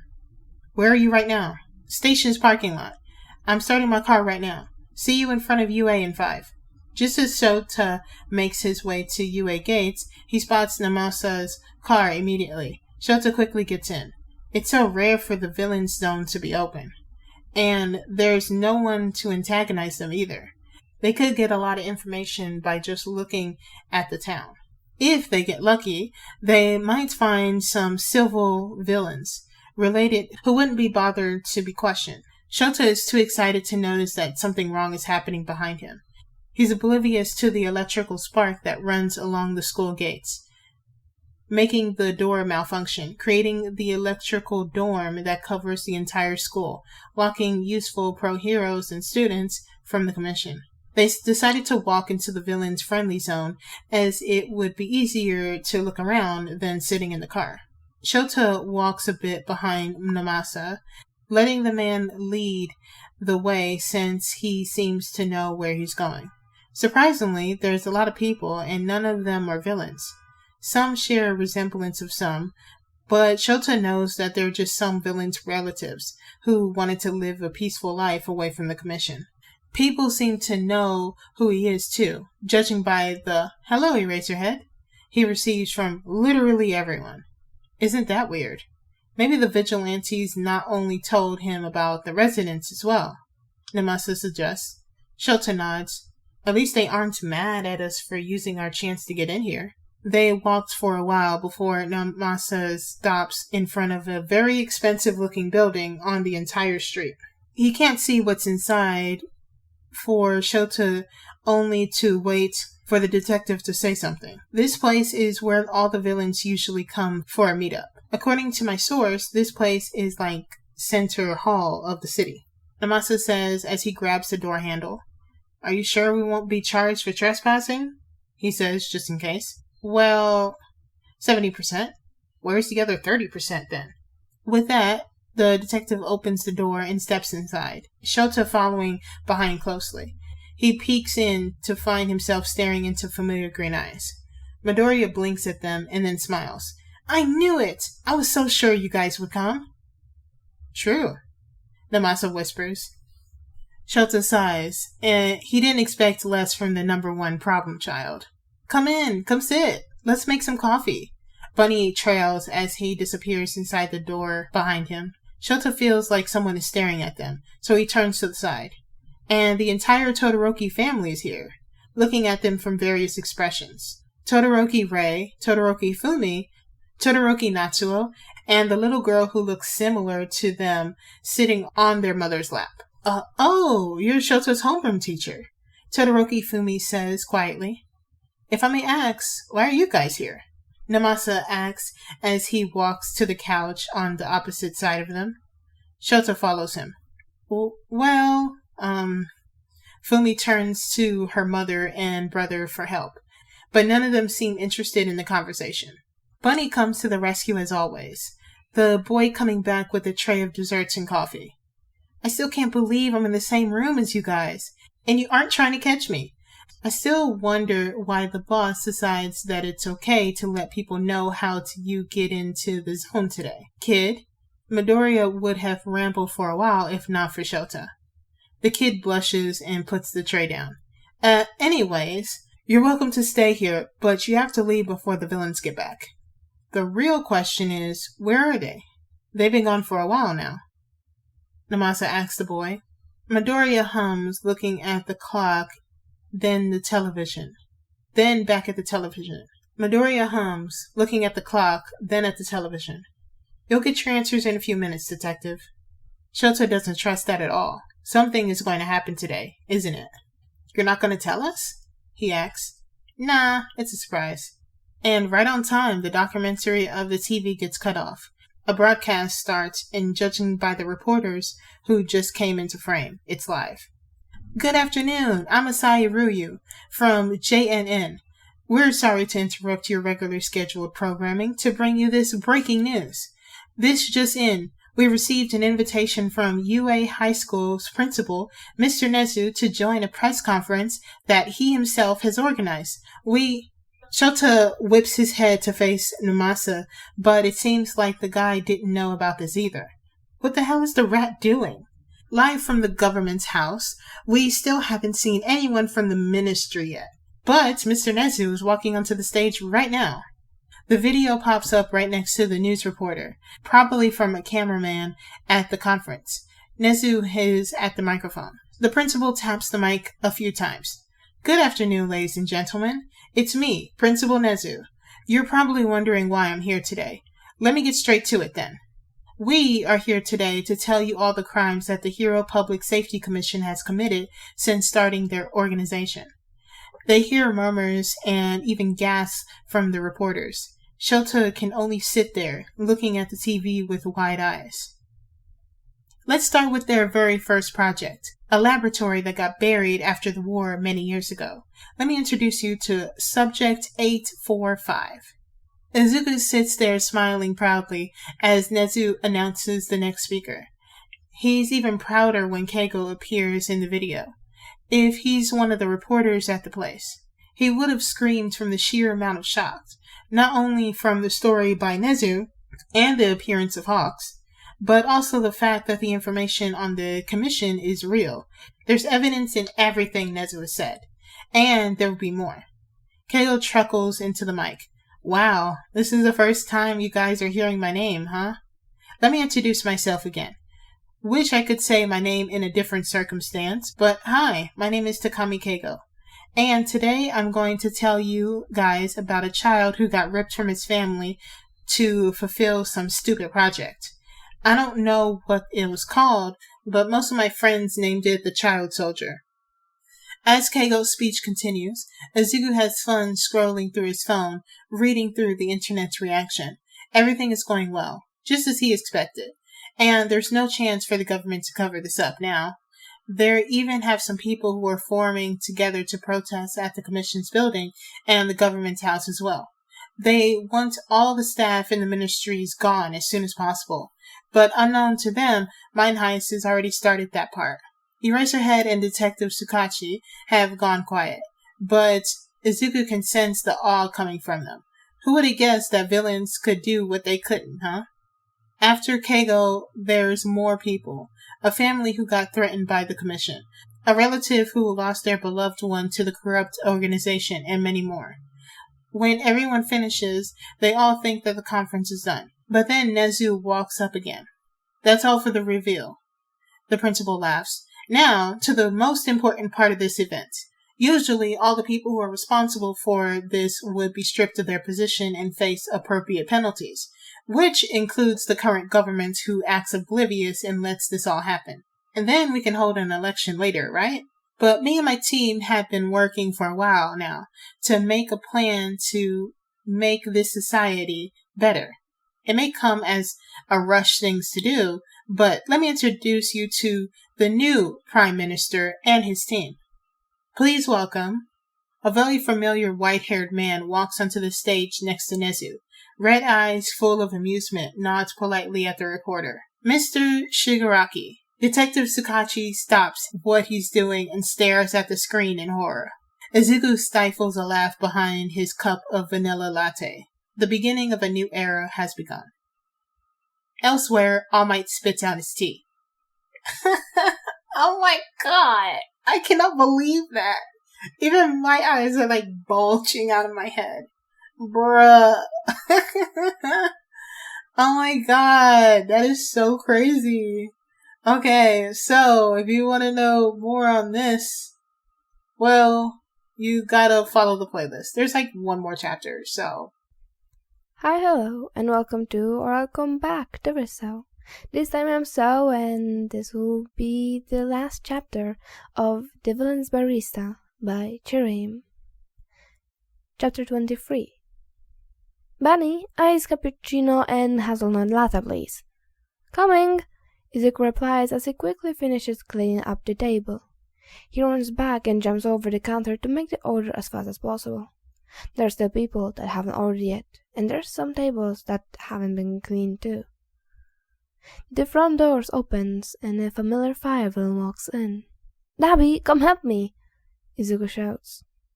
Dabi rushes to the kitchen and comes back with an apron on, ready to help Izuku like he does every day. It's their new routine. Izuku works alone in the morning, and Dabi will come and help in the afternoon, since people usually like to come in during that time. The cafe is busy as ever. Nothing has changed there at all. Unlike society, since All for One and all the villains took over the government. Izuku remembers it.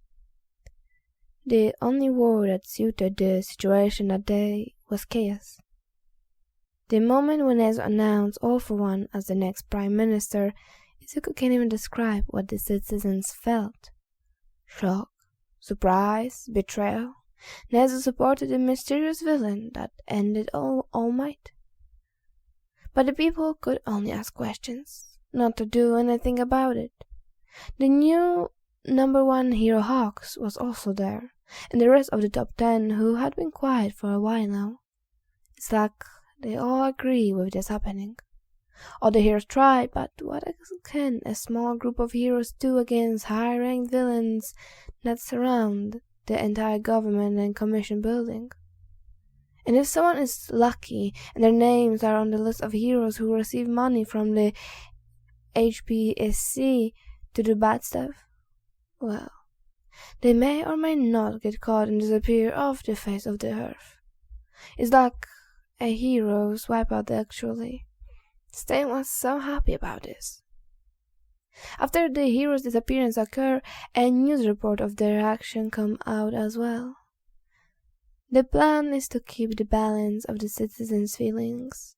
They feel scared that villains are taking over the country.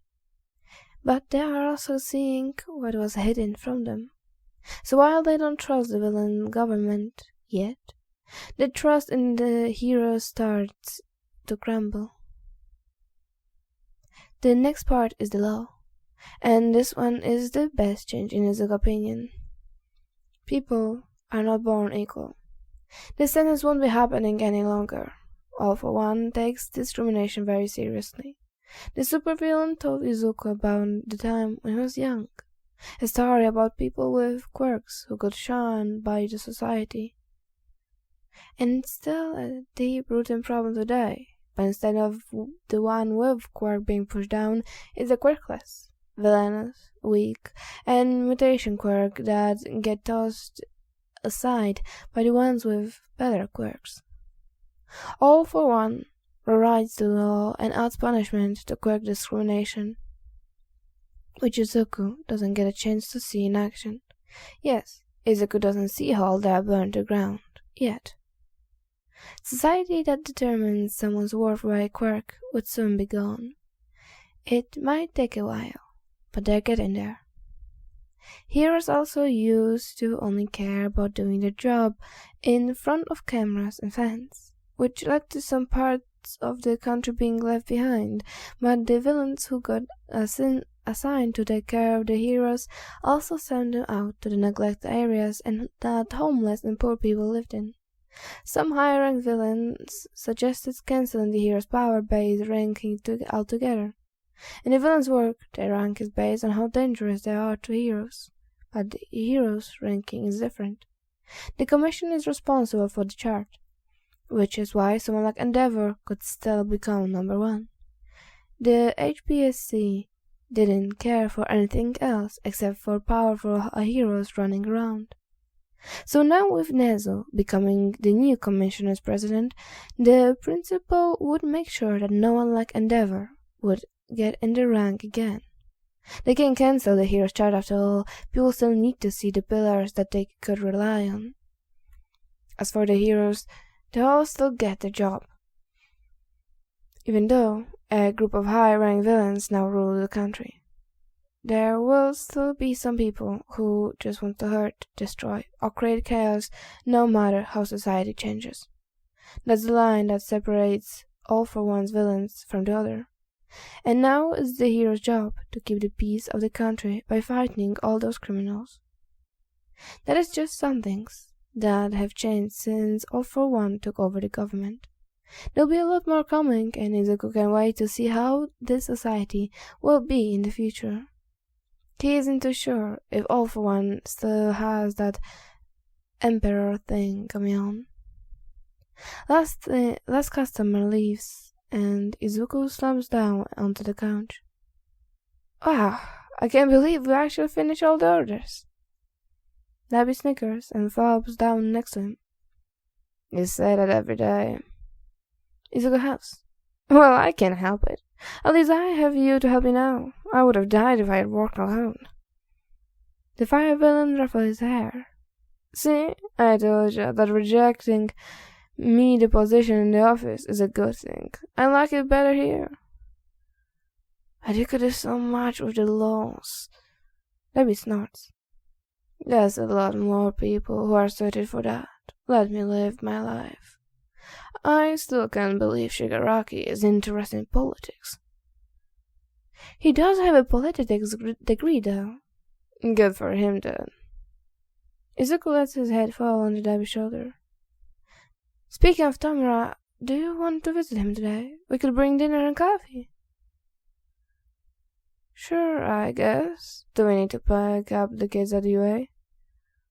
No. Nishato will come here and when he finishes the classes. They rest for a while before they decide to get up to prepare dinner. Izuku really wants to eat something fancy, and he knows the other wants to as well.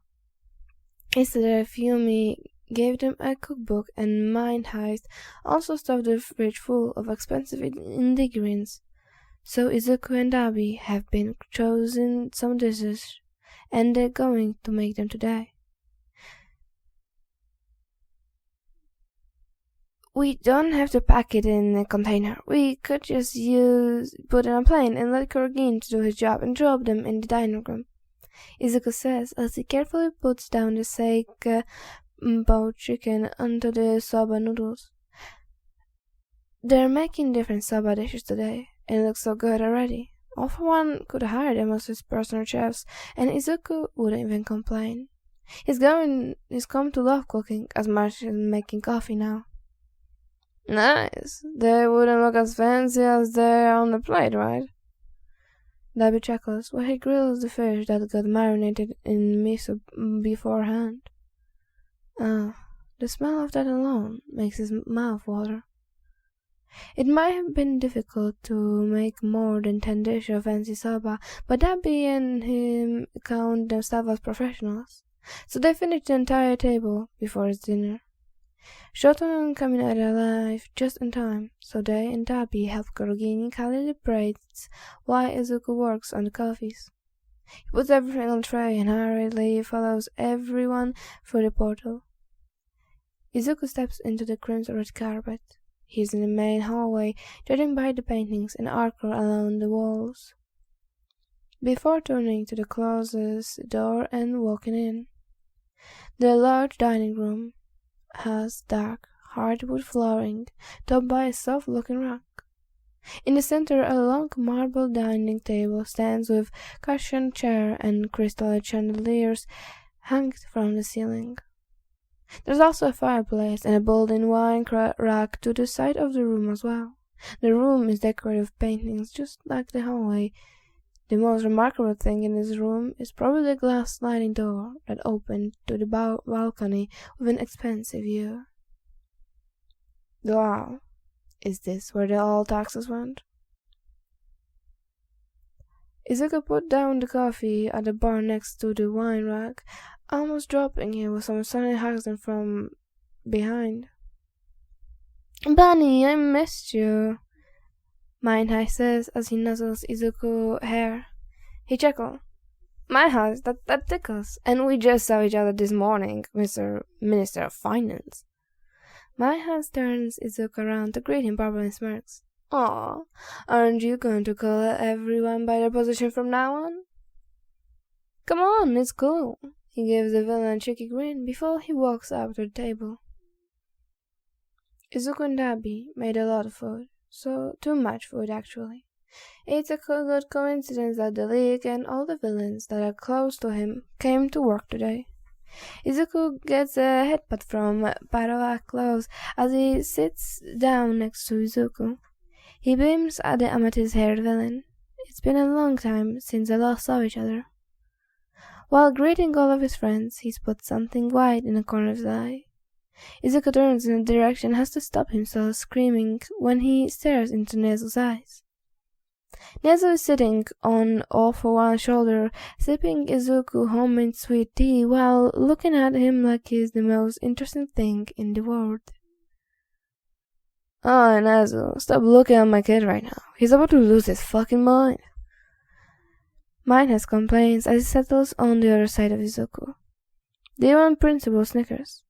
Now, that's Rekon. I apologize, but the boy who's behind all of your project is finally here. I couldn't help but to want to get to know him better. Wait, Nezu knows about him? Izuku doesn't know whether he should be scared or honored, so he decides to give the principal a small smile instead. They all settle into their seats and start eating their dinner. The conversation flows like it used to. Izuku gets to know what they have been up to with their new jobs. The villains really want society to become better, even though they kind of didn't do it in the right way. It's to be expected that citizens will be wary of them, so the villains will have to work harder if they want to succeed. The progress is slow, but it is noticeable. Hopeful that civilians will warm up to them soon. Izuku considers them lucky. In other universes, citizens and heroes might not be this willing to move on from all of the villains' activity, or let them rule the country at all. But in this case, they all want to see their society become better, and it's easier if they just forget the black and white side and help each other instead. It takes a while for everything to settle back to normal. And it's time for Izuku to explore the government house. He never got the chance to take a look around it. With him being busy at the cafe and everyone still trying to work out how to take care of their country. But now, it's time. Izuku walks along the corridor, looking all at the pictures and paintings in interest. When he passes by any room, he goes inside and takes a look around. Izuku is alone today, but that won't stop him from exploring the place. And just as he expected, the building is definitely where all the taxes went, because oh my god, there's a massive indoor pool in the government building.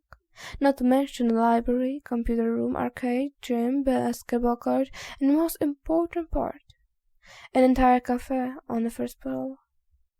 The first 3 floors are all for entertainment, but at least the rest are all offices and work-related rooms. Izuku kinda craves some coffee right now. Might as well make one right here. He walks into the coffee bar, checking all the ingredients, looking for any dust. When Izuku's sure that it's clean, he gets to work. While making the coffee, he can help but think that this reminds him of the first day at the Villain Cafe. Izuku was all alone in the cafe, trying to understand what the hell is going on after he got kidnapped by a notorious villain. He is all anxious and scared, but after he met with Reaper and made it out alive, everything seems to get better after that. Everyone loves his coffee, and the coffee is like a string that attaches him and all the villains together. If someone told Izuku that he would have a whole army of friends just from being a barista when he was a kid, he wouldn't believe it at all. And to make things even better, his analysis gets appreciated.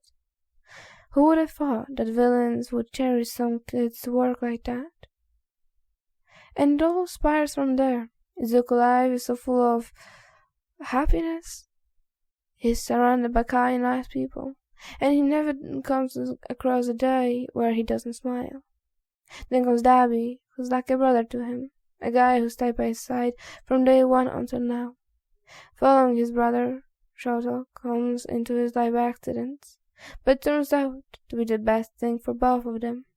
Two kids with no friends their age find comfort in each other, and they are inseparable ever since. Everything then leads to their downfall, which would become the greatest event that ever happened for the Todoroki family. The family now lives together happily in a new mansion that Shoto bought with endeavor money. They officially adopted Harry and have lived happily in their new life ever since. Not to mention the League of Villains, a group that started with two guys who just wanted Bunny to join their little gang. The only goal was just to kill All Might. But as time went on, everything changed for the better. They formed a team, a family, and they were building society together.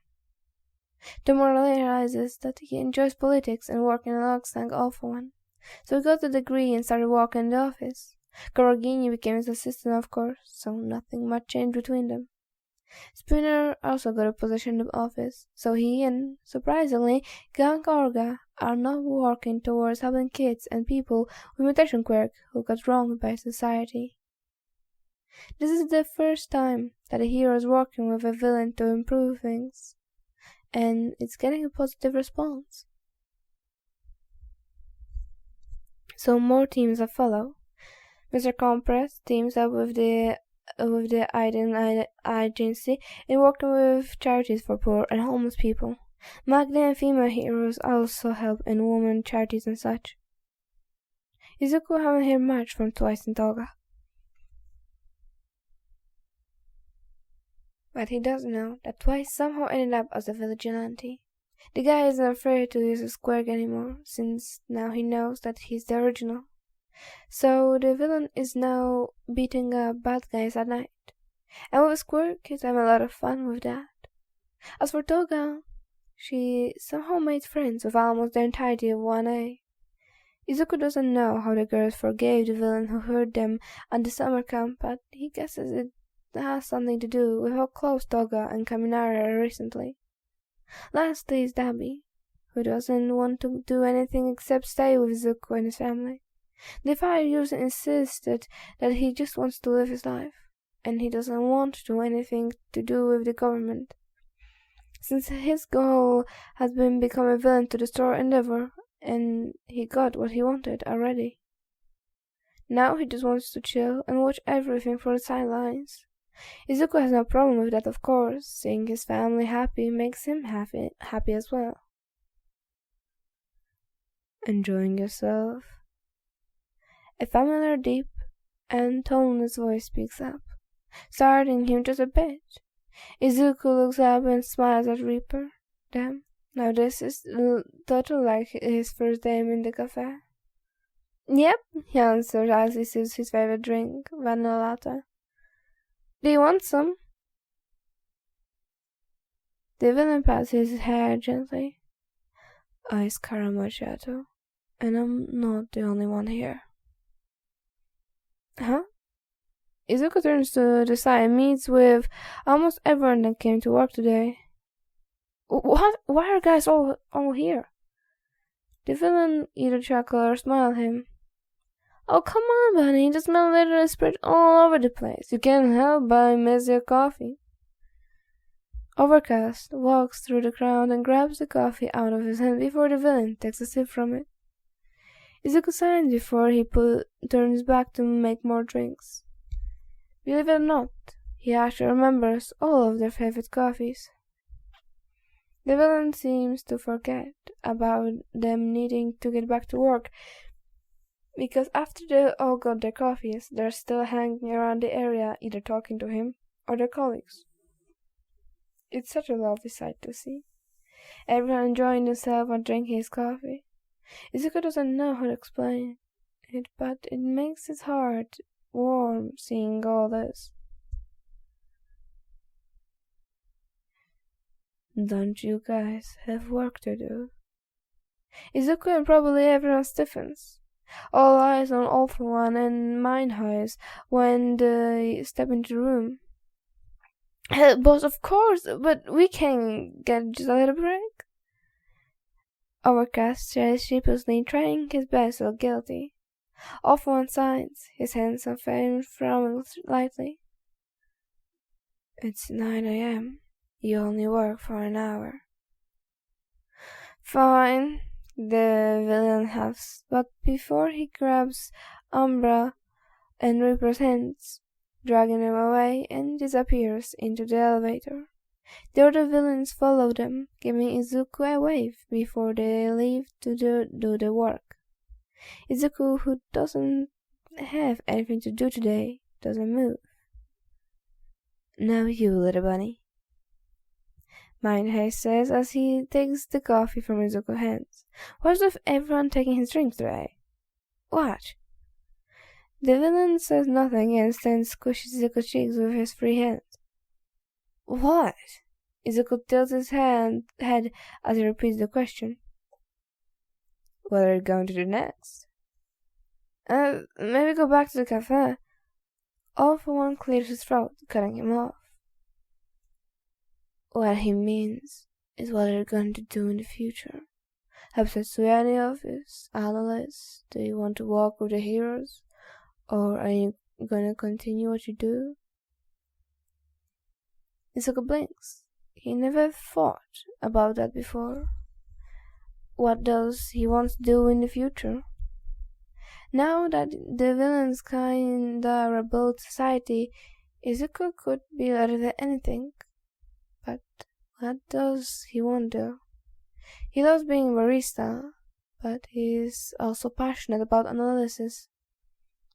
I don't know yet, Izuku says uncertainly. How come he never thought about this? A hand ruffles his hair and he looks up to see Mindheist smiling softly at him. Well, you don't have to think about it too much. Even if you just want to do nothing and sleep all day, I would still spoil you until I ran out of money, and that would never happen. We're just curious, is all. Pumpkin spice latte for me. Izuku nods and quickly makes it for the supervillain. He can feel both her eyes on him, but he doesn't mention it. Are you free this Monday? All for one suddenly speaks up. Yeah, I think Dabi can take care of the cafe alone. Why? I got a job for you. To say that the heroes are nervous is an understatement.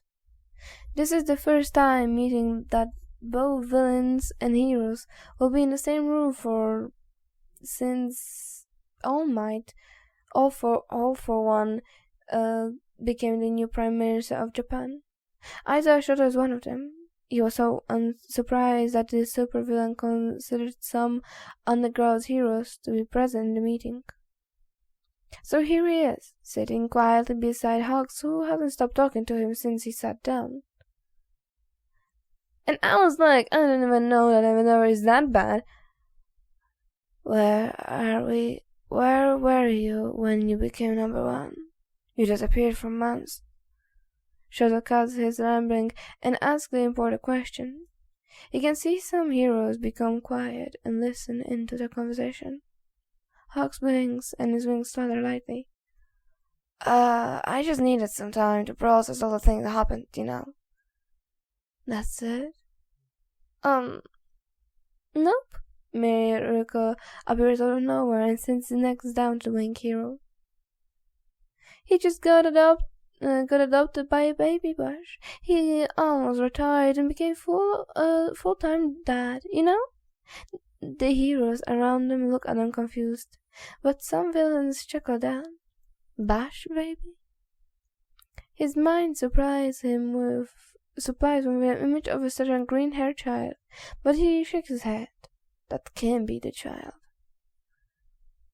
Hawk sputters. What? No, I just like his coffee, and he already has a dad. Before they can continue the conversation, the door opens. Silence washes over the room as All for One, followed by Shigaraki and Mindheist, walk into the room. It's like there's a spotlight shining down on them because no one can take their eyes off the group. They all in luxurious suits, yet each looks different. They even lack the malicious aura that surrounds them when they monologuing about their villainous tendencies. The supervillain sits on the chair at the head of the table, and Shota immediately knows why some people call him the Emperor. He still can't believe this is really happening. Villains somehow rule the country, and actually making it better. It's just so sudden, and no one was prepared for it. And even if they really wanted a fight, Shota is sure they wouldn't win anyway. Just knowing that what the government and the commission hid from the citizens makes some of them become reluctant to fight. Some heroes, including Shota of course, want to risk their careers just to see how things will turn out. And they didn't disappoint. The society really began to change. So now he's here, ready to listen to what the supervillain has to say in this meeting. Thank you for joining me today. There is so much to discuss, so let's start on it. First, though, I would like everyone to meet my very important one. His existence is such a godsend to me, and all the villains. Every hero in the room tenses. That's something who's important to all for one here. There's someone worth mentioning like that. Right on cue, someone knocks on the door. Everyone holds their breath in anticipation. Whoever behind the door must have been on the same level or higher than All for One, and guys, come help me, I can't carry all this. A very familiar, soft voice speaks up, and an adorable kid with freckles and forest green hair pokes his hand around the door. No one speaks for a moment, and that makes the kid, Midoriya, blush. Guys! A couple of errangs stand up and quickly make their way to the kid. They come back with a tray of coffees, and the delicious scent fills the room. The heroes look at the kid in astonishment as the boy serves the drinks and desserts for them. All for One clears his throat, gaining back the attention from everyone. That should be the sign for the unknown kid to leave, in other heroes' opinion. But the boy, in an all-marked hoodie, walks up to stand in the lion's den, next to the supervillain. Introduce yourself, little bunny. Miner says as he pats the kid's back. The villain's eyes are filled with adoration, like a father looking at his son. Midori looks around the room, making eye contact with everyone, including Shota. Hi everyone, I'm Midoriya Izuku. I'm looking forward to working with all of you. While everyone stares wide-eyed at the kid, Shota chuckles quietly. Damn, this kid is really something else.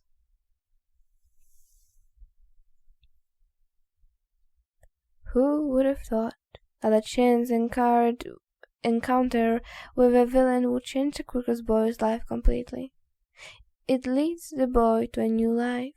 He meets friends, families, and people who cherish and appreciate him throughoutly. His journey is still ongoing, and the future is uncertain. But what is for sure, though, is that the boy now has all the happiness in his life like he deserves. Midoriya Izuku, the villain's barista. Thank you everyone for sticking around, and thank you to all amazing other podcasters who, make it come true.